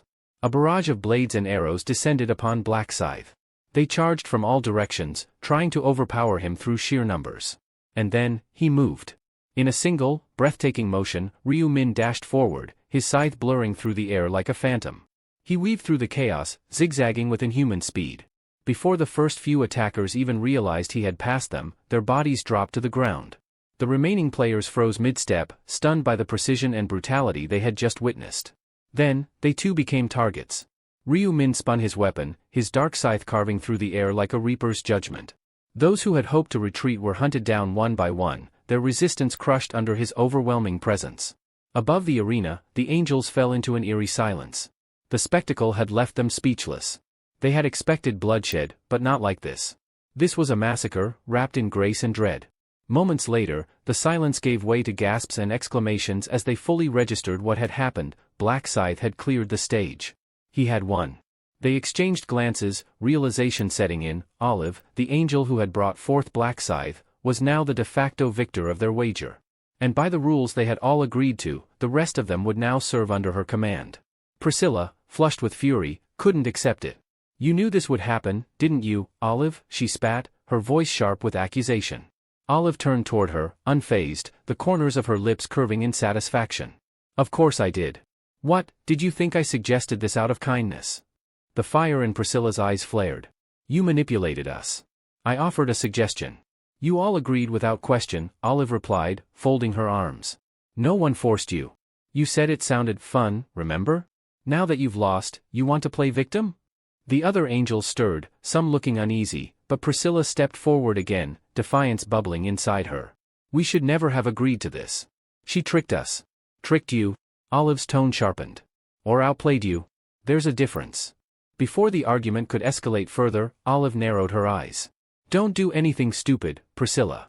You really want to throw hands in front of the humans? That'd be a new low for us. Priscilla flinched, her fists clenched tightly. Besides, Olive added in a sing-song voice, if the head angel hears about you starting a fight, you'll be enjoying a nice long stay in the insect cell. The mere mention of that place made Priscilla recoil as if she'd been slapped. Of all punishments, that was the one she feared most. Her anger remained, but the fire in her eyes dimmed. For now, at least, she would stay her hand. But the tension between the angels was far from over. That place, the insect cell, was the one location Priscilla dreaded more than anything. The moment Olive mentioned it, all the fire in her eyes dulled into resignation. Seeing her so subdued, Olive chuckled softly. What's the matter, she said with a smirk. Changed your mind about fighting? Priscilla didn't reply. Her silence was all the answer Olive needed. Well then, Olive said cheerfully, as the winner, I hereby declare myself queen. And as for you, Priscilla, you can be the guide for our lovely new representative. Priscilla clenched her jaw. For how long? She asked through gritted teeth. Olive waved her hand dismissively. Until I'm in a better mood. With that, Olive turned her attention away, fully expecting obedience. When she noticed Priscilla still rooted to the spot, she raised an eyebrow. Well? Get moving. Your job starts now. Swallowing her pride, Priscilla reluctantly stepped forward, moving toward the crowd of human players. Inwardly, she cursed her own foolishness for ever agreeing to the wager that brought her to this point. Clearing her throat, she addressed the players in a clear but curt tone. As you've witnessed, the match has ended, and a new representative has been selected. A system notification had already informed the players of what she said. New zone representative, Black Scythe. With his victory, she continued, Black Scythe has been granted a temporary title, Ruler's Authority. This skill enables him to issue commands to players within certain limits. Though she tried to keep her voice steady, her words carried a trace of bitterness. The gathered players, on the other hand, showed nothing but awe. Many had already heard of Black Scythe's exploits. Now, seeing him wield such power firsthand, they understood why opposing him might be unwise. He was level 30, far beyond them, and that alone gave him the right to command. After formally acknowledging Black Scythe's new status, Priscilla turned her attention to the fallen representatives. With a deep breath, she extended her white wings wide, golden feathers detaching and gently drifting down toward the lifeless bodies. Upon contact, each body began to shimmer with a soft, radiant light, gradually restoring color to their pale skin. One by one, the representatives began to stir. Some opened their eyes in confusion, unaware of what had occurred, while others sat up, visibly shaken, recalling only fragments, a shadowy figure, a sweeping scythe, and the sting of defeat. You were all defeated, Priscilla informed them bluntly, by Black Scythe, who now holds the position of Unified Region's representative. Her words sank in quickly. The expressions on their faces shifted from confusion to realization, then to reluctant acceptance. There was no room for argument. What had happened was undeniable. Priscilla wasted no time stripping away their former privileges. The authority you once held as representatives will now be revoked, she announced. However, this is not the end. Opportunities to regain status may come again. Despite her attempt at reassurance, it did little to lift the atmosphere. Disappointment hung thick in the air. Then, with no fanfare, Priscilla raised her hand, and a translucent window appeared in front of every player, its contents glowing in silver text. Main mission activated. Objective: defeat 300 orcs within the allotted time. Time limit: 10 hours. Secondary objective: acquire 4 equilibrium stones. Survival limit: only 25% of participants will advance to the next phase. Rewards and penalties remain undisclosed. A heavy silence followed as everyone read the message. The challenge was brutal. The numbers alone made it clear, only a quarter of them would make it through. With the looming presence of the orcs and the uncertainty surrounding the mysterious equilibrium stones, a sense of urgency and dread spread through the crowd. Murmurs and anxious whispers filled the air. No one knew exactly what failure would mean. But one thing was certain: this game had just become deadly serious. When the players began murmuring among themselves, clearly displeased by the mission details, Priscilla let out an exasperated sigh. Her golden eyes narrowed as she spoke with sharp sarcasm. Complaining already? Is it the survival rate that bothers you? Shall I reduce it even further? The grumbling came to an abrupt halt. Her words, laced with threat, carried more than enough weight to silence everyone. Satisfied, Priscilla continued, her tone dry. You've had it easy up until now. It's about time things got serious. Don't expect the same mercy moving forward. Her words stirred unease through the group, but not everyone looked worried. A few players exchanged confident smirks, their pride shielding them from doubt.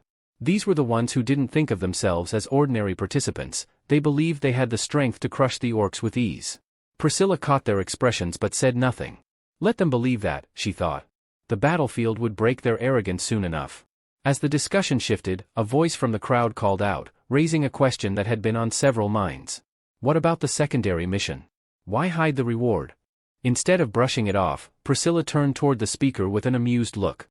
Good question. You've probably noticed that unlike before, the secondary objective is actually visible now, she replied. And that's precisely why the reward is concealed. If I revealed both, where's the challenge? Ryu Min stood silently among the group, already tired of the cryptic nature of these so-called games. His memory was sharp, he hadn't forgotten that the fifth round's hidden reward had been the Equilibrium rune, one of the 8 essential runes. And only one could be acquired per zone. Of course, he knew that there were alternate paths to obtaining these rare runes, but those methods were even more punishing than the main quests. Just completing the mission wouldn't be enough, only the most qualified could truly earn the rune. Priscilla's voice broke through his thoughts. To those aiming for the hidden reward, you'll need to collect 4 Equilibrium stones, she announced, her tone serious. Only one person in the entire zone will be granted the prize, and there are only 4 stones to be found. Gasps and nervous glances spread through the players. A former representative raised his hand and voiced the obvious concern. What if someone can't find all 4? Then the mission's pointless for them, right? Rather than soothe them, Priscilla's response only intensified the pressure. Don't worry, she said with a shrug. You can always take the stones from someone else, by force. That statement caused a noticeable shift in the atmosphere. The players exchanged wary looks. It was no different from how the representative titles were won, elimination through combat. Priscilla confirmed as much. Yes, it's the same system. If someone holding an Equilibrium stone is killed, their stone will drop. But don't get greedy. Only the stone will fall. No gear, no loot, no extras. Then she paused, letting her next words hit harder. And just so you know, anyone who dies during this phase will stay dead. There will be no second chances. Her warning hung heavy in the air. No revival. No forgiveness. The challenge was no longer about strength alone, it had become a matter of cunning, survival, and timing. The real test was about to begin. After finishing her lengthy explanation, Priscilla ended with a mocking smile and a final message. Do your best, everyone. I'm looking forward to the results. With that, the angels vanished, leaving behind silence and tension. Watching them go, Ryu Min muttered under his breath, clearly annoyed, what a bunch of bothersome pests. Now alone with his thoughts, he began to plan. His first priority was to wipe out the required 300 orcs, and then he'd circle back to assist Minuri. Efficient and methodical, that was his style. As he strode through the crowd of players, the atmosphere tensed around him. All eyes followed his movements, but no one dared lift a weapon. Though some had considered attacking him to steal the title of representative, the moment they met his gaze, or even felt his presence, those thoughts quickly dissolved. His overwhelming aura suffocated even the boldest of hearts. When he walked past, players instinctively breathed a sigh of relief, as though a predator had spared them. Elsewhere, a few former representatives gathered and debated their next move. Confused and aimless, one of them suggested an unorthodox idea. Why don't we follow him? Black Scythe always outpaces us anyway. If we trail him, maybe we can pick off the leftovers. Another man looked at him as though he'd lost his mind. Follow him? Are you insane?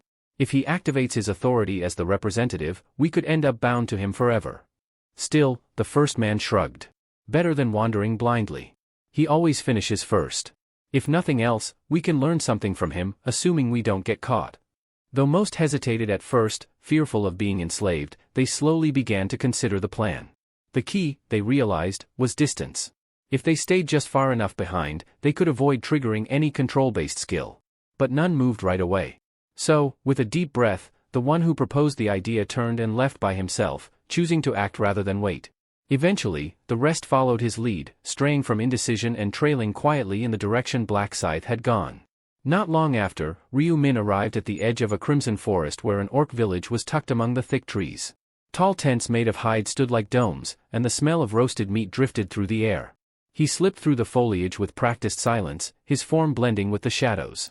Those following him from a distance crouched in the underbrush, watching as he moved without hesitation toward the village. At the outer edge of the settlement stood a lone orc guard, thick-muscled and towering, who let out a deep, guttural roar the moment he spotted the intruder. But his warning cry was cut short.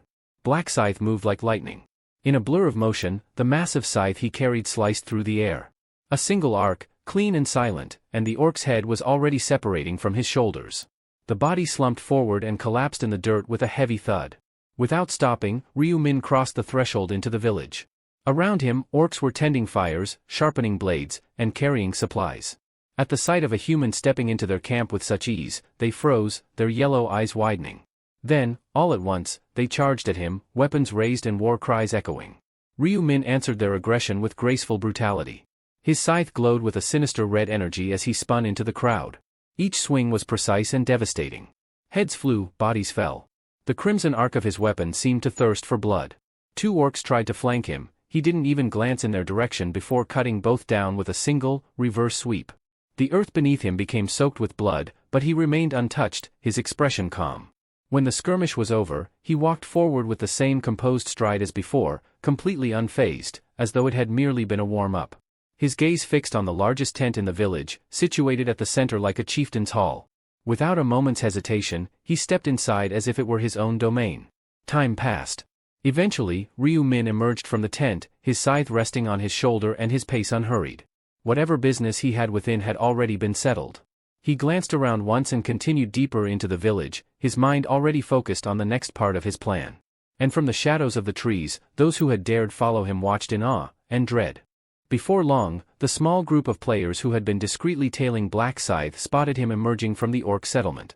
His figure, unscathed and calm, contrasted starkly with the blood-soaked battlefield behind him. Witnessing the ease with which he had decimated the orc village, a few players began to believe that the creatures were no stronger than the gnolls they'd encountered in previous missions. But the one who had originally proposed following Black Scythe wasn't convinced. "Are you sure it looked easy because they were weak?" he asked, narrowing his eyes. "Or was it only because it was him?" His warning gave pause to the others. They realized he had a point. Just because Black Scythe made something look effortless didn't mean it was. Acknowledging the wisdom and caution, they agreed to stay alert. With their confidence bolstered by watching his actions, the group made the decision to strike out on their own and attack an orc settlement. After all, they had numbers, and in their minds, that would even the odds. Still, despite their shared goal, unity among them was shallow. One cloaked figure at the back was already scheming, considering how long he could tolerate being among what he deemed weaklings. Another planned to cooperate only until he determined whether he could survive better alone. A third had a more sinister mindset. He intended to use the others as a living shield if things went south. Eventually, they stumbled upon what looked like a promising target. Towering wooden walls enclosed a sprawling village nestled among the trees. From a distance, it looked 3 times the size of the one Black Scythe had just cleared. The sight filled them with excitement, they believed it to be a treasure trove of kills. But their optimism was short-lived. As they approached, a pair of sharp-eyed orc sentinels positioned in crude towers spotted their movement. Without hesitation, one of the guards lifted a large horn to his lips and blew with all his might. A deep, ominous sound rang out, reverberating through the trees like a war cry. The players froze. They hadn't expected the village to react so quickly. The call to arms hadn't even faded when thunderous footsteps began to echo from within. From behind the village gates, a swarm of armed orcs poured out in droves. The sheer number was overwhelming, dozens at first, then more, until the ground itself trembled under the weight of their charge. In a flash, the players found themselves surrounded. They were a group of just over 10, but now encircled by a horde of bloodthirsty warriors. Each orc wore a twisted grin, their eyes gleaming with savage hunger. The scope of the village suddenly became clear. It wasn't just large, it was massive. Far larger than they had assumed. Reality crashed down on them like a hammer. This wasn't going to be a simple raid. The mage who had first suggested tracking Black Scythe turned to the others, panic creeping into his voice. "What do we do now?" No one had a solid answer. Only one option seemed viable: fight. And fight they did. The orcs wasted no time. With guttural roars, they charged forward, weapons raised, eager to shred their prey. The players reacted with urgency. A swordsman lunged to meet the first attacker, his blade clashing with the orc's massive, spiked club. The force of the collision sent a shockwave into the air. Yet, the impact caused the orc's arm to jerk backward, opening a brief window. Without hesitation, the player capitalized. His sword struck true, cutting the orc down. The moment ignited something in the group. Seeing one of their own take down an orc stirred hope. The tension thinned just slightly as they realized the orcs weren't as quick as expected. Riding that surge of morale, the same swordsman turned and slashed toward a second enemy, charging with renewed confidence into the fray. With confidence surging, the swordsman drove his blade deep into the orc's chest, grinning as he expected the creature to collapse instantly. But that smile vanished the moment the orc didn't fall. The beast remained standing, barely flinching from the wound. Then, before the player could react, the orc retaliated with brutal speed. To his horror, the player realized his weapon was stuck, wedged tightly in the orc's dense muscle, refusing to budge. What followed was a blur of chaos. With a thunderous swing, the orc's spiked club crashed into the player's side, hurling him several meters away. Just like that, the tide shifted. The rest of the orcs, feeding off the momentum, surged forward with terrifying force. Encircled with no room to flee, the human players were overwhelmed. Screams echoed as one player after another was struck down without mercy. No one was spared. Caught beneath the sheer weight of a charging orc, the very man who had proposed following Black Scythe now lay pinned, his body crushed into the dirt. His breath came in short gasps, fear and regret flooding his mind. Is this really how it ends? Trampled like an insect, he wondered. His thoughts were silenced a moment later when the orc above him raised its weapon and brought it down. His scream, once sharp and loud, faded into nothing. Meanwhile, deep in the forest, Ryu Min advanced alone, silent and purposeful. He'd long since noticed the group that had been tailing him earlier. With 20 people moving together, there was no way to go unnoticed. Still, he hadn't paid them much attention. He figured they would be safe, at least as long as they avoided fortified orc settlements. Even for him, villages with sentry towers were trouble. The moment a guard orc sounded the horn, dozens of warriors would swarm the area like a flood. That's why Ryu Min always avoided those high-alert locations. With more than 200 such villages scattered across the map, it was best to choose his targets carefully. Over time, Ryu Min had become intimately familiar with these enemies. Orcs were built differently from humans, their bodies were so tough and tightly wound with muscle that weapons often got stuck if plunged in recklessly. That's why he never relied on stabbing blows. He always aimed for their weakest spot, the head. Even when outnumbered, he struck with surgical precision, his large scythe flashing crimson in the sunlight as he dispatched enemies with clean, efficient sweeps. It didn't matter how many orcs charged at once, if he struck true, none of them stood a chance. After clearing yet another orc village, Ryu Min brought down the final defender, a towering brute who let out a last guttural roar before collapsing beneath the scythe's arc. With the village now silent, Ryu Min checked his quest log. A bright notification greeted him. Quest complete, 300 orcs defeated. He had done it. In just under an hour, Ryu Min had become the first player in the entire region to complete the orc extermination objective. Satisfied, he closed the window and immediately turned his thoughts to Minuri. There was no time to waste. Activating his tracking ability, he focused on her presence and began heading back without delay. Elsewhere, in a different part of the forest, Choi Manji of the Young Explorers Club approached the group's leader, Cho Yang-ho.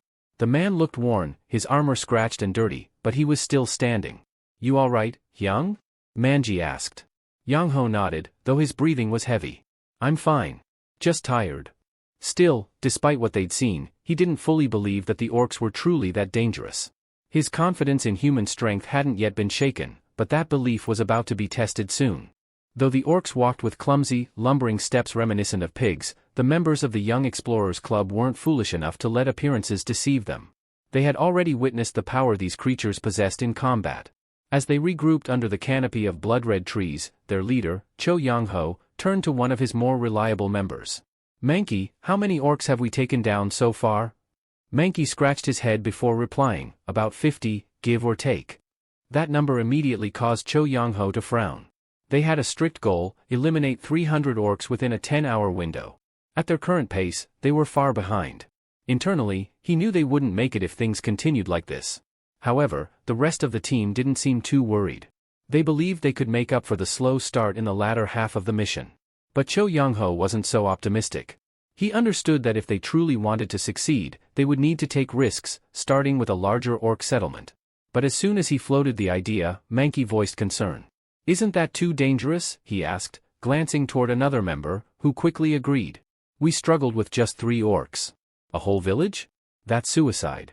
Another chimed in, suggesting they'd be better off sticking to smaller camps and picking off stray orcs. With nearly everyone expressing the same doubts, Yang-ho chose not to argue. Instead, he let the silence linger for a few seconds before speaking again. "I get it. But if we keep playing it safe like this, we're just postponing failure. We all know how this ends if we stay on this path." His eyes hardened, and his tone dropped. Even if it's tough, we need to push through. Remember this, there's no future aboard a sinking ship. The gravity of his words sank in, and with no one else objecting, the group pressed forward. Entering deeper into the crimson leaf forest, the outline of a massive orc village came into view. It was the same one they had scouted earlier. From a distance, Mankey was the first to spot a sentry post atop a wooden watchtower. "There's a guard," he said, pointing to a silhouette hunched over the lookout. Cho Young-ho nodded and immediately ordered the team to circle around the perimeter. They followed a narrow trail along the village's edge, hidden beneath thick foliage and trees that masked their movements. Eventually, they reached the side of the village's outer wall, an uneven wooden barrier built from logs and rope. There, tucked between two sections of fencing, was a gap just wide enough for them to squeeze through. Mankey knelt and peered into the village. "Strange? I don't see anyone," he whispered. Cho Young-ho exchanged looks with the others, then gave a subtle nod. With Mankey taking the lead, the group slipped through the gap and began exploring the village silently, sticking close to the walls and shadows. Walking through the empty paths between tents and wooden huts, Young-ho asked in a low voice, "Could they all be inside their shelters?" "Most likely," Mankey replied. "Judging by the village's size, we can probably expect around 5 orcs per tent." Cho Young-ho grew tense. Up close, the village looked even larger than he had imagined, easily big enough to house over 100 orcs. As the gravity of the situation weighed on him, one of the members whispered, "Should we strike one tent at a time?" Young-ho nodded. "That's the best bet? Hit fast, take them out before they react." "I agree," Mankey said. 5 orcs isn't a problem if we surprise them." Without wasting more time, the group positioned themselves around one of the larger huts. Cho Young-ho raised a hand, signaling for silence, then gestured toward the door. They waited for his signal to begin the ambush. Carefully and in complete silence, Cho Young-ho led his group through the narrow tent entrance. Inside, they found another wooden door that seemed to separate the inner chamber. Without hesitation, they broke through it, bursting into the room with weapons drawn, only to freeze at the sight before them. There were 10 orcs inside, not 5 as they had anticipated.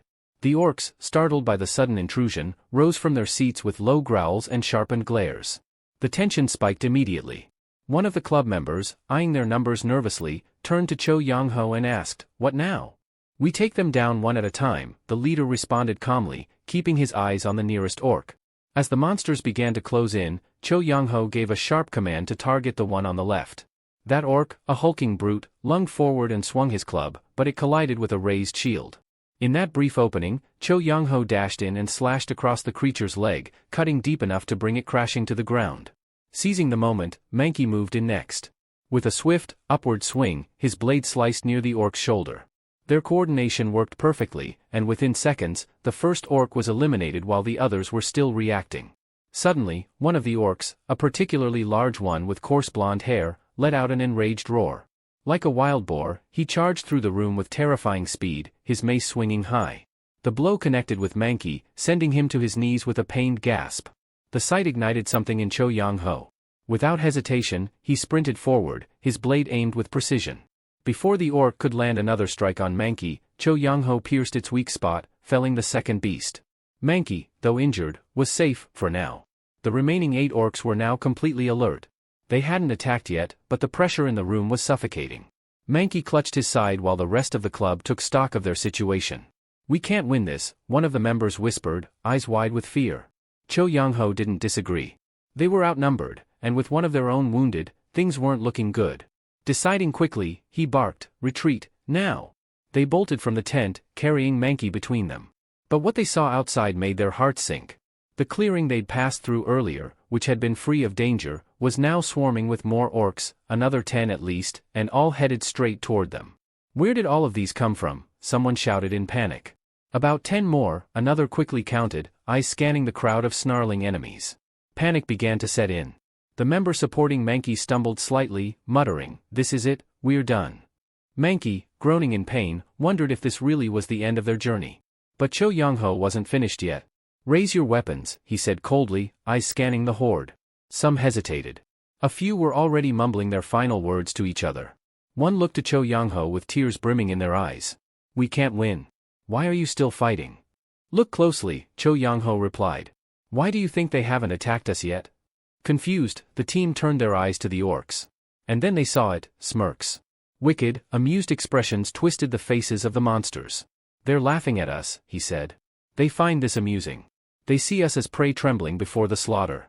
Doesn't that enrage you? The silence that followed was heavy. Do you enjoy being looked down on like this? Treated like insects in a cage? If this is the end, then take at least one of them with you. Let's fall with dignity. His words struck like thunder, lighting something inside their hearts. Slowly, each member raised their sword, a fierce determination replacing their fear.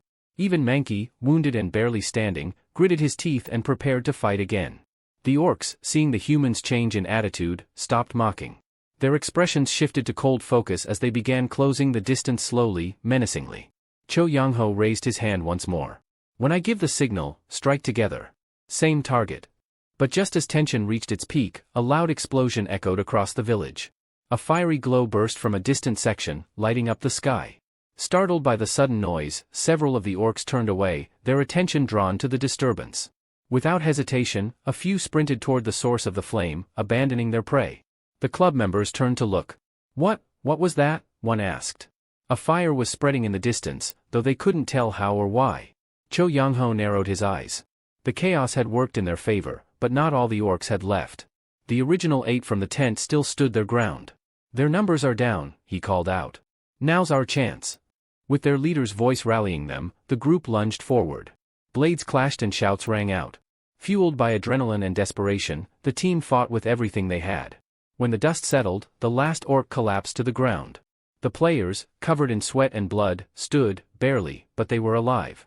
One of the members dropped to their knees, panting. We only survived because of you, Captain. But Cho Young-ho shook his head. We all chose to fight. Without you, I wouldn't be standing here either. He turned to Mankey, who sat slouched against a tree. How bad is it? I've had better days, Mankey replied with a strained smile, his eyes wet with tears. But I'll live. Knowing Mankey needed to rest, Cho Young-ho instructed the others to hide and remain silent. Despite their protests, he insisted on going alone to investigate the earlier commotion. Moving cautiously between tents, Cho Young-ho noticed something odd. An eerie stillness had settled over the village. No orcs in sight. The air was heavy but calm. Once he felt safe, he advanced slowly, trying to find the source of the fire. That's when he heard it, a faint sound, followed by a strange glow. He turned the corner and stopped dead in his tracks. Dozens of orcs were strewn across the ground, lifeless. A golden light shimmered faintly from their corpses before their bodies began to dissolve into motes of light, disappearing into the air. Cho Young-ho walked between them, his face tense with disbelief. Who could have done this? Then, in the middle of the carnage, he spotted someone standing alone. A tall figure with a black cloak and a massive weapon, one that Cho Young-ho instantly recognized. Black Scythe? As if hearing his name, the figure turned, eyes meeting Cho Young-ho's. Black Scythe stared at the man's username, eyes widening in recognition. It clicked. That wasn't just anyone, it was him. The player known to the world as the Mercenary King. Ryu Min begins explaining the mercenary class. He says it's a close-range combat class, similar in nature to a warrior. Mercenaries often carry a wide variety of weapons, and their combat skills also resemble those of a warrior. However, there's one significant trait that sets them apart and makes them incredibly powerful: contracts. When a mercenary signs a contract with another person, they gain extraordinary strength and enhancements. Because of this, mercenaries often prefer to form parties, either with people they trust or by entering a contract with a special class holder known as the Mercenary King. The Mercenary King is a unique solo class that allows its user to lead and command all contracted mercenaries. Anyone who signs a contract with the Mercenary King receives various powerful buffs and additional effects.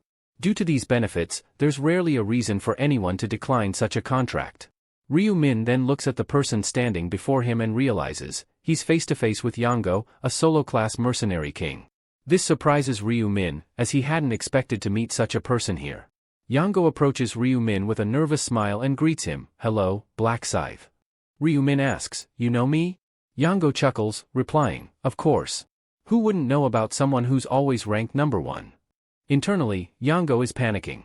Damn, I really shouldn't be meeting someone who's ranked first in every zone. He might not take it well if I ask for a handshake. Reading Yango's thoughts, Ryu Min quietly reflects, he doesn't seem like someone who would deceive others. Maybe that's why he qualifies as a Mercenary King. He has the mindset and heart of a true leader. Yango then asks him, did you really kill all those orcs alone? Ryu Min nods. Yango is visibly shocked and says, you're truly amazing. You live up to your reputation. He then bows deeply and says, thank you. Because of you distracting them, I managed to survive. I didn't even know you were here. Yango acknowledges that even if Ryu Min didn't deliberately help them, killing the orcs indirectly saved their lives. Ryu Min replies, "Alright, hurry up and get out of here with your team. I've killed all the orcs in this village, so you don't have to worry about them." Yango, slightly confused, asks, "Wait, how did you know I was with my team?" Just then, he turns around and sees his teammates arriving. Shocked, he says, "What are you guys doing here? I told you to wait." One of them responds, "We thought maybe you'd leave us behind." Yango is taken aback and replies, "I'd never abandon you like that." Ryu Min observes the interaction and thinks, these four must be the mercenaries under Yango's contract. They came because they were worried about him. He's already formed a team that truly cares about him. The group then notices Ryu Min, and one of them asks, "What are you doing here?" Ryu Min casually replies, "I just came for a bit of hunting." But when they see the pile of orc corpses around, they realize he has eliminated them all without much effort, even if there were over 100 of them. Ryu Min then urges them, "Leave now. If you're done here, get moving. A boss might spawn soon because of the orc massacre. It could be dangerous." They salute him and say, "Yes, sir. We'll be nearby. It was an honor to meet you, Black Scythe." Just as they're about to leave, they hear a strange sound. One of the teammates with a shield says, "Did you guys hear that?" Another asks, "Hear what?" He replies, "Listen closely." Now even Yango hears it and says, "What's going on here?" Ryu Min calmly answers, "An intermediate boss is spawning. Get out now." Yango is stunned, "An intermediate?" Before he can finish, a huge orc boss jumps into their view. Yango's teammates are horrified. "Is this an orc?" one gasps. But the intense aura and monstrous condition of the creature make it clear, this is no ordinary orc. It's a high-powered warrior. Ryu Min looks at it without fear and mutters, "So you finally showed up? Orc warrior." He regrets not leaving sooner due to dealing with the group, but he knows he has to defeat this boss to obtain a Stone of Balance, a required item for one of his subquests. "If I kill this one, I can wrap up this part of the quest and move on to the next trial," he thinks. As the boss advances, radiating fury, Yango stammers, "It looks really angry." He shouts, "Run," but is cut off as the orc swings its massive blade in a furious strike aimed at him. The strike causes a powerful explosion, shattering the surroundings. His teammates scream his name. But just 2 seconds earlier, Ryu Min had jumped in and pulled Yango out of harm's way, saving his life. "Black Scythe, thank you." Yango gasps. Ryu Min replies, "Stay back if you don't want to die." As the orc warrior advances, Ryu Min charges forward. "You think this is fun, huh?" Ryu Min taunts, slashing the orc's leg with his scythe. The orc screams in pain and retaliates with a violent attack, but Ryu Min dodges effortlessly. Jumping back, he grins. "What's the point of powerful attacks if I can dodge every one of them?" Infuriated, the orc launches a flurry of strikes. Ryu Min weaves through them, nimble and calm. "I've already cut his neck twice and it didn't go through, this guy's too damn thick," he mutters. Determined, Ryu Min leaps again and spins his scythe into the orc's neck, carving deeper this time. Still airborne, he continues to rotate his weapon rapidly around the orc's throat. Finally, the orc's head is severed. It tumbles to the ground, and Ryu Min stands triumphantly atop the corpse. Thanks to this victory, Ryu Min gains 37.73% EXP, 4,000 gold, and a 2,000 gold bonus. As Ryu Min stepped down from the dead orc's core, everyone looked at him in awe. Did he kill that thing? A new message appeared before Ryu Min, listing the items he had earned. You have obtained Sword Ring Pommel, Orc's Heart, Lesser Azure Mana Stone, Stone of Balance. Subquest Progress, Stones of Balance, 1 out of 4. A faint grin curled at the corner of Ryu Min's lips as he read the notifications. He thought to himself, taking down a boss is miles more satisfying than dealing with those weaklings. The EXP bar that had barely moved throughout the earlier skirmishes now surged upward, an increase of over 37% in one go. That alone would have been impressive, but there was more. Along with the experience boost, he received 4,000 gold, plus an additional bonus payout. Not bad, he mused, but that's not even the best part. Several rare items had dropped as well. The most eye-catching among them was the sword labeled Ring Pommel Sword. Ring Pommel Sword. Type, Weapon. Rarity, Epic. Attack Power, 100. Effect, with every successful strike, gain plus 5% attack speed. Stacks up to 10 times. Durability, 1000. Requirement, usable by regular grade players or higher. A blade distinguished by a loop-shaped guard. Elegant yet deadly, it was forged for relentless pursuit and momentum. Ryu Min stared at the weapon and muttered to himself, shame it's a sword and not a scythe. If the item had been his weapon of choice, there would have been no hesitation. He considered the numbers. His current weapon, the Reaper's scythe, only had 25 attack power, though the Reaper's rune doubled that when used with a scythe. Even then, it topped out around 50. That meant the ring pommel sword had twice the raw damage. Still, Ryu Min thought, damage isn't everything. Despite the sword's advantages, switching weapons wasn't so simple. He was used to the scythe's rhythm, its sweep, its reach. Even though he started out as a hunter, he had grown comfortable with all kinds of weapons over time. None, however, fit him as naturally as the scythe did. I'll hang on to it for now, he decided. A rare weapon like this will fetch a hefty sum later. He tucked the sword into his inventory, then moved on to the next drop, the Orc's Heart. Orc's Heart. Description: a dense, crimson stone shaped eerily like a heart. Despite its unsettling appearance, it's not biological. Highly valuable for crafting certain unique items. Many discard it out of ignorance, but doing so is a costly mistake. This one's a keeper, he thought. The Orc's Heart was a required material for an upcoming craft he had in mind. Tossing it would be idiotic. He also pocketed a lesser azure mana stone, a decent reagent, and another stone of balance, inching him closer to finishing that particular subquest. That boss was worth it, he thought, glancing down at the slain orc warrior. After wrapping up his inspection, Ryu Min turned around, and stopped. Yango stood there, eyes wide, clearly shaken by the display he had just witnessed. In the next second, he composed himself and spoke with deep respect. You're truly something else, Black Scythe. I wouldn't even dream of taking on that creature myself, let alone solo. He gave a sincere bow. Thank you. You didn't just defeat the monster, you saved our lives doing it. I'm not in the habit of letting people die when I can help it, Ryu Min replied simply. Yango hesitated, then asked, did you know it was going to appear? Ryu Min didn't feel like going into the mechanics. After clearing the regular orcs, a mid-boss typically shows up. Nothing unusual. With that, he turned, ready to move on. My business here is done. I'll be leaving now. Understood, Yango replied, bowing again. Thank you once more, Black Scythe. Safe travels. Ryu Min was about to walk off when he overheard a voice behind him. Let's go hunt. Seeing Black Scythe fight lit a fire in me. Their morale had clearly skyrocketed. But before they could move, one of Yango's comrades suddenly collapsed to his knees with a pained groan. Mangy. Yango rushed over in alarm. What's wrong? The injured man clenched his teeth. I can't go on. My body's at its limit.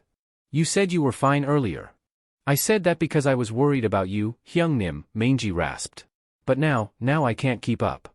Yango gritted his teeth, panic settling in. You have to endure. If we can survive until the round ends, we'll get healed when we return. Mangy weakly shook his head. You know it too. If we don't meet the 300 kill quota, we vanish. There's no second chance. I don't have the strength to keep fighting. Please, just leave me behind. A heavy silence fell. Ryu Min stopped walking.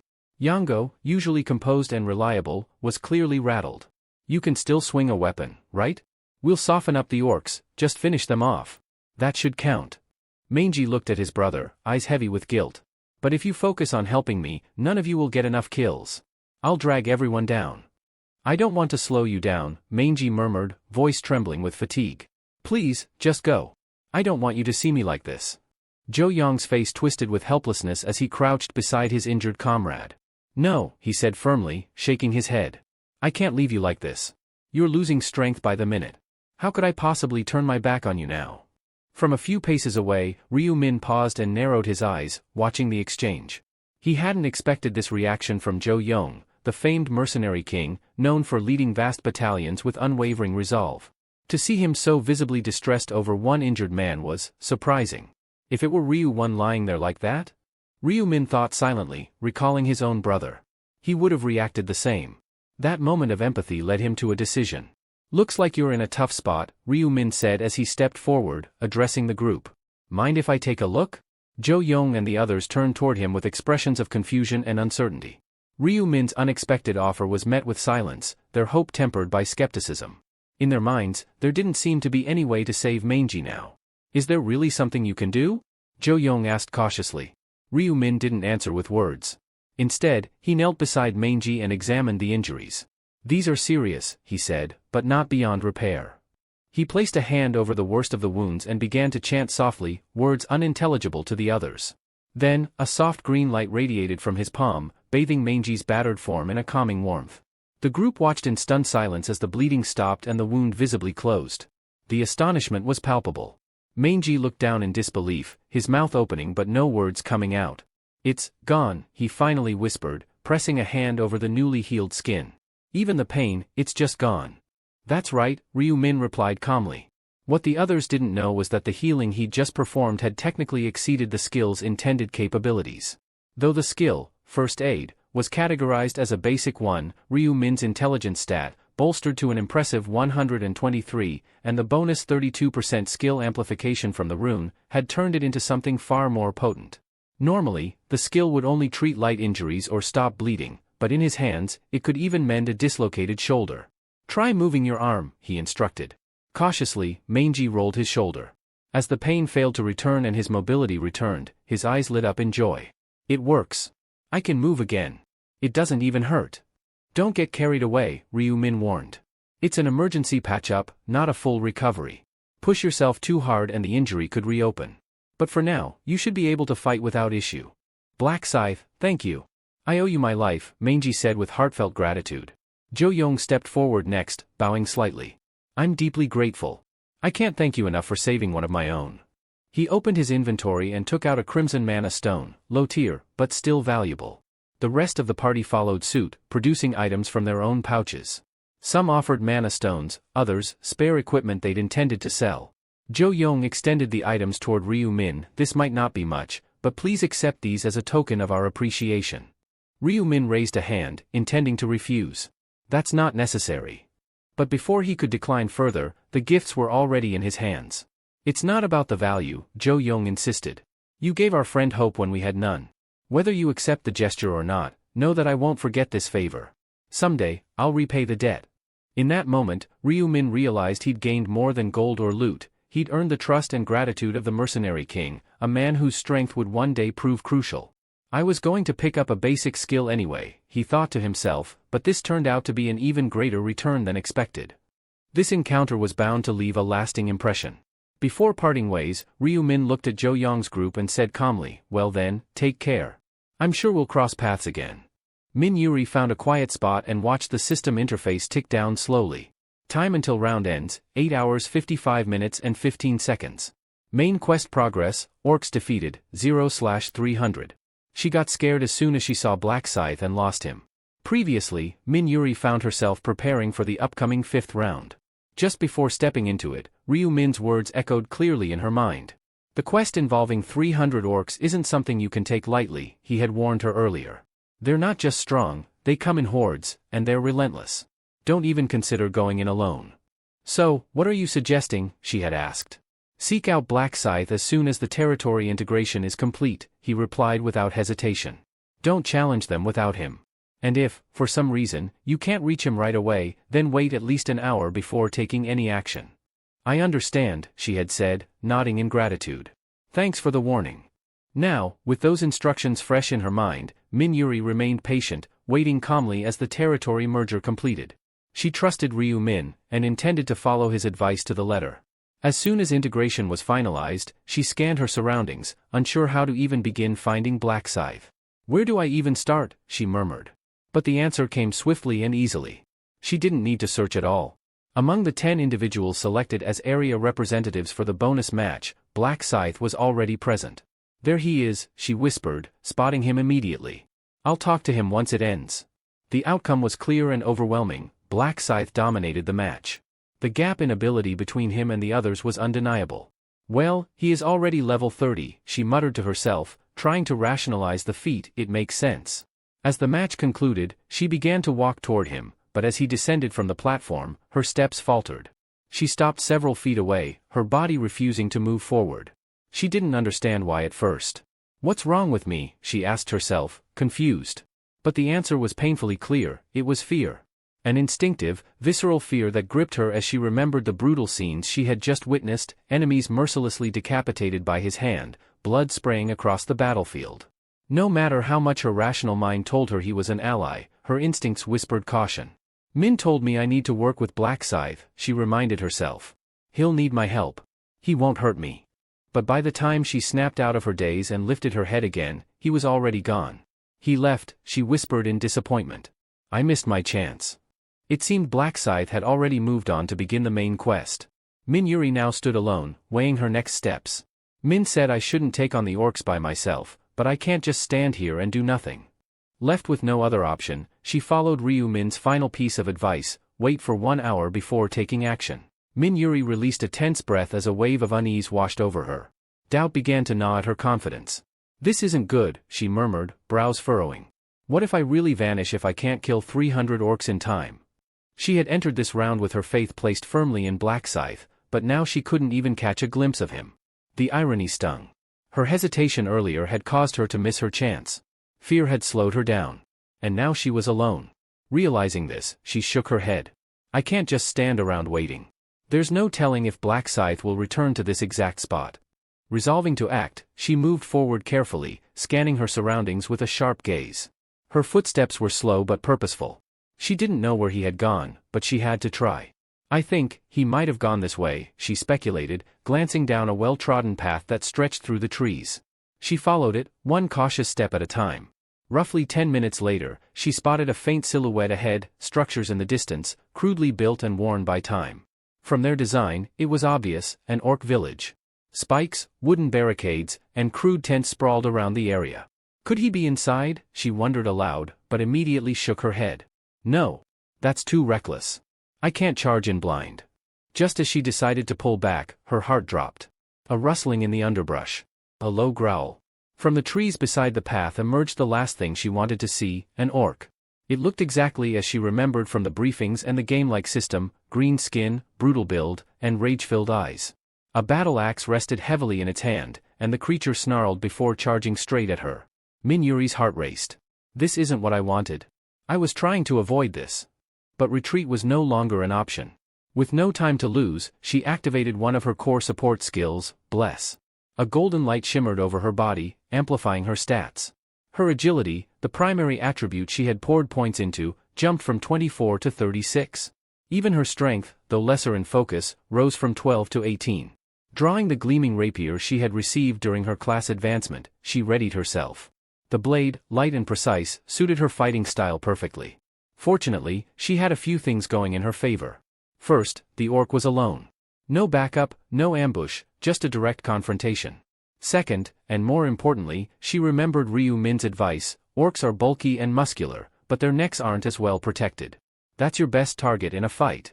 Recalling that tip, her confidence began to build. If she stayed calm, if she focused, she might just pull this off.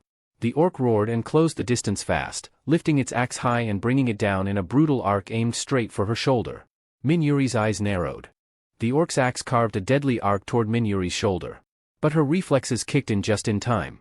She twisted her body, narrowly avoiding the brutal swing. Ha, dodging isn't too hard, she muttered under her breath. Just like Ryu said, these things aren't exactly accurate.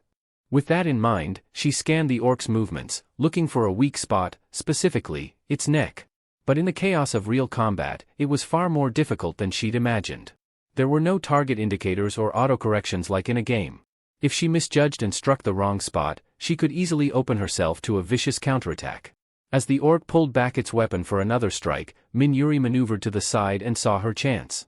She lunged forward, rapier flashing, aiming straight for the neck. But the orc shifted unexpectedly, and instead of piercing its throat, her blade sank into its chest. Damn, she hissed, gritting her teeth. Still, luck was on her side. The rapier slid in cleanly and came out just as easily. Most players would have panicked. Many weapons got lodged in the dense muscle, making it nearly impossible to retrieve them in time. But not her. Not this time. Breathing out in relief, she remarked, glad it didn't get stuck. I was bracing for the worst. She didn't waste time. Keeping her footwork light and swift, she continued to maneuver around the orc, striking again and again, each time aiming for the neck. The beast roared and flailed, but her persistence paid off. On her 6th attempt, her blade finally found its mark. The rapier punched clean through the orc's throat. Blood gushed as the monster staggered backward, then collapsed with a thunderous thud. Min Yuri exhaled heavily, her body trembling from the intensity of the fight. She bent forward slightly, catching her breath.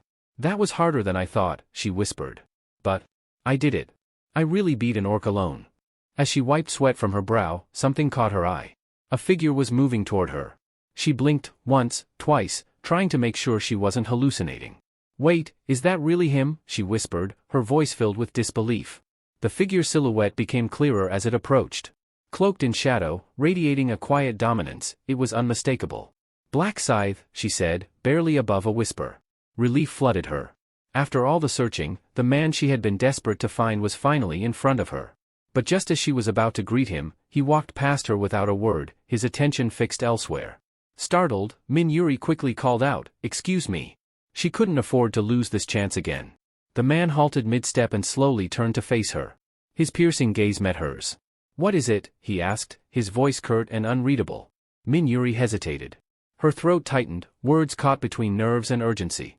But she swallowed her anxiety and spoke, her voice trembling slightly. "Black Scythe, let's form a team." His brow arched, clearly unimpressed. "Why would I do that?" Min-Yuri knew words wouldn't be enough. So instead of replying, she raised her hand. A radiant light bloomed from her palm, "Bless." The warm glow extended outward, enveloping Black Scythe's form. A soft hum filled the air. As the energy soaked into him, he paused. His expression shifted, not from genuine surprise, but from calculated play-acting. After all, he already knew the truth of her abilities. He'd known everything from the beginning. Feigning intrigue, he glanced at the notification window in front of him. "Huh, what's this?" Min-Yuri smiled, regaining some confidence. "It's my buff skill. Bless. It boosts all stats by 50% and lasts 3 hours." With the aura still shimmering between them, she stood tall, her pride evident. And Black Scythe, playing along with the charade, opened the system menu to confirm what he already knew. Ryu-min gave a small nod, eyes glancing at the buff's effect still lingering on his body. "It checks out," he said calmly. Min-Yuri clasped her hands together, trying to remain composed. "Is that enough of an explanation? My buff skill could be a huge asset in any hunt." Ryu tilted his head slightly, as though weighing the offer. "So you're saying, if I want continued access to this buff, I need to work with you?" She nodded. "To put it simply, yes. I'd like your help with my hunting." Ryu crossed his arms, deliberately drawing out the silence. Then, with a hint of a smirk, he replied coolly, "You do realize I'm the one with the advantage here, right? I could just recruit you as a subordinate." The statement caught Min-Yuri completely off guard. She blinked, clearly not having expected that angle. He narrowed his eyes at her, his voice lowering. "Are you the kind of person who would betray a partner?" "Of course not," she quickly answered. "Good," Ryu said, finally relenting. "Then we'll try this partnership out." His tone softened just slightly as he added, "Since we're going to be cooperating, let's at least introduce ourselves. Black Scythe, level 32. Class, Reaper." Min-Yuri perked up. "Oh. I'm Democracy, just call me Yuri. Level 13. My class is a buffer." Ryu raised an eyebrow. "A buffer, huh? From what I saw earlier, you seem to handle that orc decently. Are you sure you need help?" Yuri scratched the back of her head sheepishly. "That was actually my first real fight, and it was harder than I expected." With an exaggerated look of surprise, Ryu chuckled. "So it took you almost 90 minutes to score your first kill?" Yuri laughed along awkwardly. It wasn't exactly like that. I lost a bit of time waiting around for someone." She couldn't bring herself to say it outright, but she had been circling the area in hopes of finding him again. "Well, either way," Ryu said, glancing at the system clock, "we're short on time." Yuri gave a serious nod. "Yeah. I've only managed to take down 1 orc so far. I've got 299 to go." "Then let's pick up the pace," Ryu offered. Yuri looked at him curiously. "How do you propose we do that?" "I'll weaken the orcs to the brink," he replied matter-of-factly. "You move in and finish them. As long as you land the final hit, the kill will register as yours." In gaming terms, he was giving her the chance to last hit, an efficient method to rack up numbers quickly. Yuri's eyes lit up with confidence. "I can do that. You've already seen what I'm capable of, I won't mess up the finishing blow." "Then we've got nothing to worry about," Ryu said, turning away. "Let's move." But just as he began walking, Yuri called out, "Wait." He stopped and turned, calm and composed. "Something wrong?" She hesitated, her brows furrowing. "I really appreciate your help, but I can't help but wonder. Will tagging along interfere with your own mission?" Ryu looked at her with an expression bordering on amusement. "Don't worry. I've already finished the main quest." That simple answer brought visible relief to her face.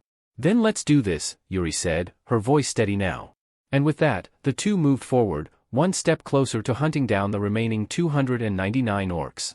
Min Yuri wasn't entirely sure whether Black Scythe would accept her proposal to team up, but here they were, moving through the forest together. She still couldn't believe it. The elusive figure she'd been searching for was now walking beside her. Though uncertain how they'd handle the orcs as a team, she knew she'd soon find out. Their walk hadn't lasted long before danger emerged. 3 orcs stomped into view, snarling as they caught scent of the 2 humans. Min Yuri immediately took a step back and raised her rapier in a defensive stance, her nerves flaring. Just as she prepared to face them, Ryu Min calmly extended his arm in front of her. "Hold up," he said coolly. Without waiting for a response, he advanced. His scythe arced low with a fluid motion, the blade slicing through the air with terrifying speed. Thick green legs were severed effortlessly, the orcs crumpling to the ground as their massive upper bodies crashed into the dirt. Then, with a second swing that moved faster than Yuri could follow, Ryu's scythe carved through the air again. This time, it was their arms that were cleaved from their bodies. All 3 orcs, now reduced to head and torso remnants, writhed in pain and let out tortured howls. "Now," Ryu said, his voice emotionless, "finish them." Min Yuri hesitated. Despite their helpless state, the sight of the mutilated orcs made her pause. It was the first time she had seen such brutality up close. Ryu looked back at her. "Why are you stopping?" I'm sorry," she stammered, pushing past her hesitation. Taking a deep breath, she walked toward the fallen orcs. One by one, she delivered the final blows, her rapier piercing through each creature's exposed throat with swift, calculated thrusts. Moments later, a series of notifications filled her vision. "You have slain an orc. Experience gained, 2.35%. Gold obtained, 40. Min Yuri's eyes widened, stunned at how fast it had all happened. "That's it," she whispered in disbelief. "I got 3 kills just like that?" It felt surreal. Having faced one orc alone earlier, she knew how physically demanding and dangerous they could be. This, however, felt completely different. There had been no real risk, not when Black Scythe had neutralized them so efficiently. "They're not like goblins at all," she muttered. "They're supposed to be strong, but this wasn't hard." A realization hit her then, she wasn't getting stronger. She was standing behind someone overwhelming. Her eyes drifted toward Ryu Min again, this time with growing admiration. The way he moved, how effortlessly he dismantled such fearsome enemies, it was like watching a force of nature. "Let's keep going," Ryu said casually, already walking ahead. Min Yuri followed, feeling a mix of awe and renewed motivation. She was in the presence of someone truly extraordinary. After Min Yuri finished off the incapacitated orcs, she couldn't help but look at Ryu Min with renewed admiration. Watching him dismantle enemies with such composure and efficiency made her realize how fortunate she was to have crossed paths with him. When he said, "Let's move on," she nodded eagerly, responding with an enthusiastic, "Yes." They continued through the forest, pressing deeper into orc territory. The pattern quickly established itself. Ryu Min would dart in first, targeting legs and arms with precise, sweeping strikes that crippled their foes, leaving them helpless on the ground. All Min Yuri had to do was step forward and deliver the finishing blow. It was like a systemized production line of death. "I had no idea hunting could be this smooth," Min Yuri commented in disbelief. If an orc had seen this, it might have died from shock before the scythe even touched it. Ryu didn't respond, though a faint smirk threatened to break through his neutral expression. After a while, he asked, "What's our current count?" Min Yuri puffed her chest out a little with pride. 52, and it's only been 30 minutes. That's pretty amazing, right? To her, it was a feat worth celebrating. But to Ryu Min, it was far from impressive. In the past, eliminating over 300 enemies in under an hour was standard procedure for him. By comparison, this pace felt leisurely. Still, he acknowledged that most of their time had been spent wandering between spawns. The real challenge wasn't fighting, it was finding the targets. His eyes scanned the thinning monster population. "These orcs are scattered too widely," he thought. "Taking them down is easy, but locating them is inefficient." Ryu Min's mind quickly turned toward a better solution. "If I keep dragging her around like this, we'll just waste more time.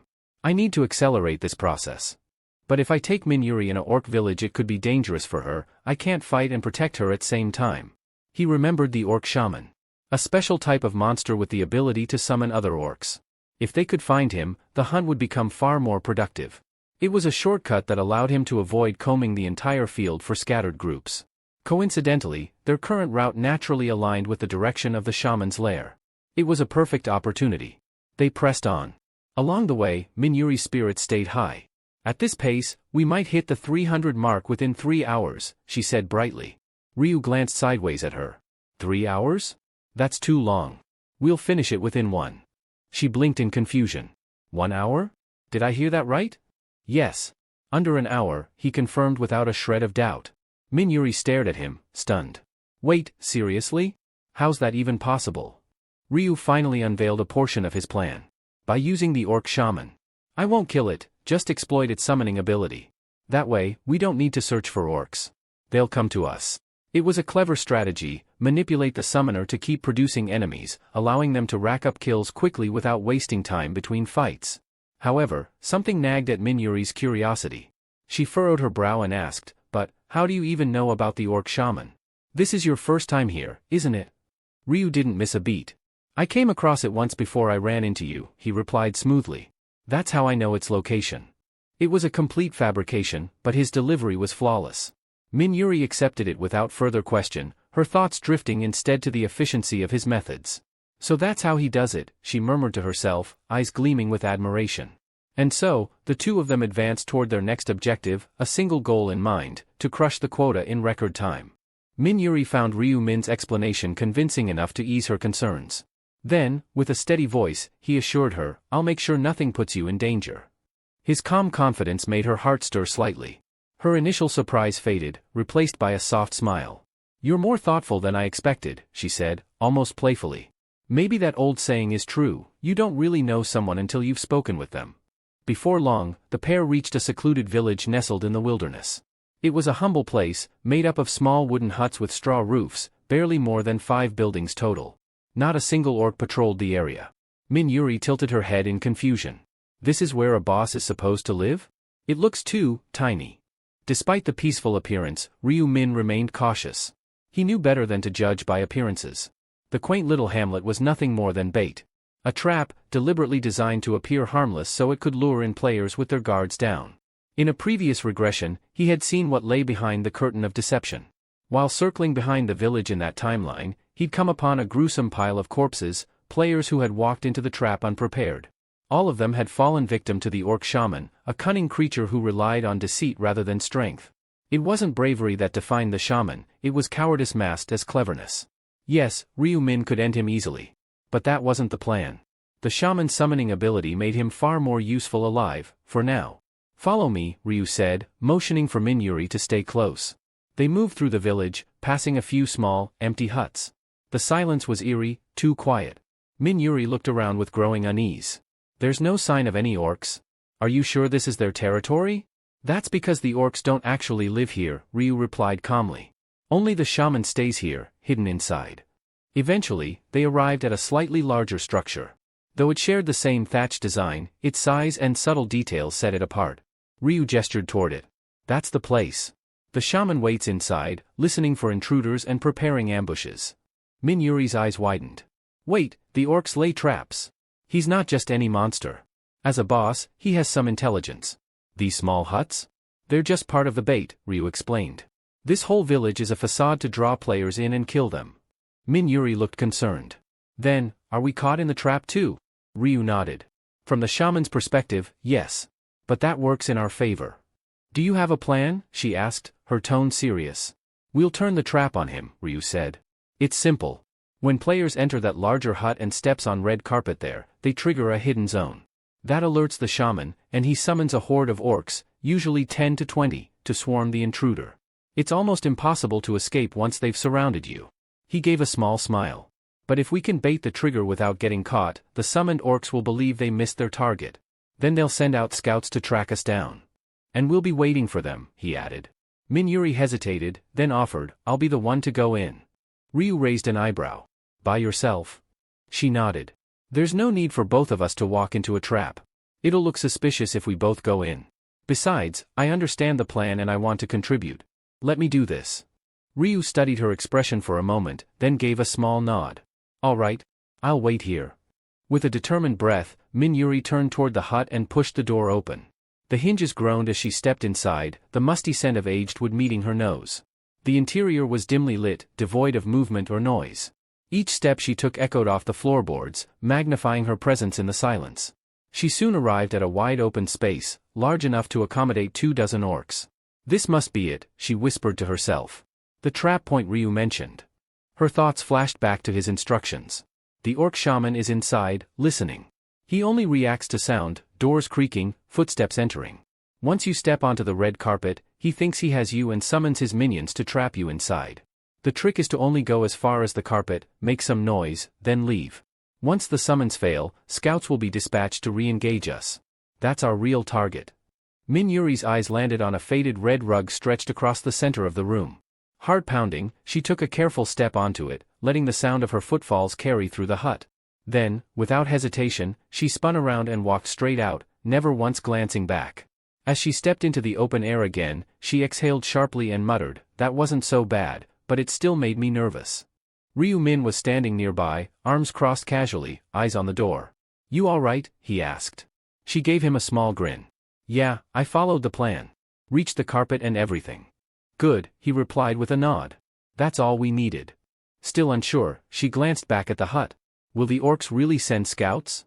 Ryu didn't answer right away. "We'll know soon enough. Just wait." Almost as if on cue, the door creaked open behind them. Just as they waited in silence, the door creaked open. 6 orcs stepped out, their heavy boots thudding against the ground. Their orders were clear: track down the humans who had fled moments earlier and lead them back into the trap. That was when Ryu Min calmly emerged from the shadows, his scythe already drawn. "Looking for someone?" he asked coolly. Before the orcs could even react, the steel edge of his weapon blurred through the air. One orc collapsed instantly, its limbs severed in an instant. The gruesome thud of flesh and bone echoed as the others instinctively reached for their axes. They were too slow. With a flurry of precise, ruthless strikes, Ryu disabled the rest, arms and legs cleaved cleanly before their weapons could even leave their belts. Once the orcs lay helpless, writhing or unconscious, Ryu stepped back without another word. His part was done. Now it was Min Juri's turn. With a flick of her rapier, she elegantly dispatched the downed enemies. Each thrust and slash was clean, efficient, and without hesitation. As the final orc gurgled its last breath, Min Juri let out a sigh, brushing a strand of hair from her cheek. "That's the last of them, for now." Ryu nodded, then said, "Let's draw out the next group." Min Juri looked at him, eyebrows raised. "You think they'll really fall for the same trick again?" "They might have some wit," Ryu replied with a dry chuckle, "but their memory is no better than a goldfish's." Without another word, Min Juri turned on her heel and slipped back into the hut. Again, she triggered the trap. Again, a group of orcs emerged, only to be swiftly dismantled by Ryu and finished off by Min Juri. Their teamwork grew sharper with each repetition, as though they'd trained together for years. Strike after strike, trap after trap, the process repeated. In time, the bodies of summoned orcs were piled beside the huts, a grotesque monument to their growing synergy. Finally, as the last orc fell, Min Juri's voice rang with excitement. "Black Scythe? That makes 300. Ryu Min opened his status window and gave a satisfied nod. "Right on time. 1 hour." Min Juri clapped her hands with a laugh. "Can you believe it? We caught 248 in just 1 hour. That was amazing." Her voice softened as she added, "Really, thank you. I wouldn't have managed this without you." Ryu offered her a small smile, his expression genuine. "Glad to hear it. So, how much did your level go up?" Beaming, she replied, "I'm at level 19 already." "Just 10,000 experience left until level 20, he said, half to himself. Once she ranked up, she'd unlock more powerful abilities, skills that could significantly strengthen their partnership. Then he looked at her and said, "What if I help you get there right now?" Surprised, Min Juri shook her head. "You don't have to go that far." "I do," Ryu said plainly. "I need a buff from you before I take down the High Orc. It's the only way I'll have a shot at setting a new record." The 5th round's High Orc was no ordinary boss. It was an elite enemy, dangerous enough to rival a mid-tier boss, and under stricter kill conditions. Time was critical. If he wanted to beat the record, everything had to be perfect, including having the right support. But before he could explain further, Min Juri lifted a hand gently to stop him. "You've already helped me so much. You don't need to do more." Ryu arched a brow. "So, are we done hunting together?" "What? No," she replied quickly, almost flustered. "After everything you've done? I wouldn't dream of walking away now. This time, I'll be the one helping you." He smiled. "Then help me by reaching level 20.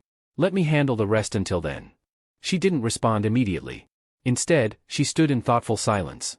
There was no irritation in her eyes, only quiet contemplation. She glanced at him and murmured inwardly, "I can't believe someone like Black Scythe is looking out for me like this."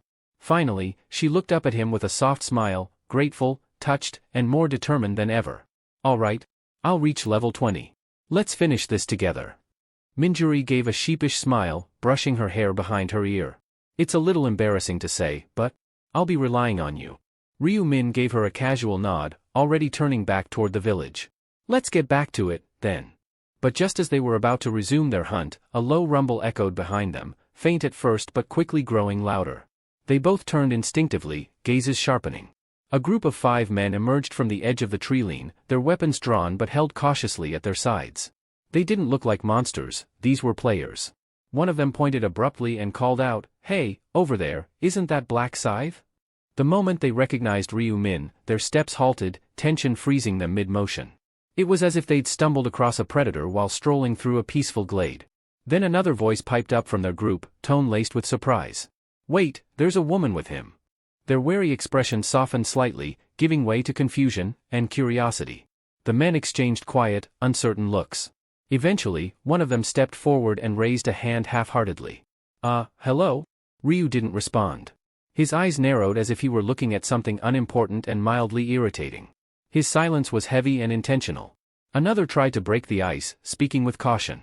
"Are you doing something here?" But none of them were really focused on the conversation anymore. Their attention had shifted to the heap of orc corpses stacked beside the huts. "Wait a second," one murmured. "All of those were taken down by them?" A realization began to settle among them. The carnage wasn't caused by random chaos. It was the result of coordinated, efficient slaughter. And the culprits were right before them, Black Scythe and his companion. "Seriously, that many orcs in one tiny village?" one of the men muttered, confused. "This doesn't add up." Another squinted at Minjuri, curiosity quickly turning into speculation. "Who's the girl?" "A teammate," he whispered under his breath. "Since when does Black Scythe work with anyone?" A different man leaned closer and commented with a smirk, "Weird, her face is a mix, but her body's definitely something. Didn't think he was into that kind of thing." While they didn't speak these thoughts aloud, the judgments and crude comments swirled freely in their minds. They thought themselves untouchable, as if they could mock anyone in their heads, even someone as dangerous as Black Scythe. They had no idea how wrong they were. Ryu slammed his scythe on the ground. Ryu Min's eyes sharpened. His voice cut through the tension like a blade. "If you're not here for something important, get lost." The men were taken aback. One blinked rapidly, confused by the sudden hostility. Excuse me?" Ryu turned to face them fully now, his gaze frosty and his voice tinged with irritation. "I said, leave. Don't waste my time." The curt dismissal stunned them. What really stung, however, was his use of casual speech, completely disregarding the usual formality strangers owed each other. One of the men scoffed, offended. "What's with that tone? Who gave you the right to speak down to us?" "Yeah," another added, puffing up slightly. "It's rude to be so informal when you've never met someone before. You may be first-rank player." Minjuri's expression remained unreadable, but internally, she scoffed. "Are they insane? They are arguing against Black Scythe." Black Scythe gave the man a sharp cut on his forehead. "If you value your life, get lost now." A heavy silence settled over the group. No one dared to reply. They had made a mistake, a serious one. After that, the group ran off. Another chimed in with an apologetic nod toward Ryu Min, "Sorry to have bothered you." Without waiting for a response, the group ran off swiftly, retreating down the path they had come from. Ryu Min didn't move a muscle as he watched them leave, his gaze following their every step until they disappeared behind the thickets. He wasn't just watching, he was reading them, tapping into their surface thoughts. "They're not retreating for good," he thought. "They're hiding. Observing. They're curious about my methods, especially the way I've been handling the orcs." He could practically feel their eyes still on him from a distance, their withdrawal a calculated move to avoid confrontation while gathering intel. "Fine. Watch if you must," Ryu Min mused inwardly. "It makes no difference to me. As long as I meet my objective, your curiosity changes nothing." His attention drifted from the treeline back to Minjuri, who had remained silent through the encounter. It was time to resume their task. "I should deal with the boss soon," he muttered to himself. "But first, I'll make sure Minjuri reaches level 20. Turning to her, he said, "Let's get back to it." However, Minjuri didn't move immediately. Instead, she tilted her head and looked at him curiously. Minjuri stared at him for a second longer, then slowly nodded. Ryu offered a small reassurance. "Don't worry about them. Let them waste their time watching. Just stay focused, we'll keep hunting." Meanwhile, further off in the woods, the 5 men who had been dismissed stood clustered behind a large boulder, partially concealed by brush. "I think we're far enough away now," one whispered. Another glanced back cautiously. "What now?" Are we just going to watch? A third gave a low chuckle. Of course. I mean, aren't you at least a little curious? Black Scythe isn't exactly known for letting others see how he works. I was wondering the same, another added. How did he manage to summon or attract so many orcs in one tiny village? The fifth member crossed his arms, eyes fixed on the direction they had come from. We keep our distance, observe from the shadows. If we're careful, we won't get caught. A smirk formed on one man's lips. Afraid you'll get squashed like one of those buzzing pests? Not even a little, he replied with mock bravado. Let's get closer. Driven by their shared curiosity and a reckless sense of daring, the group began inching forward, weaving through trees and underbrush, careful not to make a sound. There, he's still over there, one of them whispered as they approached a low hill. From their vantage point, they spotted the edge of a modest cottage nestled at the heart of the ruined village. And beside it, just as before, stood Black Scythe and his companion, ready to resume their grim task. From this distance, we should be safe from his detection, one of the observing men whispered, crouching low behind a bush. Their eyes stayed fixed on the scene ahead, where Ryu Min, standing outside the small thatched cottage, faced off against a fresh wave of orcs that emerged from the nearby shadows. Without hesitation, he moved like a silent reaper, his blade slicing through limbs with chilling precision. Severed arms and legs hit the ground with dull, sickening thuds, quickly forming a grotesque heap. And just as suddenly as it began, Ryu Min stepped back, as if signaling that his role was done. He stood there like a conductor whose final note had been struck, withdrawing from center stage. Watching in hushed awe, one of the men murmured, "Why isn't he finishing them off?"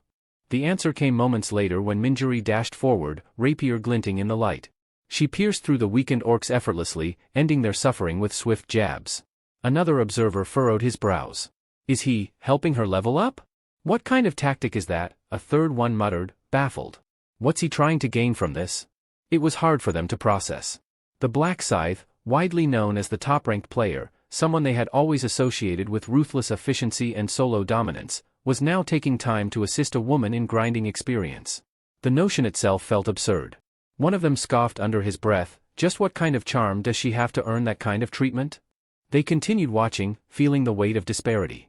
While they often struggled to take down a single orc and burn through potions in the process, here was a pair dispatching dozens in elegant synchronization, barely breaking a sweat. A sense of bitter envy crept in.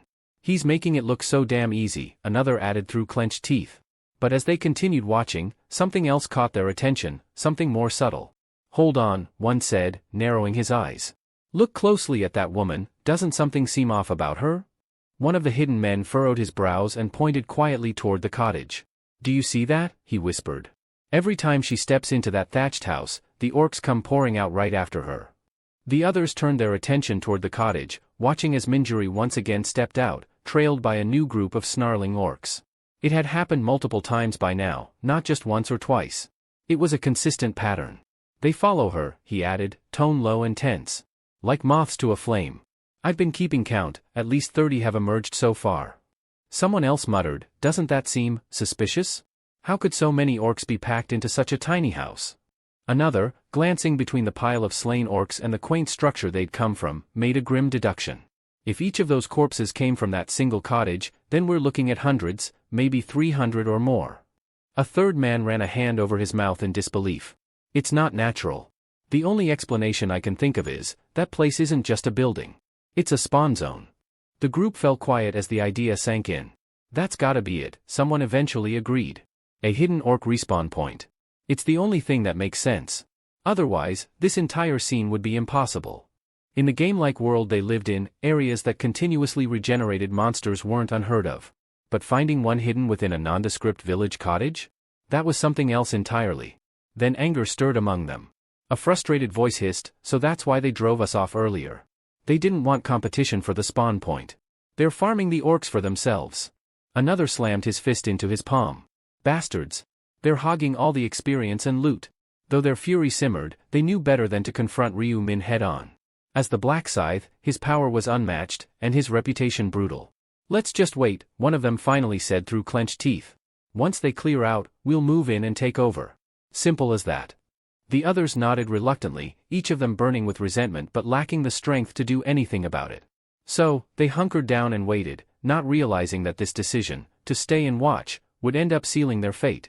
Back near the cottage, Minjuri was practically beaming. Her cheeks were flushed with excitement, and her grip on the sword was tighter than usual. "Black Scythe," she called out, eyes shining. "I hit level 20. It had taken her less than 20 minutes. A rapid ascent no ordinary player could hope to match. Ryu Min looked over at her with his usual calm. "Congrats." She nodded enthusiastically. "I even unlocked a new ability, Bless.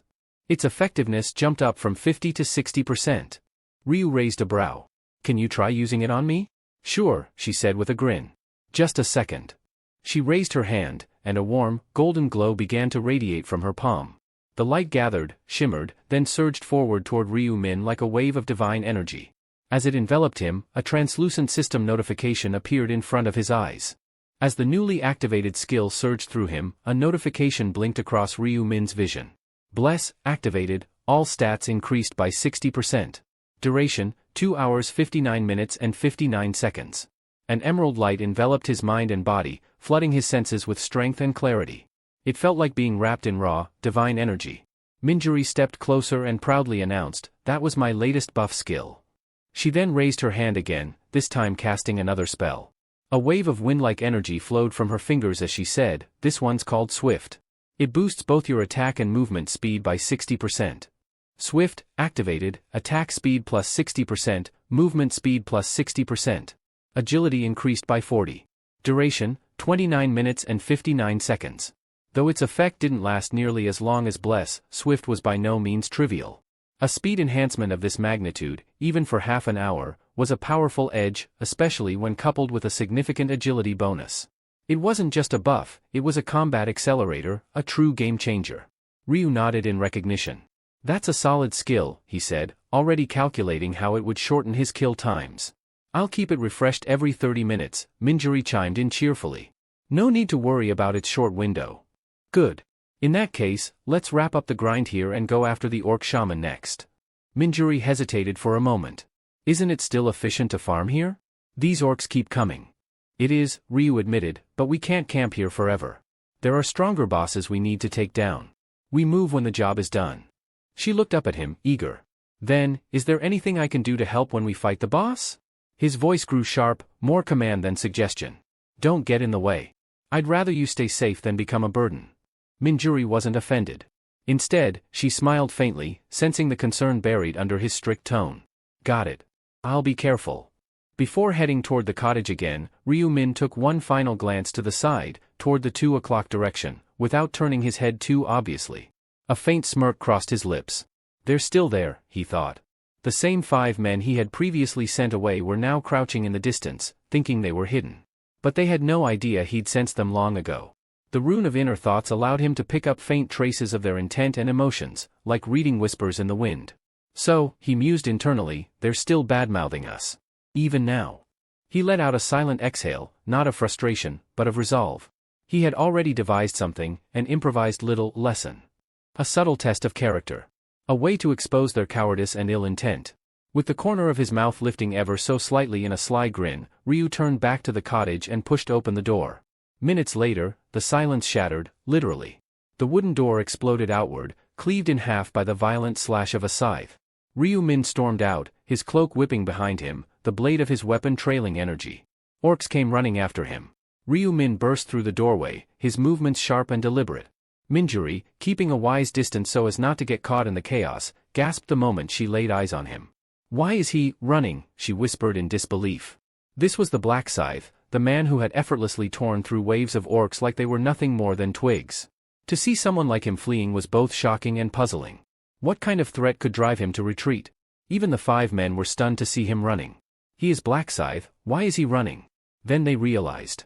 Trailing closely behind Ryu was a towering orc, its appearance immediately distinguishable from the rest. It radiated a presence that was darker, more commanding. This one wasn't a grunt. It was the orc shaman. A guttural roar burst from the shaman's mouth, and in a flash, 24 orcs manifested around Ryu as if summoned by dark magic. They encircled him like a trap snapping shut. One of them asked, "What's with the orc in mask?" Other replied, "Maybe it's the boss orc, and he is summoning orcs." Minjuri's heart skipped a beat. "He's completely surrounded," she murmured anxiously. "Should I jump in to help?" She hesitated, her grip tightening around her sword. But then her eyes narrowed with clarity. "No, this is Black Scythe we're talking about." She knew better than anyone that Ryu wasn't someone who allowed himself to be cornered by accident. With the kind of agility and speed he possessed, evading 20 orcs would have been child's play. He wouldn't stay put unless he had something in mind. This has to be part of his strategy, she concluded, eyes sharp. As if to prove her right, Ryu didn't flinch. Instead, he danced through the encirclement, weaving in and out of enemy reach. His scythe struck with swift precision, each move calculated to redirect or disrupt. Minjuri couldn't help but marvel. He's deflecting and dodging them all? It's like watching a masterclass, she thought, filled with admiration. Then the orc shaman summoned more orcs, but Ryu was handling all of them well. Dodging, deflecting, and killing them one by one. 20 orcs, armed with brutal axes, came at him in unison, but Ryu didn't falter. He flowed between them, dodging with a rhythm so precise it looked like he was dancing. Unbelievable, one of the observers gasped. How's he avoiding all that? He's not human. But just as all began to spread among the group, someone barked out urgently, "This isn't the time to stand around." Huh? Why not? Another asked, startled. Look! The first man pointed. That boss, the shaman, he's wide open from behind. If we move now, we might be able to land a surprise attack and snatch the kill. Are you serious? You want to steal the boss from Black Scythe? Another asked, hesitating. This is our shot.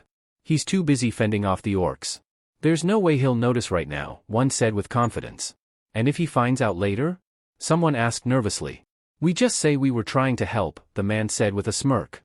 It looked like he was in trouble, didn't it? Their greedy logic convinced the group, and they crept forward, circling around the battlefield toward the shaman. Minjuri watching Ryu, but then her attention shifted. From behind the orc shaman, figures began to creep into view. Her expression darkened as recognition dawned. It's them. The same 5 men they'd encountered earlier had reappeared. This time, they moved with purpose, weapons at the ready, eyes locked on the shaman. Minjuri frowned as she pieced it together. They're trying to snipe the shaman while Ryu keeps the rest busy, she realized grimly. It wasn't just opportunistic, it was an outright attempt to steal the boss he was clearly targeting. That shaman's his, she thought, her tone serious. They have no idea what they're meddling with. Few moments ago, Minjuri hesitated before speaking, her voice laced with concern. Black Scythe, am I slowing you down? I mean, with everything going on, am I in your way? Ryu, who had been checking the cooldowns of his skills while casually surveying the area, looked up at her, his expression as calm and unreadable as ever. No, he said plainly. I've already cleared the main quest. Minjuri blinked, caught off guard. You already finished it? Ryu gave a slight nod, as if it wasn't anything worth making a fuss over. Now I'm just wrapping up the side objectives. I've already collected 1 stone of balance. Minjuri's eyes widened in disbelief. Wait, you're serious? You've already got 1? I am after the bosses, I killed 1 orc warrior. Ryu said. The weight of that single word, already, hung in the air like a thunderclap. In present, 5 men. Their weapons were drawn, their footsteps cautious, but just as they closed in, everything turned pitch black. A shroud of darkness blanketed their vision, plunging them into confusion. What the hell? Someone gasped, trying to keep his voice down. The group instinctively covered their mouths, but it was already too late. The orc shaman's head snapped around, alerted to their presence. He immediately backed away, sensing the danger. Damn it, one of the men hissed. He noticed. The shaman, perhaps enraged at the failed ambush, raised his axe skyward and bellowed a warcry that shook the air. As the veil of darkness lifted, the group was met with a chilling sight. 20 orcs stood before them, summoned in an instant. No, this is bad. We're screwed, one of them cried. Following their leader's orders, the orcs charged without hesitation, axes swinging. The men screamed in terror. Help! Somebody! Unlike Ryu, they had no skills, no speed, no experience to handle such a coordinated assault. They had struggled even against 5 orcs earlier, and now they were facing 4 times that number. The attack was brutal. Steel clashed against flesh, and the battlefield filled with the screams of men who had thought themselves clever. From afar, Ryu stood calmly, his expression unreadable. The panic, the bloodshed, it hadn't surprised him in the slightest.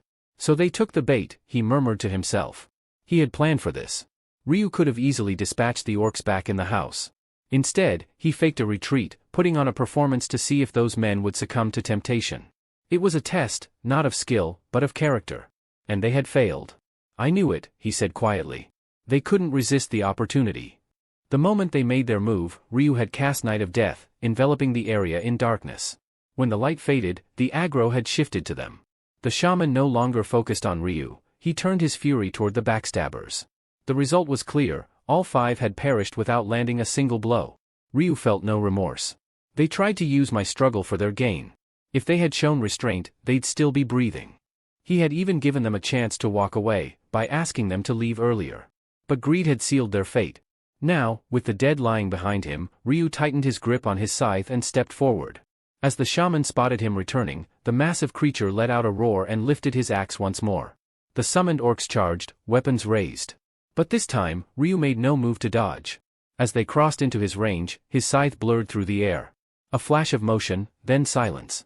A spray of green blood erupted into the sky as the orcs dropped to the ground, cut down in an instant, unable to even complete their attack. Ryu stood in the center of it all, unfazed, his weapon dripping, his presence radiating cold finality. No matter how many orcs surged toward him, the outcome remained unchanged. Each one was effortlessly cleaved down before they could even raise their weapons. Their bodies fell apart mid-charge, as though they had stepped into a vortex of invisible blades. To anyone watching, it would have looked like they were being fed into a high-speed shredder, an execution so fast it was almost imperceptible. Amidst the carnage, Ryu muttered to himself, "Yeah, the attack speed really has gone up." He felt it clearly. With the effects of the blessing buff and the swift passive stacking together, and an additional 50% speed bonus granted by nightfall, his strikes had become blindingly fast, nearly undetectable by the eye. The orc shaman, wide-eyed in disbelief, watched as his summoned kin were annihilated without resistance. Driven by desperation, he began casting again, gripping his staff tightly to conjure more reinforcements. But before the spell could even take shape, Ryu's silhouette flashed through the darkness like a whisper of death. "Rest in pieces," Ryu said coldly as his scythe cut a perfect arc through the air, severing the shaman's head in a single, clean motion. A system alert immediately appeared before his eyes. System message. You have defeated Orc Shaman. Experience gained, plus 37.73. Gold obtained, 4,000. Level up. Item acquired, Marble of Eternity. Item acquired, Mystic Wooden Totem. Item acquired, Lesser Blue Magic Stone. Subquest progress, Stone of Balance, 2/4. Among the dropped loot, Ryu's eyes were drawn to one item in particular. Item, Marble of Eternity. Classification, Necklace. Rarity, Epic. Description, a necklace set with a cloudy white bead said to trap the souls of fallen enemies. Effect, each monster kill grants 1 stack. Every 100 stacks consumes 1 durability and grants plus 1 stat point.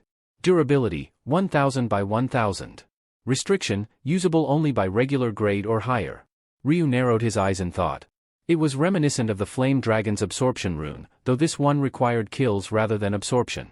The principle was straightforward. For every 100 enemies defeated, 1 stat point could be earned, up to a total of 10 points before the necklace would break from wear.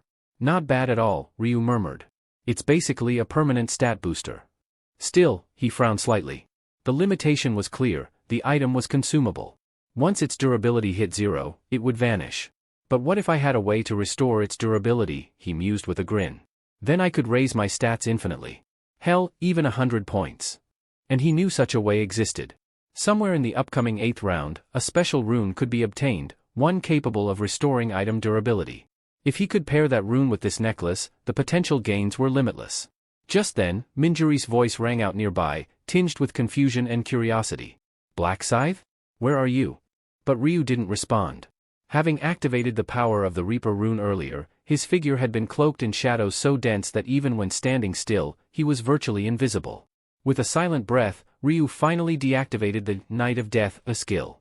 The darkness around him dissipated, and his silhouette gradually reappeared under the faint moonlight, calm, composed, and already thinking several steps ahead. Ryu had erased those 5 men dead bodies using his skill before undoing the Night of Death. Just then, the shifting interplay of shadow and dim light finally led Minjuri's gaze to settle on a familiar silhouette. Her voice, both relieved and mildly exasperated, echoed out. "There you are, Black Scythe. I've been running around looking for you." Ryu turned slightly, gesturing toward the orc shaman's decapitated corpse that still lay warm on the ground. "As you can probably tell, I've been preoccupied." Minjuri, however, didn't seem the least bit surprised by the aftermath. Her expression remained calm, as though this level of devastation was to be expected from him. "So you've managed to eliminate him," she said. "But, didn't you see anyone else nearby? I thought I heard shouting. It seemed like someone might have been trying to steal the shaman's kill." Ryu shook his head lightly. "Can't say I noticed anyone." Her brow furrowed with suspicion. "That's strange. It really sounded like people were screaming. Ryu fell silent. There was no need to elaborate on what had actually happened, on the evidence erased in the blood-soaked soil. Some truths were best left buried. Instead, he changed the subject. Let's move on. We should clear the next boss before time catches up with us. They soon made their way to the third target, the orc archer. Compared to the grueling fight against the shaman, this battle was over in the blink of an eye. Ryu didn't waste time. With rapid, precise cuts, he sliced the archer to pieces in mere moments. Then came the familiar chime of the system alert. System message. You have defeated /orc archer. Experience, plus 37.73%. Gold earned, 4,000. Acquired, agile archer's boots. Acquired, rusted arrowhead. Acquired, lesser green magic stone. Subquest progress / stone of balance, 3/4. Ryu's gaze swept over the loot, though one item drew his attention more than the others, the marble of eternity. This epic-grade necklace had more than proven its worth, steadily accumulating stacks from every monster he had slain. For every 100 kills, a stack could be converted into a permanent stat increase, at the cost of 1 point of durability. Not only that, but the agile archer's boots he had just obtained offered a notable bonus, plus 10 to agility. A significant improvement over his current pair. With that in mind, he quickly decided to attempt a fusion upgrade. Pulling out an old green magic stone from his inventory, he paired it with the newly acquired lesser one. System alert. Item combination successful.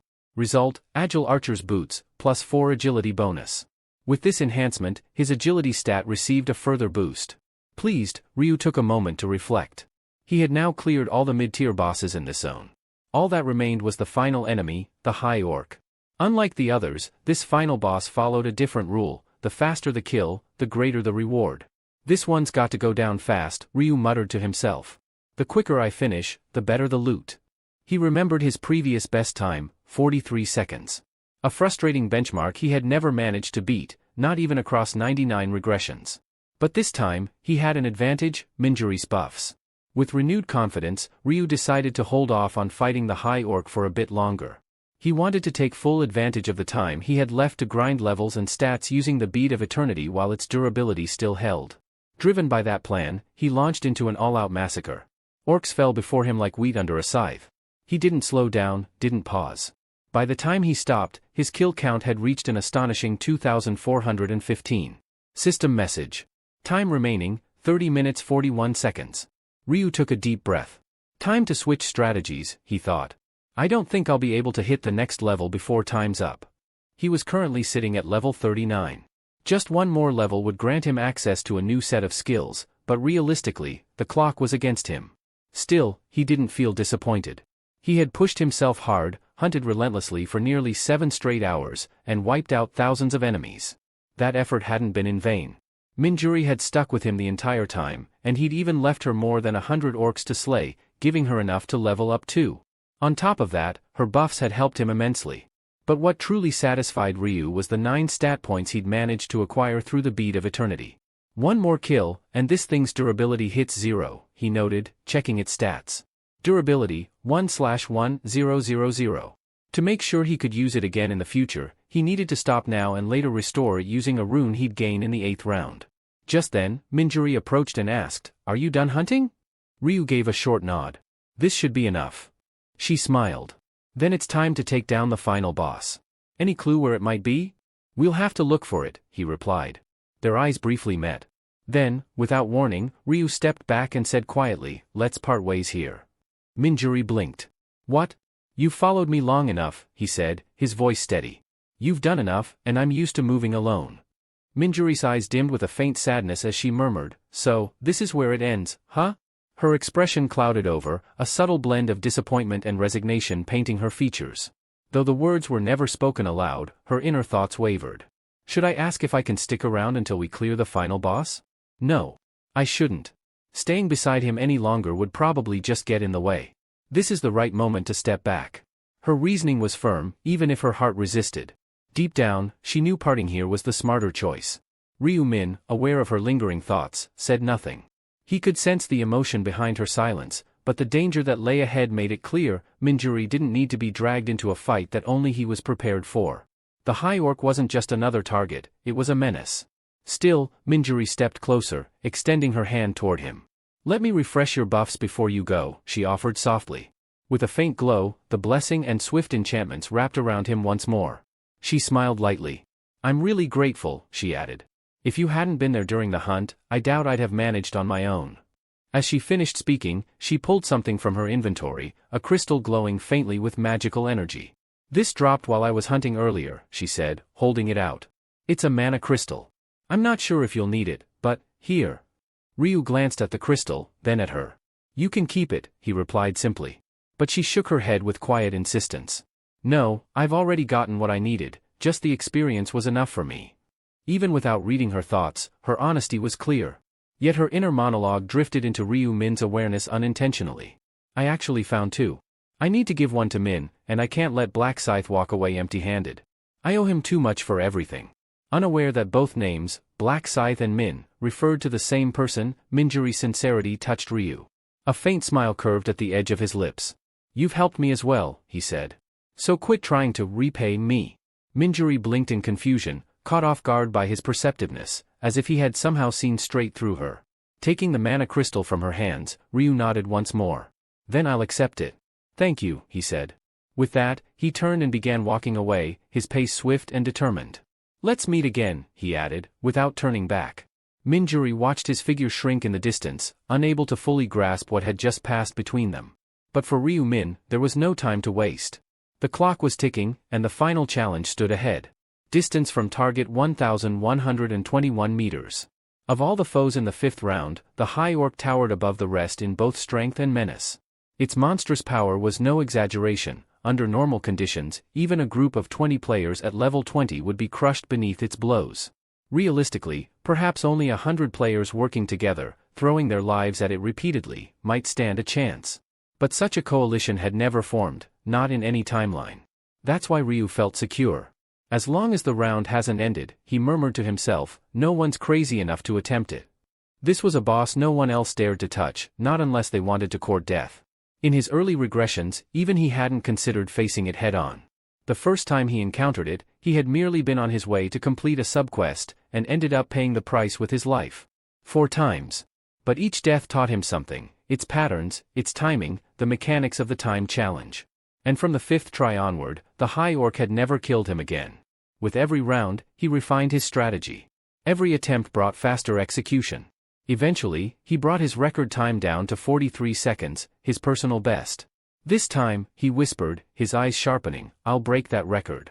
Fueled by the renewed swiftness buff, his legs surged forward with blinding speed. At full stride, he could now cover 100 meters in 7 seconds, a level of mobility most players could only dream of. His mind honed in on one objective. The High Orc wasn't confined to a static location, it wandered the field freely, unlike other bosses tethered to specific coordinates. That made tracking it a challenge, one Ryu had overcome by unlocking a key skill. He activated it now. System message. Skill activated, tracking. Target, High Orc. Status, target located. Distance, 321 meter. His heart thudded once in anticipation. There it was.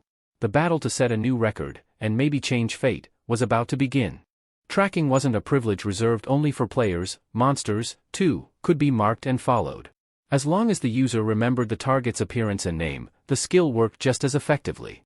While many assumed tracking was designed solely for locating bosses, its utility extended far beyond that. It was just as effective on regular monsters. As Ryu Min closed the gap between himself and his target, the outline of the High Orc gradually came into view on the distant horizon. The moment it entered his line of sight, he exhaled with visible relief. Good. No one's gotten to it yet. If I act fast, I can. But before he could finish that thought, he froze mid-step. His eyes narrowed. Something was wrong. The High Orc wasn't idly roaming. It was already in combat. A group of players had engaged it, and it wasn't going well. The monstrous orc had lifted a man into the air, gripping him by the torso. With a sickening crunch, it crushed him like a dried twig, tossing aside the broken corpse. The remaining players stood frozen, terror rooting them to the spot. Ryu Min's expression hardened. There were 5 of them in total, a makeshift party hastily formed out of necessity rather than camaraderie.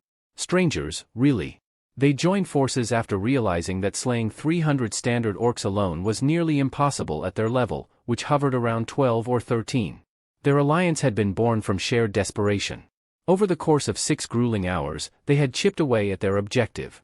Each kill had brought them closer to their goal, and when the last orc fell, they were finally able to relax. A few even smiled, relieved they had completed the mission. Whether they made it into the top rankings or not was uncertain, but for the moment, they could breathe. One of them stretched and said, "We've come this far. It'd be a waste to stop now. How about hunting a bit more?" "Yeah," another replied, nodding. "If we push just a little further, we might hit level 20. The decision was unanimous. Their earlier hardships had faded, replaced by confidence and hope. Orc after orc fell beneath their weapons, and soon, they reached the milestone.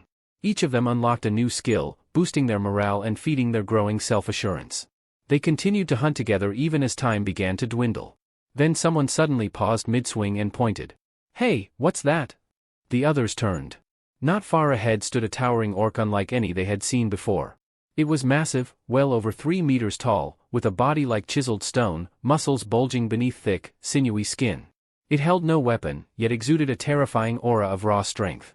"What the hell?" one of them muttered. "That's not a normal orc." "Could it be a boss?" another guessed. A day ago, that word would have been enough to send them running. But now, drunk on their recent successes and bolstered by their newfound powers, the group brimmed with a dangerous overconfidence. One of them grinned and said, "Wanna give it a shot? There's 5 of us, we should be able to take it." "Wait. Are we sure?" one asked hesitantly. "Well, bosses drop good loot, right?" another chimed in. "If we manage to take it down, we split the rewards evenly." The group nodded in agreement, and with shouts of determination, they advanced toward the creature. Their cries caught the high orc's attention. Its head slowly turned, golden eyes locking onto the charging group. In that instant, every member of the party felt it. This wasn't a boss they were about to hunt. This was death itself. The high orc let out an alien, guttural growl that sent shivers down their spines. Then it lunged with terrifying speed, landing before them with a seismic impact that shook the ground. Before anyone could react, the beast struck. Its fist whipped through the air like a cannonball. One man's head exploded on contact, reduced to pulp in an instant. Another was struck across the back, his spine snapping in half with a sickening crack. 2 were dead before they could even lift a hand in defense. The remaining 3 stood paralyzed, their thoughts clouded by fear. Fingers hovered over their skills, but their minds screamed run, and their bodies refused to listen. The high orc took a step forward. It wasn't a fight anymore. It was a slaughter in the making. The high orc's rampage didn't stop with just 2 kills. In a matter of seconds, 2 more of the party members were torn apart. Both fell with horrified expressions frozen on their faces, gaping mouths wide open as their chests were pierced straight through by the monstrous creature's fists. The last survivor stood trembling, paralyzed not just in body but in soul. His legs felt like glass, his breath ragged. I'm going to die here," he muttered, eyes wide with terror. Panic gripped his chest like iron, suffocating any thought of escape or retaliation. The mere presence of the high orc had reduced him to a trembling wreck. The monster turned toward its final victim, the corners of its lips curling into what almost looked like a cruel, mocking grin. It didn't need to speak to be understood, its expression said it all. "You're next." Raising its massive fist, the high orc prepared to end it. But the blow never landed. In a blink, the behemoth's body collapsed like a toppled statue. Its head separated cleanly from its shoulders and bounced against the blood-soaked ground. The final player stood frozen, not understanding what had just happened. From behind the fallen corpse, a faint breath escaped Ryu Min's lips. He had arrived in silence, the shadows concealing his approach, and with a single clean stroke of his scythe, he had decapitated the boss in one fluid motion. He hadn't been sure if it would work, it was a gamble. But it paid off. A notification window promptly appeared before his eyes. Boss defeated, high orc. Kill time, 1 second. New record achieved. Messages rapidly followed. Experience gained, plus 54.79%. Gold earned, 8,000. Bonus gold, 4,000. Level up. Current level, 40. Items acquired. High orc's gold gauntlets. High orc's fang. Passive skill enhanced.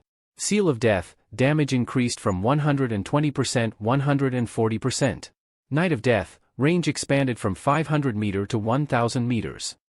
New skill unlocked. Unique skill, Moonlight Destruction, Reaper exclusive. Description. Charge for 1 second to release a devastating crescent-shaped AoE / dealing 1200% base damage. Type, hybrid, physical and magical. Night bonus, damage x 1.5 under moonlight conditions. Cooldown, 10 minutes. Requirement, must be wielding a scythe. A glint of satisfaction crossed Ryu Min's eyes. "I've finally obtained it," he murmured. The Reaper's ultimate offensive ability. Unlike other classes, the Reaper class was notoriously limited in offensive skills. Most of their toolkit focused on buffs, debuffs, and utility. Having a single attack skill meant it had to be used wisely. There was no room for error. If it missed, there were no backup options. It was all or nothing. However, Moonlight Destruction was built to land. Its wide, sweeping arc practically guaranteed a hit, especially against groups or large enemies. When used right, it could turn the tide of any battle. Another notification followed. Acquired. Low-grade purple mana crystal. Stone of Balance. Subquest progress, Stone of Balance, 4 out of 4. Subquest complete. Reward, Rune of Balance. Now this was the real prize. Ryu Min's gaze sharpened as he reviewed the details. Rune of Balance. Effect: when the difference between your highest and lowest pure attribute is 10 or less, all base stats are doubled. Note: applies only to raw attribute points, gear bonuses or temporary effects are excluded. It sounded simple but was incredibly restrictive. For example, an average level 20 player might have stats like Strength, 30, Agility, 14, Intelligence, 3, Luck, 3, the disparity, 27, rendered the rune useless. But a player with more balanced distribution, say Strength, 20, Agility, 10, Intelligence, 10, and Luck, 10, would meet the criteria and have all stats instantly doubled. Ryu Min had anticipated this. His stat growth had been carefully planned with this very rune in mind. Current pure attributes. Strength, 27. Agility, 26. Intelligence, 18. Luck, 28. He had purposefully kept intelligence the lowest to maintain the required spread. His raw stats were unusually high for his level, partly thanks to the Marble of Eternity, which granted bonus attribute points. "Well then," he said with a grin. "Let's see what I'm working with now." He opened his updated status window, and his eyes widened slightly. Strength, 374. Agility, 518. Intelligence, 614. Luck, 374. All stats over 300, he said under his breath, astonished. He hadn't just grown stronger, he had shattered the limits of what most players at his level could even imagine. The Rune of Balance had worked perfectly. Ryu Min's staggering stats were no coincidence, they were a direct result of the synergy between multiple power sources. The blessings from Minjuri had boosted him by 1.5x, while the Rune of Slaughter doubled his output, and the newly activated Rune of Balance multiplied it again by another factor of 2. All these layers combined made his current numbers unbelievable, especially for someone only at level 40. But the surprises didn't stop there. His player grade had just been upgraded from regular to expert. This new classification unlocked access to features previously unavailable, such as the player trading system. It allowed the transfer of gold between players, assuming both parties had the feature enabled. However, Ryu Min wasn't particularly interested in trading with others, that function was of little value to him. Still, the real reward had just been claimed. You've defeated the 5th round boss, High Orc. Kill time, 1 second. This particular boss operated under a special rule, time attack. The faster one eliminated the boss, the higher the reward. Because you defeated the boss in under 10 seconds, you've earned the maximum bonus, 100,000 gold. Ryu Min narrowed his eyes at the notification and muttered, "This will be more than enough to learn every common skill I've yet to unlock." He was about to move on when something else caught his eye. Another set of messages had appeared, blinking subtly at the edge of his vision. "You've established a new time attack world record. Your performance will be immortalized in the Akashic Records. Reward, unique item selection voucher." Ryu Min blinked, startled. "Wait, what's this?" he said aloud. This was his first entry into the fabled Akashic Records, a list that documented legendary feats across all timelines and regressions. He hadn't expected any special bonus for a record kill, but here it was, in his inventory, a glowing voucher labeled Unique Item Selection Voucher. Ryu raised a brow.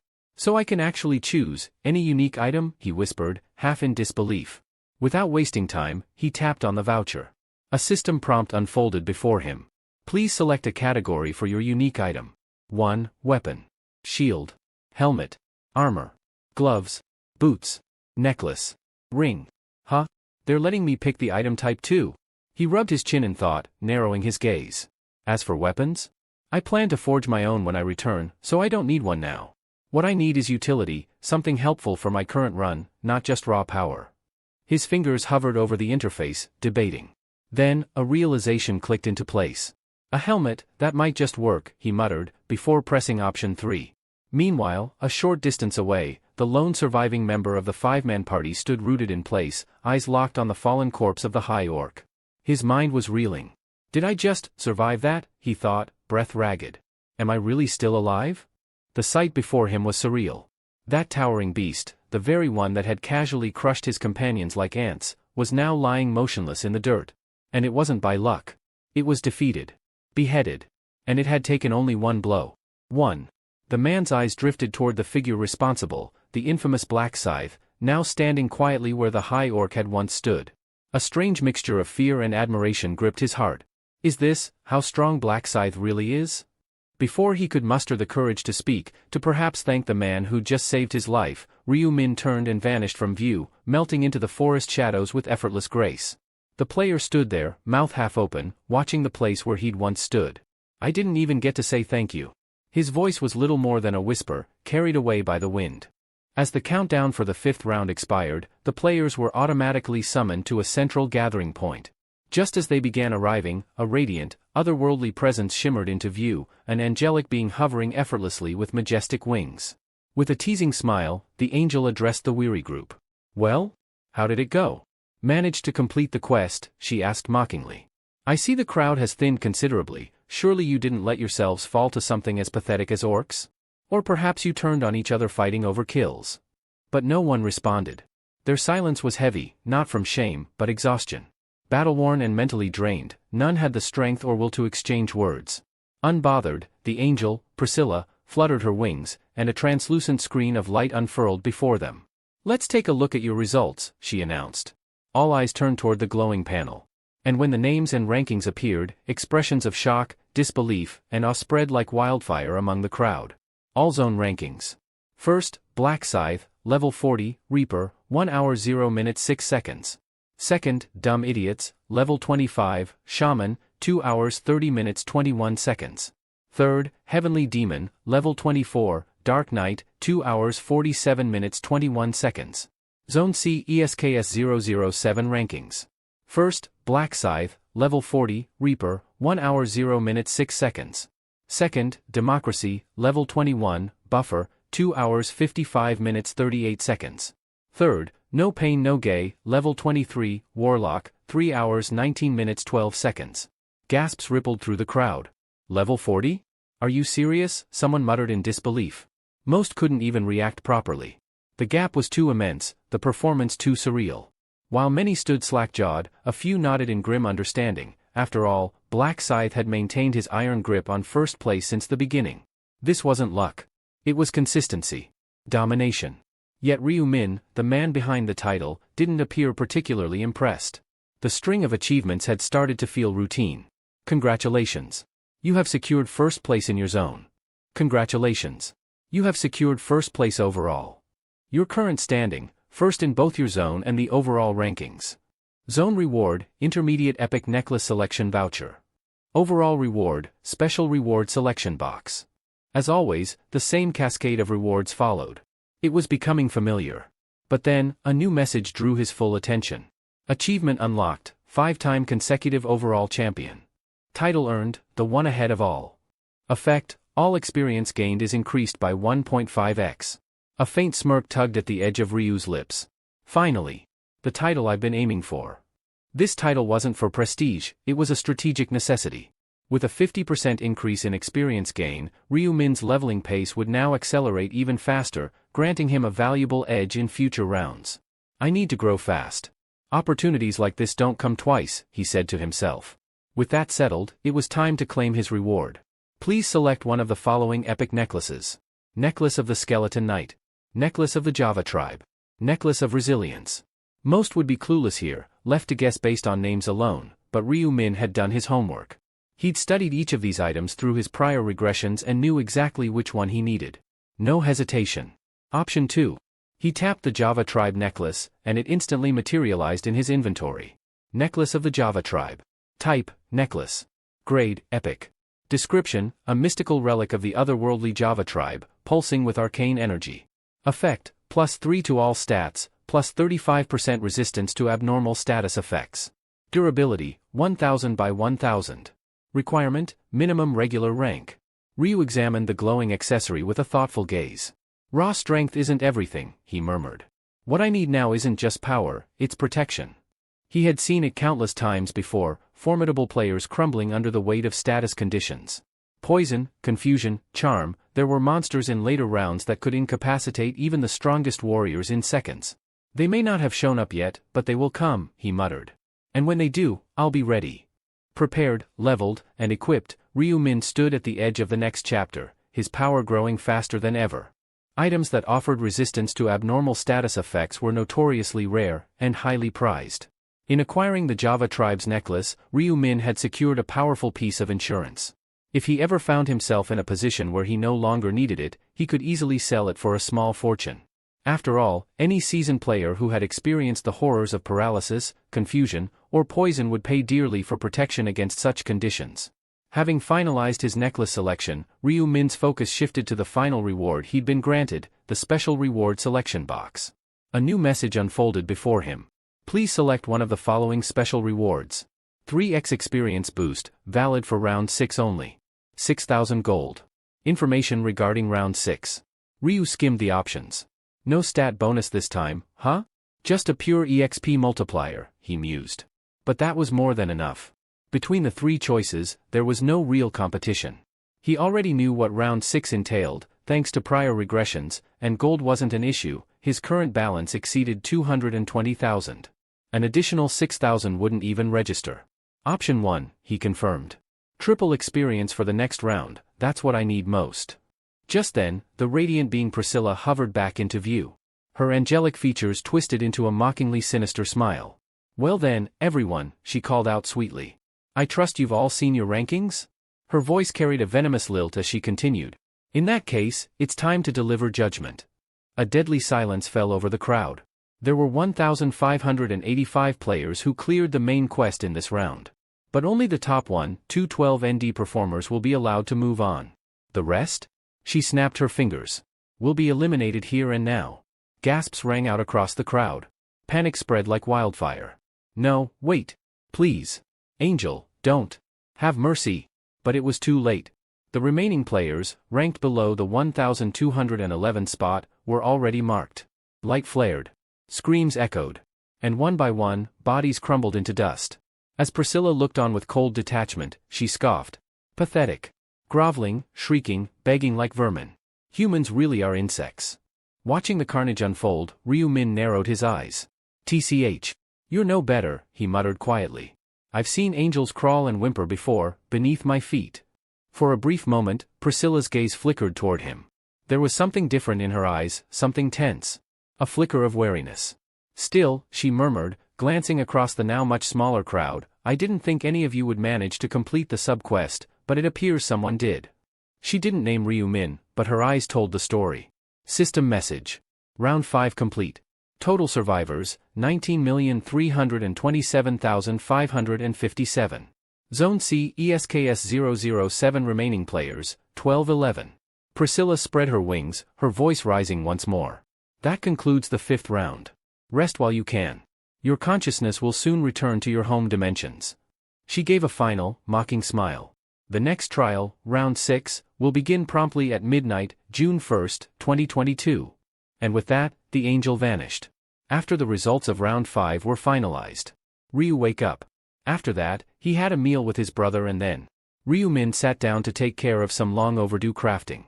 Opening the item combination interface, he began to load in the various rare materials he'd gathered during the past 10 hours of slaughter. This time, he wasn't aiming for an ordinary enhancement, he was determined to forge a unique grade item. For the primary catalyst, Ryu selected Reaper's Scythe, his current weapon, which had served him well up to this point. He gently detached the embedded low-grade orange gemstone from the hilt.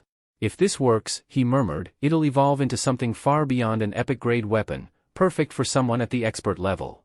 Next, he filled the remaining slots with supporting materials. Orc's heart, still warm from battle. Mysterious wooden totem, pulsing faintly with latent magic.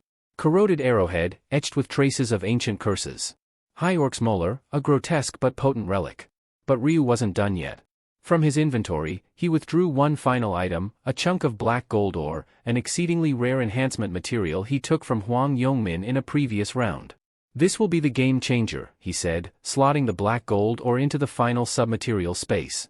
With this, I'm not settling for epic. I'm going straight to unique. With all components in place, he hovered over the combine button and pressed it. A blinding light surged from the screen. A brilliant flash bathed his surroundings as a deep chime echoed, signaling the completion of the process. System notification, combination successful. Item created, Death Scythe. Type, weapon. Grade, unique. Description, a legendary scythe whispered to have once belonged to the Grim Reaper himself. Wherever this blade moves, the shadow of death follows. Attack power, 300. Effects, all stats plus 10, skill damage plus 10%. Durability, 3000/3000. Requirements, expert rank or higher. A proud grin tugged at Ryu Min's lips as he admired his new weapon. Finally, he said to himself, gripping the scythe with both hands, I've moved past that starter junk. This is worthy of the name Black Scythe. But his to-do list wasn't over yet. With the enormous gold reserves he'd amassed, over 220,000 in total, it was time to bolster his arsenal with a few practical abilities. Opening the skill store, he browsed the available common skills. Though they weren't flashy or offensive, they offered vital enhancements no serious player could ignore. Area Scan creates a localized minimap that displays enemies and terrain. Enhanced Vision, sharpened sight and awareness, better than any normal human. Basic Resistance grants a passive 15% resistance to abnormal status effects. Dexterity boosts skill execution accuracy by 20%. With more than enough gold on hand, Ryu Min didn't hesitate. Let's not be stingy now. He purchased all four. In silence, he reviewed his purchases and upgraded equipment. The new scythe glowed ominously by his side. The newly learned skills would act as the foundation of his survival moving forward. Slowly, everything was falling into place. After acquiring all four practical common skills from the store, Ryu Min glanced at his gold balance. Still got 14,000 left, he muttered. Despite combing through the shop's inventory one more time, nothing else struck him as worth the investment, at least for now. With better items, especially epic tier gear, expected to appear in the upcoming days, saving his remaining gold felt like the wisest move. Besides, thanks to unlocking the trading function, even unused funds would prove valuable down the line. Alright, he said to himself, let's sort out these mana stones next. Opening his inventory, Ryu Min began merging the lower grade stones, combining them to form more efficient versions. Once refined, he embedded them into his equipment, boosting his power incrementally. After ensuring every slot was filled and his gear was optimized, he equipped his full loadout and opened his status window to assess the final result. Name, Ryu Min. Alias, Black Scythe. Rank, Expert. Level, 40. Class, Grim Reaper. Titles, Time Regressor, Hidden. First Angel Slayer, Hidden. Challenger of Retribution, Hidden. The One Who Leads, Hidden. Attributes. Strength, 106. Intelligence, 150. Agility, 136. Luck, 106. Common skills. Tracking. Detection. Trace erasure. First aid. Area scan. Enhanced vision. Basic resistance. Dexterity. Exclusive skills. Seal of death. Night of death. Moonlight slaughter. Runes. Rune of slaughter. Rune of the reaper. Rune of illumination. Rune of inner thoughts. Rune of the doppelganger. Rune of balance. Remaining stat points, 0. All four base stats now stood in the triple digits, even without any temporary buffs. This was purely due to his base growth and the Rune of Balance, which doubled his stats so long as their difference remained within 10 points. And once I add Minjuri's buffs and bless, he thought, my stats will spike even higher. Plus, with Rune of Slaughter active, his raw power would double again. Ryu Min nodded in satisfaction. I've reached the peak of my current potential. Now it's time to move forward with the Mong Rock operation. I'll need Hang Yong for that. His thoughts turned to the player he had subtly manipulated across several rounds. Wonder if that guy's still alive, Ryu mused, and without delay, activated tracking. Tracking activated. Target, Hang Yong Min. Face and name matched. Target is currently alive. A quiet chuckle escaped him. Perfect. Looks like I can still use him one more time. Despite Hang Yong's past bullying, Ryu had been quietly steering him to survive up to this point. But this would be the final round he'd involve him. In real life, that guy would never believe how much of his fate depended on someone he used to treat like dirt. The following day, Minjuri sat at a cozy cafe, seated alone at a corner table. The ticking clock above made her heart race. She was waiting for Ryu Min. Her hands wrapped around the warm cup in front of her, trying to steady her nerves. Why did he want to meet me? What could it be, she wondered, a flicker of hope sneaking into her heart. She quickly shook her head, catching herself spiraling into wishful thinking. Don't get carried away. Keep it cool. Don't let your feelings show. Still, her cheeks flushed lightly, and her heartbeat betrayed her efforts to appear calm. The cafe door creaked open, and there he was. Ryu Min stepped in, scanned the room, then approached with a relaxed smile. You're already here. Hope I didn't keep you waiting, he said casually. Minjuri straightened up in her seat, smiling back, trying not to seem too eager. No. I only just got here myself. In truth, she'd been there early, perhaps too early, but she didn't want him to know that. As they sat in the soft hum of background music, an awkward silence hung in the air. Why does it feel weird all of a sudden, she wondered, avoiding eye contact.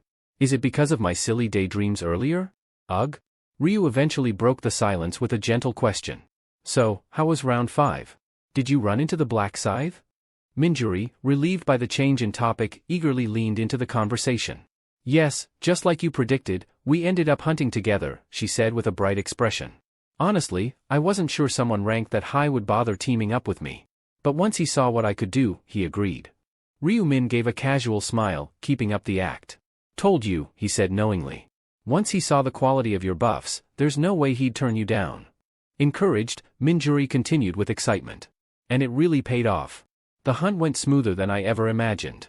It was the most comfortable run I've ever had, and for the first time, I actually came in second place in my zone. Feigning admiration, Ryu raised his brows and let out a low whistle. Second place? Not bad at all. What did you get as a reward? With a proud smile, she brought up her inventory screen and displayed her prize. I got a mid-tier rare necklace that boosts agility. Want to take a look? Ryu leaned in to examine the item and gave a well-practiced expression of interest. Wow. Looks nice. Of course, in a game world teeming with epic-grade gear, a rare-tier necklace barely earned a glance. But Minjuri's happiness was genuine, and that was what mattered. What do you think? She asked, watching him closely. Does it suit me? Ryu gave a polite nod. Yeah. Looks great on you. Then came the unexpected part. Minjuri took the necklace out of her inventory and extended it to him. Here. I want you to have it. I wouldn't have earned this without your advice, so it's only fair. Surprised, Ryu waved his hand, declining the offer. No need for that. You earned it through your own effort. Why give it away? She insisted with a small smile.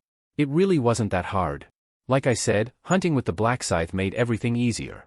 Ryu tilted his head. Then why not gift it to him instead? Minjuri let out a soft laugh. You think someone like him needs a low-tier item like this? Come on. That kind of gear's completely beneath someone at his level. He nodded with a chuckle, agreeing internally. Fair enough. Even if he sold it, it wouldn't be worth much. Once again, he gently declined. Thanks, but no. I haven't even reached the regular rank yet. Something like that wouldn't help me right now. Minjuri blinked, visibly surprised. Wait, you haven't reached regular rank yet? What level are you, then? Ryu exhaled lightly, feigning frustration. 19. I barely managed to kill 300 orcs on my own in the full 10 hours. Though she didn't say anything, her expression soured slightly. Her thoughts flickered behind her eyes. Clearly, she found it hard to accept that someone with a prophetic skill was stuck at such a low level. Well, I guess prophets aren't meant for frontline combat, she offered diplomatically. But in her mind, she wrestled with something that didn't quite sit right. A prophet who can see the future is already broken, but if someone like that also had top-tier combat power? That would just be too much. It would break the entire system. What she didn't know was that the very man she was thinking about, Black Scythe, was sitting right across from her. Then, without warning, she asked something Ryu Min didn't expect. Minjuri glanced at Ryu Min curiously and asked, by the way, Min, how does a prophet even fight? Ryu gave a sheepish chuckle and scratched the back of his head. Ah, well, I use magic. It's honestly nothing impressive, I'm kind of embarrassed to show it. Minjuri was quiet for a moment, clearly thinking. Then, doesn't that mean you don't really need this agility necklace? She asked, lifting the item she had shown him earlier. Wouldn't something that boosts intelligence help more? That's true, Ryu nodded, but even magic users benefit from a bit of agility. Not for casting speed, but for movement and dodging. A little survivability goes a long way. Of course, none of that applied to Ryu Min, he wasn't a mage at all.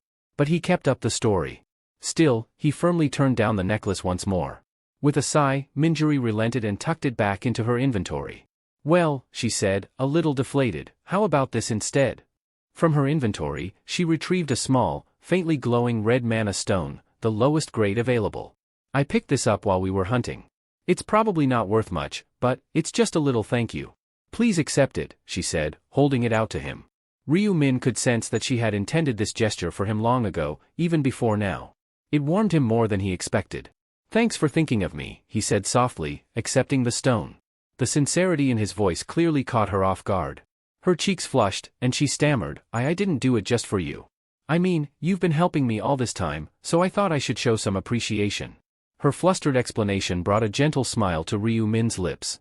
I appreciate it either way, he said. And since you've given me something, it's only fair I return the favor. Minjuri blinked. Huh? Really? What kind of favor? Information, he said with a grin. About round 6. For a second, she seemed mildly disappointed. But that passed quickly, and she lit up with enthusiasm.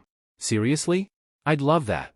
As he began explaining the details of the upcoming round, her expression gradually shifted from curiosity to surprise.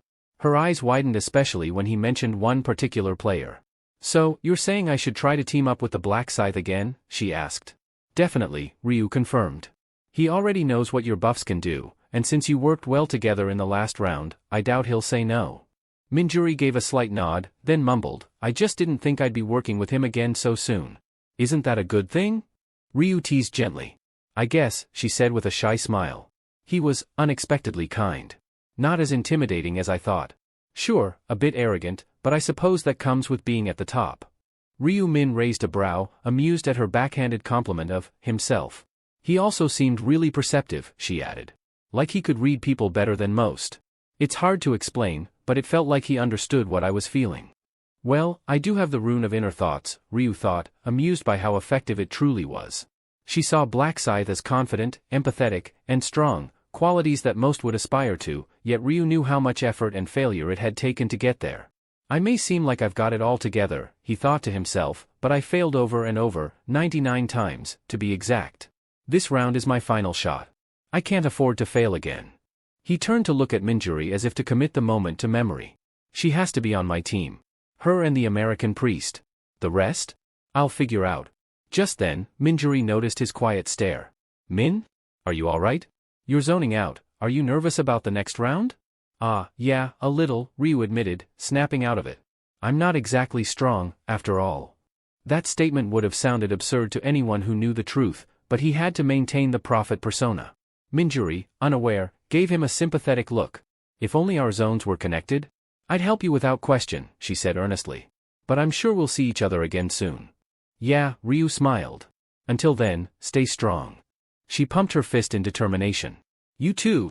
Ryu chuckled to himself, wondering how she'd react when she discovered that the Black Scythe she admired was the same man sitting across from her. The next day, Ryu Min was back in his car, cruising toward the corporate building where he had arranged a meeting. Originally, the Heavenly Demon had invited him to lunch at a hotel restaurant, but Ryu had declined. He wanted the meeting to happen on his terms, inside the company's walls. This meeting's not just about business, Ryu thought, his gaze fixed ahead. It's about control. He'd already built credibility as a prophet. That was no longer in question. He was confident that Heavenly Demon, known for placing growth above all else, would be fully on board with whatever venture Ryu proposed. This wasn't just about generating wealth. To Ryu Min, money was simply a means to an end. If I can get this company behind me, he thought, I can acquire any item, anytime. No more waiting. No more grinding. Just steady power growth. And for someone racing against time, that was the only thing that mattered. Expanding the company wasn't just a strategic move for Ryu Min, it was a calculated step to tighten his connection with Heavenly Demon and, more importantly, gain access to the elusive priest. The financial windfall that came along with this plan? Just an added bonus. When Ryu arrived at the corporate headquarters, the bodyguard at the entrance greeted him with notable respect. Please wait here, sir. I'll escort you to the executive office. His tone and body language were professional but unusually polite, clearly acting on direct orders to treat Ryu with the utmost care. After a brief elevator ride, the doors opened to a lavishly decorated office. Heavenly Demon welcomed him with a booming voice and open arms. You're here, major shareholder, he said cheerfully, gesturing to a plush seat in front of his desk. Please, make yourself comfortable. Though the enthusiasm in his tone was exaggerated, Ryu Min didn't mind. It was obvious that Heavenly Demon was trying to stay on his good side. Major shareholder and prophet, the man continued, chuckling awkwardly. Was the trip here too much of a hassle? Not at all, Ryu replied calmly. It was quite comfortable. Have you eaten yet? I was hoping we could have lunch together. Ryu shook his head, his tone firm but polite. There's something more important than sharing a meal right now. Heavenly Demon's expression immediately shifted to interest, his eyes gleaming. Don't tell me. Are you here with news about round 6? Ryu-min almost chuckled. You're so eager, it's written all over your face, he thought. It was clear Heavenly Demon was nervous that the prophet might withhold information this time. Reading the room, Ryu said, of course. I came to share everything I know about the 6th round. The tension eased slightly in Heavenly Demon's shoulders. Have you seen it already? I have, Ryu confirmed. Just then, the bodyguard returned with tea and silently placed a cup in front of him. Though he maintained a neutral expression, Ryu could tell he was carefully listening in on every word. Ryu sipped the tea, then leaned back in his chair. I'll tell you what's coming next, he said. But in return, I'd like us to hold an emergency shareholders meeting. Heavenly Demon blinked in surprise. An emergency meeting? Yes. It's time to discuss the next phase of our partnership. We'll be changing both the company's name and its business focus. The moment Ryu brought up actual business matters, the mood turned serious. Information about future rounds might have been valuable, but long-term financial strategies carried equal weight for someone like Heavenly Demon. What do you need from me? He asked, straightening his posture. I need your vote, Ryu replied. If we bulldoze through the changes without convincing the rest, it could create unnecessary friction. Better to make sure the others are aligned, at least on the surface. Heavenly Demon grinned, clearly enjoying the challenge. Leave it to me. I'll make sure no one causes trouble. But I take it you've already anticipated resistance? I have, Ryu said. Based on what I saw, some of the older shareholders, those in their 30s and up, won't be happy about the shift. Heavenly Demon leaned in, curiosity evident. What kind of industry are we talking about here? Even the bodyguard, standing nearby, visibly perked up. Ryu-min smirked inwardly. The business I'm aiming to launch. Ryu-min's voice carried enough weight to instantly capture the attention of the two men sitting before him. Both instinctively straightened in their seats, their gazes fixed on him with anticipation. We're going to create a specialized open marketplace, exclusively for players. An open marketplace? One of them echoed with a puzzled frown. You mean like auction, F-market, or Kuang? Ryu-min nodded. Exactly that. But instead of conventional goods, this platform will revolve around in-game items. The difference is that only registered players can access and trade on it. Wait, are you saying players will be able to sell their items for real money? They'll have the choice, Ryu clarified. When listing an item, the seller can decide whether to accept cash or offer it in exchange for another item. I can understand the bartering part, Ma Jiangrock said slowly, his brows furrowed, but why would players even need cash? Ryu-min smiled slightly, as if expecting that question. Some do. They just don't have the right channels to convert items into money, yet. Yet? Ma Jiangrock's eyes narrowed. Are you implying that'll change later? A spark of approval lit in Ryu-min's eyes. Sharp, as expected. Yes. I've seen glimpses of what's coming. Eventually, once players surpass level 40, they'll gain access to something crucial, the gold trading function. Instead of relying on cash, they'll begin exchanging gold among themselves. Gold? Ma Jiangrock muttered, startled. Since neither of them had reached level 40, they had no way of knowing such a feature even existed, let alone that gold could be freely traded between players. At level 40, Ryu explained calmly, players unlock a function that allows gold transfers. With the right infrastructure, we can create a secure platform that facilitates these exchanges. We act as the middleman, ensuring safety, and take a cut in either cash or gold. Ma Jiangrock leaned back in his chair, folding his arms as he mulled it over. A marketplace exclusive to players? Not a bad concept at all. There was undeniable appeal in the first-mover advantage. No one had claimed this space yet, which meant they could secure dominance early and set the rules. Still, he kept his expression unreadable, preferring to proceed with caution. But realistically, he said, do you think players will actually use it? Ryu-min nodded with confidence. We're now in the 5th round. Players have gathered a sizable number of items, many of which they don't need. But monster-dropped gear can't be sold to NPC stores, so these players are stuck with excess loot and no outlet. So what you're suggesting, Ma Jiangrock said, tapping the table, is to give them that outlet, a place to exchange items freely when their inventories start overflowing? Exactly, Ryu replied. Plus, most players are now past level 20. They've unlocked the item fusion feature, and naturally they're curious to try different combinations. Now imagine if there was a place where they could instantly search and buy the materials they need. There'd be plenty of interest, Ma Jiangrock admitted, nodding slowly. Especially if the platform was easy to use. Right, Ryu agreed. Which is why now, while we're still in the early phase, is the perfect time to launch this. Ma Jiangrock's skepticism had visibly melted into intrigue. He could already envision the possibilities. He's right. The demand is there. If we develop a reliable system and market it properly, it could explode. As his mind raced through implementation strategies, one idea surfaced. What if we introduce an auction feature, he suggested. Instead of flat pricing, allow people to bid. That way, rare items will drive competition and fetch higher prices.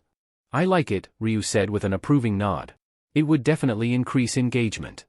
Also, Ma Jiangrock added, in the beginning, we should eliminate all listing fees. Make it free to upload items to attract as many users as possible. Then implement a tiered benefit system. Players who trade frequently earn perks, like reduced commissions or special badges. Ryu Min smiled, clearly impressed with the proactive thinking. Looks like he's already on board. Good. This wasn't just a viable business, it was a visionary one. In time, the gaming world would revolve around players, and with this system in place, they would have the first and only marketplace tailored to their needs. For Ryu Min, the benefits extended far beyond profit. With this platform, I can secure any item I need in the future. Not just equipment, but rare fusion materials and relics others don't yet understand. I'll corner the market before anyone else even realizes what they're holding. The seeds of a revolution were being sown, and Ryu Min would be the one to reap the rewards. If we can secure the materials, creating not just unique grade but even legendary and divine level items will become a reality, Ryu Min thought. With the industry decided as a social market, Ma Jiangrock asked, have you given any thought to the new company name? Do you have any suggestions? Ryu Min turned the question back to him. But Ma Jiangrock quickly shook his head. I'll refrain from offering input here. In times like these, it's better to follow the vision you've already seen. And above all, aren't you the true leader of this company now? Haha, Ryu chuckled modestly, not disagreeing, because the statement wasn't wrong. In that case, he said, leaning back in thought, how about this, Player Place? A name that signifies a space created for players. Player Place, or PP for short? Ma Jiangrock repeated aloud. The abbreviation sounds catchy. It feels right. Truth be told, he wasn't entirely sure how good the name was, but if it came from the prophet's mouth, it must be brilliant. Actually, I have another idea in mind as well. Want to hear it? Ryu asked. Of course. I'd love to. Ma Jiangrock's eyes sparkled as he launched into an energetic discussion about business strategies. Ryu Min mostly listened, acting as the final decision-maker, giving nods of approval or quiet judgment depending on what he heard. Their conversation grew so intense, even the quiet ticking of the office clock disappeared beneath their voices. Hours passed unnoticed, until Ma Jiangrock glanced at the window and blinked. Oh, it's evening already? Would you care to have dinner together? I'll have to pass, Ryu Min said with a gentle smile. My brother's waiting at home. Ah, I see. Ma Jiangrock looked visibly disappointed. Clearly, he had been enjoying their discussion. How long do you think it'll take to build and launch the platform? Ryu asked as he stood. At best? A month, Ma Jiangrock replied. We could go live after the 6th round. Ryu Min gave an approving nod. That timeline works for me. By the way, he added, it's time I share the 6th round's details with you. That's music to my ears, Ma Jiangrock grinned. Even on Sangcheol, standing nearby with a stoic expression, leaned in slightly to catch every word, feigning indifference. Ryu Min outlined everything, key elements, vital strategies, and important warnings for the 6th round. Once he was finished, Ma Jiangrock leaned back, brows raised in admiration. So, cooperation will be essential again. That was very informative. Thank you for the insight, Prophet. No need to thank me, Ryu replied. As he politely bowed in appreciation, Ma Jiangrock couldn't help but smile to himself. As expected, securing the Prophet was the best decision I've made. Thanks to him, everything's aligning perfectly, both in the real world and the game. He was oblivious to the fact that Ryu Min could read every single one of those thoughts like an open book, thanks to the rune of inner thoughts. But Ryu made no sign of it. Let's proceed with what we discussed today, Ma Jiangrock said, rising from his seat. I'll convene an extraordinary shareholders meeting soon to push through the agenda. You'll need to be there to present the plan. Will that be all right? It meant speaking in front of a crowd and explaining the project, but Ryu Min didn't hesitate. I'll be there. Great. We'll contact you with the meeting date. Director on? Yes, sir. Take the profit home. Also, stop by CO Aaron's house on the way and share the round 6 details with her. A few days later. As midnight struck, Ryu-min opened the store interface with anticipation. Today's featured item. Tattered vagabond garments. Type, armor. Grade, epic. Defense, 1. Effect, attack speed plus 30%, movement speed plus 30%. Durability, 1000 by 1000. Requirement, must be at least regular rank. Description, dirty and ripped clothing that barely functions as armor, but comes with surprising perks. Ryu-min's eyes lit up. Finally, an epic grade item worth looking at. While the armor's defense was laughable, the speed buffs it granted were extraordinary, perfect for an aggressive, high-mobility build. The cost? A steep 20,000 gold. To most players, this would be considered outrageous. 20,000 gold for something with a defense stat of just 1? It's ridiculous. But for Ryu-min, who was sitting on an enormous gold stash, the price barely made a dent. Others may hesitate, but I can afford to be bold. This one's mine. Until the player-exclusive market is established, there's no choice but to depend on whatever the system store offers. Ryu-min knew this well. But he also understood something most didn't, that once the social trading platform was up and running, the era of relying on the store would come to an end. Players would flock to the market instead, buying and selling whatever they needed directly among themselves.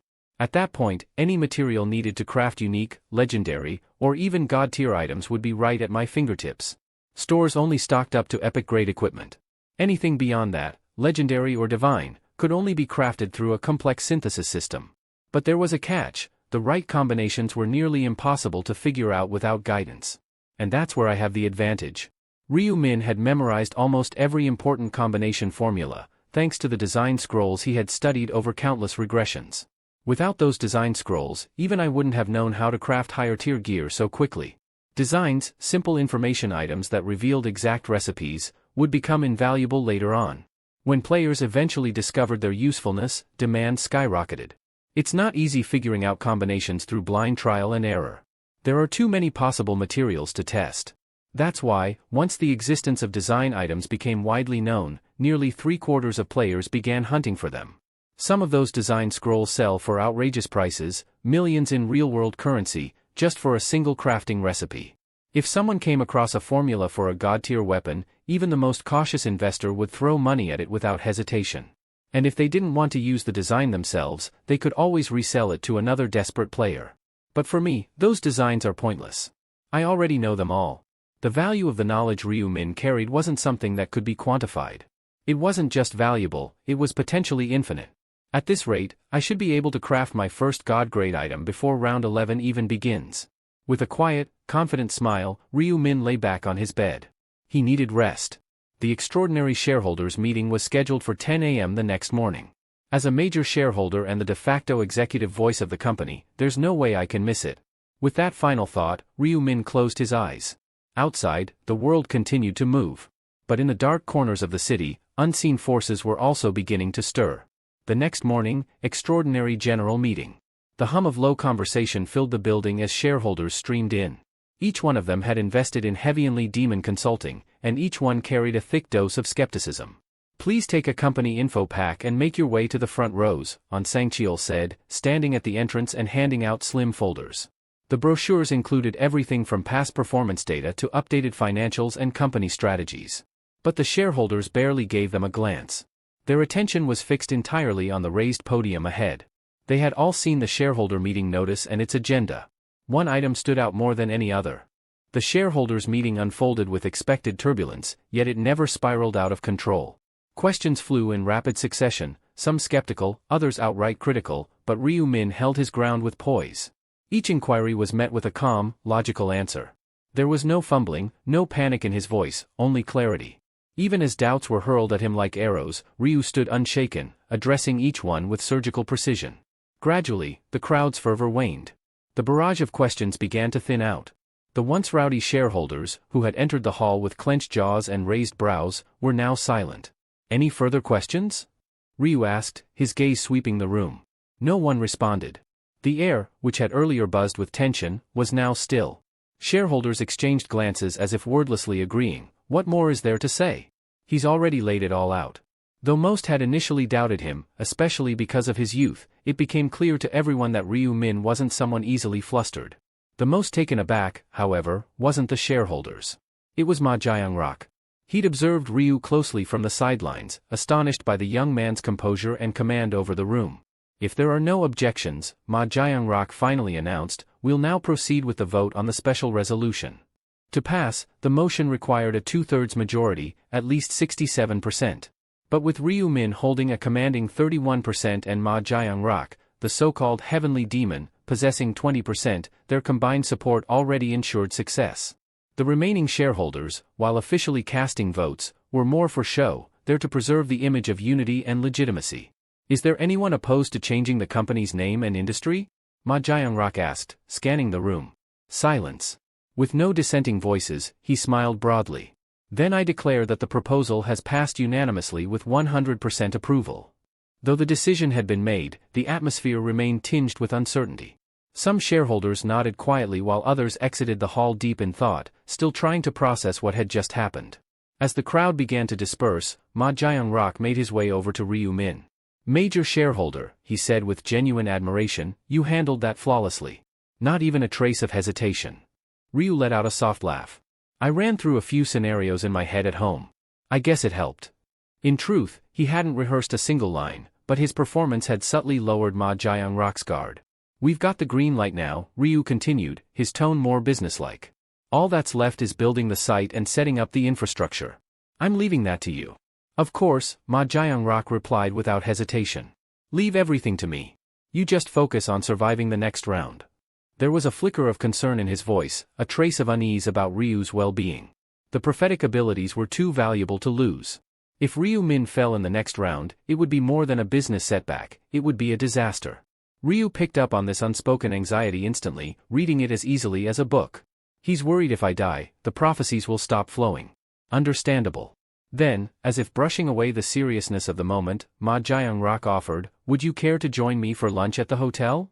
Sounds good, Ryu replied with a relaxed smile. Let's eat. With that, another major step had been taken, smoothly and successfully. But as they walked toward the elevator, Ryu Min's mind drifted elsewhere. Now that today's tasks are complete, there's only one question left to solve. A slow, calculating grin crept onto his face. How should I make use of Huang Yongmin next? It was Sunday, the day of the regularly scheduled meeting for PCW, the group Ryu had once infiltrated under the alias Little Kodal, and where he had previously eliminated the imposter claiming to be Black Scythe. As the virtual meeting room filled, a lively female voice suddenly rang out. Hey everyone! Good to see you all, said Yami, full of energy and cheer. But her enthusiasm was met with an eerie silence. Puzzled by the lack of response, she blinked and looked around at the other video feeds. The somber expressions on everyone's faces made her pause. What's with the mood? Did something happen? She asked, her tone shifting from bubbly to concerned. One of the members finally spoke up, his voice low. You must not have heard yet, Yami. We've lost 2 of our officers. Her eyes widened. Wait, what? Who? Another voice answered flatly, my age 30 and jam made of honey. No contact from either of them since the 5th round. All signs point to, well, they didn't make it. That explained the heavy atmosphere. Yami nodded slowly, her lips parting slightly in realization. So someone really did die. Still, something about it struck her as strange. Sure, they were teammates, but we only ever talked online. Were people really this emotionally attached? Or? She narrowed her eyes and thought, could it be for show?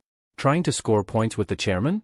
The chairman, the elusive leader and founder of the PCW circle, was practically treated like royalty. In any corporate or guild-like structure, it wasn't uncommon for people to align their emotions with those of their superior. And he was the type who always seemed deeply affected whenever a member passed away. So that's it. They're just playing their part. Fine. 2 can play at that game. Yami sniffled, wiping away imaginary tears as she put on a performance of her own. I can't believe this. My age 30. And jam. It's just so tragic, her voice cracked, trembling as she fought back crocodile tears. Oh no, Yami, please don't cry, one of the officers said, visibly moved by her feigned sorrow. If you cry, I might start crying too. Their voices softened in response, expressions changing to mirror hers. Amazing, she thought. Never underestimate the effect of a woman's tears. She smirked internally, watching them fall right into step with her display. Humans really are such cunning creatures, but but I can't let anyone outmaneuver me here. Just then, the chairman entered the meeting. He paused upon seeing the group. Huh? What's going on here? Why is everyone crying? Before anyone else could respond, Lost Yak jumped in, seizing the moment. His tone turned cold, direct. Chairman, it's about my age 30 and jam made of honey. They're gone. The chairman's face changed instantly. He drew in a slow breath, then covered his eyes with one hand. Not again. Why does this keep happening? It was his usual reaction whenever someone died, somber and genuine. Whether out of grief or guilt, no one could say for certain. But he always seemed to take it personally. He finally looked back up and added, "Still, we should be grateful the rest of you made it through." A quiet sigh escaped him. "Our officer counts down to 6 now," he muttered. "We're bleeding members every round." Someone cautiously spoke up, "Chairman, shouldn't we consider bringing in replacements?" "I'd like to," he replied, "but we're short on qualified candidates." "The ones who applied last time? Haven't heard a word from them since." He was, of course, referring to the trio of officer hopefuls, including the fake Black Scythe who had already been taken care of by Ryu Min. Lost Yak furrowed his brows. "You mean those 3 still haven't contacted you?" The chairman shook his head. "I've tried reaching out to them multiple times. Still nothing." "Could it be they didn't survive round 5 either?" another asked. "Well, I can't speak for the others," the chairman said, "but I know one of them made it through, Black Scythe. He came in first." This revelation stirred curiosity. Then why the silence? Why apply for officer rank and then vanish? "Beats me," the chairman admitted. "Maybe he changed his mind. Or maybe..." Someone interrupted, suspicion rising in their voice. "Maybe the person who applied wasn't the real Black Scythe to begin with." The possibility hung in the air like a dark cloud. "And if that's the case," the voice continued, "he might have died during the 5th round, and we just assumed he was the real deal." The room fell silent once more, this time tinged with unease and uncertainty. The chairman sat in silence for a moment, mulling over the conversation, before nodding slightly. "A scammer pretending to be Black Scythe? That does make a certain kind of sense." But just as the mood began to settle, one of the officers blurted out without thinking, "Still, I doubt someone like Black Scythe would ever lower himself to join a group like this." The words hung in the air like a slap. Realizing his mistake, the man's eyes widened, and he quickly clamped his mouth shut. But it was too late. The chairman turned to him slowly, his once calm expression now frosted with disapproval. "A group like this? What exactly do you mean by that?" The room tensed. "Our community, PCW, was built to unite players, helping one another through cooperation in a world where even alliances sometimes fail. We're not some throwaway guild. We're pioneers of this era." The officer stammered, "I didn't mean it like that, Chairman. I was just..." But the chairman wasn't listening. His voice turned icy. "You're no longer an officer as of this moment. In fact, you're expelled. Permanently." The man looked stunned. "What? Please, Chairman, I was just..." "We don't need anyone who mocks our foundation," the chairman interrupted coldly. "In times like these, people who plant discord are as dangerous as monsters." As the dismissed officer's protests echoed in the background, the chairman raised a hand, signaling it was over. "Blacklist him. If a new age dawns and we rise with it, he won't be part of it." Just like that, one more officer was gone. Only 5 remained. "Now," the chairman continued, as if nothing had happened, "shall we resume the meeting?" Everyone present sat a little straighter, their expressions tense. If it wasn't clear before, it was now. The chairman's word was absolute. One wrong sentence could cost you your seat. Suddenly, Lost Yak made a startled noise. The chairman turned toward him. "What is it?" Lost Yak looked slightly flustered. "A new application just came in. Someone wants to join the PCW. Now?" the chairman asked. "Yes, and the applicant's nickname is Black Scythe." The entire room stirred with interest. "Black Scythe?" the chairman echoed. "He applied again?" Lost Yak shook his head. "No, sir. It's not the same person as before. The previous Black Scythe's registered name was Kim In-hong. This one's using the name Hwang Yong-min." The chairman tapped the armrest of his chair thoughtfully. "Could be another impersonator. Or it might be the real one, just under a different alias." "What do you want us to do?" Lost Yak asked. "Simple," the chairman said, his voice cold and precise. "Pay him a visit. Go to the address on the application. And if it turns out he's not the real Black Scythe?" The chairman's reply came like a knife. "Then he'll answer for his deception. No one makes a fool out of us and walks away unscathed." Meanwhile, far from the tension of the PCW conference room, Ryu Min sat in the glow of a monitor inside a quiet local internet cafe. The rows of gaming PCs buzzed faintly behind him. But Ryu had his focus fixed on one goal. He had submitted an application to PCW, under the name Hwang Yong-min. This time, there'd be no slip-ups.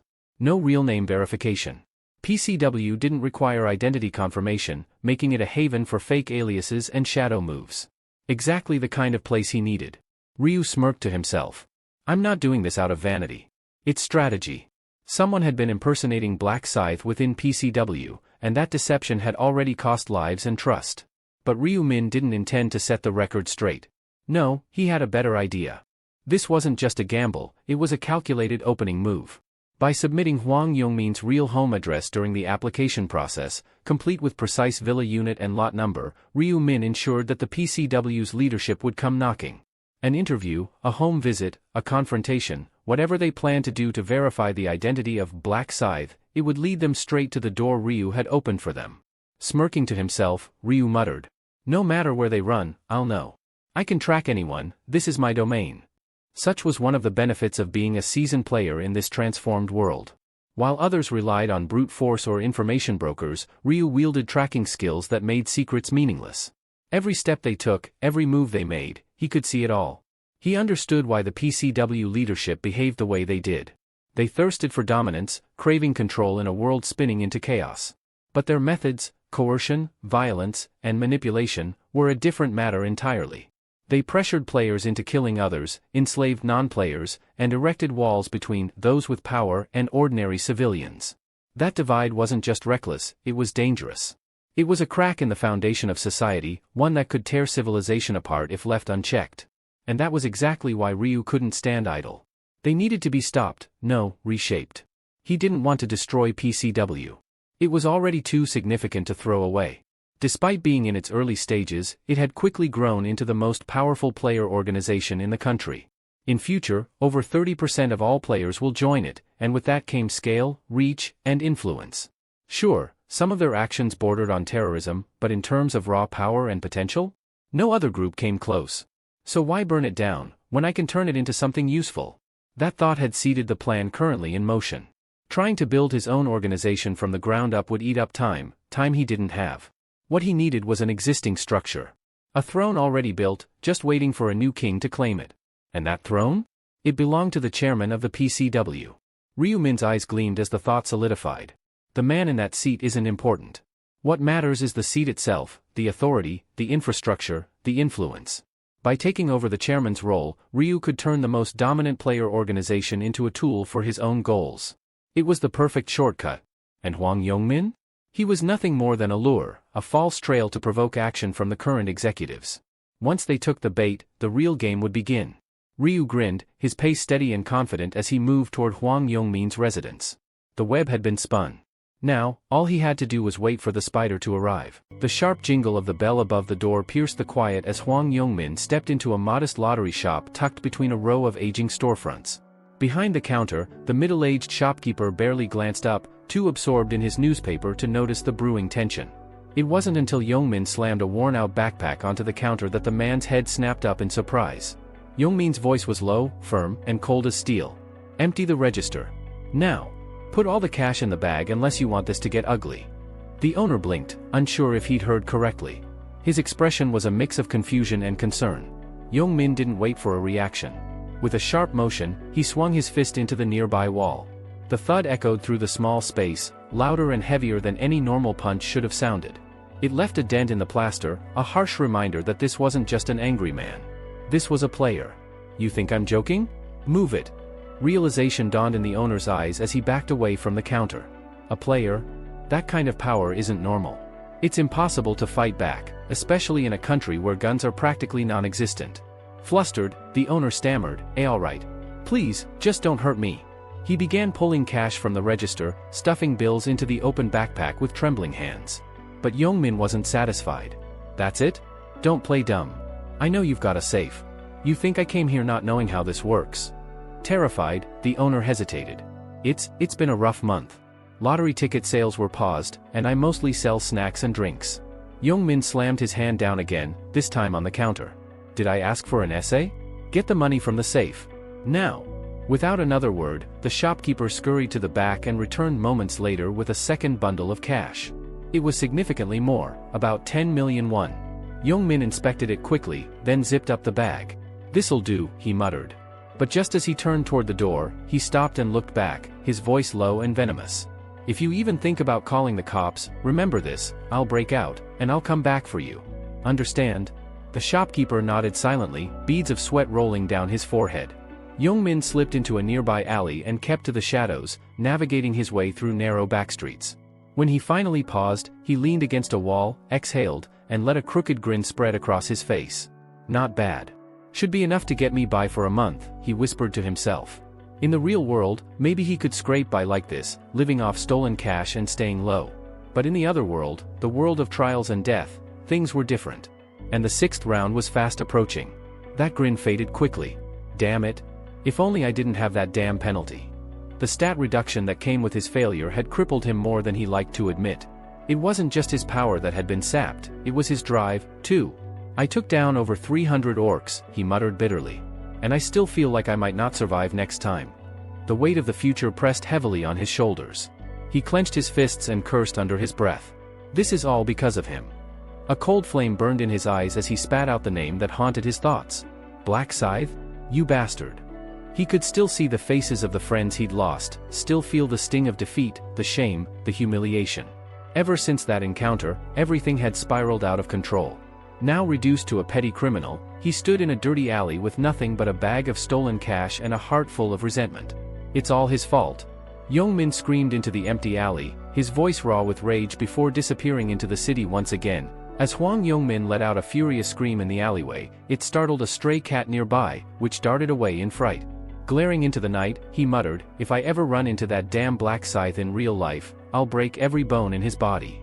Still fuming, he made his way back to his apartment complex. But as he reached the front of his unit, he froze. Someone was already standing in front of his door. The hell is this? His voice was a mixture of confusion and irritation as his steps slowed. The man standing there was a stranger, calm, still, and watching him. "Who the hell are you?" Young-min demanded. The man didn't answer directly. Instead, he asked coolly, "You're Hwang Young-min, aren't you?" Young-min's eyes narrowed as he scanned the stranger's face for clues. "And who wants to know?" The man smiled, a disarming expression that made Young-min even more suspicious. "I thought so. Judging by your reaction, I guessed right." "You a cop or something?" Young-min asked. At that, the man laughed. "A cop? Why, have you done something worth arresting you for?" He tried to step inside, but Young-min blocked his path, growling, "Back off. I don't know who you are, and I don't let weirdos into my place." "My apologies," the stranger said politely, "my name's Lost Yak. I'm an interviewer from PCW. You submitted a membership application earlier today, didn't you?" Young-min frowned, baffled. "What the hell are you even talking about? Are you high?" Lost Yak's expression turned more serious. "Then let me ask you directly, are you the player known as Black Scythe?" Young-min stared at him like he'd lost his mind. "Black Scythe? Me?" Lost Yak blinked. There was no trace of recognition or guilt in Young-min's face. He asked again, more cautiously this time. "So you're not the one who applied under that alias?" "Of course not. What kind of dumb joke is that?" Young-min snapped. "And what's this PCW or whatever?" Realizing he had made a mistake, Lost Yak sighed and gave a small bow. "My apologies. Looks like there's been some confusion. I'll be on my way." "Confusion? Hold on," Young-min snapped, stepping in front of him. "You show up at my door, accuse me of something, then just try to walk off? You'd better explain what this is about." Lost Yak paused, then reluctantly explained, "It appears someone used your name and address during the application process. Whoever they are, they impersonated you." "What?" Young-min's eyes widened with rage. "Someone used my identity? Who the hell would do that?" A calm voice cut through the tension. "That would be me." Both men turned at the same time. A masked figure stood at the end of the hallway, his presence quiet but commanding. Young-min's face twisted in confusion. "Who the hell?" Lost Yak immediately stepped forward. "So you're the one who used Hwang Young-min's personal details?" The masked figure gave a small nod. "Are you insane?" Young-min barked. "Who the hell do you think you are, showing up here claiming that?" The masked man didn't answer verbally. Instead, he reached into thin air and retrieved something. A massive scythe materialized in his grip. The blade was jagged and imposing, the weapon far too large to be carried by an ordinary person. For a moment, time stood still. Both Youngmin and Lost Yak could only stare. Then, the man spoke. "Does this answer your question?" Lost Yak's jaw clenched. His eyes narrowed in scrutiny. A scythe that massive could only belong to one person. In the player world, very few dared to wield such a weapon. There was only one known name that matched the image before him, Black Scythe. Still, Lost Yak remained cautious. Could this be another imposter? He thought. He's smaller than I expected, not even 170 centimeters, I'd say. His voice is lighter too. The real Black Scythe should be stronger, more intimidating, right? His eyes scanned the masked man's build, posture, and voice. It all felt off. But across from him, Hwang Yongmin's expression had gone pale. Unlike Lost Yak, Youngmin had met the real Black Scythe, and he remembered him vividly. That chilling aura. That stillness like a blade about to be drawn. And most of all, the eyes. Those calculating, icy eyes behind the mask. Youngmin backed up a step and muttered to himself, "No doubt about it, it's him. It's really him." Though the body was smaller and the tone softer, none of that mattered. You could change your voice, your clothes, even your build, but that atmosphere? That intensity? It was unforgettable. It was Black Scythe. "It's him, it's really him." The words barely escaped Hwang Yongmin's lips, his voice trembling. As he stood before the masked figure wielding that infamous, massive scythe, his body began to react instinctively. His skin prickled with goosebumps, and his hands twitched, opening and closing involuntarily. It was the uncontrollable reaction of prey encountering a natural predator. Just moments ago, Youngmin had been grumbling about how he'd cut Black Scythe in half if they ever met face to face. But now that the man himself stood in front of him, the truth hit like a ton of bricks. "Let's be honest, that was all talk," he admitted inwardly. "The level gap alone makes the idea ridiculous. There's no way I could fight him, let alone win." Yet what puzzled him more than the fear was the confusion. Why? Why did he come here? What could he possibly want with me? Why use my name? There's no reason for someone like him to be involved with someone like me, right? In an effort to suppress his nerves, Youngmin kept flexing and curling his fingers, a repetitive motion that only made him look more anxious. Lost Yak noticed his fidgeting, but his focus shifted back to the masked man in front of them. His earlier skepticism had begun to waver. "I wasn't convinced at first," Yak thought, scrutinizing the scythe wielder. "But if this guy really is the Black Scythe, then someone like me, barely level 20, doesn't stand a chance. My only option would be a sneak attack." But before he could even entertain the idea further, the masked man spoke. "You didn't come alone," Ryu Min said calmly. "I can sense others nearby. You might as well tell them to step out." Lost Yak stiffened in shock. He knew? Even that? His respect for the stranger skyrocketed. Just moments ago, he had been uncertain about this man's identity. But now, Lost Yak was sure of one thing: whether he was truly the Black Scythe or not, this man wasn't someone to be taken lightly. And as if confirming his suspicion, two men emerged from the shadows. "Well, we've been made," one said with a sheepish grin. "How'd you spot us?" They were clearly surprised, having thought they'd stayed hidden. What they didn't know was that Ryu Min didn't even need detection skills. His awareness went beyond what they could grasp. But before they could get too close, Ryu's tone turned cold. "Stop right there," he warned, his voice sharp like a blade. "Take another step, and I'll cut you down." Big words, one of them scoffed. "You think you can threaten us alone?" Another narrowed his eyes and asked, "Are you really the Black Scythe?" Ryu lightly twirled his scythe, the glint of the blade catching in the light. "Doesn't this weapon answer that question for you? We've heard of Black Scythe and that he uses a weapon like that, but how can we be sure?" "Anyone can carry a scythe," one muttered. Ryu let out a quiet sigh, clearly growing tired of the runaround. "Then why ask, if you weren't going to believe the answer?" Despite that, they continued pressing. "We want to hear it straight from your mouth." "Fine," Ryu said, eyes unblinking beneath the mask. "I'm Black Scythe. Satisfied?" Just as the words were spoken, one of the executives, who had a truth rune equipped, suddenly received a system notification. The target is telling the truth. His expression immediately shifted. He turned to the man beside him. "It's confirmed. The system says he's telling the truth." At those words, a hush fell over the group. Every pair of eyes turned toward the masked figure, their previous doubt replaced by a silent, uneasy realization. So it's true. He really is the Black Scythe. What followed was a strange quiet, filled with awkward stares and tight gulps. Even the man who had previously spoken with such bravado now seemed to shrink under Ryu's gaze, his earlier cockiness dissolving into an awkward silence. This wasn't just some random player pretending to be famous. This was the real deal. Just moments ago, the man who had taunted Ryu stood frozen, his expression twisted as if he'd bitten into something rotten. Regret clawed at him as realization dawned. Crap, what the hell did I just say? He cursed silently. He couldn't believe he'd opened his mouth so recklessly, especially in front of someone like him. Was that stupid comment loud enough for Black Scythe to hear?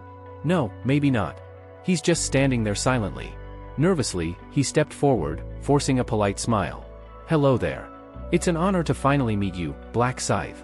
But instead of returning the greeting, Ryu pointed his massive scythe directly at the man's throat. This isn't the time for pleasantries, he said coldly. Didn't you want proof that I'm the real one? Then let's settle it right here, with our skills. The color drained from the man's face. What? You want to fight? Here? It was insane. Challenging someone nearly twice his level wasn't bravery, it was suicide. He swallowed hard, immediately realizing Ryu hadn't forgotten the earlier insult. This wasn't just about proving identity, it was about payback, served cold and in public. He's trying to humiliate me, the man thought. I need to apologize before it's too late. He dropped to a slight bow and said quickly, I sincerely apologize for what I said earlier. I didn't mean any disrespect, truly. Oh? Ryu said with a tilt of his head. Then how does that prove anything? You wanted to confirm my identity, right? One of the other executives tried to step in. There's no need for a duel. We already confirmed it, he's telling the truth. Ryu turned his gaze toward the man with the truth rune. How exactly did you confirm it? I have a rune that detects lies, it verified that you were telling the truth earlier, he explained nervously. I see, Ryu murmured. Still, I can't let that insult slide.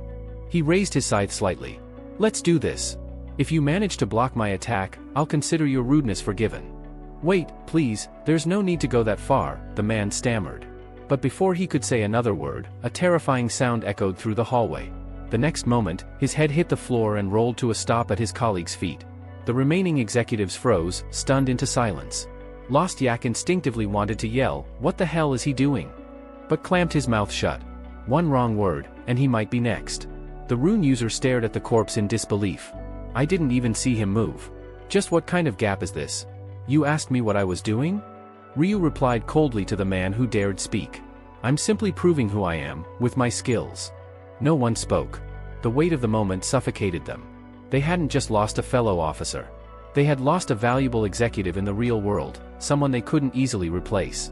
And now, the man who caused it stood calmly before them, his white mask hiding the madness in his gaze. They looked at each other, silently reaching a mutual conclusion. This man, this monster, we can't let him join us. Not someone this dangerous. Even though they originally approached him to offer an executive position, everything had changed. He's unstable. The chairman would never accept a killer like this. It's too risky. Then came the next inevitable thought. If we can't recruit him, we have to eliminate him. Their eyes locked in agreement. One of them gave the slightest nod. We'll act like we're surrendering. Lower his guard. Then we strike. But before they could even carry out the plan, a dark chuckle echoed from Ryu's mask. You're planning an ambush, aren't you? He asked, his voice mocking. They stiffened. What are you talking about? One bluffed. I saw it all in your eyes earlier, Ryu said, his tone like ice. You're trying to act weak, then strike while I'm distracted. Classic move. Then he asked, do you know why I used Huang Yongmin's name to apply to your cafe? No one answered. I'll tell you, he said, lips curling behind the mask. I did it to draw you out. The executives. Their eyes widened. What do you want from us? One of them finally asked. Ryu's tone turned deadly. It's simple. I want you dead. No one laughed. It wasn't a joke. He had already shown what he was capable of. One of the men, usually calm and logical, tried to step forward and reason. Look, maybe we can talk this out. There's no need for further violence. We didn't mean. But before he could finish, his body crumpled to the floor, headless. Now only three remained, Huang Yongmin, the man with the truth rune, and Ryu Min, the Grim Reaper himself.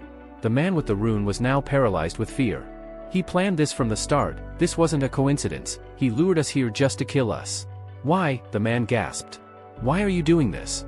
What grudge do you have against us? Ryu narrowed his eyes. You're seriously asking that? Then he said, you murdered innocent people during your ridiculous recruitment trials. You made executions a part of your interview process. You and your little group turned death into entertainment. The man shook his head. That's not true. They weren't innocent. They mocked players, they looked down on us. They got what they deserved. Ryu's voice dropped to a growl. You enforce harsh rules on others, but justify yourself when it's convenient. That's hypocrisy. You don't even know me. I don't have to, Ryu replied. My rune shows me enough. I can see what's festering inside.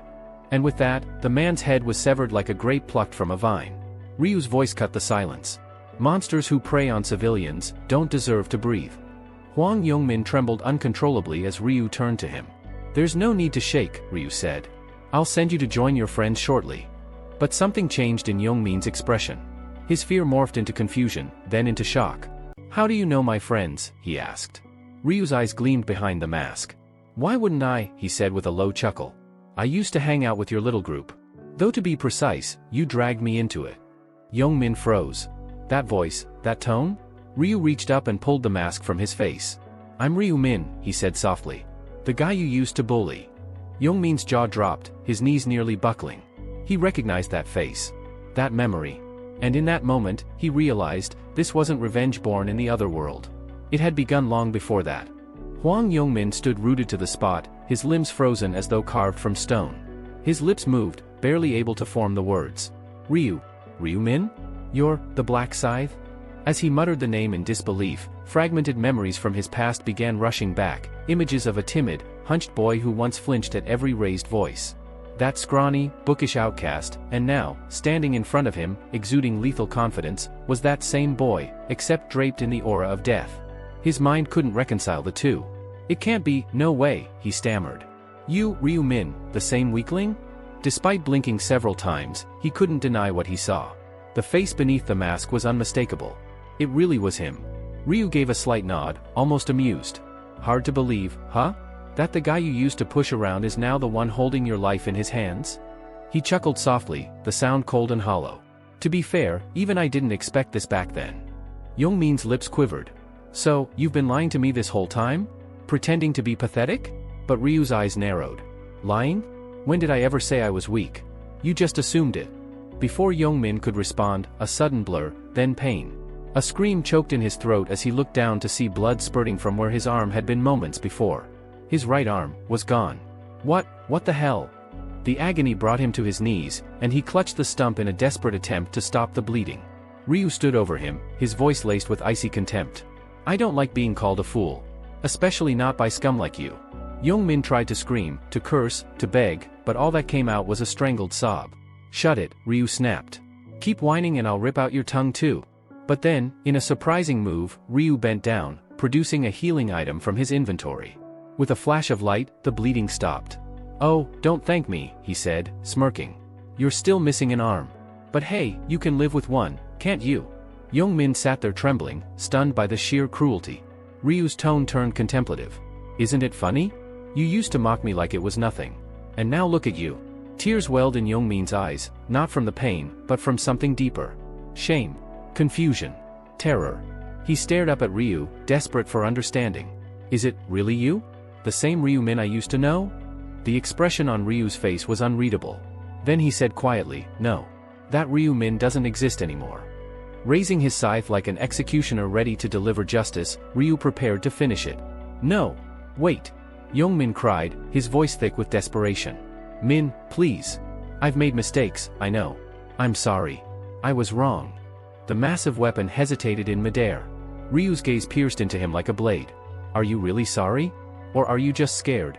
Both. Yongmin blurted. But more than that, I want to make it right. Oh?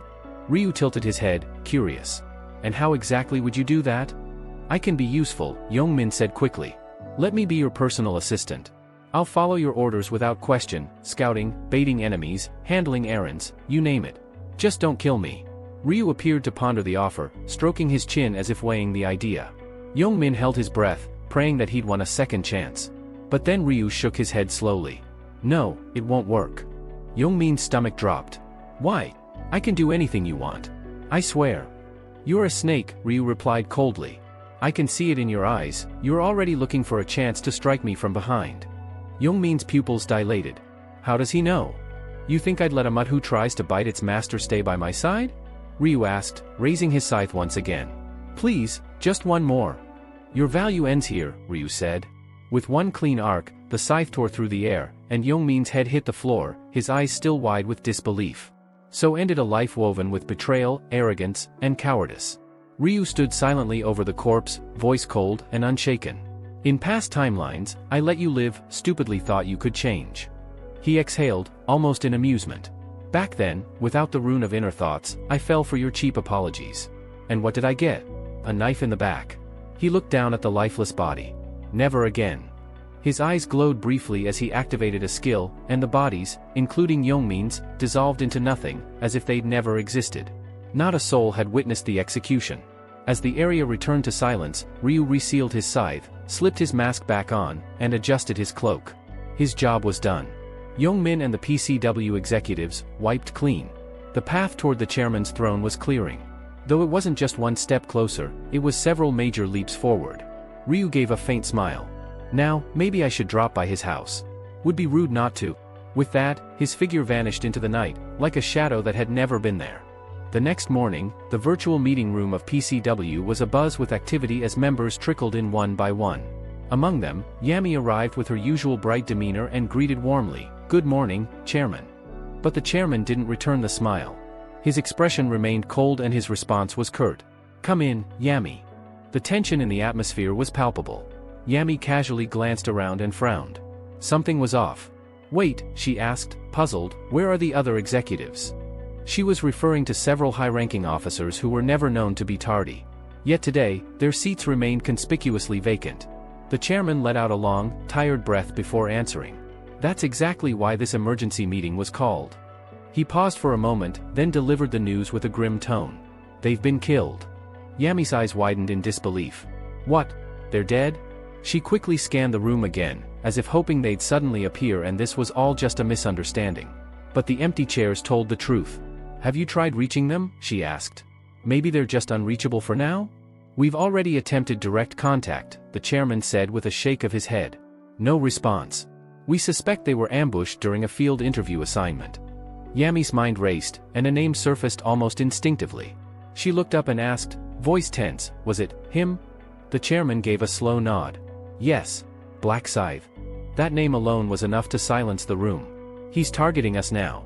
Specifically, our upper ranks," the chairman clarified. "Though the victims were all executive level, it makes no difference to him. They were part of PCW. Yami clutched her hands together as the weight of the news settled on her. "I love bread and popering too," she asked, her voice barely above a whisper.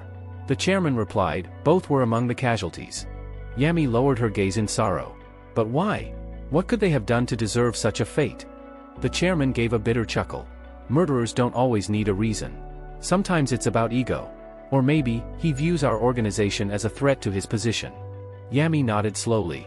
She understood all too well, some individuals, when faced with rising power structures, felt compelled to destroy rather than join. "So," she said, looking up again, "this was all a setup?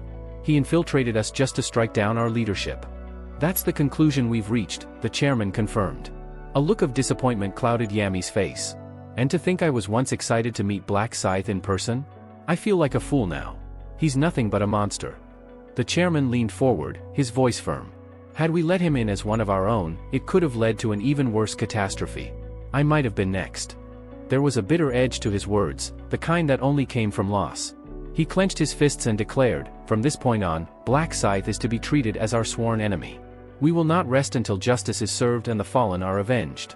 Yami, equally resolute, replied, "Yes. We can't let this go. But, are we absolutely certain he's the one behind all this?" The chairman gave a sharp nod. "We have witnesses. People who saw him with their own eyes." He turned his head and called out, "Lostyak, come forward and brief Yami. Give her your report." At that cue, a figure slowly stepped into view. The tension in the room deepened. All eyes shifted to Lostyak, who bore the burden of being one of the few survivors, and perhaps the last person to speak with Black Scythe before the bloodshed began. With a somber expression, Lostyak calmly recounted his tense confrontation with Black Scythe to the gathered executives. His voice was steady, hiding the deeper thoughts running beneath the surface. Once the debriefing ended, the chairman silently exited the room, and Lostyak turned toward Yami with a faint nod. "Yami, until next time," he said in a composed tone. "Yes. Please rest, you've had a long day," she replied gently. Once everyone had left and silence settled in the room, Lostyak let out a quiet breath. Now alone, he murmured under his breath, "Luckily, they didn't suspect a thing."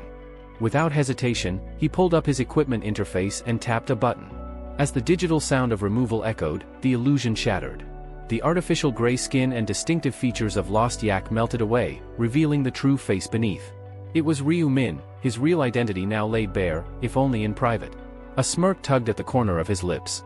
Maybe I should have pursued acting instead, he joked to himself. His gaze then shifted to the item he had just unequipped, the assassin's mask. Item, assassin's mask. Category, helmet. Grade, unique. Description, a delicate, nearly invisible mask highly coveted by professional assassins. Known for its astonishing 99.9% success rate, it can flawlessly replicate the face, skin tone, voice, and build of any player the wearer has eliminated. Effect, upon uttering the command, disguise, the mask mimics a fallen player's entire appearance with precision. Defense, 1. Durability, 3000 by 3000. Requirement, can only be worn by players with an expert rank or higher. Ryu Min had acquired this unique helmet by selecting it as a reward from the last time attack event, using a special item ticket. Although it lacked any meaningful defensive power or stat boosts, its value was unmatched when it came to infiltration and covert operations. Taking on the form of someone I've killed gives me an overwhelming advantage, Ryu said, almost admiring the sinister efficiency of the mask. And the benefits went far beyond mere deception in battle. The mask was perfect for intelligence gathering, sabotage, and manipulation. For an assassin, it was the ultimate disguise. He chuckled darkly. There's no easier way to assassinate someone than by posing as their trusted ally. This very principle had guided his actions today. Disguised as Lost Yak, Ryu had taken out key members of the organization from within. By replacing one of the executives, he gained access to their inner circle. Now, if I wanted to, I could even impersonate Hwang Yong-min, he said thoughtfully. But for the moment, I'll stick with Lost Yak's identity.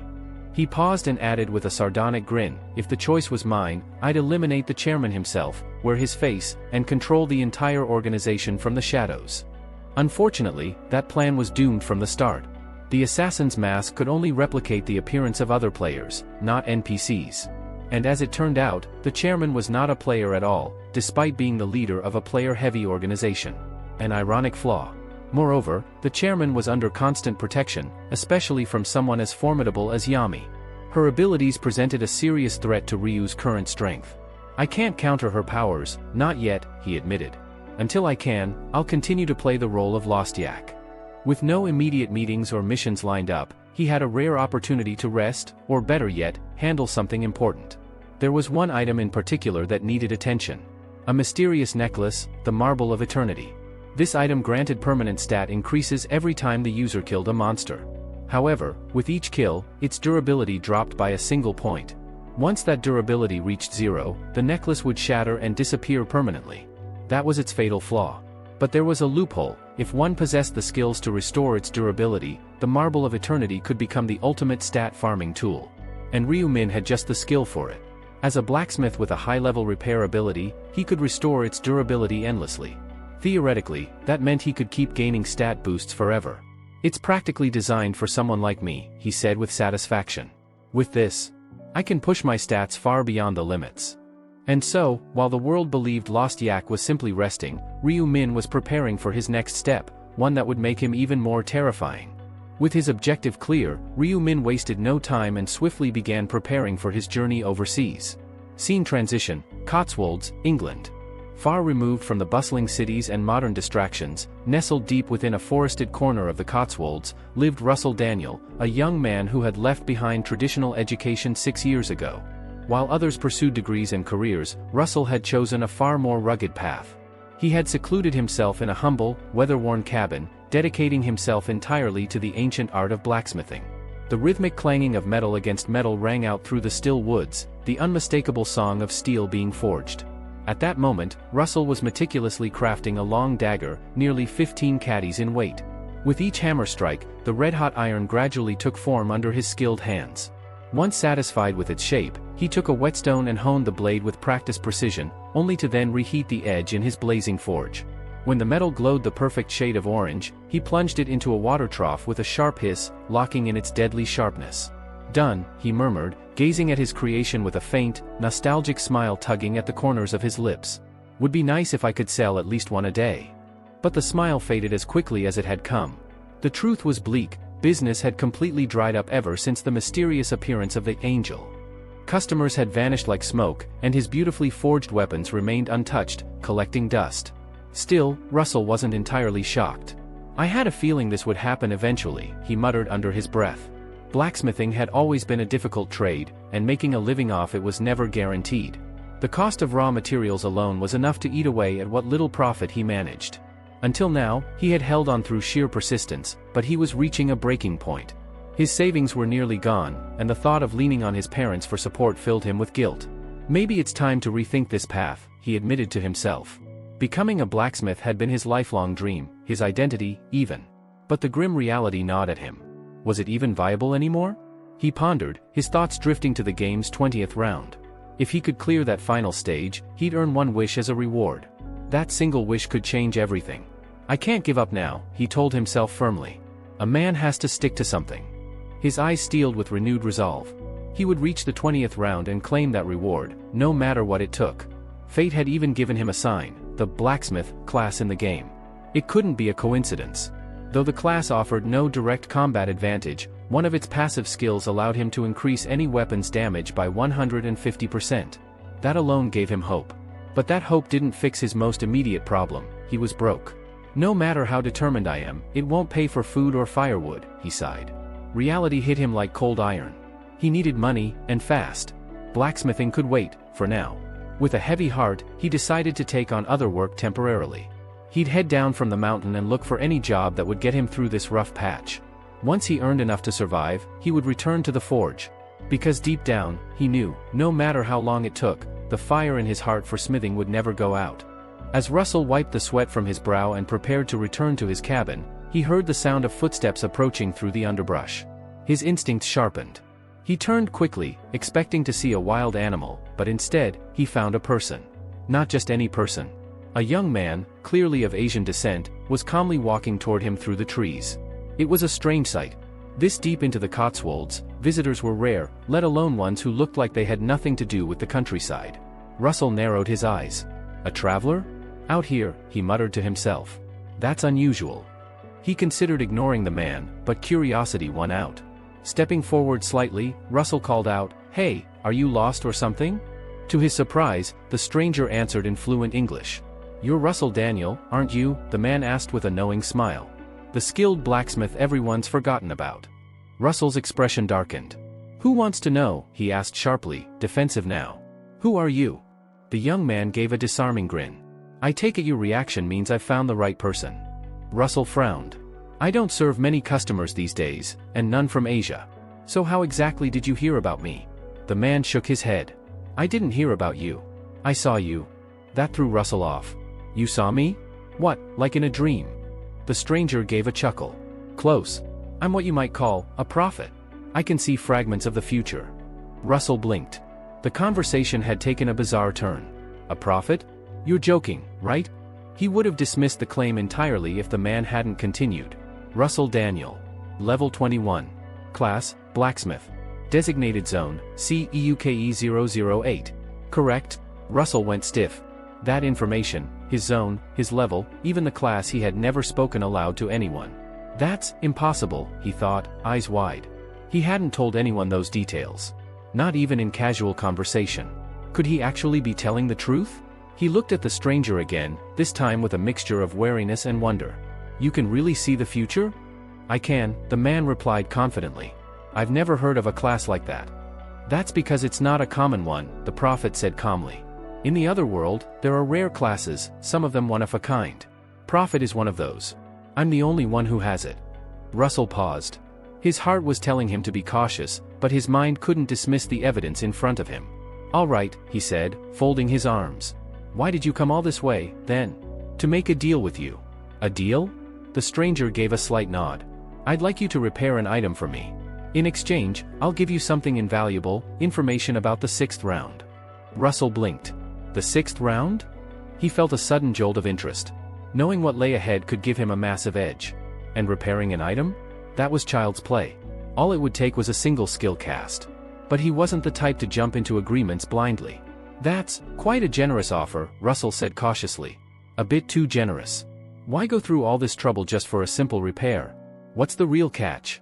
The young man smiled again, not insulted in the slightest. That's just like you, Russell. Always careful. Always skeptical. Then he added, almost offhandedly, truthfully, I'm not just here for a repair. I'm here because I want to work with you. Not just once, I want us to help each other. Russell raised an eyebrow. You came here, to make friends? Exactly, the man replied without hesitation. I've seen what happens to you in the future. You reach the peak of your craft. You become the greatest blacksmith the game has ever known. Russell's lips parted, but no words came out. Me? The greatest, he repeated in his thoughts. Is he serious?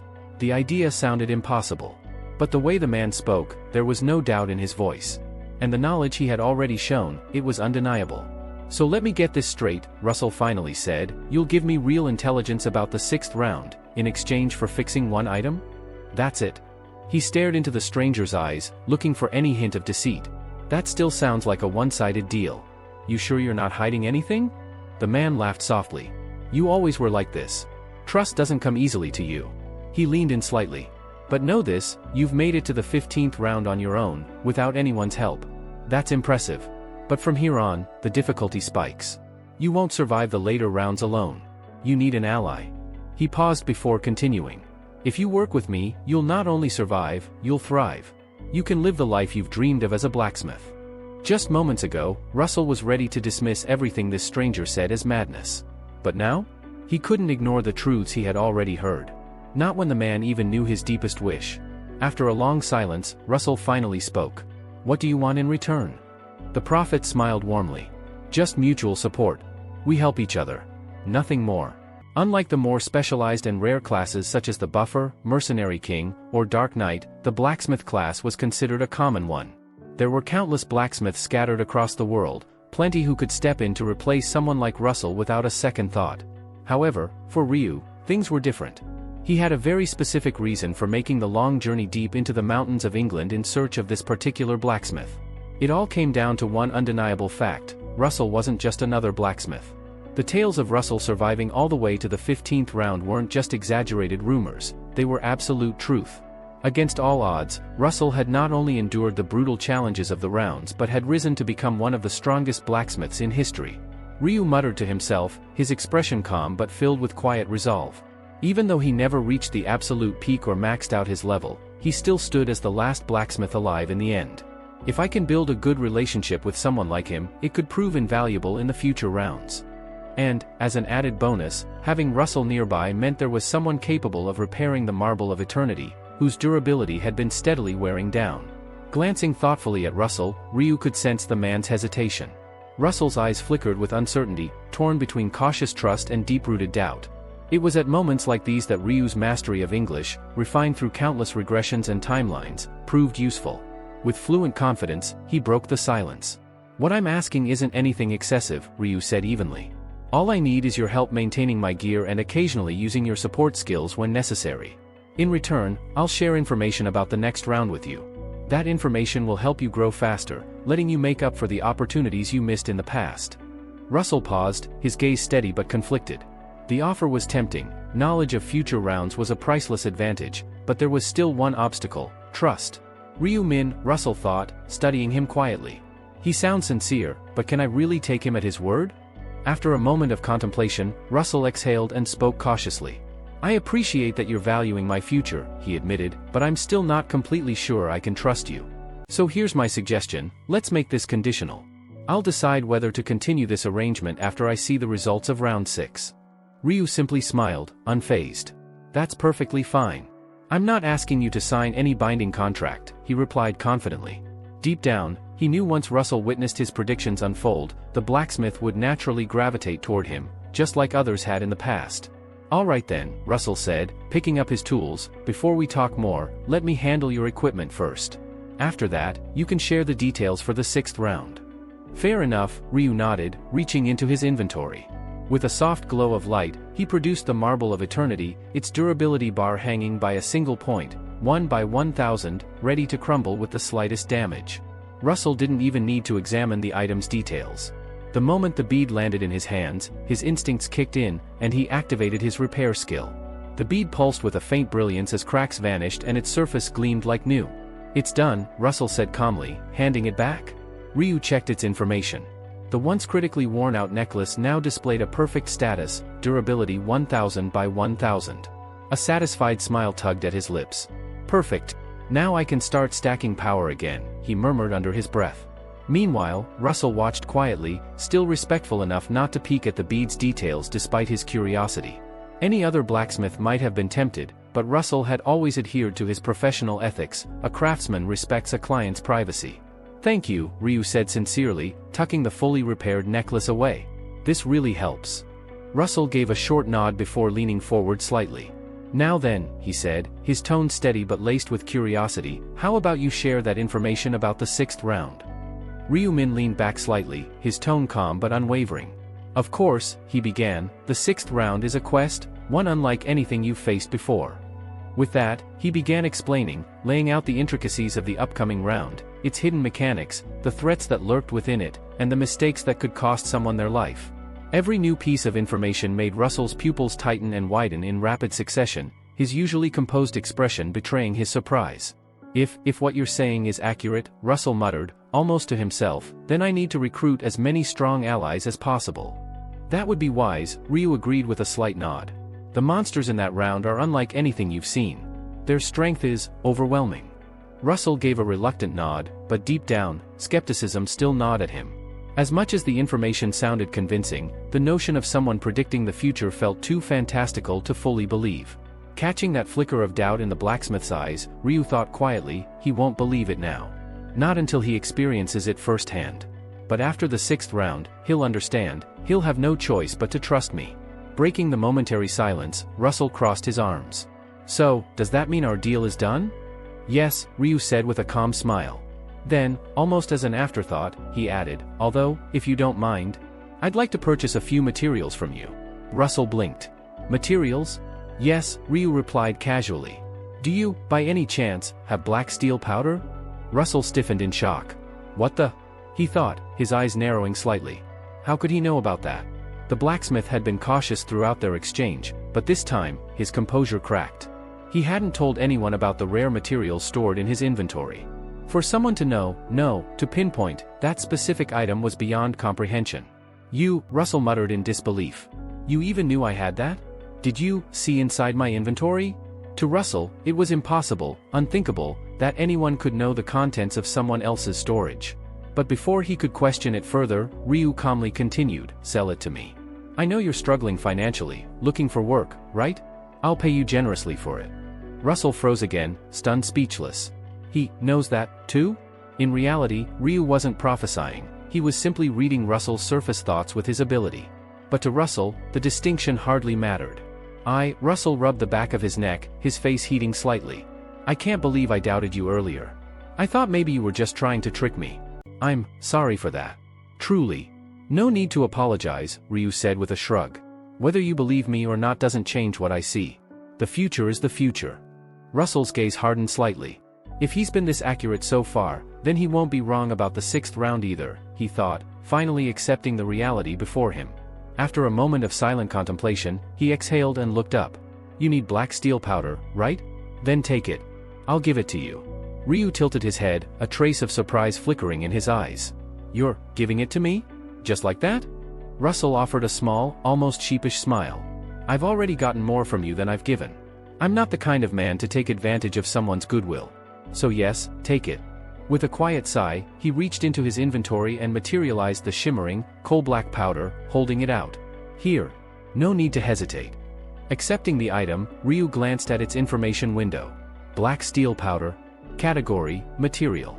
Description, a fine black metallic dust faintly infused with magical energy. A spark of satisfaction crossed his expression. He's just giving away a god-tier crafting material. Ryu thought. Strictly speaking, this is compensation for the information I gave him, but he has no idea how valuable this really is. After round 11, sure, it'll be easier to find, but right now? This is a rare treasure. Are you absolutely sure about this? Ryu asked, one brow raised. This material is worth more than you realize.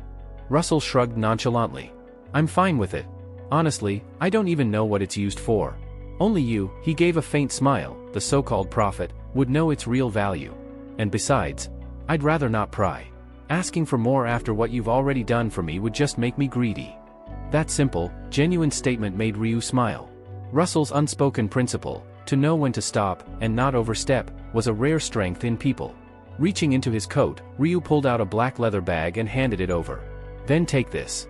Russell blinked in confusion but accepted it. Opening the bag, his jaw nearly dropped. Inside was a neat stack of bills, 20,000 pounds, clean and crisp. That's payment for the repair job, Ryu explained casually. I figure that should cover the cost, right? Russell stammered, quickly regaining his composure. And more than enough, he muttered, almost under his breath. Then, as the realization sank in, a flood of relief washed over him. With this much, I won't need to find another job. When he looked up again, his expression had softened, his earlier tension fading into something closer to genuine warmth. Still, Russell said hesitantly, are you sure it's okay for me to accept such a large sum of money? Ryu leaned back casually, meeting Russell's cautious gaze with his usual calm confidence. It's perfectly fine, he said.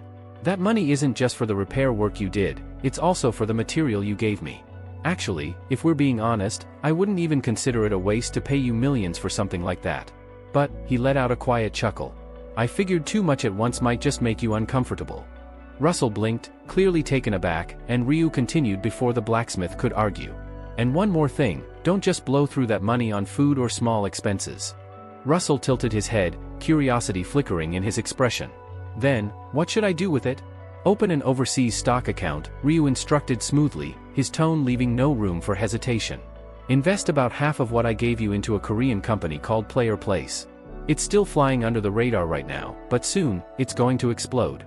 If you make the investment now, you won't ever need to worry about finding a job for the rest of your life. Whether you take my advice or not, though, is entirely your choice. Russell stared at him for a long moment, weighing his words, then slowly nodded. I believe you, he said, voice firm. Your predictions have been flawless so far, Prophet. And, besides, this is money I didn't even earn myself. The least I can do is trust the person who gave it to me. Seeing Russell's genuine resolve, Ryu finally allowed himself to relax. Good, he said with a faint smile. Then I suppose my business here is done. Russell Daniel, good luck in the 6th round. He paused mid-turn, as though remembering something. Oh, and, do you have a phone? Of course, Russell replied, pulling it from his pocket. Perfect, Ryu said. I'll give you my number. Save it. You might need it sooner than you think. Oh, I forgot to ask, what's your name? Russell asked. You can call me Ryu, Ryu Min replied. Days slipped by, and soon, that familiar, foreboding moment arrived again. June 1st, midnight. As the world around him shimmered and twisted into the otherworldly battlefield, Ryu opened his eyes, his calm demeanor unwavering. Round 6, he muttered under his breath, surveying the strange terrain. This one's a cooperative round. I'll need to form a party. Min Yuri. If there was anyone he needed in this round, it was her. She was sharp, competent, and dependable, an asset to any party. But there was a catch. This round requires 5 people, he murmured to himself. No exceptions. I'll need to fill the rest of the slots, even if they're just placeholders. Before he could dwell on it, a familiar voice cut through the distance. Black Scythe. He turned to see Min Yuri approaching with an easy smile, waving as she closed the distance. It's nice to see you again, she said brightly. How have you been? Ryu raised an eyebrow, his lips curving slightly. You're talking like it's been years. It's only been a month. Still, she said with a playful grin, a month feels like a long time, doesn't it? Her smile was warm, unguarded. After their teamwork in the previous round, all the initial tension between them had long since faded.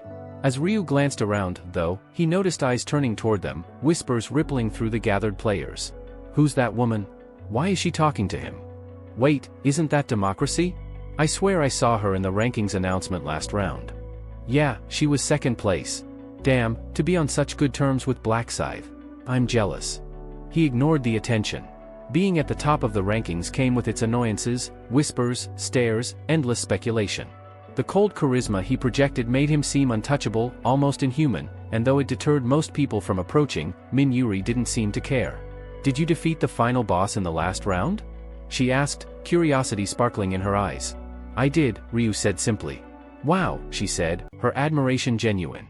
And even with the time limit, you finished it so quickly. Then, she hesitated briefly, then added, have you completed the subquest? The one about collecting balance stones? I've already completed it, he said with a shrug. And no, before you ask, I'm not going to tell you what reward I got. Her eyes widened in shock. How did you know I was going to ask that? Just a hunch, Ryu replied evenly. She let out a small laugh, shaking her head. I've always thought this, but you really do have incredible insight, Black Scythe. Her words hung in the air for a moment, and then she realized what she'd just said. Her face flushed pink. Ah, she stammered, flustered. That was presumptuous of me, wasn't it? I am sorry. What's there to apologize for? Ryu asked, his voice calm, almost reassuring. And, thank you for the compliment. Her heart gave a small flutter at the unexpected kindness. He's considerate, yet still carries that overwhelming presence, she thought, cheeks still warm. He really is fascinating. Before she could say anything more, two figures approached, people Ryu immediately recognized, Seo Aaron and Nsang Cheol. Black Scythe, Seo Aaron greeted with a polite smile, though her eyes flicked briefly toward Min Yuri before settling on him. It's been a while. And who, she added with a deceptively light tone, is this? Ryu's response was cool, almost indifferent. I don't think that's something I need to explain, do I? Seo Aaron smiled as if she accepted the response, but beneath that polite exterior, her thoughts churned. Why is he smiling at her, and not me? Trying to ignore the twist of disappointment in her chest, she kept her composure. What do you want from me? Ryu asked, his tone sharp enough to cut through the growing tension. Of course, he already knew why they were here, but he played along anyway, curious to see how they'd respond. Seo Aaron and Nsang Cheol exchanged a quick glance, silently debating how much they could reveal. The prophecy had made it clear, their success in this round hinged on forming a party with Black Scythe. But admitting that openly would raise too many questions. Finally, Nsang Cheol stepped forward, his expression earnest. Black Scythe, he said, voice steady, we'd like to form a party with you. Ryu arched a brow. A party? With me? Yes, Nsang Cheol said quickly. We know we're not strong enough to keep up with you, but we'll do everything we can to stay out of your way. We promise not to cause you any trouble. Their sincerity was obvious. The prophecy had told them this was the only way to secure their survival, and they weren't about to miss their chance. Ryu tilted his head, pretending to think it over, though his decision was already made. In truth, whether they joined or not didn't matter much, there were plenty of other players eager to team up. But having them around could be useful, especially with Nsang Cheol likely to report this development to the heavenly demon. Building a positive image won't hurt, he thought. Outwardly, however, he maintained an air of hesitation, letting the silence stretch just long enough to make the two players sweat. Finally, Nsang Cheol broke, blurting out a desperate offer. We're not asking to join for free.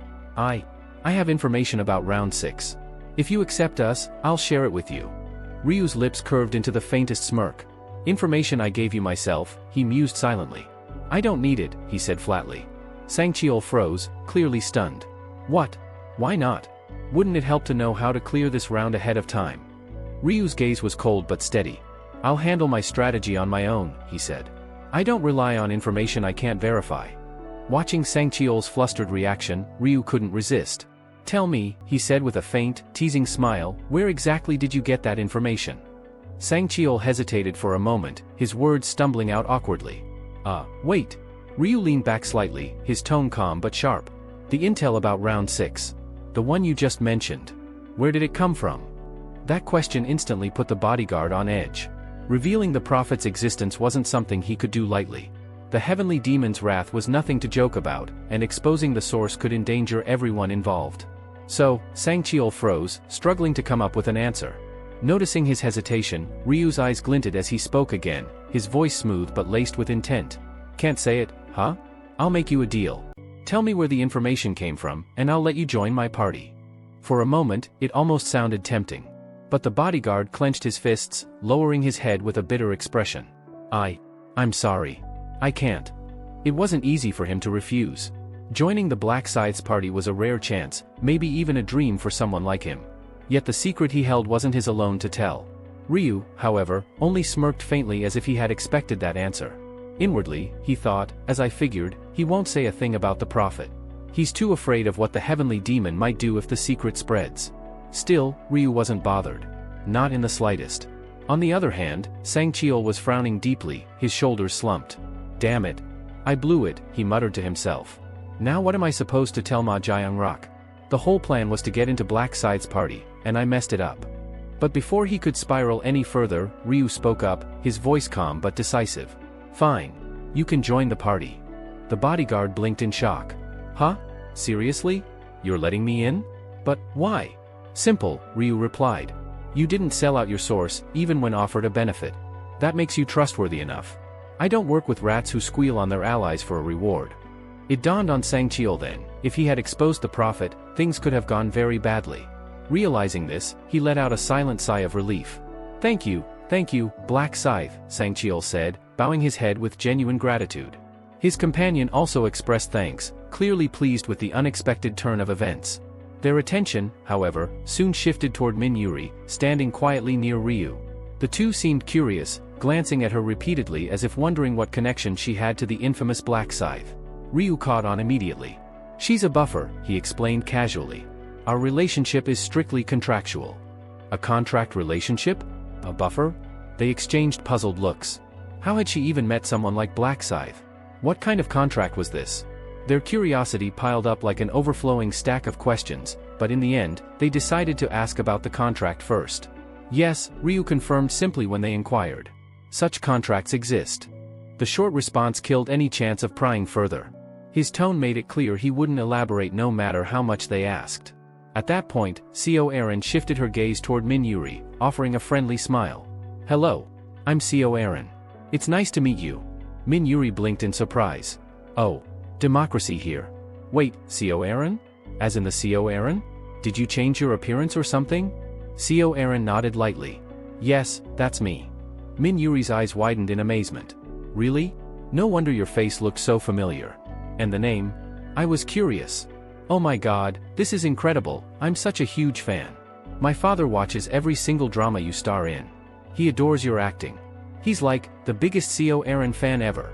Co Aaron chuckled softly at the outpouring of enthusiasm and responded with her usual composure. Thank you. I appreciate it. While Min Yuri continued to gush excitedly, Sangcheol shot another cautious glance at Ryu. Are you really okay with me not giving you the details about round 6? I mean, it could help.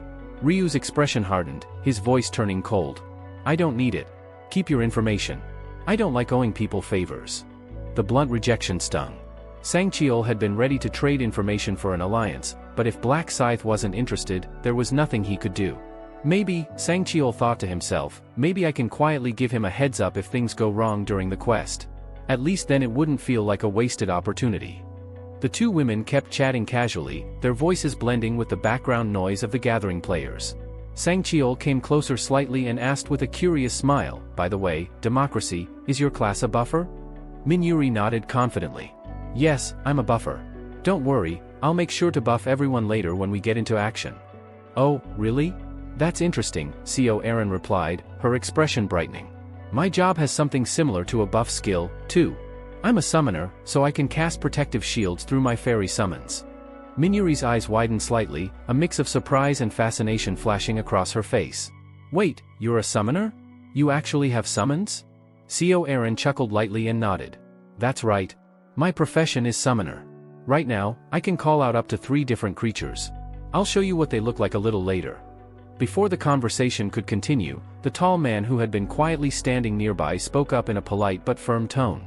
Excuse me for interrupting, but I think proper introductions are in order. My name is Sangcheol. Min Yuri turned to him, smiling politely. Ah, I see. Nice to meet you, Sangcheol. I noticed you earlier and thought you seemed familiar with Black Scythe. Sangcheol gave a small nod. Yes. We've received help from him before. He saved both of our lives during a dangerous situation. Oh. I see, Min Yuri murmured, her gaze shifting toward Black Scythe. She studied him quietly for a moment, her thoughts swirling. So, he's even rescued people in danger, she thought to herself, her instinctive sense about him growing stronger. Once again, she felt that beneath his cold exterior, Black Scythe had an unexpectedly warm and humane side. As more participants slowly gathered at the meeting point, a dazzling burst of light illuminated the area. Out of that light stepped Priscilla, her presence commanding everyone's attention. With an almost playful smile, she greeted them. Hello, humans. Have you all enjoyed your month of rest? She glanced around the assembled players before continuing in a cheerful yet slightly mocking tone. For this round, we have exactly 1,010 participants, a perfect number, don't you think? Now, shall we get down to business? Almost instantly, a glowing message window materialized before every player's eyes. Round 6 objective. Task, defeat 1 boss within 6 hours. All areas participants, 16,120,590 achievers, 0/8,060,295. Current area, C ESKS 007 participants, 1,010 achievers, 0/505. Murmurs broke out among the crowd. What's this about defeating a boss? One player asked, his tone filled with both curiosity and concern. Is this the round where a boss finally appears? Another player frowned. Defeat a boss? On our own? That sounds impossible. How are we supposed to take down something that powerful by ourselves? Priscilla let out a soft, amused chuckle, her eyes glinting mischievously. Calm down. Of course, you won't be able to take the boss down alone. That's why teamwork is going to be necessary this round. Teamwork, another player echoed skeptically. What do you mean? How are we supposed to work together with strangers? That, Priscilla said smoothly, is where the party system comes into play. This round introduces a new feature, forming parties. To create one, you'll need exactly 5 members. A party allows for seamless cooperation and coordination between its members. And here's something you'll appreciate, when you're in the same party, you won't be able to harm each other. A man in the crowd raised his eyebrows, sounding almost relieved. So no accidental friendly fire? That's a relief. Priscilla's smile turned slightly wicked, her tone dripping with mock sweetness. Exactly. No need to worry about accidentally injuring an ally, or being betrayed by one of your own. Isn't that convenient? She then added, but don't misunderstand, attacks from other parties or from monsters will still deal damage. Only attacks from your own party members will be nullified. The players exchanged looks, slowly nodding in understanding. With a well-coordinated party of 5, the challenge didn't seem as impossible as it had at first glance.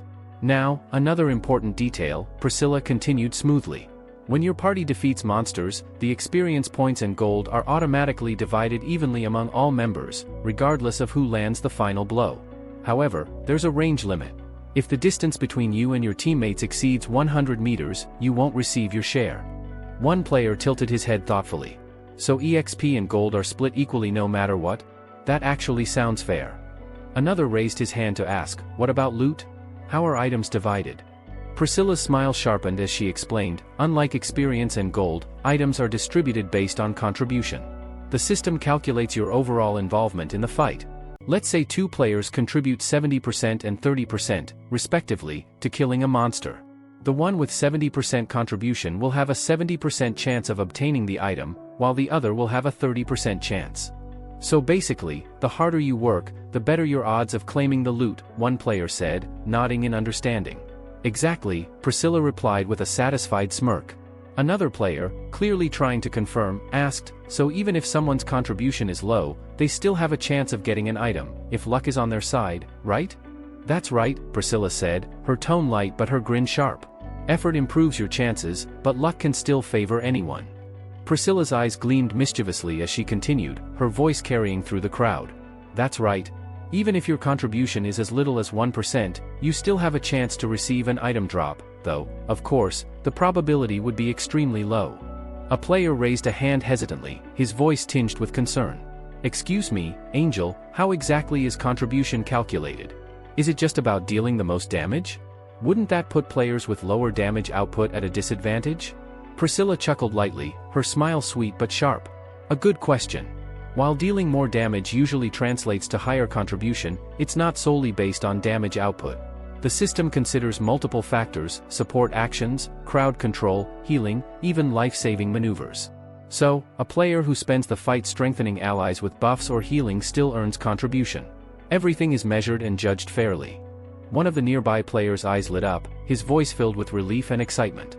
Wait, so just buffing teammates counts toward contribution? That's amazing. From the side, Ryu listened silently, his expression unreadable.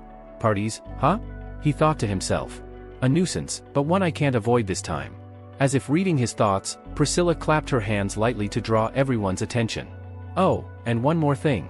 If you don't form a party, no matter how many monsters you kill, the kills won't count.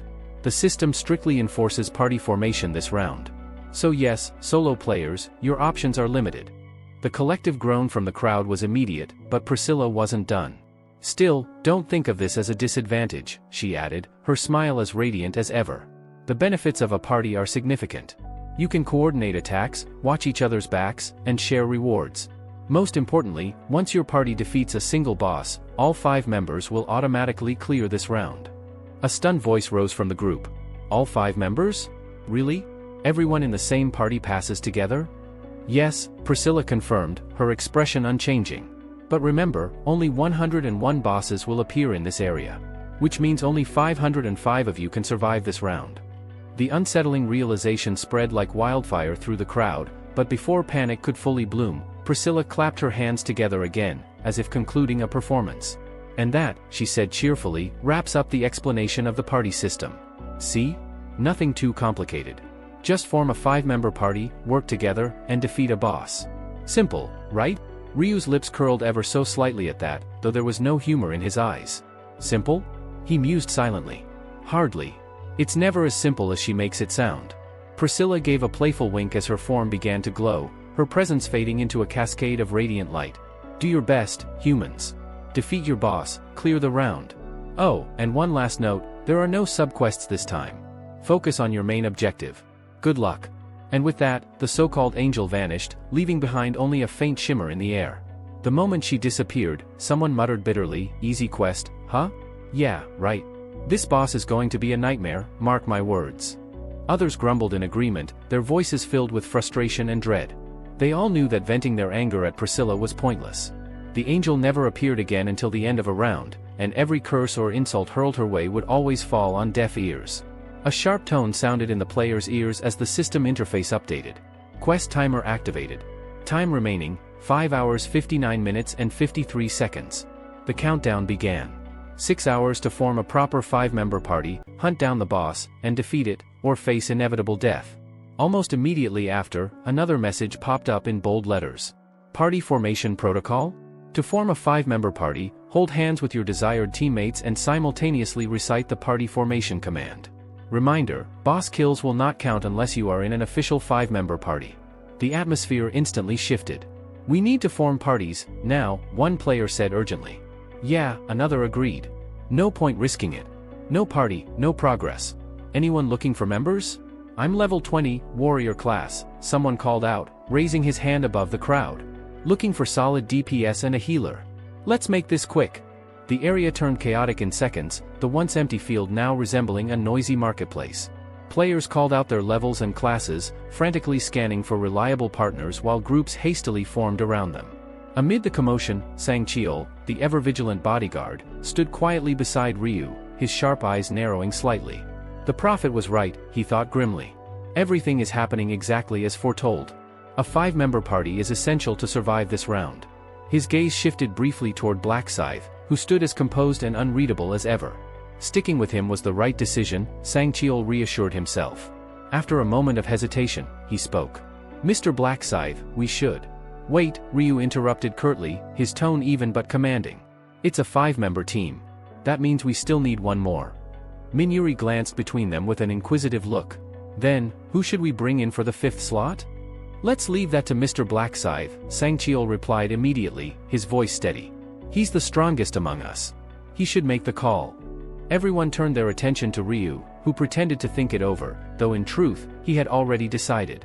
There was someone he had been meaning to recruit, someone nearby, close enough that the invitation would be smooth and natural. The entire field was buzzing as players scrambled to form parties. Voices rose above the noise. I'm level 20, warrior class. Anyone want to team up? One man shouted, raising his hand high, scanning for takers. All around, players discussed levels, professions, and strategies, trying to form their survival groups. Yet in hushed tones, many whispered the same thought: whoever manages to join Black Scythe's party will practically have their life guaranteed. To them, it was like winning the lottery. But before he could act, a nervous-looking player stepped forward, forcing a polite smile. Mr. Black Scythe, the player stammered, would you, by any chance, consider joining our party? The world seemed to still for a moment as Ryu turned his gaze on the man, his expression cold and unwelcoming. His reply was sharp as a blade, leaving no room for negotiation. No, he said flatly, his eyes narrowing. Go away. Don't waste my time. The player flinched under the weight of his voice, his face paling as if cold water had been poured down his spine. His legs wobbled slightly, his courage crumbling in an instant as he backed away in silence. The rejected players walked away with slumped shoulders, their faces burning with embarrassment. One of them muttered bitterly under his breath, "He didn't even hesitate, just shot us down like we were nothing. Damn, I was hoping to get on Blackside's good side, but that was humiliating." Ryu Min had no interest in the frantic bargaining. His eyes were calm, focused. He already knew who he wanted. This isn't just about filling slots for a temporary quest, he thought to himself. The real goal is the last round. I need companions who will grow alongside me, not just cling for survival. In his past regressions, he had accepted anyone, strangers, wanderers, whoever was available, just to make up the numbers. But this time was different. Now, with knowledge of the future, he was determined to choose carefully. Even as one after another approached him with hopeful expressions, begging to join, Ryu dismissed them coldly. The allure of the blue chip was too strong. Every player knew that if they could ride under Blackside's banner, survival was almost assured. But his rejections were swift, merciless, and absolute. Word spread quickly, Blackside isn't accepting anyone. And soon, the hopeful crowd thinned, players retreating with crushed expectations. Damn, won't he accept anyone? One man grumbled. He's being too picky. At least listen before saying no. Another pointed toward Ryu's side, where Seo Aaron, Minuri, and Sangcheol stood. Doesn't matter, those three are already with him. Their survival's guaranteed. Lucky bastards. The players who had been brave enough to approach him retreated, and those who hadn't dared before didn't even bother now. The area around Blacksight cleared, leaving him and his companions with space, though the air was thick with envy. His party members themselves grew curious. Who is he going to pick for the final spot? They wondered silently. Sangcheol, the bodyguard, thought with a twinge of regret, if only Chairman Ma was in this section, if he were here, I'd have recommended him without a second thought. Minuri, too, had someone in mind. If Ryu Min were here, I would have begged for him to be chosen. But fate had scattered them into different zones. Just then, a group approached. At the front was a man who spoke with confidence. "Mr. Blackscythe, what a pleasure to see you again." It was Cho Yango. Ryu Min's lips curved faintly as he replied, "I didn't expect to see you here. Honestly, I thought you wouldn't make it past the 5th round." Yango let out a hearty laugh. "Really now, aren't you underestimating me a bit too much? Taking down 300 orcs was nothing but a warm-up. And it wasn't mere bragging. He had cleared the quest ranking 125th out of the 1,211 survivors who had made it through round 5. I'll admit, though," Yango added with a grin, "your battles back then inspired me. Watching you fight gave me the drive to push harder and finish faster." "Is that so?" Ryu replied mildly. At that moment, another stepped forward, one of the men Ryu had personally saved during the chaos of that quest. His name was Mankey, and he bowed his head with deep gratitude. "Mr. Blackscythe, I owe you everything. When you treated my shoulder back then, you gave me another chance to live. Without you, I wouldn't be standing here today." Ryu's sharp eyes flicked toward him. "And yet you still managed to handle 300 orcs with that injured body?" Mankey gave a sheepish smile, his voice trembling with sincerity. "It was only thanks to you. You're the reason I had the strength to fight. I'll never forget it, you're my savior." Cho Yongho's eyes softened as he looked at Ryu with a friendly expression. "Are you still searching for someone to complete your party?" he asked. Ryu gave a short nod. "That's right. Then you already have 4 members," Cho Yongho continued with a smile. "Just one more, and your party will be full, correct?" "Exactly," Ryu replied. Cho Yongho quickly raised his hand as if to clarify. Don't get me wrong, I'm not here to ask to join you. Our team has already finished forming." "I figured as much," Ryu said evenly. He had already noticed the golden chains wrapped around the wrists of Cho Yongho and his mercenaries, clear proof that their party of 5 had been completed. In that case, Ryu asked bluntly, "If you're not here to request entry, what's your reason for seeking me out?" Cho Yongho chuckled lightly and replied, "Nothing complicated. Out of goodwill, I wanted to greet you, and to make a suggestion." "A suggestion?" Ryu raised an eyebrow. "Yes," Cho Yongho said. "Our party and yours, what if we form an alliance?" The words hung in the air, but Ryu wasn't only listening. He was reading the intent behind them. In Cho Yongho's mind, there wasn't a trace of greed. His thoughts revealed themselves clearly. "I'm not trying to take advantage of him. I only want to lend some support, especially after what he did for Mankey. This is the least I can do in return." Aloud, Cho Yongho added, "We're not asking for items or experience points. If we cross paths with the boss, we'll give you priority. We simply want to lend our strength. Please don't be suspicious of our intentions, we mean it." Ryu could tell there was no deceit. This wasn't someone looking to cling to him for survival, but a man who genuinely felt indebted and wanted to repay it. For a moment, silence stretched between them. Cho Yongho began to shift uneasily, as if worried he had been misunderstood. Then Ryu finally spoke. I refuse. The answer landed like a hammer blow. Cho Young-ho blinked in shock. What? Why? Is it because you think we'll slow you down? You don't need to worry about that. We won't ever get in your way. And if... Ryu cut him off sharply. It's not about being a burden. I just don't like unnecessary complications. I understand your intent, and I appreciate it. But still, I'll decline. I see, Cho Young-ho said quietly, his shoulders slumping. That's unfortunate. We truly did want to help. I'll ask for help when I really need it, Ryu answered, his tone firm but not unfriendly. That small concession brought a flicker of relief to Cho Young-ho's face. Really? You'd call for us if the situation demanded it? Yes. Then, is that a promise? Cho Young-ho pressed, searching his eyes. I already said yes, didn't I? Ryu replied with finality. At that, Cho Young-ho broke into a relieved smile. Good. That's enough for me. Since we have an understanding, we'll take our leave. May fortune be with you. And remember, if you need us, just say the word. He gave a respectful nod, and with his party in tow, he turned and departed. Once they were gone, Sang Cheol, the bodyguard, spoke up. Mr. Blackscythe, it's about time. You need to decide who will take the last spot. Ryu's lips curled faintly. I've already made my decision. He slowly raised his hand and pointed toward someone standing off to the side. All three of his companions followed his gaze, their curiosity sharpening as they tried to see who it was. You, Ryu called out firmly. Come here. The person he singled out froze on the spot, eyes wide in disbelief. For a moment they didn't move, as though unsure Ryu was truly addressing them. Then, with hesitant steps, they began to walk forward, looking both nervous and overwhelmed at being chosen. Ryu's sharp eyes fixed on the man he had just called over. You've been watching me for some time now, haven't you? Ryu asked coolly. The man flinched at being confronted and fumbled for words. That's, well, I wanted to party with you, Mr. Blackscythe. Ryu studied him for a moment, then asked bluntly, your level and class? Level 23, the man answered nervously. Dark Mage. Ryu gave a faint shrug. That doesn't matter much. Then, with a decisive tone, he added, I'll take him as our final member.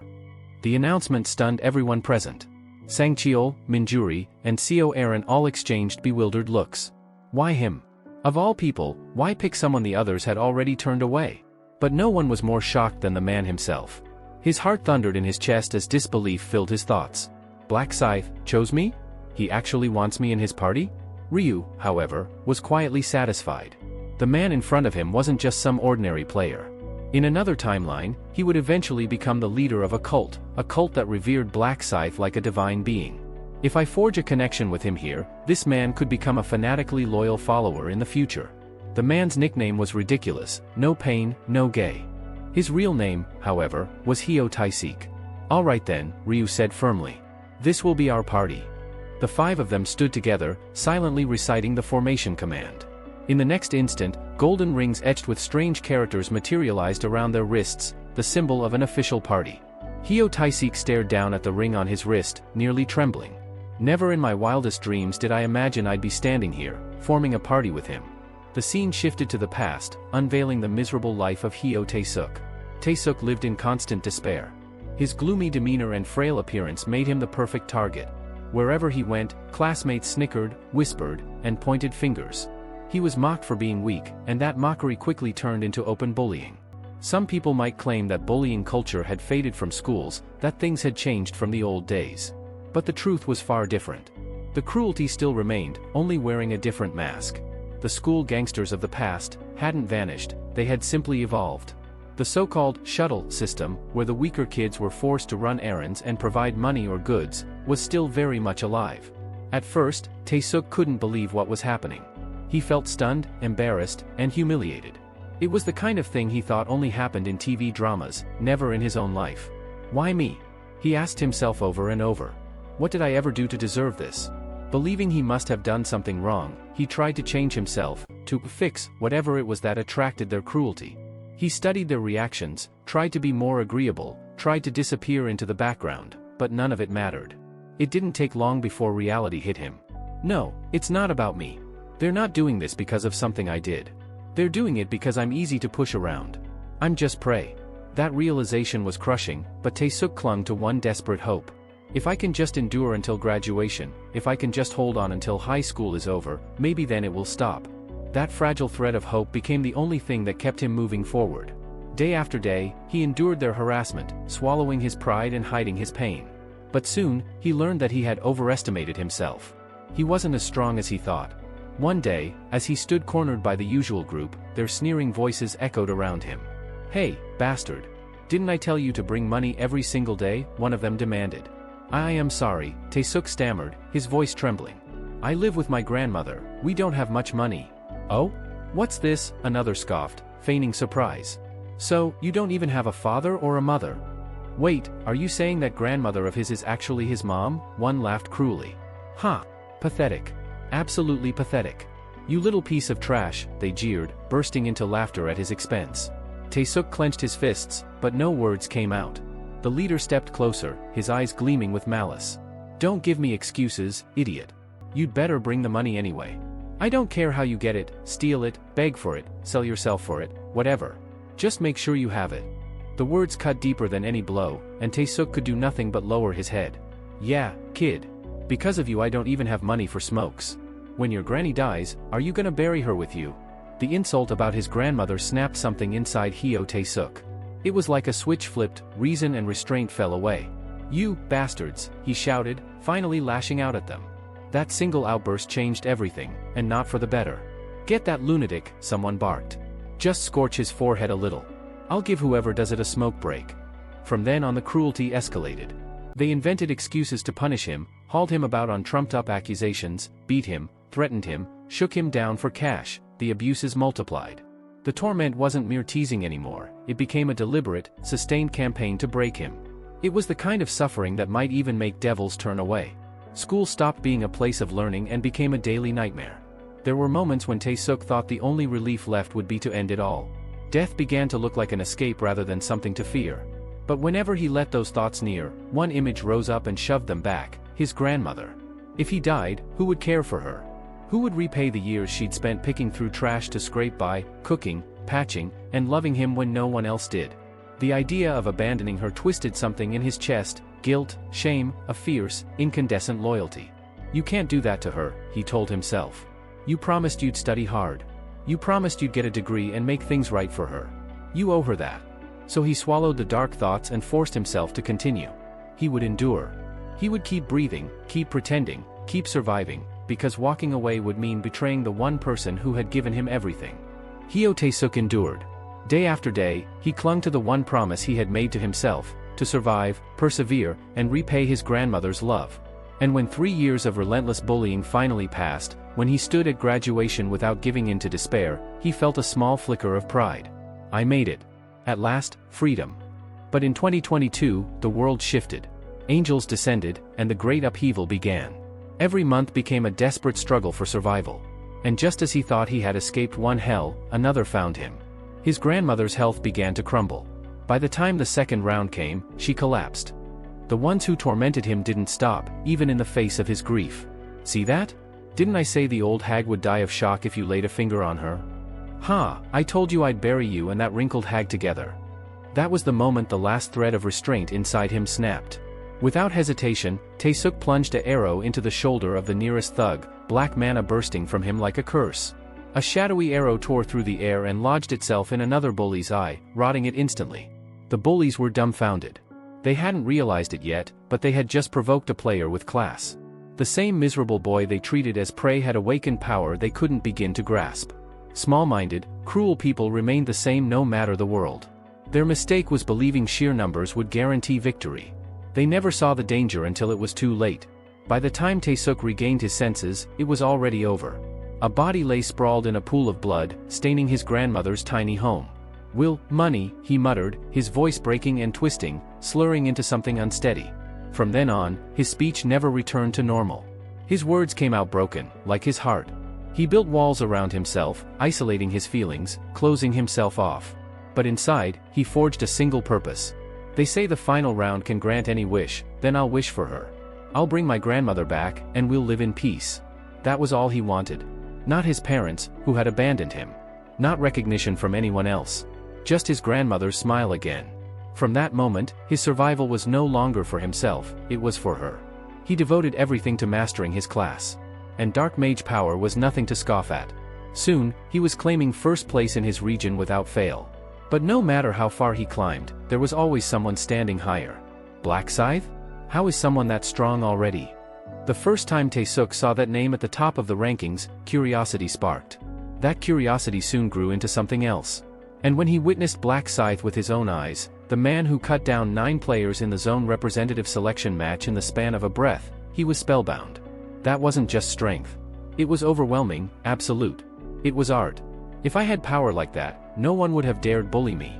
Grandma, she'd still be alive. Regret tore at him, regret for his weakness, for his helplessness. And beneath that regret, a desperate longing bloomed. I want to be like him. I want to be strong like Black Scythe. What began as curiosity became admiration. Admiration deepened into yearning. Could I talk to him? But what would I even say? For Tae-suk, Black Scythe wasn't just another player. He was something closer to a god. Just being in the same area as him felt like standing before a divine being. His heart pounded, his thoughts raced. And before he could stop himself, the words slipped out of his trembling lips. I'm in a party with Black Scythe. Even as he said it, he couldn't believe it was real. To fight alongside the very man he revered, it felt less like reality and more like a dream come true. Ryu broke the silence. No pain, no gay. Yes? Tae-sik responded quickly. Now that you're part of this group, introduce yourself properly. Hyo Tae-sik swallowed hard, hesitating at first, then managed to steady his voice. I'm no pain, no gay. Level 23, Dark Mage. My combat skills are black arrows and black chains. His delivery was shaky in the beginning, but by the end, he had gained confidence. Minjuri smiled warmly and said, "It's nice to meet you, no pain no gay. I'm Minjuri, a level 21 buffer. I'll do my best to support everyone." Afterward, Seo Aaron and Sang Cheol gave their own introductions. Once everyone was finished, Ryu looked over the group. Good. Now that the introductions are out of the way, shall we begin hunting? Hold on, Minjuri interjected quickly. Before we move, let me cast buffs on everyone first. She lifted her hands and began chanting, her skills wrapping her party members in waves of glowing light. Bless. Swift. One by one, the enhancements flowed into them. The moment the effects took hold, the party members widened their eyes in astonishment. My attack speed, it's nearly 60% faster. And my movement speed too, this is incredible. They could hardly believe it. Ryu, however, remained unshaken, his expression calm as always. Sang Cheol glanced at him and remarked, "So this is why you always keep Miss Minjuri by your side, isn't it? Having a buffer like her makes all the difference." Minjuri blushed, smiling bashfully. "Oh, come on, you're embarrassing me." Watching this exchange, Seo Aaron's lips tightened ever so slightly. Seo Aaron stepped forward with quiet confidence and said, "I'm a summoner as well. I can also imbue my summoned creatures with buffs through my incantations." The air shimmered as golden dust swirled, forming into 2 delicate, fairy-like beings that sparkled like fireflies in the night sky. Their wings glowed faintly as they hovered near, exuding a warm, protective aura. Then, with a deep rumble, the ground shifted, earth and stone gathered together, gradually shaping into a humanoid figure. Within moments, a full-sized stone golem stood before them, towering and imposing. Min Yuri's eyes lit up in awe. "Oh my gosh, what are those adorable little creatures?" "They're fairies," Seo Aaron explained, her voice carrying a hint of pride. "Protective summons. They specialize in shielding allies. At first, they had no offensive capabilities, but when I reached level 20, a 3rd fairy manifested, one that can actually cast attack spells." "Wow, that's incredible. And what about that big one made of stone?" Min Yuri asked, still brimming with curiosity. "That's my golem," Seo Aaron replied. "I earned it at level 20 as well. It can't provide buffs like the fairies, but it's perfect for pulling monster aggro. I usually summon it in advance so it can tank." Min Yuri clapped her hands together with delight. "That's amazing. You have both a tank and support skills, you're really impressive, Uni." Though showered in Yuri's admiration, Seo Aaron's eyes were fixed on one person alone. Turning toward Black Scythe, she asked with a hopeful look, "What do you think? Don't I bring something worthwhile to the team?" Her expression carried both pride and a silent plea, waiting for acknowledgement. But Ryu Min hardly glanced her way. Instead, he looked ahead, expression cool and unreadable. "Let's move out," he said simply. The brush-off left Seo Aaron stifling her frustration, her desire for recognition unfulfilled. Still, she followed as Ryu took the lead, with the rest nodding and falling in line behind him. Not far back, Hyo Tae-suk, no pain no gain, watched the team with uneasy determination. A buffer and a summoner, both of them are really skilled. I can't drag the group down. I need to prove my worth too. His steps were quick, his nerves taut. But as they walked leisurely, he grew more unsettled. Why is everyone so relaxed? With a generous 6-hour time limit, the group only needed to defeat one of the 101 boss-class monsters scattered across the battlefield to clear the round. There was no urgent need to rush, and so the others moved at a steady, unhurried pace. Still, Tae-suk couldn't shake his doubts. Wouldn't it be better to strike quickly? If we get to the boss first, shouldn't we aim for the top spot?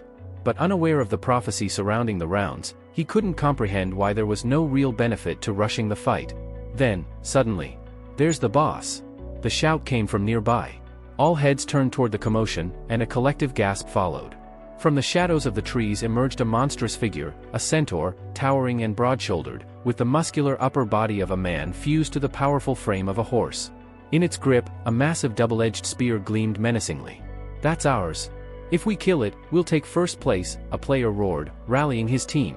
Without hesitation, the rival party charged. Steel clashed against the beast's weapon as the centaur swung fiercely, forcing the players back with its overwhelming strength. He's too strong, spread out, don't clump up, someone barked. Go for its back. Aim for the rear legs, another commanded. Obediently, one of the players darted behind the beast, only for disaster to strike. Thud. The centaur's hind legs lashed out in a devastating kick, catching the unlucky attacker square in the chest. The man was hurled 10 meters into the air before crashing down and tumbling another 3. He groaned in agony, but he was alive, barely. Tch, idiots, Ryu muttered under his breath, clicking his tongue. Going for the rear like that? Foolish. Still, the remaining players pressed on, fueled by anger. This bastard's going to pay. Everyone, now. Their combined skills rained down on the monster. Fire, ice, blades, and bolts of energy struck in tandem. The centaur roared in defiance, but it was soon overwhelmed by the barrage. With one final cry, the beast collapsed. We did it, one of them shouted triumphantly. We're first place. We finally cleared the quest before anyone else. Wasn't that easier than we thought? Another added, laughing in relief. Their party rejoiced, cheering and congratulating one another. Watching from afar, Tae-suk felt his chest sink. Damn it, the top spot's gone. We missed our chance. Instinctively, his gaze shifted toward Black Scythe. Surely, if anyone would be frustrated by losing first place, it would be him. After all, hadn't Black Scythe always stood at the top? But to Tae-suk's surprise, Ryu Min's face showed no disappointment at all. His expression was cool, calm, and completely unconcerned, like none of it mattered in the slightest. As time ticked by, the cheers from the rival party slowly died down. Confusion crept in. Wait, why hasn't the quest completion message appeared yet? One of the players asked, his excitement giving way to unease. Could it be? Another muttered, a hint of dread in his voice. Just then, Ryu's lips curled into a faint smirk. So, they finally caught on, he thought. They didn't actually kill a boss at all. It was just another monster in the field. To weaker players, such creatures might feel like mini-bosses, something at the level of elites. But to Ryu, the centaur was nothing more than a trash mob. For a 5-man team, it was challenging but manageable. The real threat, however, was something entirely different. Hidden somewhere in the field lurked the true boss, a minotaur, massive and brutal, with the body of a man and the head of a raging bull. Unlike the centaur, the minotaur demanded overwhelming strength to bring down, at least 20 players, all around level 20, fighting in perfect coordination. In short, you'd need 4 full parties working together. The angel had indeed announced there were 101 bosses spread across the field. But what she didn't say was just as important. She never once claimed that only bosses existed here. That omission was intentional. Ryu observed the field with a cold calmness. From my perspective, it's just another bulky monster with slow swings, but to anyone else, it's a death sentence. Most teams probably came in thinking, it's a 5-person party quest. With just us, we can kill the boss first and take the top spot. He scoffed inwardly. What a foolish notion. Even level 30 players would struggle here. Maybe, just maybe, someone at level 40 could handle it. That's why the angel made it clear this boss wasn't to be attempted solo. They crafted the trial to mislead, making everyone believe 5 people could take it down, when in reality you'd need 4 full teams. This deception was the real trap of round 6. Nothing in the angel's words explicitly promised a 5-man party could actually kill the boss. She simply left the crucial details unsaid. So that's their plan, Ryu mused. Hand us only half the truth, keep us blind, and let desperation do the rest. She's clearly just carrying out her orders from above. That was also why the time limit was 6 whole hours. Not to rush toward the Minotaur, but to grind through mobs, gather levels, and prepare before facing the true challenge. And as for rankings, they weren't determined by who landed the first kill, it all came down to clear speed. Whoever finished the boss fight fastest would secure first place. With that in mind, Ryu and his companions didn't rush forward like the reckless teams did. They knew better. Only one person didn't understand, the Hyo Tae-suk. Since he hadn't heard the prophecy, he still thought everything was straightforward. Finally, Ryu started his method acting. He broke his silence, turning to his allies. Let me explain the plan. That centaur wasn't the boss monster it seems. For now, we're not touching the boss. Instead, we'll focus on hunting centaurs and using the time to level up. We'll keep at it for about 5 hours. The no pain no gain blinked. But, why? What's the reasoning? Ryu looked at him steadily. Didn't you just see how those level 20 players struggled against centaurs? If mobs this week give them so much trouble, what do you think will happen against the real boss? Charging in recklessly is pointless. And who's to say there aren't more traps waiting for us? Realization dawned on no pain no gain. Ah, I see. So you mean, it's better to prepare first? Exactly, Ryu said. Besides, think about this, what if we kill the boss too early, like I did in the first round, and then get sealed in that pillar of light? We'd waste the remaining time, gaining nothing. Far better to hunt mobs, collect experience and gold, and then challenge the boss when the moment is right. The Hyo Tae-suk nodded slowly. So the idea is, power up first, then face the Minotaur later. That's right, Ryu confirmed. But, what if we lose the chance to claim the top spot? Hyo Tae-suk pressed, still uncertain. It doesn't matter, Ryu replied firmly. Even if someone else snatches first place, we'll come away with more strength and resources. 6 hours of hunting is far more valuable than wasting them sitting inside a pillar. Hearing this, the Sang-chul fell silent, awe-filling his expression. Unbelievable. He pieced it all together exactly as the prophecy foretold. It's like he can see through every trap before it even springs. Finally, the Min-yuri said, understood. Then, should we all group up and start clearing centaurs together? Maybe decide roles and positions first? But Ryu shook his head. His voice was sharp, unwavering. No need for that. Leave the monsters to me. I'll handle them alone. Everyone froze, disbelief etched across their faces. What? You'll fight them by yourself, Black Scythe? Co Aaron blinked in surprise and asked, what? You're going to fight alone, Black Scythe? The thought weighed on everyone. A monster that even a full 5-member party struggled against, could one man really handle it by himself? Hyo Tae-suk, however, didn't doubt. Of course, if it's him, it's possible. With Black Scythe's level and strength, it's not impossible at all. Still, he couldn't help but wonder what role the rest of them were supposed to play if Ryu decided to go solo. As if reading their minds, Ryu spoke up. You don't need to worry. All of you just stick close to me. Hunt alongside me, collect experience and gold. Think of it as a free ride. His voice was calm but absolute. In other words, I'll carry this run. But in exchange, I'll take all the item drops from contribution calculations. That's my only condition. You'll still level up and earn plenty of gold without any risk. So, what do you say? The terms were blunt, but undeniably fair. None of them could argue against it. Who would refuse free experience and money, even if it meant giving up a few items? The group glanced at one another before nodding. All right. We're fine with it. Ryu inclined his head slightly, a hint of satisfaction in his eyes. Good. That's the smart choice. You won't regret it. Truthfully, this arrangement was more convenient for him. Fighting alongside people who weren't on his level would only slow him down. This way, he could hunt freely without distraction. He tightened his grip on his weapon, the black blade of the death scythe gleaming faintly. Centaurs are nothing more than trash mobs to me, he thought coldly. Then he raised his weapon and said aloud, shall we begin? In the next instant, Ryu shot forward like a streak of lightning. The group scrambled, eyes wide. He's too fast, we have to follow him. Even though they activated their speed-boosting skills, the distance between them and Ryu only grew. How is this possible? The bodyguard muttered, struggling to keep pace. Just how high is his agility stat? Even No Pain No Gain, who had always taken pride in his own speed, felt utterly humbled. Compared to Black Scythe, his sprint was like a kitten chasing a tiger. By the time they managed to close in, Ryu was already face to face with his prey. The centaur bellowed, lifting its weapon. But its cry ended halfway. Ryu's scythe carved through the air in a blur, and the centaur's head separated cleanly from its body. Thud. The monster collapsed before it could even register what had happened. Kill time, 0.3 seconds. The others froze, stunned into silence. What just happened? Someone whispered. That was only one strike, another muttered. No one had expected the centaur to be felled in a single blow. Even as they tried to process what they had seen, Ryu activated his tracking skill. A system message flashed before his eyes. Target, centaur located. And just like that, he moved again, diving into the hunt. He was like a reaper in motion, swift, efficient, unstoppable. A killing machine disguised as a man. Minutes bled into half an hour. Ryu finally paused, scanning through the stream of messages flooding his vision. Centaur defeated.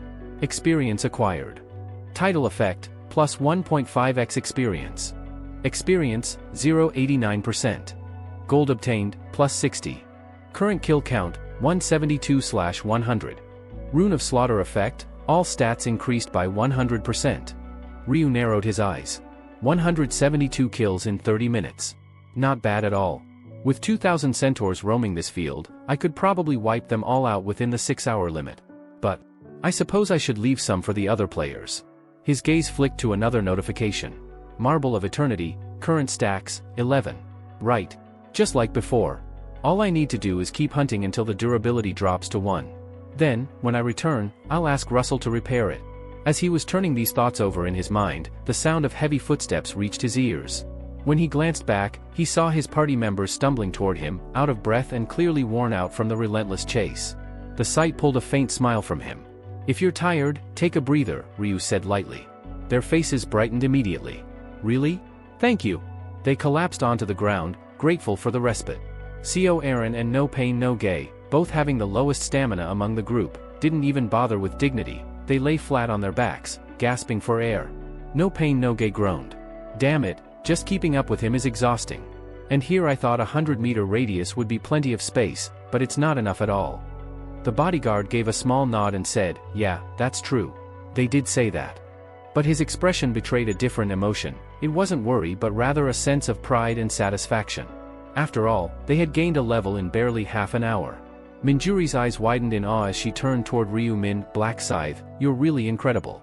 The speed at which you hunt is just unreal. Ryu tilted his head slightly, a playful edge in his tone. What? You don't like it? Catching the teasing in his words, Minjuri quickly waved her hand, flustered. No, not at all. Just keeping up with you is enough for us to level up. It's actually amazing. At that moment, Hio Taisik cut in with a grin, joining the exchange. So this is what they call getting a free ride, huh? Black Scythe, you're probably doing 10 times the work compared to us. But Ryu Min, as usual, brushed it off with his calm, indifferent attitude. Not really. If anything, it looks like you guys are putting in more effort than me. That casual remark made the whole group break into laughter. Their tension melted for a moment as they chuckled and caught their breath together. But their light-hearted moment didn't last long. From the distance, a group of people began approaching. It's Black Scythe, wow, it really is him, one of them exclaimed in surprise. Hio Taisuk muttered, they are heading our way. As the newcomers neared, the laughter of Ryu Min's party gradually faded. Their smiles stiffened, replaced with wary glances as they quietly assessed the approaching group. One of the players stepped forward and greeted Ryu politely. Hello, Mr. Black Scythe. What a fortunate encounter, it's not every day you run into someone like you here. Ryu's response, however, was anything but warm. His voice carried a sharp chill. Okay. And what exactly do you want? The player cleared his throat, trying not to lose his composure. We're gathering a raid party to take down the boss monster in this area. Would you consider joining forces with us?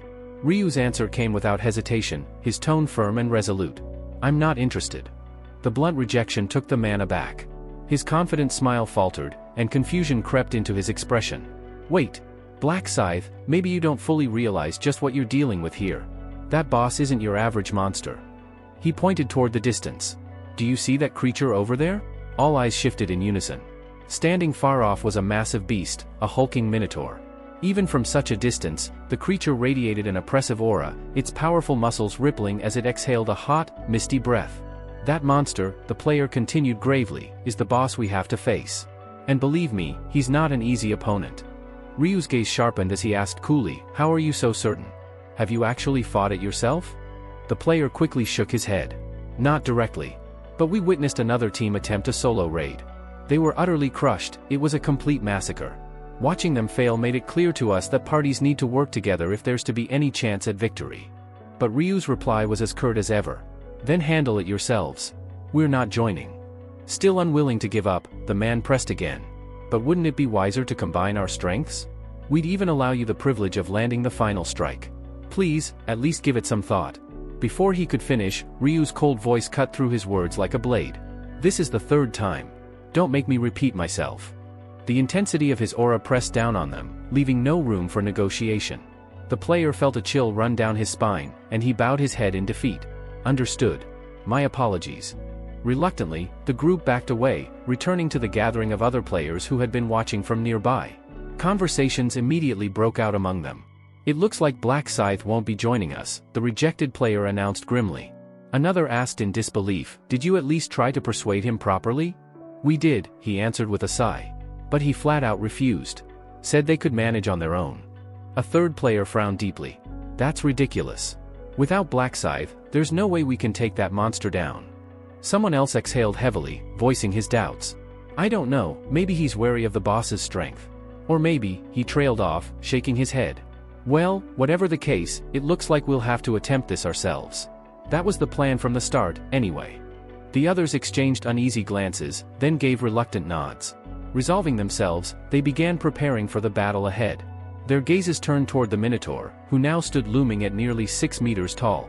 Each heavy step it took echoed like thunder across the ground, making the earth tremble beneath its massive hooves. From afar, the creature hadn't seemed all that terrifying. But now, as they closed the distance, its overwhelming presence was undeniable. The closer they got, the more its colossal frame seemed to blot out everything around it. Do you really think we can beat that thing? One player muttered, his voice laced with fear. We've got nearly 20 fighters, another reassured him, though his eyes betrayed lingering doubt. If we work together, we should stand a chance. But uncertainty still lingered among them. Suddenly, the Minotaur's nostrils flared, and its head swung in their direction. It had sensed them. The players froze on the spot, every muscle tensing. Then, with a roar that shook the air, the monster's eyes lit up with primal excitement. Its hooves struck the ground like war drums as the towering beast lowered its horns and charged straight at the group. The 20 players charged forward as one, clashing head-on with the towering Minotaur. Weapons flashed, spells erupted, and the battlefield became a storm of desperate survival. Each strike and swing carried the weight of their lives as they faced the beast's overwhelming presence. From a short distance away, Ryu stood still, his eyes calm and calculating as he observed the chaotic fight unfold. He tilted his head slightly, his mind already analyzing. How long will it take them to bring it down? He mused inwardly. He harbored no doubts about the outcome. The Minotaur, despite its intimidating bulk, wasn't nearly as invincible as it looked. Its attacks were heavy, but lacked precision. Its swings were slow, clumsy, even easy enough to predict if one had sharp reflexes. Ryu noted this with cold detachment. If all 20 strike together, he thought, that monster doesn't stand a chance. Its strength lies only in its absurd durability. From the Minotaur's perspective, however, humans were nothing but insects, fleeting nuisances buzzing around. 20 flies, even if persistent, were still flies. At least, that's what it seemed to believe as it bellowed and swatted at them like gnats. The battle dragged on. 3 minutes passed, then 5, the fight stretching with no conclusion in sight. The beast's resilience was monstrous. Still, Ryu merely watched. He knew that once the players brought it down, their morale would surge, and their focus on the hunt would sharpen. Finally, after more than 7 exhausting minutes, the fight reached its peak. Fireballs burst against the Minotaur's thick hide, arrows clattered uselessly, and one player groaned. It's too sturdy. A warrior hurled a heavy axe that buried itself deep in the creature's chest, drawing a pained roar. That small victory spurred the rest on, and they swarmed together, overwhelming the monster with sheer numbers. Yet the beast was not without retaliation. It seized one unfortunate player in its massive hand and crushed him like a rag doll. Still, the momentum was against it. A roaring fireball soared through the air and exploded against the Minotaur's body. With a final agonized bellow, the monster stumbled, then collapsed heavily to the ground. We did it, someone shouted breathlessly. We actually killed it. Cheers erupted from the surviving players. But amid the victory, silence fell briefly as they realized the cost. 3 of their comrades had been slain in the fight. Who landed the last hit? One asked curiously. It didn't feel like our group. Another player quickly claimed credit, grinning with pride. It was us. Our team landed the final blow, we're the ones who finished it. As voices rose in celebration, a sudden phenomenon silenced them. A radiant column of light descended from the heavens, enveloping one of the 4 squads that had joined the battle. A translucent barrier enclosed them like a cage of shimmering glass. It looks like we're the ones who survived, a player from within the light said with satisfaction. I checked my quest window, it clearly shows success. Someone asked nervously, but, do we really have to stay inside this thing until the timer runs out? More than 5 hours trapped here. Yes, another replied, sighing. It seems so. At least we can rest early. But, it feels like we're wasting time, doesn't it? Winning this early is great, but being stuck here makes me uneasy. Meanwhile, players from the other squads who hadn't secured victory exchanged glances. One of them muttered, let's move. We'll need reinforcements from other parties. Their eyes inevitably flicked toward Black Scythe and his companions for a moment, but they quickly dismissed the thought. Everyone knew it was pointless, nothing they said would convince him to cooperate. With reluctant acceptance, they turned and departed. Ryu, who had been watching quietly, finally addressed his group. This is better. If we had killed the boss too soon, we'd have wasted the remaining time. The Manjuri nodded knowingly. Exactly as Black Scythe predicted. Taking it slow and killing it later is the right strategy. Without betraying a hint of emotion, Ryu stood and gestured. We've rested enough. Let's keep moving. Stay close to me. Once more, Ryu resumed his relentless centaur hunt, while other teams across the field pooled their strength and focused only on boss raids. In one of those groups, players were chatting after their own victory. After killing the boss, does this make us the 50th team? One asked. No idea, another admitted. The rankings aren't visible anyway. Who cares? We've beaten the boss, that's what matters. We survived. True, someone else said, already laying down. Let's just rest until time runs out. Though trapped, they were safe within their shimmering prison. Monsters ignored them entirely, the Minotaur's corpse lay still, and they felt like unseen specters, untouchable, yet bound. But their sense of relief didn't last. Suddenly, a shout rang out. Hey, look over there! Every head turned in the same direction. And from the shadows, a lone figure emerged. A man carrying a massive scythe, his presence distinct and impossible to mistake. It was Black Scythe. With every swing of Ryu's scythe, another centaur head tumbled to the ground, rolling lifelessly across the dirt. His movements were so precise and fluid that it looked less like a battle and more like a grim harvest. Among the players watching from the safety of their shimmering pillar, one of them whispered in disbelief, "Wait, that's Black Scythe. He just killed that centaur in a single strike." Another added quickly, "That's exactly what you'd expect from someone already at level 40. Though the onlookers were stunned by his overwhelming display of strength, none of them felt bitterness or jealousy. They were already satisfied with their own victory. They had slain the Minotaur, survived the ordeal, and now had nothing left to worry about. For them, there was no need to compare. What left them confused, however, was Ryu's focus. He wasn't heading toward the boss monster at all. Instead, he seemed to care only about hunting centaurs, one after another. Why isn't he aiming for the boss? One player asked aloud, frowning. Wouldn't it be smarter to kill it quickly and relax inside the barrier like us? Another shook his head knowingly. Not really. They've already missed the top 50 rankings.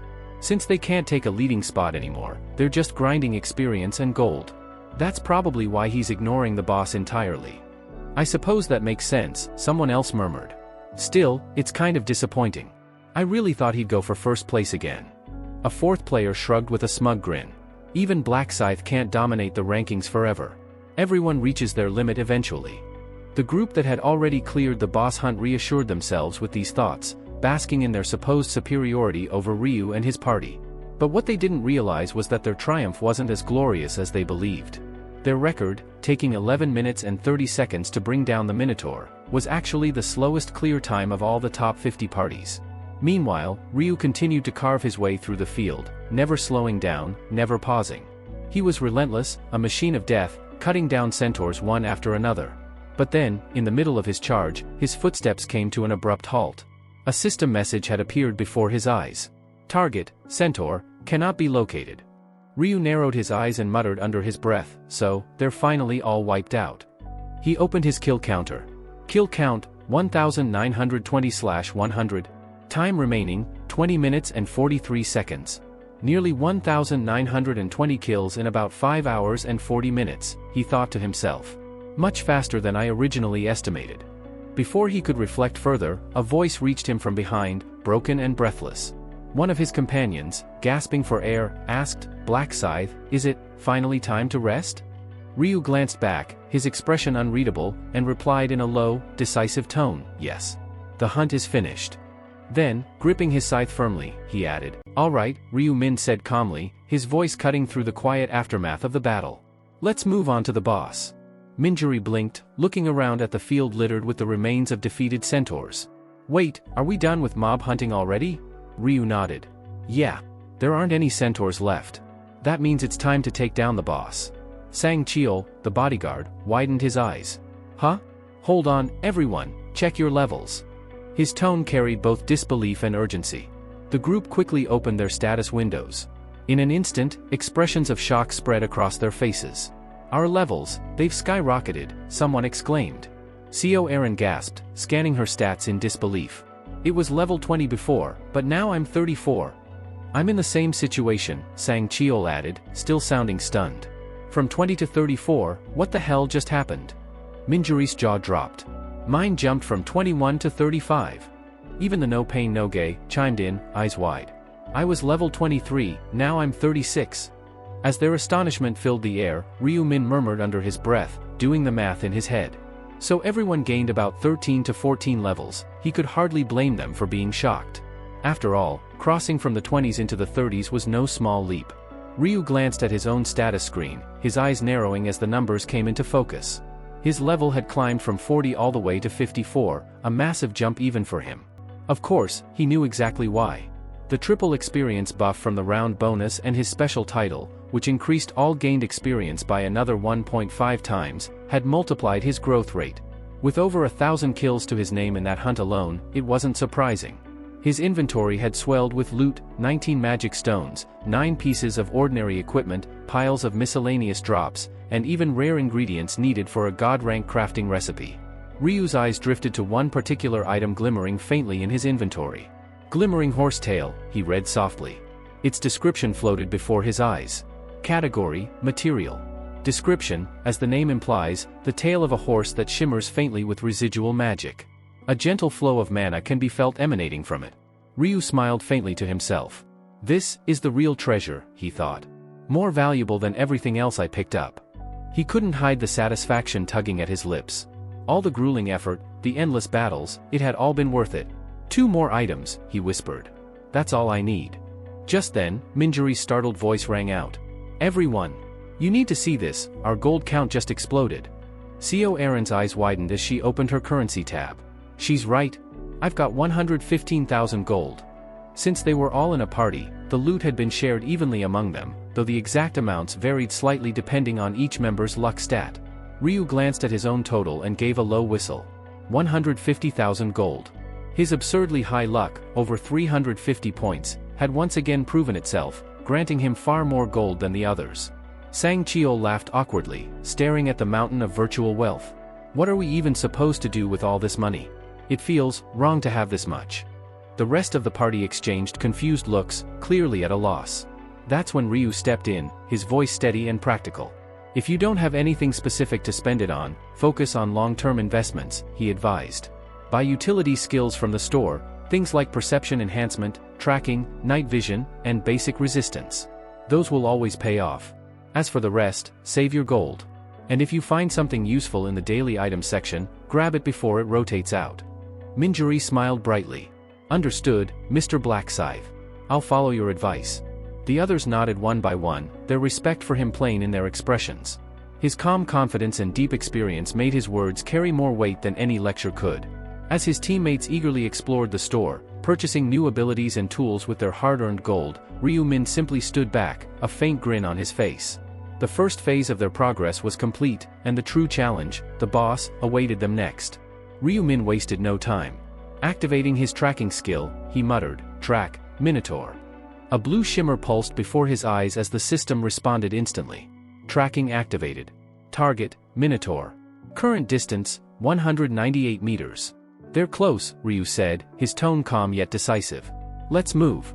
We'll finish this with the boss." Without hesitation, he led the way, his pace steady but brisk. The others followed behind him, their excitement barely contained. After cutting through the thicket, they finally caught sight of the towering minotaur in the clearing ahead, its muscular frame radiating raw power. But they weren't alone. 3 other teams were already gathered nearby, watching and waiting. "Oh, look," one of the players from another group said. "Black Scythe's finally on the move." Another grinned eagerly and called out, "Hey, Black Scythe. Team up with us. Let's bring the boss down together." Ryu didn't even hesitate. He simply shook his head. "No," he replied coolly. "I'll take down the boss myself." A brief silence followed before laughter erupted among the players. "Are you serious?" one of them scoffed. "Taking on the boss alone? Don't get ahead of yourself. Even with your skills, you're still just one man. This isn't some field monster, it's a boss that requires 20 people working together to barely defeat it." He muttered under his breath, "If he actually manages to kill it solo, that would mean his strength rivals 20 of us combined. Ridiculous." The thought alone was enough to make their pride flare. To them, it wasn't just arrogance, it was an insult. The player smirked and shouted back, "You're more conceited than I thought, Black Scythe." Ryu's gaze turned icy. His expression didn't change, but the cold intensity in his eyes made several people flinch. "You're underestimating me too much," he said evenly. "Do you really think I can't handle it?" "Well," the player stammered, "we've got numbers on our side." Ryu's lips curved into a faint, mocking smile. "Numbers mean nothing," he replied. "Even if you swarm me, 1,000 flies are still just flies." The crowd murmured, a mix of anger and disbelief spreading among them. "What, did he just call us?" someone muttered. Ignoring their indignation, Ryu walked forward, the faint metallic ring of his scythe echoing through the tense air. His party watched in stunned silence. "Black Scythe, wait!" Minjuri called out in alarm. Ryu didn't look back. "It's fine," he said. "I'll finish this quickly." He gripped the death scythe tightly, its blade reflecting the faint gleam of the moonlight filtering through the trees. The crowd instinctively parted before him, opening a path as if compelled by his presence, like waves splitting before a ship's prow. The atmosphere shifted, anticipation thickened in the air. "Stay back," Ryu warned without turning. "If anyone gets in my way, they'll die with the boss." A chilling silence followed. Inside, Ryu's thoughts were sharp and focused. "I should avoid revealing my ultimate skill if possible, but maybe this is the perfect chance to show them what I'm truly capable of." Most players here had no real idea how powerful Black Scythe was. They assumed his higher level meant a small gap in power, something they could eventually close. "They've seen glimpses of my strength before," Ryu thought, "but they still don't understand. Once they watch me take down a boss that needs 20 people, alone, none of them will ever doubt me again." He inhaled slowly. "Let's make this quick."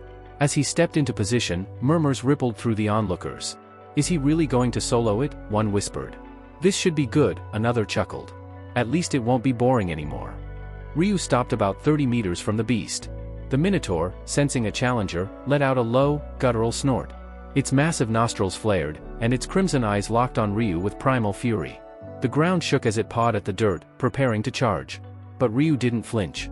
He planted his feet firmly and lowered his stance, gripping his scythe with both hands. "What's he doing?" someone muttered from the sidelines.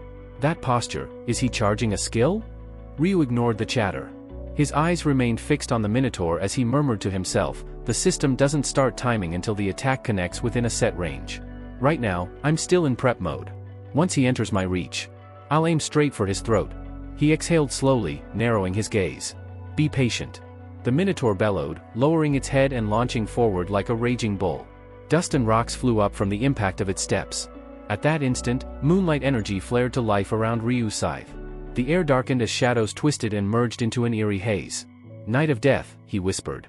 Darkness spread across the ground like a living veil. His body glowed faintly within it, silver and black energy intertwining. Then came the next command. Moonlight slaughter. His scythe sliced upward in a smooth, crescent motion, like the curve of a rising moon. A sharp gust of wind followed, and then, silence. A faint thud broke it. Something heavy hit the ground. The dark mist slowly lifted, revealing the truth. Gasps erupted. "Wait, look at that," someone shouted. "The Minotaur's head, it's gone." Sure enough, the boss's colossal head lay several feet away from its body, its thick neck cleanly severed. Even 20 coordinated blades wouldn't have cut through it so effortlessly. Every player in the clearing stood frozen, eyes darting between the fallen beast and Ryu Min, who stood unmoved, his scythe dripping with faint traces of black light. "He killed it, in one strike," someone whispered. "No way. That's impossible. It doesn't make sense, what kind of stats does he even have?" Ryu silently lowered his weapon, his expression unreadable. Inwardly, though, a small thought echoed in his mind. Yes, my stats are far beyond what you could ever imagine. The instant the Minotaur's colossal body collapsed, the familiar chime of a system notification echoed in Ryu Min's ears. System message. You have defeated the Minotaur. Experience gained, 3 times bonus applied. Item acquired, bull leather. Item acquired, blueprint, Minotaur armor. Because they were in a party, similar messages flashed across his teammates' interfaces as well. However, the total experience and gold earned weren't particularly impressive, likely due to the group's large size splitting the rewards. Ryu let out a quiet laugh under his breath. The gold's not much, he murmured to himself, but every single item drop belongs to me. His lips curved into a satisfied smirk as he opened his inventory and scrolled through the list of newly obtained loot. His eyes quickly fell on one particular item, by far the best among them. Bull leather. Category, material. Description, a high-grade hide taken from a minotaur. Its durable nature makes it ideal for crafting armor. Commonly used as a primary component in creating minotaur armor. And right below it, another item glimmered faintly in his inventory window. Blueprint, Minotaur armor. Category, consumable. Description, a rare schematic detailing 6 separate material combinations required to forge the unique equipment Minotaur armor. Note, the blueprint vanishes upon use. It is advised to copy or memorize the combinations beforehand. Ryu studied the description and nodded thoughtfully. As expected, the bull leather must be one of the required materials, he mused. The blueprint reveals the recipe once it's used, but it disappears right after. Best to memorize or jot it down before that happens. He closed the menu and smirked faintly. Not that I need to write anything down, I've got everything stored in my head. In truth, Ryu had no real intention of crafting the armor. The Minotaur armor was designed exclusively for tank-type classes, its defensive bonuses far outweighed its offensive potential.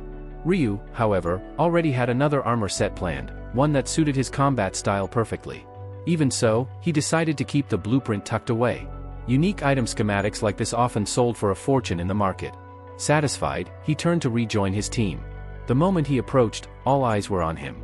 His party members stood frozen, wide-eyed, their jaws practically on the floor. Their expressions were a mix of awe and disbelief, though none seemed particularly surprised that he had slain the boss in a single hit. Still, the sheer spectacle of it had left them speechless. Among them, however, one reaction stood out. No Pain No Gain was staring at Ryu Min with an oddly dazed expression, his eyes dreamy, lips slightly parted, like someone struck by infatuation. Ryu blinked, visibly uneasy. What's with that guy? He thought, furrowing his brow. Why's he looking at me like that? No Pain No Gain's face practically glowed with admiration, bordering on obsession. It was the kind of look one gave a crush, not a team leader. Ryu exhaled slowly, fighting the urge to sigh. I guess it's inevitable, he mused wryly. He's probably turning into one of those die-hard followers, but I should really keep my distance before rumors start flying. Even though the man's name alone was enough to prove he was straight, that dreamy, love-struck stare was enough to make anyone feel uncomfortable. Damn, Ryu muttered under his breath, shaking his head. What the hell is wrong with this guy? As the dust from the battle settled, a brilliant pillar of light descended from above, wrapping Ryu Min's party in a radiant glow. The system's message echoed in their minds, confirmation that they had cleared the stage. They had successfully passed the round. The only uncertainty that lingered was their official ranking. One by one, the monsters fell, and before long, the 6th round came to an end. Then, with a soft flutter of wings, the angel appeared once more, her radiant presence contrasting sharply with the chilling curve of her lips. Priscilla's smile was deceptively sweet, but her tone carried venom.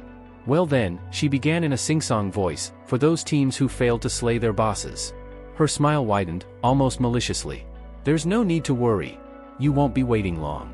Confusion flickered across the players' faces before her next words struck like thunder. You will be immediately eliminated. The field was filled with screams. No, wait. Please, Angel. Just a moment.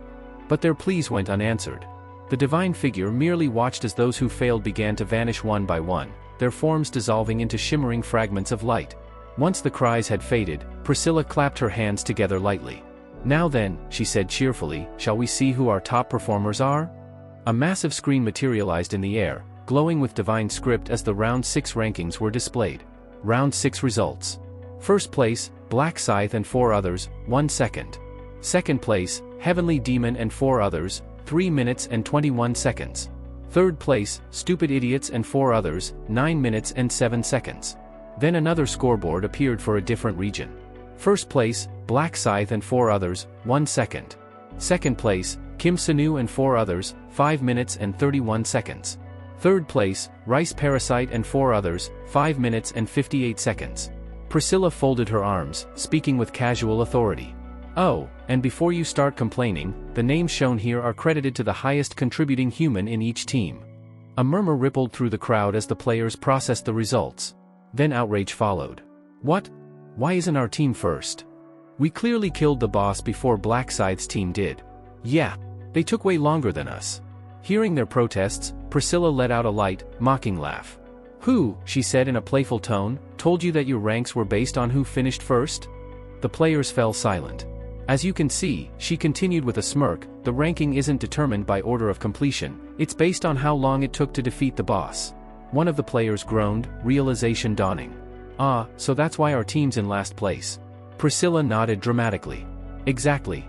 And by the way, she added with feigned sympathy, the longest recorded time was, let's see, 11 minutes and 30 seconds. She clicked her tongue, shaking her head in theatrical disappointment. Honestly, I can't imagine how someone could take over 11 minutes to kill a single cow. Truly pathetic. Her laughter rang in the air, sharp and cruel. Humans really are inferior creatures, aren't they? But then her gaze flicked back to the list, and her expression changed. Now, let's see the fastest time recorded. Her voice stopped abruptly. The number on the screen blinked. 1 minute, she said at first, squinting as if she had misread it. A nearby player called out, Angel, the time seems off. Priscilla frowned, glancing back at the display. What are you talking about? The time, the player said. It's not 1 minute. Priscilla leaned closer. Her eyes widened as she processed what she was seeing. It's not 1 minute. Her expression froze. It's 1 second. For a brief moment, the angel stood completely still, her confidence shattered. A drop of cold sweat traced down her cheek as the weight of her mistake sank in. She had misread the result, and done so in front of every surviving human. The players gawked in disbelief while Priscilla's perfect composure faltered. Oh, 1 second, she whispered, half to herself. That's impossible. But she quickly forced a strained smile, trying to recover. Well. It seems a 1 second record is possible after all. Perhaps the boss was just weak. Her excuse, however, only made things worse. The contradiction was obvious. Moments ago, she had proudly boasted about the Minotaur's overwhelming might, and now she was desperately downplaying it. The humans looked on in stunned silence, while Ryu Min merely smirked faintly under his breath. A 1 second victory. A single strike. And a record that even an angel couldn't comprehend. Then Priscilla turned toward the players and continued with her usual bright tone. Now then, let's distribute the rewards for the top 3 ranks. Keep in mind, only the player with the highest individual contribution will be eligible to receive them. At that very moment, a golden light enveloped Ryu, followed by a system notification materializing before his eyes. System message. Congratulations. You have achieved first place in your zone. You have achieved first place overall. Black Scythe is ranked first in both zone and overall rankings. Zone reward, high epic helmet selection voucher. Overall reward, special reward selection box. A faint smirk curved across Ryu's lips as he muttered under his breath, a high epic helmet, huh? Not bad. Another notification immediately appeared, listing the options available for selection. Choose one of the following high epic helmets. Angel's Ring. Minotaur's Bullhide Helm. Hermes' Feathered Helm. Ryu scanned through the choices thoughtfully before nodding to himself. The feathered helm seems like the best fit for me. Its stats are too tempting to pass up. When he selected the third option, the detailed item description materialized before him. Item information. Name, Hermes' Feathered Helm. Category, Helmet. Grade, Epic. Description, a helmet inspired by Hermes' legendary feathered cap. While not the original artifact, it allows the wearer to use invisibility at will. Defense, 180. Effect, Agility plus 10. Skill, Invisibility, usable. Durability, 1500/1500. Requirement, Expert rank or higher. The defining feature of Hermes' feathered helm was its invisibility ability, one of the most coveted skills among assassins. Normally, only those who reached level 20 in the assassin class could naturally obtain it. Yet this helm allowed anyone, regardless of class, to use it freely, without any reduction in potency. However, it wasn't without drawbacks. The invisibility granted by the helm did not silence movement or sound, meaning that footsteps, breathing, or weapon noise could still be detected by anyone using the perception skill, a common ability that sensed hidden presences. Additionally, the skill could only be sustained for 30 minutes, and once deactivated either voluntarily or by taking/inflicting damage, it would trigger a 30-minute cooldown before reuse. In short, the effect was powerful but situational. Despite its limits, Ryu knew the potential of this skill went far beyond stealth missions. The system confirmed. Skill acquired, invisibility. You can now use the skill invisibility for 30 minutes. Cooldown, 30 minutes. Ryu's eyes gleamed faintly with amusement. Perfect, he murmured. To others, invisibility was merely a trick of survival or ambush. But to Ryu Min, it was a key piece of a much larger plan. He already had a specific rune in mind, the Rune of Concealment, an artifact obtainable in the later rounds. If he could successfully fuse that rune with this helm's ability, it would create an unparalleled combination, a strategy so efficient that it could make him virtually untouchable. His plan was simple yet brilliant. Acquire the Rune of Concealment. Pair it with Hermes' feathered helm. Once done, the result would be a broken synergy, granting him near-perfect stealth, an ability that could turn the tides of any battle and make Black Scythe truly live up to his name. Afterward, another shimmering notification unfolded before Ryu. This time, the special reward selection box awaited his decision. System message. You may choose one of the following special rewards. Please touch the desired option. Material item selection ticket. 14,000 gold. Information about round 7. Ryu didn't even hesitate. His thoughts immediately dismissed the third option. Information about round 7? Pointless, he mused quietly. My greatest weapon isn't curiosity, it's the experience I've gained from living through 99 regressions. There's nothing that intel could tell me that I don't already know. That left him with two realistic choices. Between gold and rare materials, the answer was obvious. Gold can be earned anytime. But rare crafting materials, that's a different story. Without a moment's delay, Ryu selected option 1. A golden glow appeared in his inventory, and the material item selection ticket materialized in his possession. The moment he activated it, another list appeared before his eyes. Please choose one of the following materials. Broken ironwood branch. Bubbling elixir. Tough magic shell. Angelic golden powder. Ryu chuckled softly as he examined the options. To anyone else, these would be meaningless words. Without knowing their applications, this list might as well be gibberish. But for me, his eyes narrowed. The choice is crystal clear.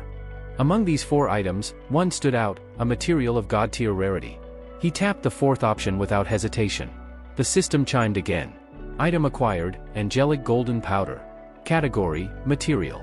Description, a fine dust shed from an angel's radiant hair. And no, it's not dandruff.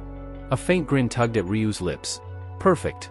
With this, I only need one more material before I can craft a god-tier item. But he knew there was no need to rush. That final material wouldn't appear until after round 8, so his excitement could wait. Moments later, the system displayed the final notice for everyone in the zone. Round 6 complete. Total survivors remaining, 860,295.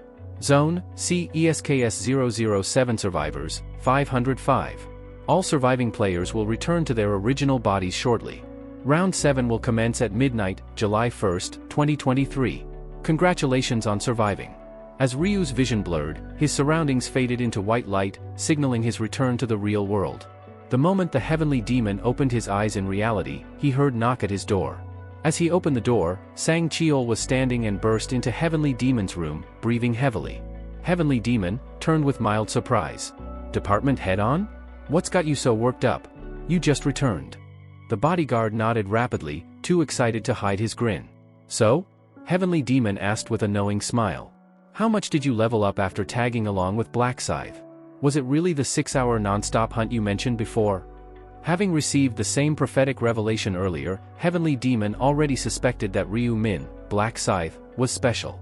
Still, he waited for confirmation. How many levels did you gain that you came running here like this? The bodyguard practically blurted it out. From level 20 to level 34. Heavenly Demon's expression froze. 14 levels? Are you serious? Completely, the bodyguard said, his tone bubbling with disbelief even as he grinned ear to ear. It's insane how much I leveled up. I didn't think it was even possible. Heavenly Demon crossed his arms, processing what he'd just heard. 14 levels in 6 hours, that's absurd. How did that happen?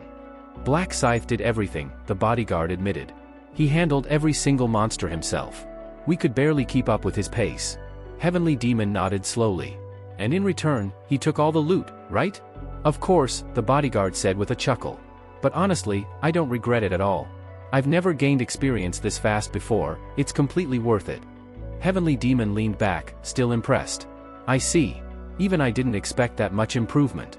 He smirked faintly. I never thought Director On would surpass me in level. The bodyguard tilted his head. Chairman, what's your current level? 29, Heavenly Demon replied calmly. The bodyguard went silent immediately, realizing that anything he said next could bruise the chairman's pride. He smiled awkwardly and decided to keep quiet. But Heavenly Demon, noticing the hesitation, chuckled under his breath. So even CO Aaron might have surpassed me now, huh? He smiled thinly, thinking, looks like I need to step up my game. Then, he turned serious again. Tell me something, Department Head On. Did Black Scythe really defeat the boss that fast? The rumors are saying it took him just a second. The bodyguard nodded firmly. It's true. He finished off the Minotaur in a single strike. Heavenly Demon's eyes widened slightly. 1 second? So that's why his team cleared their zone faster than anyone else. Exactly, the bodyguard replied. He used a skill I've never seen before. The moment he moved, it was like lightning, one flash, and the Minotaur's head was already on the ground. He paused, his expression filled with awe. Honestly, it didn't even look human. Heavenly Demon's lips curved into a faint, thoughtful smile. So that's the strength of Black Scythe? Heavenly Demon, who had always taken pride in his rank as one of the top 3 players in the world, couldn't mask his astonishment when he heard the full account. 1 skill, 1 second to kill the Minotaur, he muttered, his eyes widening slightly. That's unbelievable. His voice carried a mix of admiration and disbelief, but beneath it all, a trace of bitterness crept into his expression. As silence filled the room, he clenched his fist slightly and thought to himself, so this is the gap between me and the world's #1? Even though Heavenly Demon possessed powerful Dark Knight abilities that were among the strongest of his class, the reality in front of him was undeniable. Black Scythe, Ryu Min, was operating on an entirely different level. Will I ever reach that height? Even when I hit level 40, will I be able to stand before him with the same presence? The thought left a faint sting in his pride.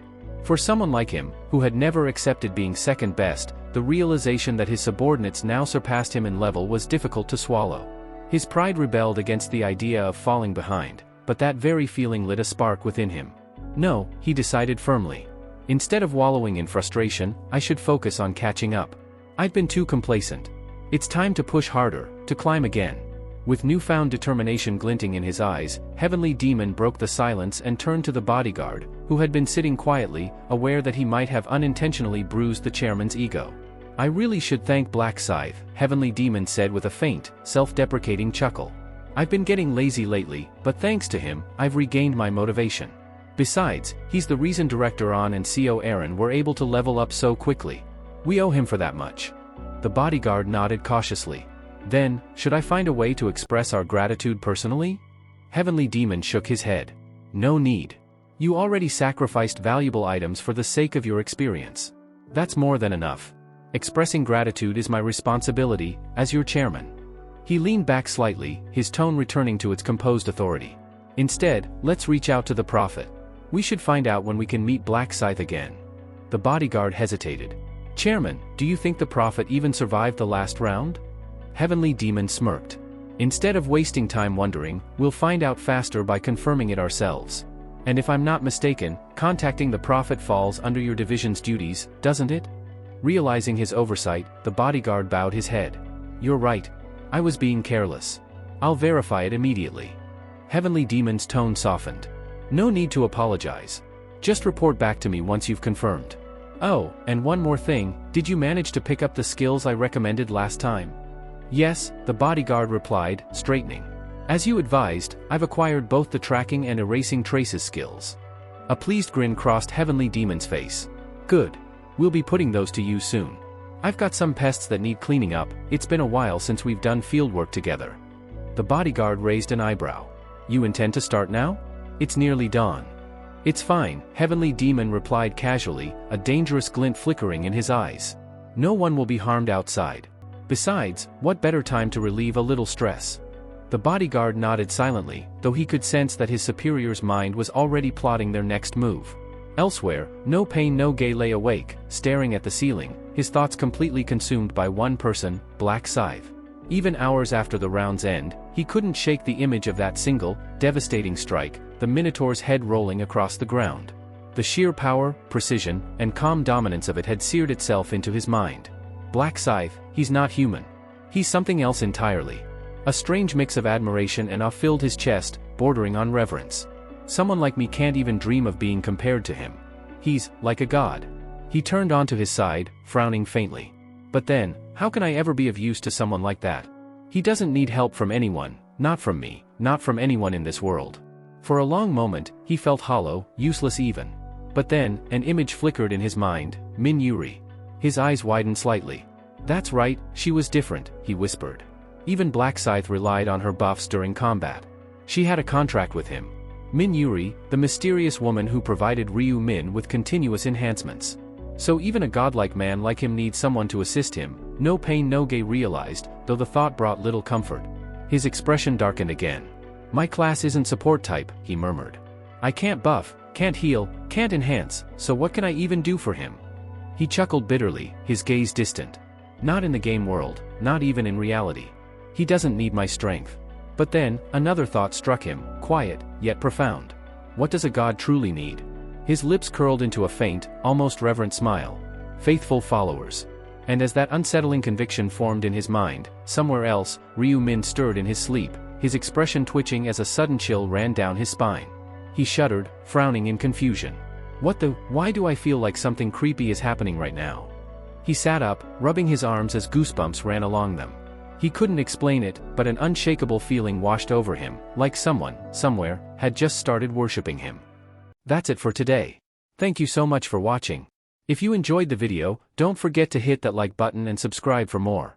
We'll see you in the next one.